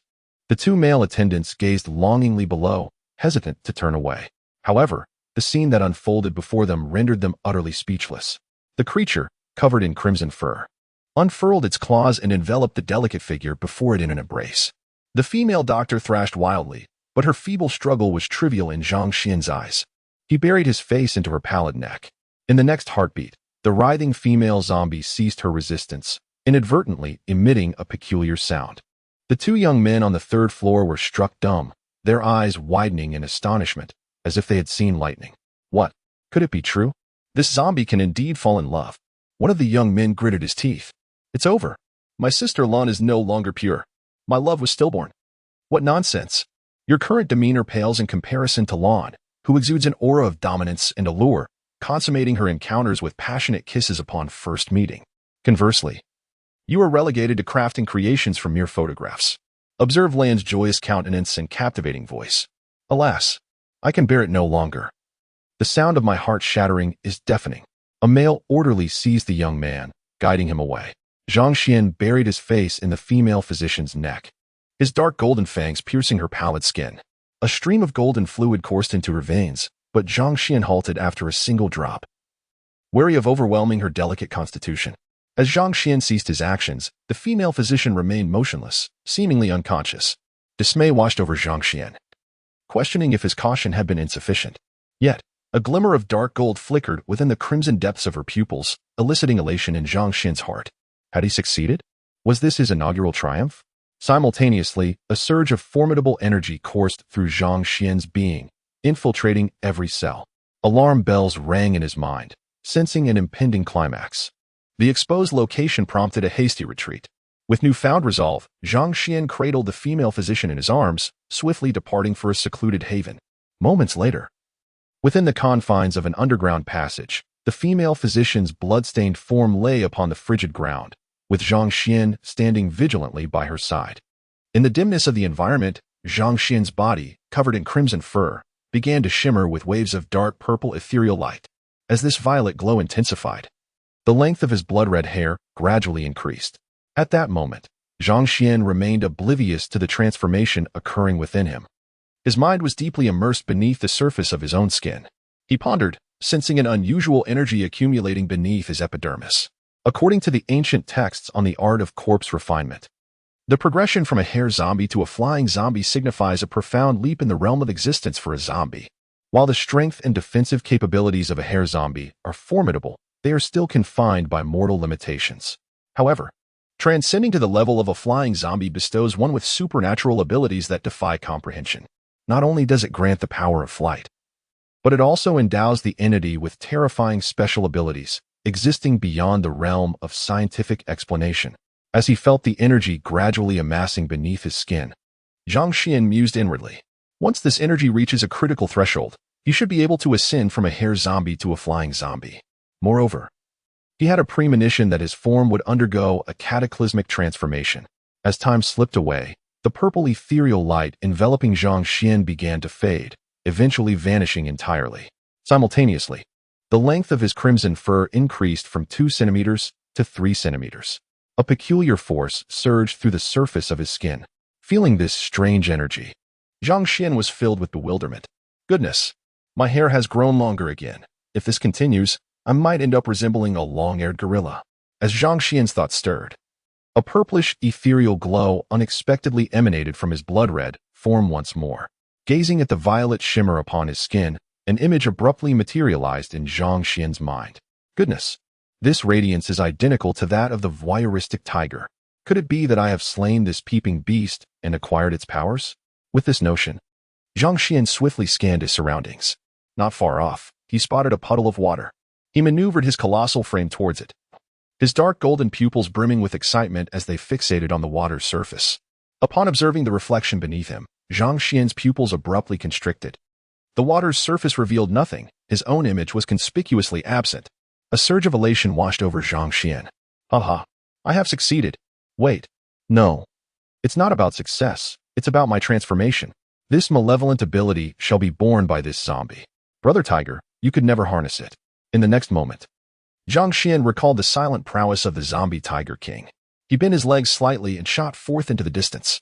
As anticipated, the flickering violet glow upon his skin completely parted the surrounding air. Even though Zhang Xuan's speed had reached 3 times the speed of sound, not a single sound emerged. When he landed abruptly on the ground, it remained steadfast as ever. Realizing the magnitude of this extraordinary ability, Zhang Xuan's heart soared with joy. Goodness, this power is simply unparalleled. It is astonishingly formidable.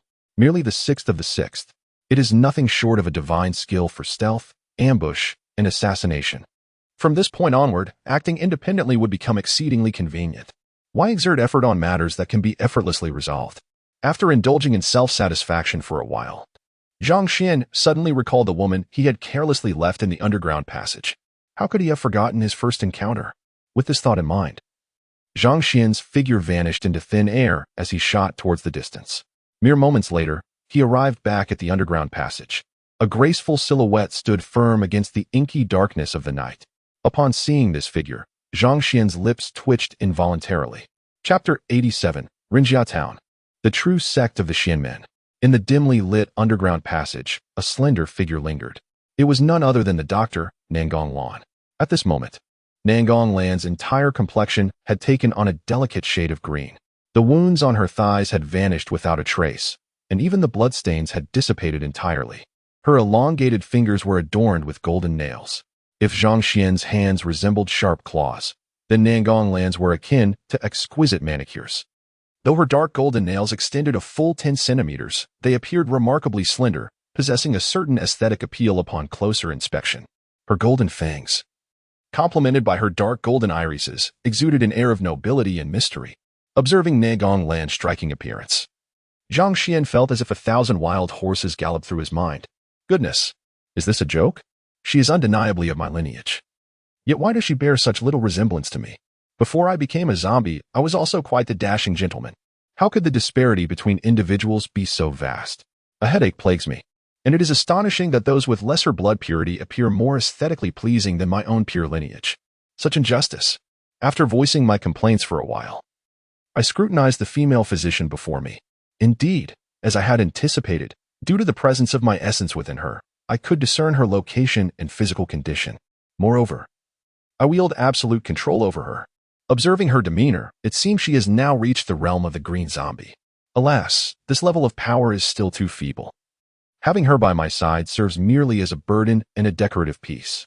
It would be far more beneficial to allow her to develop further here, aiding me in assembling a formidable army of the undead.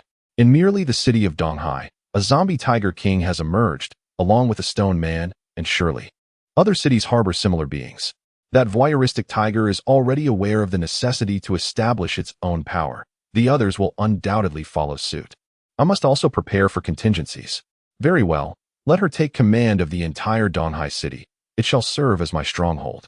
With this thought, I opened my mouth wide and began to utter sounds that were far from human language, simplistic in tone. As my voice resonated, Nangong Lan nodded heavily, clearly comprehending my intent. In the next moment, she leaped several meters into the air and shot off into the distance. Watching her retreating figure, I mused to myself, it is indeed time for me to depart. I have nearly traversed the entirety of Donghai City without catching sight of my sister. It appears she has already left this place. In the next moment, a vivid image surged into Zhang Xuan's mind. His sanctuary. Situated at a crossroads with only two paths, one leading to Donghai City, the other toward the direction from whence the military personnel came. Could it be that his younger sister had encountered that group and had honorably enlisted? Such a large-scale march would make it relatively straightforward for him to trace their whereabouts. Very well. He would seek them out, investigate his sister's trace, and simultaneously avenge that previous grievance. Alas, the elusive Zhao Yiming, that scoundrel, had not been found. Could it be that he had already fallen prey to the zombies? In the next instant, a violet ethereal glow enveloped Zhang Xuan's form, causing him to vanish abruptly from his location. Meanwhile, at the first hospital of Donghai City, the wails of children echoed through the air. A throng of zombies had gathered at the entrance, while two male nurses gripped their surgical knives tightly, evidently prepared for a desperate struggle. Just then, a faint green figure shot in from the distance, arriving at the hospital's entrance in the blink of an eye. As time swiftly passed, it was now the evening of the following day. In the northern part of Donghai City, along a winding mountain road, a massive silhouette gradually emerged. It was Zhang Xuan, having traversed from Donghai City. Indeed, they had departed along this very route. To his surprise, the violet energy proved not to be infinite. It could sustain his invisibility for only 10 minutes. After one use, an hour was required for recovery. However, that would suffice. Zhang Xuan surveyed the undulating hills in the distance, his expression momentarily startled. Eureka! The topography bears an uncanny resemblance to something familiar, a place encountered in recollections.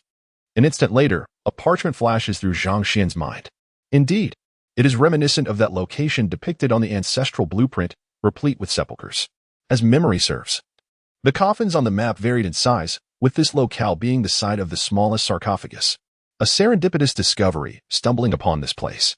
Since happenstance has led this way, a perusal is in order to ascertain the nature of the alluring ancestral sepulchre. In the subsequent moment, Zhang Xuan's substantial form advances towards the depths of the hills. Concurrently, several kilometers ahead, a township nestles beside the mountain path. At the entrance stands an archway, adorned with an antiquated plaque bearing the inscription Rinjia Town. Along the asphalt road, rows of dilapidated dwellings line the way, with figures of the undead wandering the streets. In the southeastern quadrant of Rinjia Town, a resplendent Taoist temple stands, sprawling across nearly 100 acres. The ostentatious temple entrance is inscribed with the characters authentic Taoist sect. Yet, the temple gates remain firmly shut. Within the temple, before a grand hall, figures are quietly engaged in preparations. Vegetables and fruits are arrayed, evidently for the evening repast. Abruptly, a figure emerges from the hall, a man with snow-white hair and beard, seemingly in his 8th decade, clad in a black and white yin-yang robe. The figure possessed a head of silvery hair, yet bore a youthful visage devoid of any wrinkles. However, his rotund physique belied any semblance to an ethereal being. His plump face appeared round and full, unmistakably identifying him as the abbot of this temple. Trailing behind him was a young acolyte dressed in a gray robe. Upon the appearance of the Taoist, the busy congregation turned their gazes towards him with reverence. Master Chang Yuchun, we pay our respects. The portly Taoist, adopting an expression of compassionate concern, nodded in acknowledgement. No need for formalities. Everyone, please continue with your tasks. Within this temple, no malevolent spirits shall dare to enter. Before anyone could respond, the young acolyte interjected with an air of arrogance. Indeed, in the presence of my master, all demonic entities within 100 miles have long since vacated. Upon hearing this, the abbot's brow furrowed in disapproval as he cast a stern glance at the young acolyte. The acolyte's expression shifted, stammering, ahem, I meant not 100 miles. It's not 100 miles. At that moment, a middle-aged man with a kind demeanor from the crowd respectfully inquired, Master Chang Yuchun, Your profound knowledge encompasses both the heavens and the earth. You can foresee events 5 millennia past and predict 5 centuries hence. What, in your esteemed opinion, has befallen the townsfolk? Are they, perchance, the legendary zombies? The mention of zombies ignited a flurry of murmurs within the crowd. No, they are not zombies. Zombies move by jumping. Moreover, they are impervious to blades and bullets. What we have resembles the undead from films. Oh dear. Regardless of the circumstances, we are currently unable to make contact with the outside world. We cannot remain confined within this temple indefinitely. Listening to the murmurs of the crowd, Master Chang Yuchun cleared his throat, prompting an immediate hush among the assembly, who regarded him with utmost reverence. Wuliang Trinzuan, esteemed believers, do not be alarmed. I have already reached a conclusion in my heart. What we face is neither a zombie nor the so-called undead. Upon hearing these words, the crowd displayed expressions of bewilderment. The voice of the stout Taoist resonated once more. This is a demonic corpse, as recorded in ancient texts within our Qianquan Taoist temple. Should there come a day when humanity is driven solely by self-interest, forsaking virtue and embracing wickedness, blurring the lines between right and wrong, and indulging in selfish desires, the heavens shall not tolerate it. If the heavens become wrathful, the malignant energy from the 9 netherworlds shall descend, and those who harbor desires without practicing the Tao will inevitably transform into demonic corpses, bringing untold suffering to all living beings. At this proclamation, the expressions of those present tightened, their eyes flickering with uncertainty. The middle-aged man who had spoken earlier hastily inquired, "May I ask, Master Chang Yuchun, what should we do in such a case?" Upon hearing this, the stout Taoist narrowed his eyes slightly and declared in a resonant voice, "The temple is a sanctuary of righteous energy protected by the supreme celestial entities, and thus the malignant energy from the 9 netherworlds cannot easily penetrate. However, should anyone nurture sinister thoughts and show disrespect towards the Tao, they may become vulnerable to the malignant energy and risk transforming into a demonic corpse." At this juncture, the crowd's expressions shifted dramatically, their faces filled with terror. But just then, the middle-aged man suddenly fell to his knees, weeping profusely. "Master Chang Yuchun, I am guilty. I am guilty." At first, I found myself doubting the esteemed Taoist Chang Yuchun, dismissing his words as mere nonsense, and held a certain disdain towards the principles of Tao. However, I have since undergone a profound awakening, and I beseech you, Taoist, to save me. Upon hearing this, the portly Taoist let out a gentle sigh and waved his hand, brandishing his whisk. To recognize one's mistakes and strive for correction is indeed a noble endeavor. Yet, the malevolent thoughts that have taken root in your heart may summon the ominous energies of the underworld. Come with me. I shall employ my arts to expel these dark notions from your mind." The middle-aged man promptly prostrated himself in gratitude, exclaiming, "Thank you, Taoist, for your generosity. I am eternally grateful for your gift of life." He then hastily rose, preparing to enter the grand hall. At that moment, a respectful voice resonated from the crowd. "Taoist Chang Yuchun, the vegetarian meal is ready. Perhaps we should partake first." The stout Taoist shook his head. "The matter of vanquishing evil and safeguarding the Tao is of utmost urgency. For the safety of the faithful within the temple, I cannot afford to delay." With that, the 3 of them entered the grand hall, under the reverent gazes of the onlookers. Soon, they found themselves in the heart of the hall, where the revered statue of the master of demon expulsion, the great Emperor Zhang Wu, was enshrined. The portly Taoist approached the rear of the statue and felt along the protrusion behind it. In an instant, a hidden passageway emerged from the ground. Excitement illuminated the eyes of the trio as they swiftly entered. As they did, the concealed door began to close slowly. The next moment, the 3 figures found themselves in a room that exuded modernity. On the marble coffee table before them lay an array of exquisite delicacies, accompanied by 2 bottles of fine liquor. Witnessing this scene, the middle-aged man and the young Taoist could not help but swallow in anticipation. However, the portly Taoist regarded the young one with a serious expression. "Fool, what does it mean that the ghosts within a 100-mile radius have relocated from the place where the Taoist master resides? And what are the matters in that town?" Listening to the admonitions of the portly Taoist, the young acolyte appeared thoroughly embarrassed. "Master, it is all my fault. I acted thoughtlessly. You asked me to boast a little, and I inadvertently overshot." The stout Taoist snorted disdainfully. "You ought to learn from your brother Lu. Observe his performance. It is nothing short of Oscar-worthy." "Shall Lu? You did splendidly. I shall reward you with a bottle of Maotai." Upon hearing this, the middle-aged man nodded vigorously. "It is all due to your excellent teaching, Taoist." Despite his words, he hastily seized the bottle of Maotai from the table and took a hearty swig. The young acolyte frowned upon witnessing this. Do not drink too much. It would be troublesome if they catch a whiff of it. The portly Taoist chuckled dismissively. What do those bumpkins know? Just tell them that alcohol will expel evil spirits. They will believe it. After all, this is their only means of survival. The young acolyte nodded earnestly. You speak the truth, master. I never imagined you possessed such knowledge. I was unaware that those outside were merely demonic corpses. Upon hearing this, the portly Taoist's eyes widened in disbelief.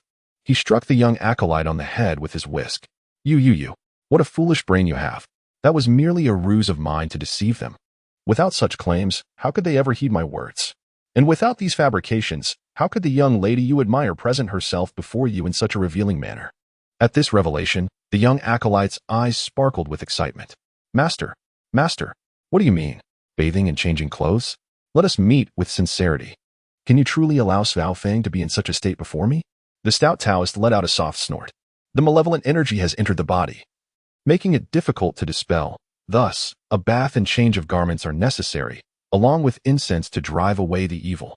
Alas, the malevolent energy has penetrated too deeply to be eradicated. Only the essence of extreme yang can delve within to break it. In doing so, would you not be losing your innocence? Upon hearing this, the young Taoist's face instantly flushed crimson. Master, you truly are remarkable. When might I possess the ability to speak such nonsense with open eyes like you? That would signify my true apprenticeship. No sooner had he spoken than another sweeping strike of the dust whisk was directed at him. Foolish child, a complete and utter simpleton. Were it not for the fact that you are my disciple. At this moment, the stout Taoist's expression grew serious. Were it not for your status as my apprentice, I would scarcely bother with your trivial matters. The young Taoist chuckled. I knew you cared for me the most, master. If not for our significant age difference, I might even think of you as my real father. Upon hearing this, the stout Taoist's lips twitched in disbelief. Scoundrel! Just then, the young Taoist suddenly spoke again. Master, since this demon corpse is a fabrication, does that mean the zombies you often use to frighten me from the back mountain are also false? The stout Taoist rolled his eyes dramatically. What nonsense! Do you truly believe in the zombie recorded in our ancient texts, one that has existed for hundreds of years? If I were to pen a book claiming there is a mountain of gold beneath our temple, would there still be fools who would believe it centuries later? Upon hearing this, the young Taoist's eyes widened in astonishment. Master, are you suggesting that there truly exists a mountain of gold beneath our temple? Chapter 89. What a colossal grave. Get lost. The furious roar of the portly priest reverberated throughout the secret chamber. Meanwhile, in the direction of the back mountain of the Qiankuan temple, although it is referred to as the back mountain, its rounded and bald appearance resembles a small mound of earth. Were it not for its height, which reaches nearly 100 meters, one could easily mistake it for a burial mound. Of course, if there were two such mounds side by side, they would no longer be mere burial mounds but rather. Behind this earthen hill lies an unbroken expanse of rolling hills, lush with verdant trees. A small brook gracefully meanders around the nearly 100-meter-high mound, portraying a scene of serene natural beauty. The golden sun gradually descends from behind the mountain, casting a soft glow over the landscape, and the entire forest begins to dim. Suddenly, the trees rustle violently as a colossal creature bursts forth. It is none other than the formidable second brother, towering at an astounding height of over 2 meters. Its weight likely exceeds a ton. A pair of blood-red eyes glimmer with a peculiar earthy hue, and its fearsome maw, adorned with menacing fangs, gnashes fiercely. Displaying an air of arrogance, proud and imposing, it strides forward with head held high and chest out. Wherever it passes, trees as thick as a bowl are uprooted from the ground, resembling a scene of chaos reminiscent of a grand arrival at Gao Laozhuang. Abruptly, the surrounding thicket is filled with the sound of rustling leaves. Only then does the mighty second brother halt its advance, surveying the surroundings with an air of superiority.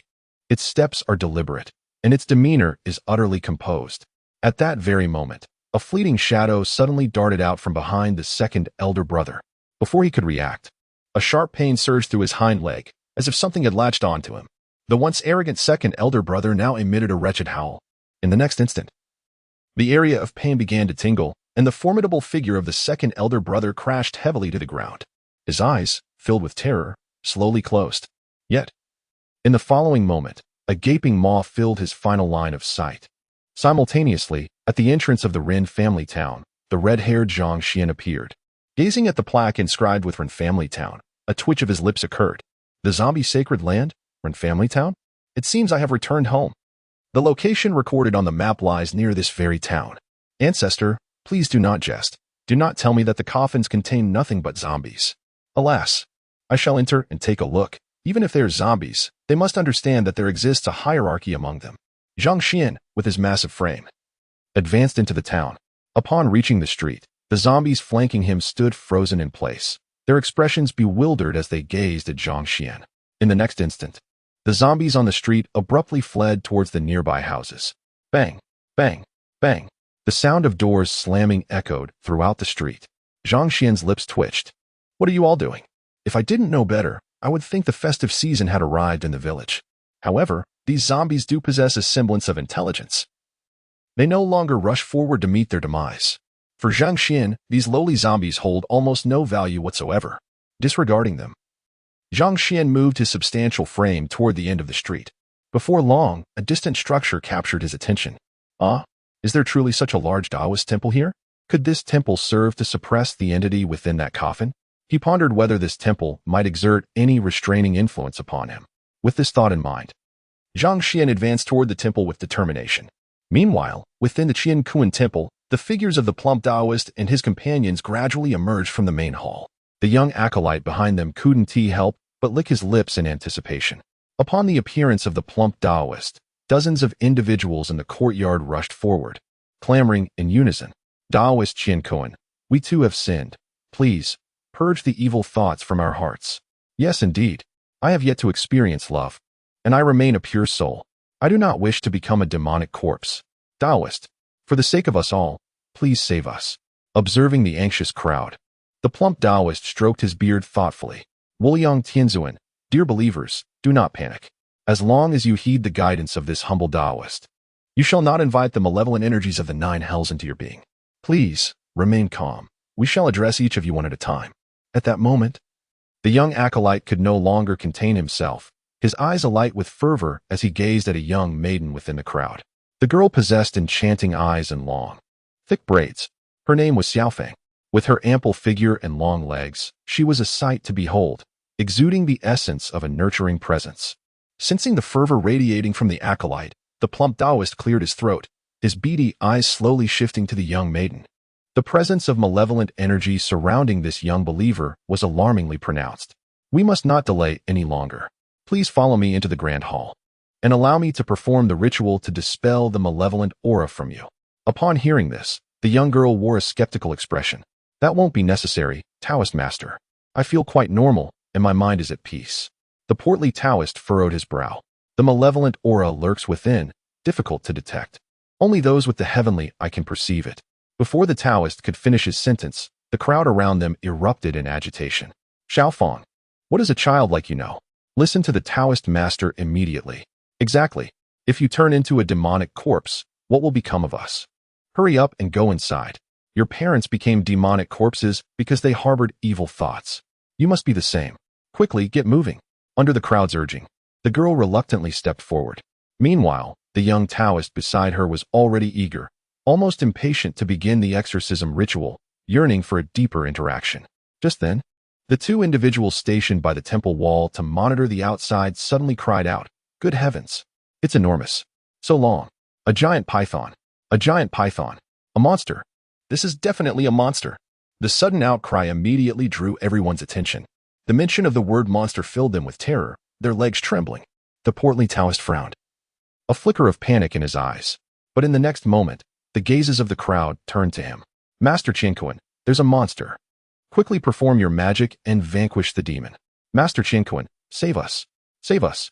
Upon hearing this, the rotund Taoist could only feign an air of composure. Fear not, my friends. Allow this humble priest to investigate. Having uttered these words, he strode purposefully towards the wall. The crowd hastily followed in his wake.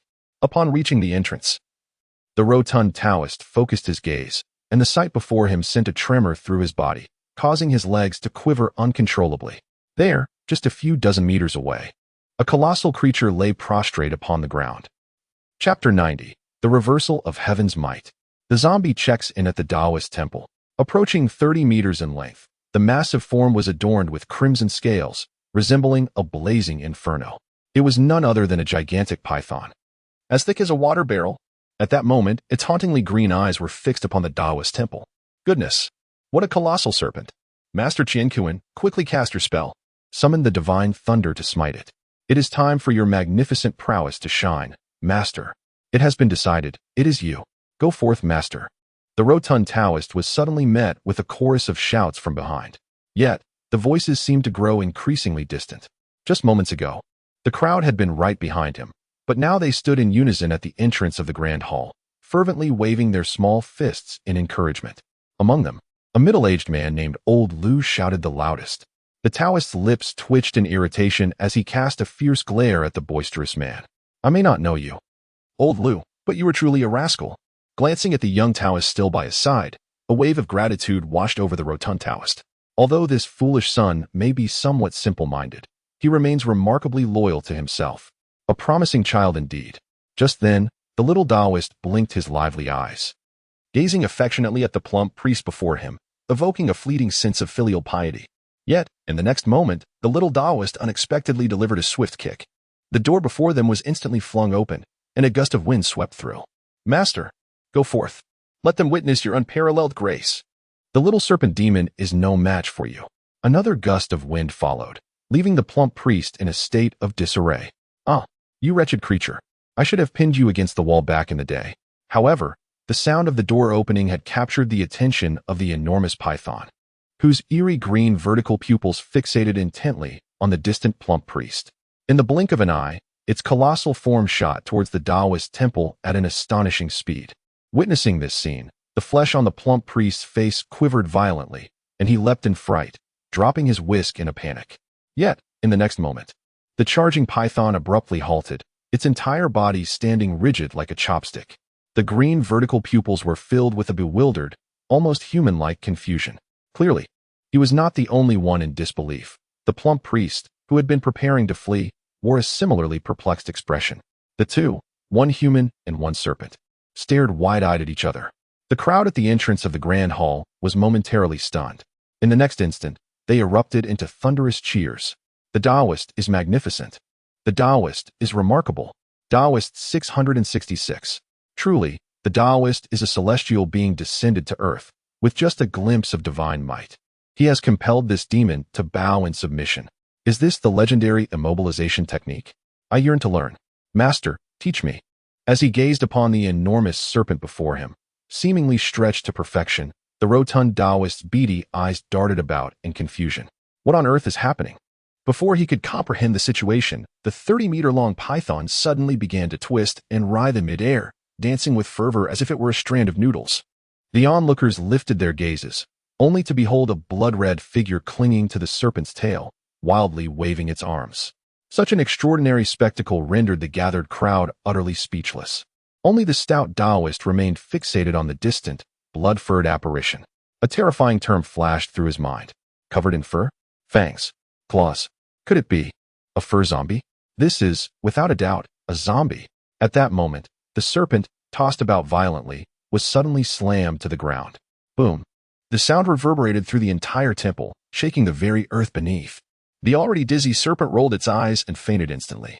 Observing the now motionless creature, Zhang Xuan grinned broadly. He had not anticipated such a substantial delicacy. How much energy might it provide him? With that thought, Zhang Xuan leaped and swiftly landed atop the serpent's head. His sharp claws plunged into the python's skull, and in the next instant, its massive form visibly shrank before his eyes. The stout Taoist's eyes widened in disbelief. Bloodsucking? It's unmistakable. This is indeed a fur zombie. There truly are zombies. In a flurry, the stout Taoist hastily shut the door. Madly sprinting toward the grand hall behind him, the plump Taoist soon arrived before the crowd within a few breaths. The onlookers were utterly terrified, their faces reflecting sheer panic as they gazed at the stout Taoist. Master Chang Yuchun, what was that creature? The plump Taoist gasped for breath. His complexion flushed. That is a zombie. A furry zombie. Dreaded furry zombie. Taking advantage of the moment when I had the giant python restrained to launch a sneak attack. Dear believers, do not panic. This is a sacred place of the Taoist sect. Moreover, we have the revered statue of the Grand Master of the Nine Heavens here. That furry zombie will never breach this sanctum. Once I regain my magical powers, I shall unleash the thunderclap fist to reduce that zombie to ashes. Upon hearing this, the crowd collectively exhaled in relief, a flicker of gratitude blossoming in their hearts. Thankfully, it was merely a zombie. If it had been a red-haired gorilla, it would have been truly troublesome. Just a minor zombie, how could it dare to enter the hallowed grounds of the Grandmaster of the Nine Heavens? Would it not be courting death? Indeed. Did you not see the film? That foreign spirit was annihilated for disrespecting Emperor Huaguang, let alone a mere zombie. Precisely. The Grand Master of the Nine Heavens stands guard here. A trifling zombie is hardly a concern. Meanwhile, at the entrance of the Taoist temple, the gigantic python had vanished without a trace, leaving only a thick layer of dust and debris on the ground. Zhang Xuan squinted slightly, sensing the vast energy coursing within him. Indeed, the essence extracted from this giant python is exceptionally potent, nearly rivaling that which I garnered from the Peeping Tiger King. As energy was absorbed by his body, Zhang Xian's hair began to grow slowly once more. Within just a few minutes, the blood-red fur on his body had reached an impressive length of 4 centimeters, making him resemble a crimson-haired gorilla. Beneath his skin, the accumulated energy had also increased to a certain extent. Zhang Xuan mused to himself, this substance is indeed a remarkable tonic. If I could obtain another 10 or 8 of these, I might just break through to the level of a flying corpse. In the next moment, Zhang Xian's dark golden vertical pupils surveyed the nearby Taoist temple, a flicker of doubt passing through his eyes. Could this temple be an illusion? Why do I feel no discomfort whatsoever? With that thought, he resolved to take a stroll inside. As a zombie, to wander through a Taoist temple would certainly be a display of prestige. In the following instant, Zhang Xuan slightly bent his legs and leaped into the temple like a crow taking flight. In the blink of an eye, his figure had landed within the temple. The moment he jumped in, the crowd before the main hall was left in stunned silence, their expressions of pride vanishing without a trace. Yet, Zhang Xuan felt a profound sense of accomplishment within himself. Zombie is checked in at the Taoist temple. Mission accomplished. However, at that moment, an unexpected disturbance occurred. A tremendous roar suddenly erupted from within the hall. Chapter 91. Thunderous Roars. The flying corpse emerges. Upon hearing the deafening noise behind him, the crowd before the main hall instantly felt their legs go weak, collapsing to the ground. Even Zhang Xuan, who had just completed his check-in, couldn't help but glance into the hall. But in the next moment, upon witnessing the scene within, Zhang Xian's pupils constricted in shock. Within the grand hall, the towering statue of the great Emperor Zhenwu, standing at an impressive 5 meters, lay shattered into countless fragments, strewn across the floor. This scene rendered the onlookers in front of the hall utterly dumbfounded, their faces etched with terror as they gazed upon the fragmented effigy within. The plump Taoist collapsed to the ground, trembling uncontrollably, his fear manifesting in a complete loss of composure. What sort of zombie could have shattered the statue of the great Emperor Zhenwu? Could it possibly be the fabled drought demon? Zhang Xuan, the very individual at the center of this chaos, found himself utterly perplexed. Though he was aware of his formidable undead constitution that defied the constraints of the Taoist temple, he never anticipated that he would cause the statue of the great Emperor Zhenwu to be destroyed. Surely, the great emperor would not descend from the heavens to eradicate him. At that moment, the night sky, once adorned with countless stars, was suddenly engulfed by a howling tempest. Dark, inky clouds converged from all directions. In an instant, the world transformed, lightning flashed and thunder rumbled. Striking bolts of eerie green lightning flickered within the clouds, and the deafening roar of thunder resonated throughout the air. Those already prostrate on the ground were overwhelmed, their fear palpable as they stared up at the tumultuous sky. Yet, the plump Taoist's face was alight with manic glee as he scrambled to his feet. This zombie has truly sought its own demise. Daring to intrude upon the sacred ground of the Grandmaster of the Nine Heavens, and even shattering the statue of the Grandmaster. Now, the Grandmaster's wrath has been invoked, summoning heavenly thunder to annihilate this wretch. Upon hearing this, the prostrate crowd suddenly awakened to the gravity of the situation, their expression shifting to one of smug satisfaction as they turned their gaze towards Zhang Xuan in the distance. What a fool. How dare he insult the great Emperor Zhenwu, the Grandmaster of the Nine Heavens? To perish beneath the celestial thunder is indeed a sign of your ancestral grave smoke rising. Gazing at the flickering emerald lightning in the heavens, Zhang Xuan was enveloped in confusion. Something felt amiss. The heavenly thunder, as a manifestation of the utmost yang, should be overwhelming in its might. Yet, the hue of this lightning was peculiar, its aura uncharacteristic. Instead of the harshness of yang thunder, he sensed an oddly comfortable sensation. This was not young thunder, but rather Yin thunder, a force that aids malevolent entities. At that moment, a deafening roar of thunder erupted from the dark clouds above. Dense emerald lightning surged with wild intensity. In the blink of an eye, a pillar of emerald lightning descended, crashing down upon the hill behind the temple. Boom! Instantly, the ground trembled violently. Atop the earthen mound, the lightning blazed, and dust billowed. Witnessing this spectacle, the crowd before the great hall was momentarily stunned. Their expressions frozen in disbelief as they stared skyward. Surely, the great Emperor Zhenwu could not be nearsighted? How could he strike the wrong target? The zombie was right here. Yet, he had struck the mountain instead. The stout Taoist stood there, equally perplexed, lost in thought.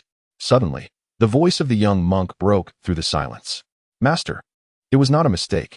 Isn't there a centuries-old zombie buried in the back mountain? That is who he struck. Upon hearing this, the stout Taoist relaxed slightly. Yes. Everyone, remain calm. The ancient texts within the Chang Yuchun temple record that a zombie over 300 years old lies buried in the back mountain, said to be a figure of great significance from that era. This zombie must have provoked the master of the nine heavens, and surely the master dealt with it effortlessly. Behold, the next bolt of thunder is about to obliterate this zombie. As the words fell, a resounding boom suddenly echoed through the air. Boom! Upon hearing this deafening sound, the crowd gazed at Zhang Xuan with eager anticipation. Here it comes. This zombie is on the brink of disintegration. Yet, in the next moment, the earthen mound behind them began to tremble violently. The entire Chang Yuchun temple shook with fervent intensity. Boom! Another thunderous roar erupted, and from the summit of the mound, a dark purple aura surged skyward. In an instant, a chilling wind swept through, accompanied by the wails of tormented souls. A wave of sheer terror enveloped the hearts of all present. Zhang Xuan's pupils constricted. That is the aura of the dead. The zombie is about to emerge. A zombie from 3 centuries past. It must be at least of the low-level zombie tier. This aura of the dead is nearly on par with my own. At this moment, everyone in front of the grand hall stared in bewilderment at the mound behind them. The next instant, a figure suddenly burst forth from the peak of the rear mountain. Cloaked in the dark purple aura, it hovered in the sky. The stout Taoist's lips twitched. His previously invigorated legs gave way once more. By my ancestors, a flying zombie. How could there be a flying zombie when we haven't even dealt with the low-level one yet? Gazing at the figure suspended in midair, Zhang Xuan's heart surged with exhilaration. Good heavens! A flying zombie. This is indeed a flying zombie. I am utterly envious. Soaring through the air, how magnificent. When shall I become a flying zombie myself? But in the next moment, the distant figure shot straight towards the temple, covering nearly 1,000 meters in the blink of an eye. Suspended above the courtyard, the onlookers finally discerned the true essence of the figure. Towering at nearly 2 meters, the being possessed an imposing physique, clad in a grand official robe of deep azure. Prominently emblazoned on its chest was a fearsome qilin, its fierce visage accentuated by a dark red gemstone atop its ceremonial headdress. The countenance was grotesque, featuring sharp, dark purple fangs and claws exuding a ghastly aura, all signifying its identity, a zombie. As Zhang Xuan gazed at the apparition in the sky, a tempest of emotions surged within him. A first-rank official's garb. How utterly formidable. This individual had once been a dignitary of the great Qing. Surely, he should be familiar with such a notable figure. Witnessing the terrifying flying corpse, the crowd below frantically sought refuge within the grand hall. However, in the blink of an eye, the airborne zombie plummeted downward, swiftly arriving behind the throng.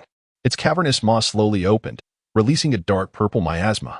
In an instant, the fleeing individuals erupted into heart-wrenching screams as their blood surged uncontrollably from their bodies, spilling forth through their orifices. In a mere moment, a vast cloud of blood mist surged towards the gaping maw of the flying zombie. This spectacle left Zhang Xuan utterly captivated. Now, this was the epitome of a zombie, a true embodiment of elegance. When would he, too, transcend to become a graceful creature of the undead? As the blood mist was consumed, the official-clad zombie slowly turned to face Zhang Xuan, its dark purple eyes scrutinizing him from afar. In the next heartbeat, it launched itself towards him with startling speed. Zhang Xuan furrowed his brow in irritation. Damn, the aura of death emanating from us is nearly identical. What of your flying corpse? I, as the absolute heaven ancestor zombie, am not intimidated by you. A crimson mist of death erupted from Zhang Xuan's being, compelling the flying corpse to descend abruptly to the ground, where it knelt before him in reverence. 3 bows and 9 prostrations, issuing a hoarse utterance. I pay homage to the zombie emperor. Upon hearing this, Zhang Xuan was momentarily taken aback. Zombie emperor? Surely he had misspoken. He was not the emperor zombie, but rather the absolute heaven ancestor zombie. Nevertheless, it seemed his ancestral physique imposed a bloodline pressure upon the creature. The flying corpse was indeed remarkable, capable of articulate speech. This presented an opportunity. He could inquire whether it still recognized who he was. With this thought in mind, Zhang Xuan emitted a rasping growl, a series of unintelligible sounds escaping his lips. To this, the flying corpse hesitated, its hoarse voice resounding once more. I do not remember. Nothing at all, save for a vague recollection of 2 words. They should be. Chapter 92, The Greatest Warrior of the Manqing. Oboi, the Lesser Protector. 2 familiar phrases emerged from the flying corpse's mouth. Zhang Xuan's eyes widened in shock, a torrent of disbelief flooding his mind. The Lesser Protector? The first rank of the Great Qing? There could only be one individual, Prince Lesser Protector, Oboi. Could it be that this flying corpse was Oboi, the foremost warrior of Manqing? A terrifying figure capable of tearing apart tigers and leopards during his living days?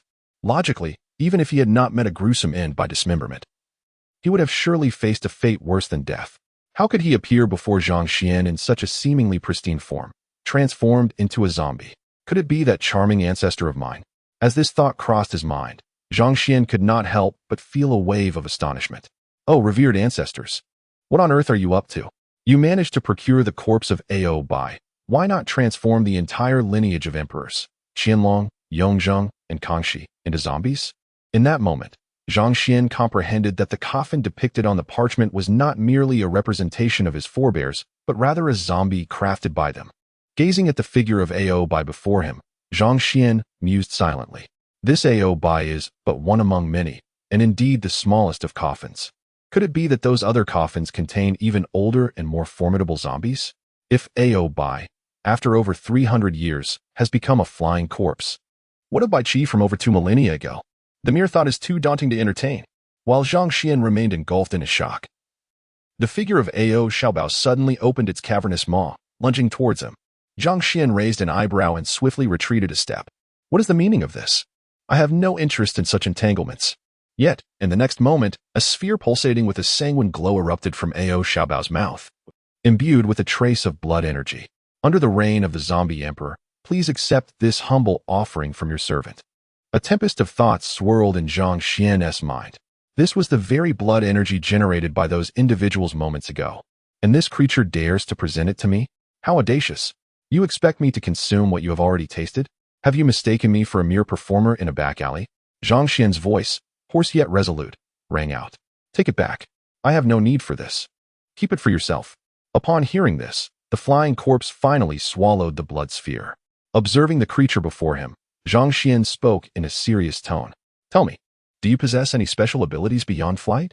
A startled Ao Xiaobao responded in a raspy voice, Your Majesty, I am proficient in all 18 martial arts. Zhang Xuan's lips twitched in annoyance. What nonsense is this? Of course, Oboi is skilled in all martial arts. Perhaps sensing Zhang Xuan's dissatisfaction, Ao Xiaobao spoke with a hint of urgency. Your Majesty, please watch as I demonstrate. As soon as he finished speaking, Ao Xiaobao suddenly leaped high into the air. Landing in the courtyard, with his legs slightly bent, he assumed a horse-riding stance. His dark purple eyes shimmered with intensity, and the dark purple corpse energy erupted from his body. His right claw shot forward, executing the black tiger prowling heart technique. But in the next moment, the dark purple energy surged violently, erupting from his body and roaring alongside his swiping claw. In a frenzied display, it coalesced into a massive purple tiger's head, several meters in diameter, hurtling towards the Grand Hall like a cannonball. Boom! The moment they collided, the Grand Hall, situated 10 meters away, exploded into a shower of debris, scattering fragments into the air. Dust and smoke billowed forth, and as it settled, the Grand Hall, spanning hundreds of square meters, lay utterly flattened. Zhang Xuan's pupils constricted, his expression one of utter disbelief. Is this martial arts? This is nothing short of internal power. No, it's an outrageous level of internal power. The sheer force of it. This is a pure mobile cannon. At that moment, the voice of Lord Ao once again echoed. Your Majesty, behold. My iron cloth shirt has reached an unparalleled mastery. Before Lord Ao could unleash his power again, Zhang Xuan hastily waved his hand. Enough. You're impressive. That will suffice. Please, cease your display. Upon hearing this, Lord Ao knelt on one knee and quickly bowed. I humbly obey your command.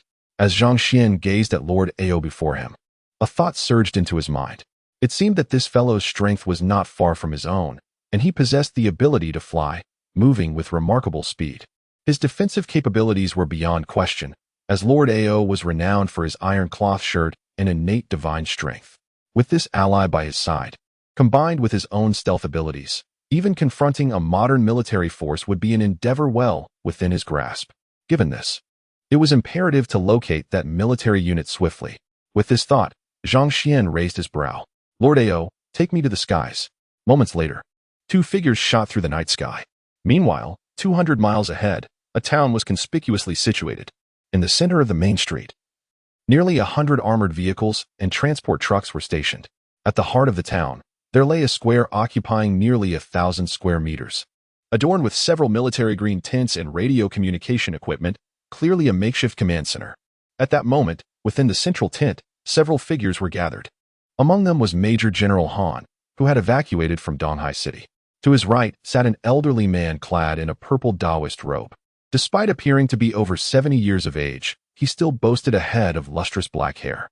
Around him were several young Taoist priests dressed in yellow robes. General Han, with a respectful demeanor, remarked, I never anticipated encountering Taoist Xianing here. I wonder what brings him down the mountain this time. Perhaps in response to the rampant zombies? Upon hearing this, the Taoist in purple furrowed his brow. General, in the face of such calamities, how can we at Longhu Mountain remain indifferent? Moreover, this descent is unlike any other. Master Brother has observed the celestial signs. Noting the wretched state of the Imperial Star and the emergence of ominous forces, which may herald malevolent disturbances upon the earth. At this pronouncement, General Han's expression grew serious. Taoist, such statements warrant caution. These zombies are not manifestations of malevolence. Our research has revealed that an unknown virus present in the recent rainfall has caused their emergence. There is no connection to evil spirits. Even those formidable beasts endowed with special abilities are merely infected by this virus. Everything that has transpired can be elucidated through scientific reasoning. Upon hearing this, Taoist Xianting offered an awkward smile. Nay, what I refer to as malevolence is not the zombies. A century ago, the world underwent significant transformation, and the likes of evil spirits and vengeful ghosts have long ceased to exist. As for sentient beings, their path to enlightenment has been irrevocably severed. I harbor doubts regarding Master Brother's words, for aside from demons and ghosts, what other malevolence remains? General Han nodded slightly. Since the Taoist has matters to attend to, I shall not impose further. I have received directives from higher authorities regarding the emergence of a beast king at a nearby cattle farm, which is currently roaming this area. It is not entirely safe here, Master Taoist. One must remain vigilant at all times. Upon hearing this, Master Xianing slowly rose and, after a moment, took his leave. However, just as he reached the entrance of the tent, he turned back once more, letting out a soft sigh. General, he began. Though I am not well versed in the art of divination through the I Ching, I have a word to share, if you would permit me to speak. Chapter 93, The Emergence of the Royal Beast King. General Han raised an eyebrow, a sardonic smile playing on his lips. Could it be that Master Xianting wishes to forewarn me of impending doom, akin to those wandering sorcerers who speak of bloodshed? If that is the case, I must decline. I, Han, have lived a life of warfare, vanquishing countless foes. It is I who brings calamity upon others, not the other way around. Master Xianting was momentarily taken aback, shaking his head with a hint of resignation. What a formidable spirit you possess, General. I am truly in admiration. We shall take our leave now. Do take care. With that parting remark, Master Xianting and his companions turned to depart. Yet, no sooner had they stepped outside the tent than a thunderous roar echoed from the nearby mountains. It sounded remarkably like that of a bull. Master Xianting furrowed his brow, directing his gaze towards the source of the commotion. At that instant, General Han strode forward with purpose. The target had been identified. Prepare for battle. A commanding voice resonated with vigor. In an instant, the dozen or so tanks stationed at the town's perimeter sprang into action, their dark barrels aimed at the distant forest. Armed soldiers raised their weapons, expressions grave. Meanwhile, a drone in the center of the square buzzed to life, soaring into the sky. Report. The drone is ready. Report. The cannon has been loaded. In an instant, The town was engulfed in a chilling wind, the atmosphere thick with an ominous aura. Countless eyes turned towards the distant mountains and forests. Boom, boom. A deep, resonant sound grew ever closer, causing the ground to tremble slightly, stones dancing upon its surface. The heavy footsteps resonated like a hammer upon the hearts of the onlookers. Major General Han furrowed his brows, his countenance as gloomy as dark waters. A glint of fervor ignited in his tiger-like eyes. Tanks, fire. At the command of Major General Han, the tanks on the outskirts of the town unleashed a deafening roar. Boom, boom, boom. Shells, trailing long tails of fire, streaked across the night sky, striking towards the distant mountains and forests. The wind swept away the stars like rain. A multitude of shells illuminated the night sky. The blinding flames lit up the heavens, causing the entire town to tremble in fear. In an instant, smoke and dust filled the air. The flames flickered. Bang, bang. Despite the astonishing firepower, the heavy footsteps showed no sign of ceasing. Listening to the approaching steps, Major General Han's brows remained tightly knitted. Beside him, Taoist Yinting also wore an expression of astonishment. Such fierce firepower could not halt the advance of this monstrous entity. What manner of beast is this? Just then, amidst the blazing flames, a colossal silhouette gradually emerged into view. Though they had faced countless battles against zombies over the past days, the sight of that immense figure still caused their pupils to constrict. In the flickering light, a being as towering as a small mountain, standing dozens of meters high, slowly revealed itself. Its sharp horns extended over 10 meters, piercing the clouds.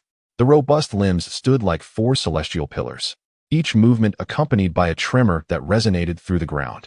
Enveloped in a dark, chitinous exoskeleton, it shimmered ominously in the glow of the flames. Shells ascended in rapid succession, detonating upon impact, yet failing to inflict any damage upon the impenetrable carapace. Witnessing this, Major General Han's expression darkened. This was dire news. The Bull King had evolved once more. With a commanding voice, Major General Han ordered the drones to deploy and unleash incendiary munitions. In an instant, hundreds of drones ascended, racing towards the distant hillock. Meanwhile, Taoist Xian Ting stood frozen, disbelief etched across his features as he gazed at the colossal beast resembling a mountain. Observing his reaction, Major General Han's eyes glinted with disdain. Taoist Xian Ting, behold our target for this operation, a royal-level ferocious beast. Given the current circumstances, this is likely the first imperial-level beast in the entire Dragon Nation. I wonder if the secret techniques of Longhu Mountain can contend with such a creature. Upon hearing this, Taoist Xian Ting shook his head vigorously, terror evident in his gaze. Such a monster had surpassed the limits of his imagination, even his master. The contemporary celestial master of Longhu Mountain would be powerless against it. Noticing Taoist Xian Ting's trepidation, a sense of triumph flickered in Major General Han's eyes. Very well. Today I shall demonstrate to you what it means to face no size beneath the caliber. No fear under fire. Armor-piercing shells, sulfur shells, incendiary munitions. Fire at will. With his command, the town erupted in a cacophony of cannon fire. Towards the distant colossal beast, the assault commenced. Hundreds of drones had already arrived above the monstrous creature. Shells rained down. In an instant, the night sky was illuminated by a dazzling array of flames, transforming the darkness into a semblance of daylight. A resounding roar erupted from the beast, causing its massive form to come to an abrupt halt. Witnessing this, General Han gazed triumphantly at Taoist Xian Ting beside him. Yet, at that moment, a sudden flash of ochre light erupted. The onlookers lifted their eyes to see the beast, resembling a mountain, enveloped in a radiant ochre glow that formed a protective barrier around its colossal body. The barrage of shells struck the barrier, only to be completely repelled by the magnificent shield. This astonishing scene plunged the hearts of the townsfolk into despair. The smile on General Han's face instantly froze. Before anyone could react, the mountain-like beast suddenly raised its foreleg. With an enraged bellow, it forcefully stomped the ground. Boom! In an instant, the earth shimmered. The ground within the entire town trembled violently, splitting open. Enormous fissures appeared on the surface. Amidst the chaos, tanks were swiftly swallowed by the gaping chasms. Fully armed soldiers plunged into the abyss of darkness. In an instant, the army suffered catastrophic losses. Taoist Xuanting's eyes widened in horror as he quickly turned to General Han. General, this beast possesses the power to cause earthquakes. We must retreat, swiftly. However, at that moment, General Han's complexion turned ashen, his fierce gaze ablaze with fury. The phrase to flee shall never grace the lexicon of a soldier. Everyone, open fire. Restrain him. Report to the higher-ups, relay the coordinates, and request the deployment of weapons of mass destruction. Upon hearing these commands, the messenger at the side was momentarily taken aback. After a brief hesitation, he bellowed, "Received, General." As he gazed at the resolute figure, Master Xuan was filled with admiration. "General, I, as a humble monk, ought to stand united against the enemy. However, we still have our own mission to fulfill. Take care, General." No sooner had the words left his lips than Master Xuan turned to depart. At that moment, the colossal beast, akin to a hill, stamped its forelegs furiously upon the ground. Its head, as large as a house, lowered menacingly. In the next instant, like a mountain, it charged towards the town. The earth trembled violently, and Major Han's eyes threatened to burst with fury. He roared at the top of his lungs, "Come forth, beast. Today, this general shall fight you to the bitter end. All units engage. Kill." The remaining soldiers echoed his battle cry, fervently squeezing the triggers of their weapons, their eyes ablaze with indomitable spirit. As Master Xuan beheld these vibrant lives, tears welled in his eyes, and his body trembled uncontrollably. Mighty Mount Longhu, radiant spirit of the Tao, disciples of Longhu Mountain, join me in vanquishing demons and eliminating evil. In the next moment, Master Xuan and his companions drew their swords. Their gazes fierce. Just then, a chilling wind swept through the heavens and the earth, howling. Chapter 94. A mere triviality. The eerie wind swept over the hillside, extinguishing the roaring flames in an instant. The temperature throughout the entire town plummeted abruptly, enveloping the hearts of the populace in an inescapable sense of dread. At this moment, Daoist Xuanting's expression tightened, his eyes filled with astonishment. He hastily grasped the arm of General Han beside him. "Hold on, General. There are malevolent spirits at large. Such a sinister aura undoubtedly heralds an extraordinary calamity." General Han, sensing the peculiar nature of the situation, felt a gravity settle in his fierce gaze. Just then, a voice broke the tense atmosphere. "Master, what is that?" A young acolyte, with a face pale with fear, pointed towards the sky. Eyes turned to follow his gesture. Beneath the inky night, the full moon hung high, casting a glow upon a towering figure that loomed ominously, shrouded in blood-red light, obscuring the luminescent orb. An eerie, dark purple miasma emanated from it. At the sight of this, the crowd's pupils constricted in unison. Daoist Xianting trembled uncontrollably, disbelief etched across his features as he gazed skyward, his voice quaking as he uttered two words, "Flying corpse." Upon hearing this, the expressions of the young acolytes behind him shifted drastically, their eyes reflecting an uncontrollable terror directed at the figure above. Meanwhile, General Han wore a look of confusion. "Flying corpse? What is that?" Daoist Xianting inhaled deeply. The flying corpse is a being of exceptionally high rank among the undead. It can drain blood from afar, soar through the skies, and traverse the earth. Its body is as solid as rock, nearly immortal. Moreover, it possesses a myriad of unfathomable abilities. It is an unparalleled harbinger of doom. Upon hearing these words, a glint of murderous intent flickered in General Han's eyes. What is this flying corpse? What are these undead? What calamity? Under the might of my firepower, they are but insects. Just as General Han was about to issue the command to attack, the Taoist Xianting hastily intervened. "General, do not act impulsively. The target of that flying corpse is likely the Beast King. For it, the blood essence contained within this Beast King is far more enticing than we are. It would be prudent to hold our position and wait for the two tigers to wrestle. Surely one will be injured." Upon hearing this, a glimmer of fierce resolve flashed in General Han's eyes. "Very well, we shall wait a moment longer." At that moment, the colossal beast, comparable to a small mountain, had also detected the figure in the sky. Its eyes, the size of water jars, fixed intently on the intruder, clearly perceiving the ill intent. In the next instant, the silhouette of the flying corpse surged forward, charging towards the giant creature. The beast roared in fury, its entire body radiating a yellowish light once more. In the blink of an eye, the flying corpse was already before the beast, its sharp claws slicing violently through the air, releasing dark purple corpse energy. At the moment of contact, a sizzling sound erupted. For a time, the two remained locked in a stalemate. Below, Taoist Xuanting's expression brightened with excitement. "Splendid. They're engaged in battle. Though the beast is formidable, it may not be a match for the flying corpse. The demise of this beast is merely a matter of time. Prepare the talismans. Set up the 5 Thunder Celestial Heart Formation. Get ready to summon the Yang Thunder. With Xuanting's command, several young Taoists quickly retrieved various magical implements from their bags. However, just then, a gust of frigid wind swept through, causing the temperature in the vicinity to plummet dramatically. The crowd was instantly engulfed in a chill, shivering uncontrollably. Master Yunting, truly the second in command of Longhu Mountain, swiftly made a critical judgment. Everyone, be cautious. An evil presence is drawing near. As he spoke, a compass materialized in Master Yunting's hand, its needle trembling wildly as it pointed southeast. Witnessing this scene, Master Yunting's expression shifted dramatically. Such a surging malevolence. Be wary, the approaching entity is certainly formidable, far superior to that flying corpse. In the next moment, Master Yunting furrowed his brow, and talismans began to appear in his hands. Heaven and Earth's mysterious sect, the root of all energies. Cultivating through countless tribulations, I shall attain my divine powers.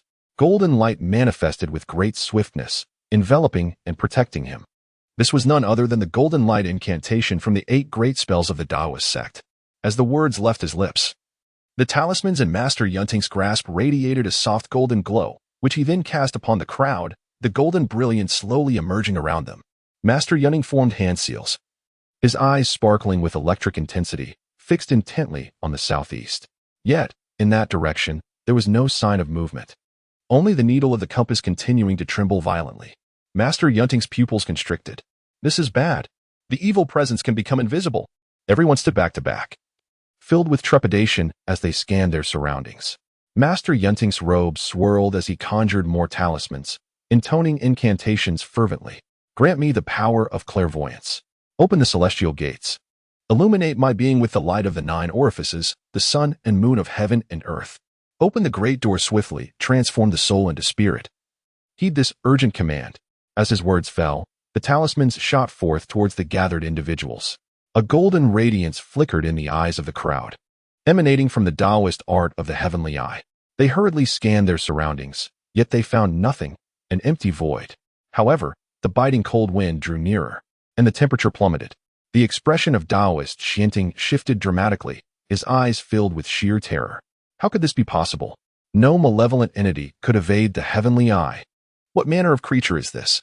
At that moment, a resounding crash echoed as the compass in Taoist Yunting's hand shattered into fragments, scattering across the ground. Witnessing the scene left Taoist Yunting utterly stupefied, frozen in place. Suddenly, a massive silhouette began to materialize before the onlookers, accompanied by a flash of eerie purple light. A colossal being, standing over 3 meters tall, emerged onto the ground. Its blood-red fur shimmered with a metallic sheen, and its dark, golden vertical pupils fixated intently on the gathered crowd. It was none other than Zhang Xuan. As Zhang Xuan made his appearance, Taoist Yunting momentarily froze, a flicker of ecstasy crossing his face. A hairless corpse? A mere hairless corpse? Though he was perplexed by the corpse's ability to become invisible. How dare such a creature act so audaciously? To the north, south, east, and west. You 5, arrange the formation and allow me to confront him. Upon hearing their master's command, the 5 disciples nodded gravely. Meanwhile, Zhang Xuan regarded the crowd with a cold smirk. He had no intention of killing them. But since they sought their own demise, there was no alternative. The blood of a Taoist is a great tonic for a zombie. With that thought, Zhang Xuan's figure abruptly vanished once more. Yunting Taoist displayed a disdainful expression. Do not be afraid. It is merely a lowly zombie. It cannot breach the golden light spell upon you. Pay it no mind. Focus on arranging the formation and summoning heavenly thunder to deal with that. However, before Yunting Taoist could finish his sentence, an unexpected anomaly occurred before him. Chapter 95. A body sparking with lightning. The result, 1 strike and defeat. A chilling scream echoed through the night sky. Taoist Xianting and the others quickly turned their gazes towards the source of the sound. A terrifying scene unfolded before their eyes. The young Taoist clad in a yellow robe began to wither before them at a visibly alarming rate. The 2 talismans affixed to him spontaneously ignited without flame. In the blink of an eye, they turned to ash. The entire being was instantaneously drained, and in a heartbeat, his corporeal form shattered, transforming into a mound of gray-white ashes. Witnessing this horrifying spectacle, Taoist Xianting's pupils constricted. His anger surged within him, and shock gripped his heart. How could this be possible? A mere zombie could not possibly shatter the golden light spell. Despite the astonishment flooding his mind, Taoist Xian Ting bellowed, "Be cautious. This zombie is no ordinary foe." Quickly, before he could finish his warning, the four young Taoists, previously dazed, suddenly widened their eyes in terror. A fissure slowly opened at their necks. In an instant, four large heads tumbled to the ground. Before the heads could hit the earth, the blood essence contained within them dissipated, leaving them shriveled. A gust of wind swept by, carrying the grayish powder away. Oh! Taoist Xian Ting's fury reached a boiling point. "Wretched creature, I shall fight you to the bitter end." As his words fell, Taoist Xian Ting swiftly drew forth the copper coin sword from his back.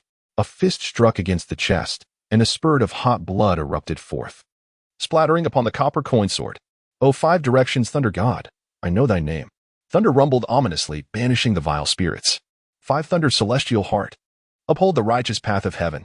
As the incantation echoed, dark storm clouds churned above. Strands of golden lightning danced within, akin to soaring dragons. Majestic celestial might. A grand spectacle. The Taoist priest Xuanti pointed his sword towards the heavens.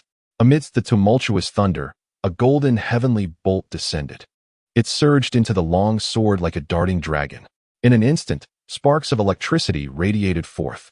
The golden lightning cascaded from the sword towards the form of the cloud Thunder Taoist.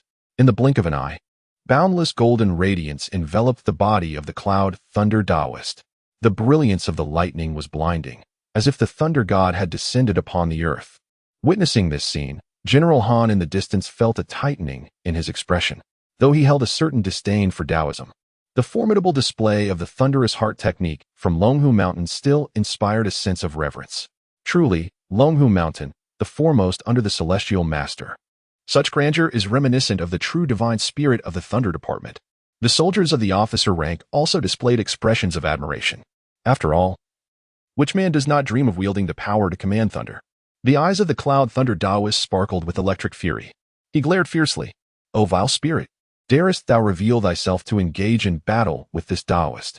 As the words echoed, the cloud Thunder Taoist brandished his long sword, executing the seven-star step. He surged forth, enveloped in endless electric brilliance. The thunderclaps accompanied him, a master of the Tao, commanding thunder and electricity. In this moment, the cloud Thunder Taoist was truly commanding attention, exuding an aura of dominance. Observing this spectacle, the onlookers felt a surge of heroic spirit within. Their gazes towards the cloud Thunder Taoist brimmed with even greater admiration. "Humph, a mere wretch, to dare commit atrocities before the esteemed masters of Dragon Tiger Mountain. It seems you are ignorant of the purple robes." Yet, in the ensuing instant, the pupils of Taoist Yunting, suspended in midair, contracted sharply. His entire being instantaneously shattered into fragments. The golden lightning that enveloped his form dissipated in an instant. In the blink of an eye, his body was reduced to ashes, scattering with the wind. Only the copper coin sword, still radiating bursts of lightning, plummeted towards the earth. At that moment, a colossal figure gradually materialized. Dark golden claws extended abruptly, seizing the descending coin sword. The dark golden, vertical pupils exuded an air of disdain. Under the petrified gaze of the onlookers, a crimson miasma of deathly energy permeated from the claws. Sizzle, sizzle. The instant the crimson, deathly energy emerged, the golden lightning offered virtually no resistance, vanishing in an instant. The coin sword itself dissolved into a puddle of molten metal, dripping from the monster's claws. Witnessing this horrifying spectacle, General Han and his comrades paled, their eyes wide with terror. How could this be? Taoist Xianting was the foremost figure beneath the celestial master of Dragon Tiger Mountain. The coin sword was also an exceedingly rare magical artifact. How could it be so easily vanquished by this zombie? What manner of monster is this? No. How could such a monster exist? If it is allowed to mature, the consequences would be immeasurable. Just then, the monster's dark golden, vertical pupils turned towards General Han and his party. An aura of suffocating oppression emanated forth. General Han's eyes widened, ablaze with fury. "I'll fight him, even in death. We shall not flee without a fight." As he spoke, Major General Han drew his pistol from his waist and abruptly pulled the trigger. The nearby lieutenants, consumed by fervor, also unleashed a barrage of gunfire. Streams of fire, accompanied by bullets, shot towards Zhang Xuan. Faced with such a formidable onslaught, Zhang Xuan felt no desire to evade. Each bullet struck his form, only to be thwarted by his crimson hair, falling harmlessly to the ground. Soon, Major General Han and his comrades ceased their fire, gazing at Zhang Xuan with despair. Meanwhile, Zhang Xuan found himself in a predicament. Alas, he could not yet speak. Communication with them was impossible. He yearned to inquire about his sister's whereabouts, but it was futile. Wait, the esteemed Ao Xiaobao could speak. He could serve as a translator. With this thought, Zhang Xuan turned his gaze skyward. In the distant mountains, a colossal creature bellowed furiously. Its golden shield had vanished. A figure, exuding a dark purple aura of death, darted about. With each pass, it carved deep wounds into the beast's armored hide. Nevertheless, the thickness of that armor was over a meter, even without the protective barrier. It had only been breached halfway. Upon observing this, Zhang Xuan was astonished. He had not anticipated such formidable strength in this creature, capable of enduring against a flying zombie for so long. The rate of evolution in these zombies surpassed his wildest imagination in just a few days. Such a terrifying entity had emerged. Enough. It is time to eliminate it. Upon this thought, Zhang Xuan was about to take action when he heard the voices of Major General Han and others behind him. We would rather die than become zombies. We will not bring chaos to the world. Upon hearing these words, Zhang Xuan raised an eyebrow and swiftly turned around. But at that moment, several gunshots rang out. Major General Han and the others collapsed heavily to the ground. Witnessing this scene, Zhang Xuan's mouth twitched, his eyes filled with disbelief. Seriously? I merely came to ask for directions. Is this really necessary? This was disastrous. Surely, one could not expect a corpse to speak. However, as this thought crossed his mind, Zhang Xuan raised an eyebrow. Wait, who says a corpse cannot speak? My inability does not imply that General Ao lacks the means. If I am not mistaken, a flying zombie can extract memories from others. I must act swiftly while the opportunity is ripe. Chapter 96, Slaying the Beast Emperor. Evolution once more. With this thought, Zhang Xuan gazed toward the distant colossal beast with his dark golden pupils. Excellent. Quite impressive. Let it test my current strength. In the next moment, Zhang Xuan slightly bent his legs, channeling the terrifying power of his physique into them. The blood-red aura of the corpse surged forth. Boom. A resounding explosion echoed through the heavens and the earth. The ground beneath him collapsed within a 2-meter radius, creating a pit over a meter deep. Zhang Xuan's figure surged forth like a bolt of crimson lightning, charging toward the gigantic beast. That thunderous sound immediately captured the attention of the surviving soldiers, who looked up toward the sky. In the pitch-black night, a blood-red lightning bolt streaked across, resembling a sword of divine descent, aimed directly at the head of the colossal beast. In the next moment, a blood-red thunderbolt struck the massive beast atop its head. After a brief pause, the crimson lightning vanished in an instant, penetrating the creature's body. In the blink of an eye, the colossal beast had yet to react. The enormous, bucket-sized eyes, which once glimmered with a brownish hue, extinguished in an instant. Its powerful limbs collapsed with a thunderous crash, and its immense body fell to the ground like a mountain toppling a jade pillar. This sudden turn of events left the flying zombie Aishibo momentarily stunned. Just as it prepared to launch another attack, it discovered that its adversary lay motionless upon the ground. Aishibo's expression shifted, its dark purple pupils filled with awe. Beneath the crown of the zombie emperor, the might of the dead was unparalleled. This spectacle rendered the surviving soldiers utterly speechless, their eyes wide with disbelief. What on earth was this creature? The armor-piercing rounds had failed to breach the beast's defenses, yet this force had effortlessly burrowed within. How terrifying! How horrifying! How could such an entity possibly be slain? Was humanity truly doomed? At that moment, amidst the incredulous gazes of all present, the creature, comparable to a small mountain, began to shrink at an astonishing rate. The blood energy contained within it dissipated rapidly. The scene fell into an eerie silence, the atmosphere thick with an unsettling stillness. High above, the drone flickered with crimson light. Simultaneously, in the distant city of Jiqing, colossal walls emerged around the perimeter. Countless individuals busied themselves within. The walls stood nearly 10 meters tall. In the heart of the city, a vast plaza housed a towering office building standing resolutely nearby. At the pinnacle of the towering edifice, several figures were conspicuously gathered around a conference table. At the forefront sat a distinguished individual clad in a traditional Zhongshan suit.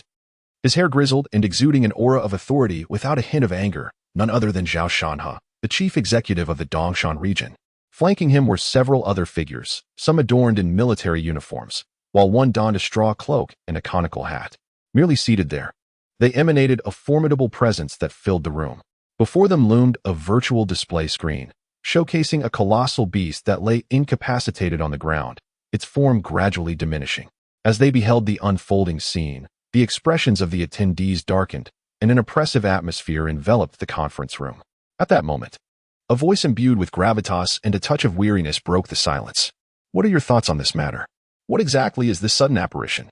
Upon hearing this, several military personnel exchanged furtive glances, their expressions growing grim. We are uncertain. However, its speed is astonishing, rivaling that of a fighter jet. Its destructive capacity is terrifying. Armor-piercing rounds seem ineffectual against it, and it can infiltrate our defenses. Zhang Xuan's brow furrowed deeply, his aged eyes reflecting a tumult of emotions. He then inquired with a steady voice, how long until the deployment of large-scale destructive weaponry? In response, a short-haired soldier tightened his expression. It will be ready in 1 minute and 32 seconds. Zhang Xuan nodded gravely at this revelation. Just then, a hoarse voice emerged from beneath the conical hat. This is a zombie. Moreover, it is an extraordinarily powerful one. The mention of the word zombie caused the pupils of those present to constrict, their eyes wide with disbelief. The short-haired soldier abruptly rose to his feet. Zombies? How is that even conceivable? How could the undead possess such formidable power? If they are indeed zombies, then why did Taoist Yunting fall victim to them? The expression on the counselor's face darkened. Zombies? Can they fly? Can they become invisible? This defies the very realm of science. Upon hearing these words, the figure beneath the hat let out a cold snort. Science? Huh. Does the emergence of these undead creatures conform to scientific principles? In the Nordic regions, does the existence of the vampire queen, who has slaughtered hundreds of thousands, belong to the domain of science? If you remain ensnared in the so-called scientific rationale, humanity will have no path of retreat. As the hat-clad figure reprimanded them, silence enveloped the crowd. Clearly, they were all staunch materialists.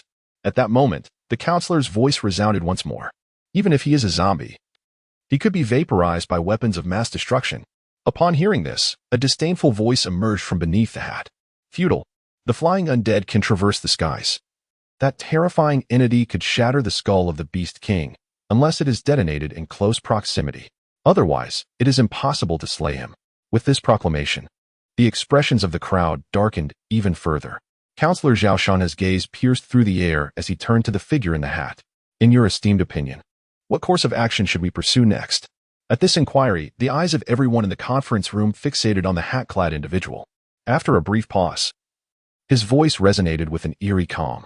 The apocalypse has arrived. Chaos is imminent. Countless heroes shall emerge, who will determine the fate of all.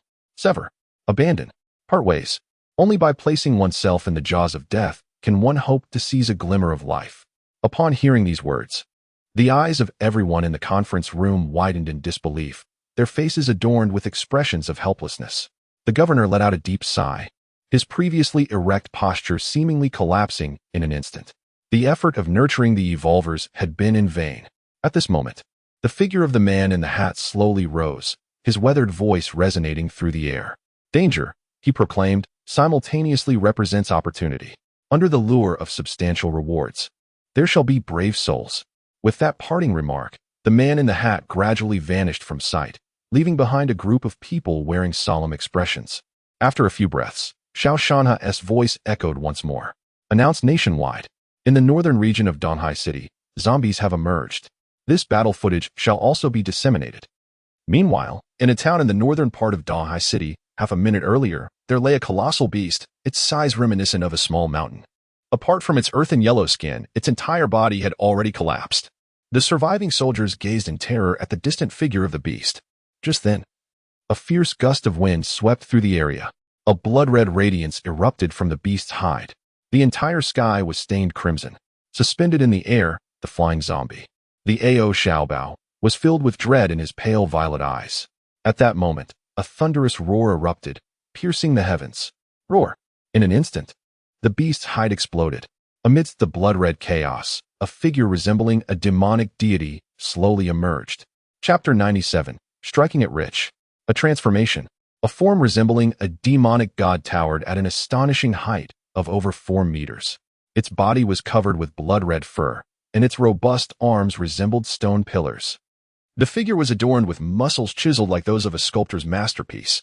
Terrifyingly, atop its blood-soaked head, there protruded two small, prominent bumps. It was none other than Zhang Xuan. Observing the imposing silhouette resembling a demonic deity, Ao Xiaobao's expression turned grave, and he immediately knelt, respectfully exclaiming, "Congratulations, Your Majesty the Stiff Emperor, on your remarkable advancement in cultivation." Simultaneously, in a conference room located 1,000 miles away in Jiqing, the faces of the attendees grew increasingly solemn as they beheld the colossal entity slowly emerging from the crimson haze. Clearly, the being depicted in the image had once again augmented its formidable power. The governor furrowed his brow, the weight of concern lingering in his aged eyes. His icy words reverberated through the meeting room. How long until the arrival of the strategic weapons? A short-haired soldier, with a stern countenance, replied, 15 seconds. Upon hearing this, the gravity of the situation gripped the collective gaze of the attendees, fixated upon the virtual screen before them. In the depths of the forest, feeling the changes coursing through his body, Zhang Xuan could not suppress his excitement. Indeed, after vanquishing the old bull, he had naturally acquired its abilities. However, he was taken aback to discover that the bull's power was not the ability to induce earthquakes, but rather the force of vibrations. Even the yellow protective shield surrounding it was a manifestation of the internal vibrational energy. Vibration? Tremors? This sensation felt oddly familiar. Yet, the old bull possessed an exceedingly low intellect, incapable of harnessing this vibrational power. If it could develop such a skill, would it ever find itself lacking in cattle again? As he gazed at the blood-red fur, measuring a good 7 to 8 centimeters in length, Zhang Xuan felt a surge of exhilaration within. This is because, after absorbing the blood essence of the Beast Emperor, he was astonished to discover that his fur had acquired a new function. In the next moment, with a mere thought, Zhang Xuan felt the blood-red hairs on his arm sway, gently extending and contracting with fluidity. His heart brimmed with exhilaration. It appeared that he had now advanced to the mid-stage of the corpse hair realm, gaining the ability to manipulate his corpse hair at will.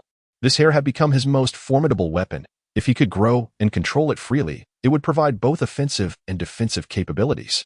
Reflecting on the large-scale destructive weapon that Major General Han had just mentioned, Zhang Xuan felt a chill run down his spine. Although his current defensive prowess was formidable, he had no desire to withstand a nuclear strike. He needed to quickly obtain that fellow's memories to ascertain whether there was any mention of his sister. With this thought, the figures of Zhang Xuan and his companion appeared beside Major General Han in an instant. Zhang Xuan turned to the side, addressing Ao Xiaobao. "You. Absorb his blood and delve into his memories to see if there exists a girl clad in armor wielding dual axes." Ao Xiaobao showed no hesitation in response to Zhang Xuan's command. With a wide-open mouth, a mist of blood shot forth from Major General Han's body, which was then drawn into Ao Xiaobao's mouth. Zhang Xuan's face lit up with excitement as he hurriedly inquired, "What do you find?" Just as Ao Xiaobao was about to speak, the blood-red hairs on Zhang Xuan's body suddenly quivered violently, as if trying to alert him. Without time to react, a piercing sound sliced through the air from the distant sky. A streak of fire raced across the heavens at approximately 10 Mach. Zhang Xuan's pupils constricted in an instant. Damn. Medium to long-range missiles. Could they possibly be carrying nuclear warheads? Zhang Xuan roared at the flying zombie, Ao Xiaobao, beside him. "Quick. Dive underground. Hide. As deep as you can." Without a moment's hesitation, Ao Xiaobao emitted a dark purple miasma from his entire body. But before he could submerge into the earth, the missile, traveling at over 10 times the speed of sound, had already reached the sky above. A dazzling burst of light, akin to the blazing sun, erupted in the night sky. Simultaneously, in a building at the heart of Jiqing City, the virtual screen was overwhelmed by a blinding white light before it went offline. Witnessing this, the governor on the throne abruptly stood up. "Bring up the last frame of the image."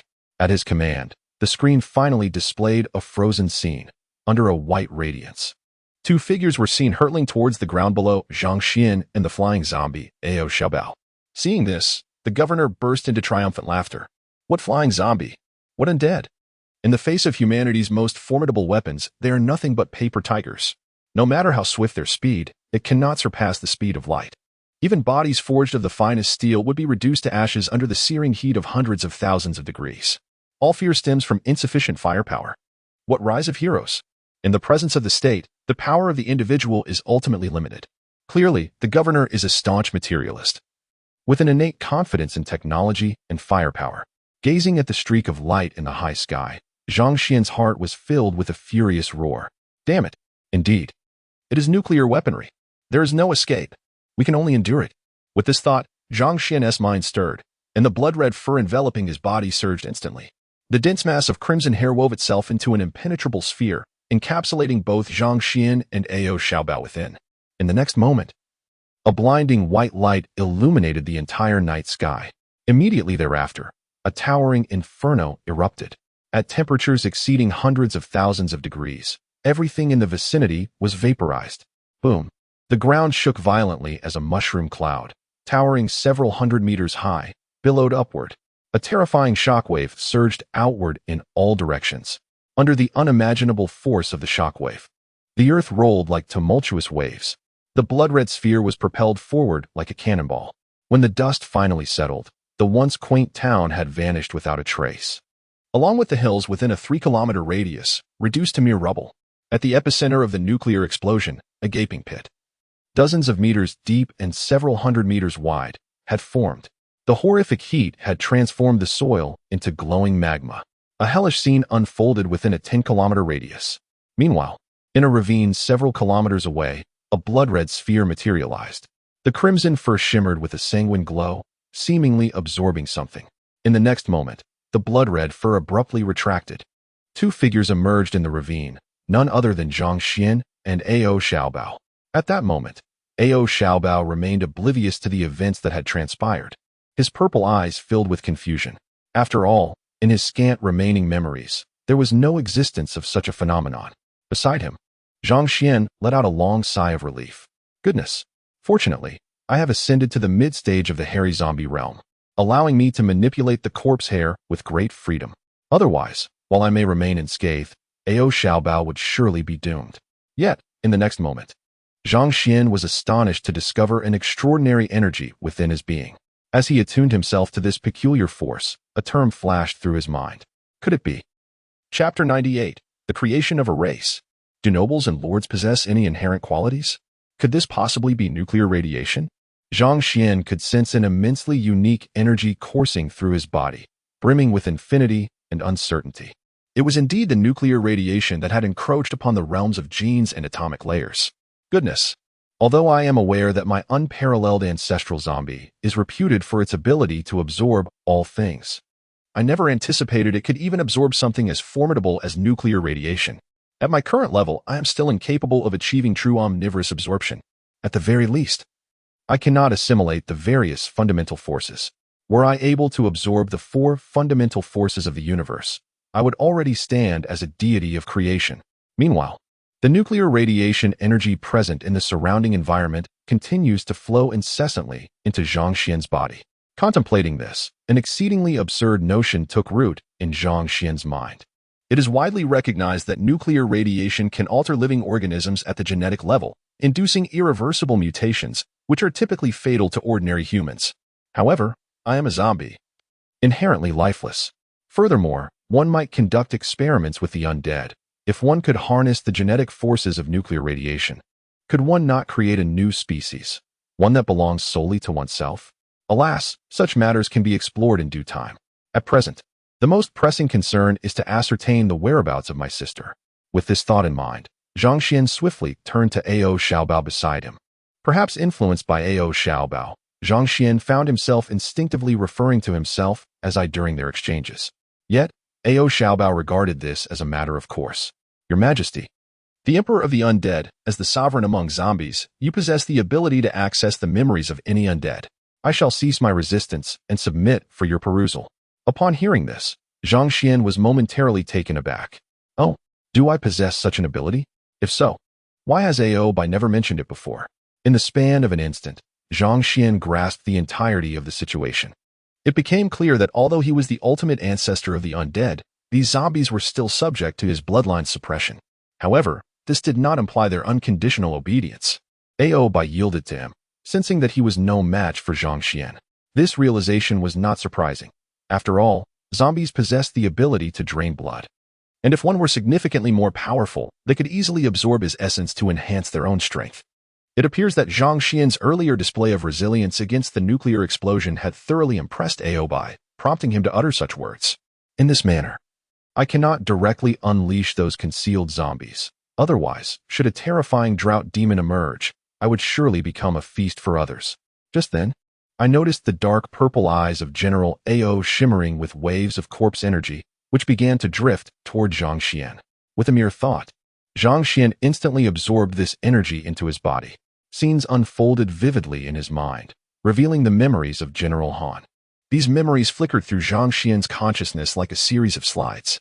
Moments later, excitement glimmered in Zhang Xuan's dark golden eyes.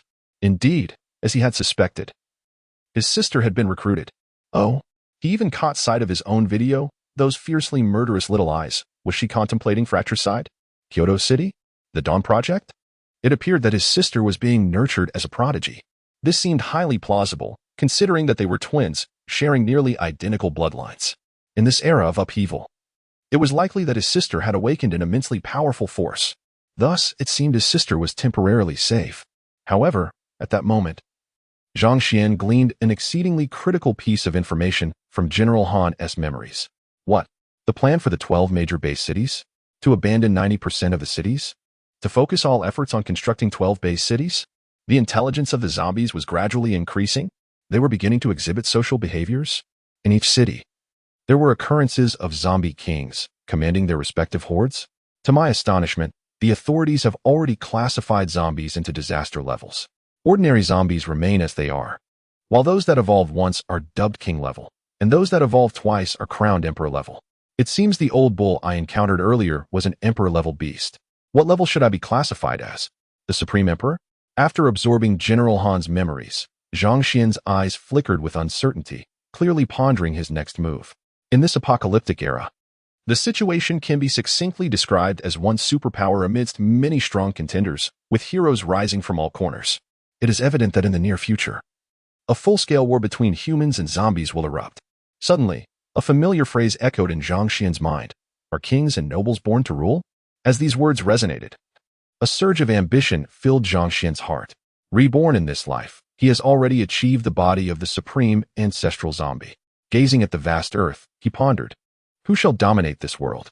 If others can rule, then so can I, Zhang Xuan. Reborn, he is destined to accomplish earth-shattering deeds. Zhang Xuan not only aims to conquer the globe, but also to establish his own race, embarking on a conquest of the starry seas. Earth is merely the starting point. The true journey lies in the boundless cosmos. As he gazed into the infinite starry sky, a glint of determination shone in Zhang Xuan's dark golden vertical pupils. The next moment, he turned to Ao Xiaobao beside him, his voice cold and commanding. Ao Xiaobao, follow me into battle. Hearing Zhang Xuan's authoritative voice, Ao Xiaobao immediately knelt on one knee, declaring, your servant is willing to expand the empire for your majesty, wherever the tip of the crown's sword points. There lies the battleground where I, a humble minister, vow to fight to the death. Zhang Xuan narrowed his eyes, gazing towards the north. The capital city. Sister, wait for me. Brother shall arrive soon. When that time comes, I will present the entire world to you. In the next moment, their figures shot towards the horizon.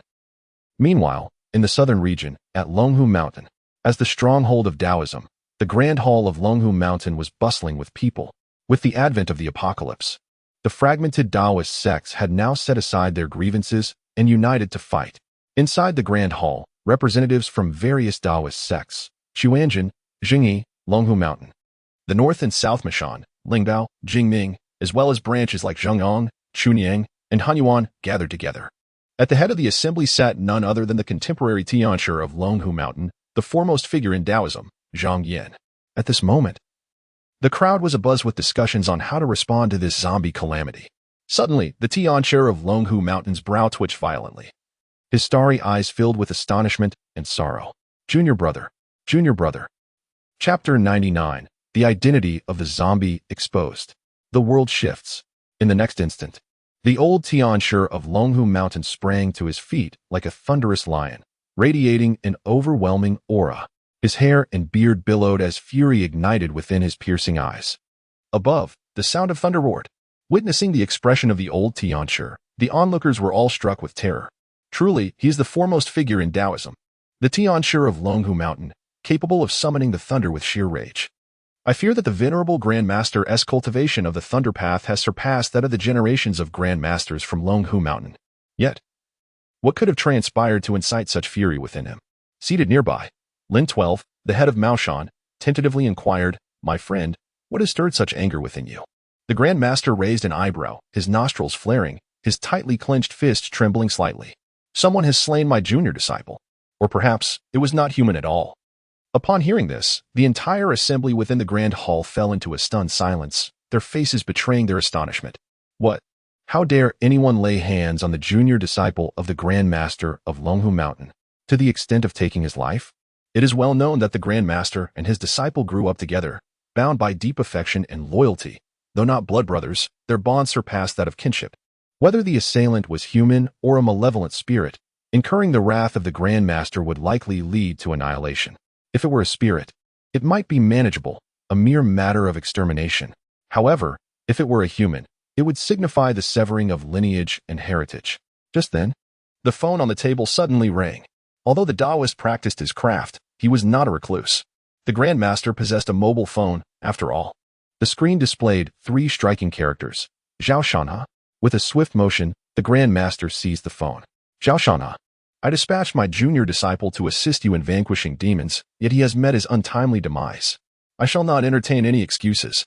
You must provide me with an explanation. The moment these words were uttered, astonishment filled the eyes of all present. Indeed, the venerable master is as formidable as ever. Zhao Shanha, the governor of Dongshan province, stands in awe of the master's commanding presence. Undoubtedly, apart from the enigmatic figure known as the Hat Man. The master is the towering pillar of the Dragon Kingdom. Under the scrutiny of the crowd, the master furrows his brow. Zombies? Nonsense. My disciple is a master of the 9 Qian. Even if faced with flying corpses, he possesses the strength to fight. While victory might elude him, retreating unscathed is entirely feasible. What? A hairy zombie? Utter nonsense. Do not assume that my age has rendered me incapable of wielding a blade. Very well. Send over the live footage. I shall see for myself what hairy zombie could possibly vanquish my disciple. You claim he has been defeated, but I, the master, remain unconvinced. Upon hearing this, the countenance of the assembled Taoists shifted dramatically, their expressions filled with astonishment. Zombies? How could such beings exist? Hadn't the cataclysm a century ago eradicated all malevolent spirits? Moreover, a hairy zombie.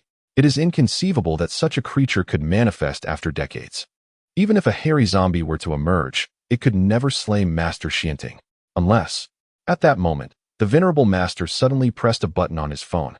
In the next instant, a beam of light shot forth from the device, projecting a virtual image into the air. Truly a marvel of domestic innovation, unparalleled in its advancement. Instantly, the gathered crowd focused their attention on the screen. The figure of Master Xianting materialized. At that moment, several disciples were forming a formation, their bodies aglow with golden light. Those present, being connoisseurs of the craft, could readily discern the Taoist golden light spell enveloping the disciples.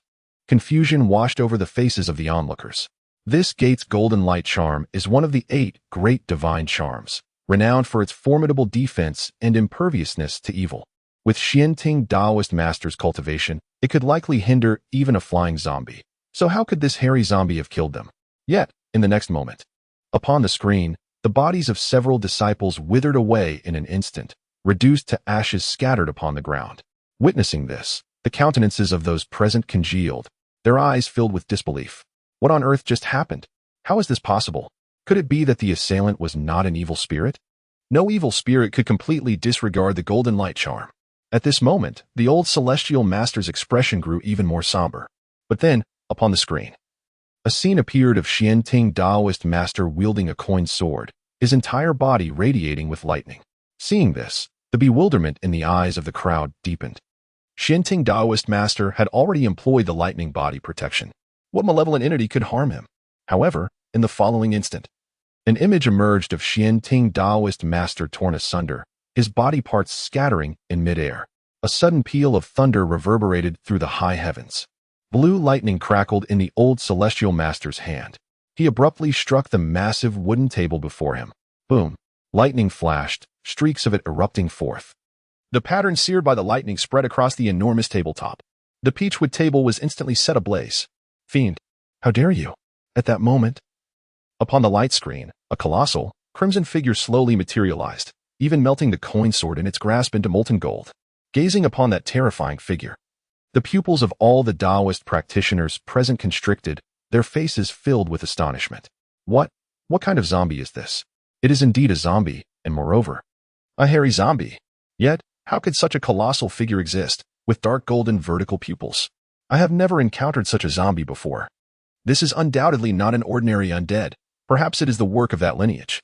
At this moment, the venerable master's eyes blazed with intensity. How infuriating.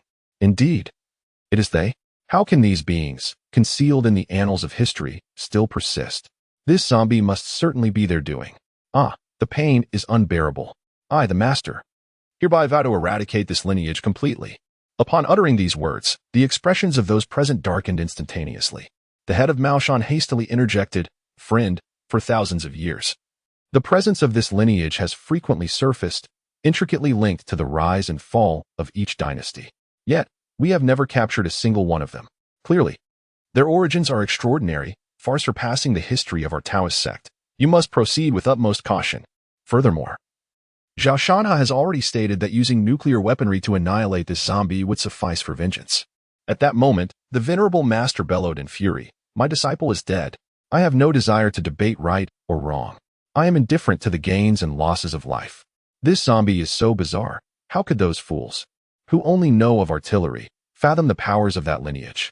How can they be so certain that this zombie will simply vanish into thin air? In the name of the 38th generation head of the Taoist sect, I hereby issue a decree to exterminate the demons. This fiend shall be slain. All of Longhu Mountain. Heed my command. Follow me down the mountain to vanquish the evil." As the words faded, the venerable master placed his massive hand upon the wooden table and exerted a sudden force. In an instant, the table splintered into countless pieces. With a single step forward, the old master surged ahead, prompting those behind him to exchange glances before hastily following suit. Meanwhile, on the outskirts of Kyoto, a grand traditional Chinese estate loomed majestically. Within the expansive training ground spanning thousands of square meters, several figures were distinctly visible. Among them, one wielded dual axes, exuding an aura of formidable righteousness, none other than Zhang Xuan's sister, now known as Zhang Yuchun. The individuals surrounding her radiated their unique energies, when suddenly, a figure with a conical had appeared gradually before the assembly.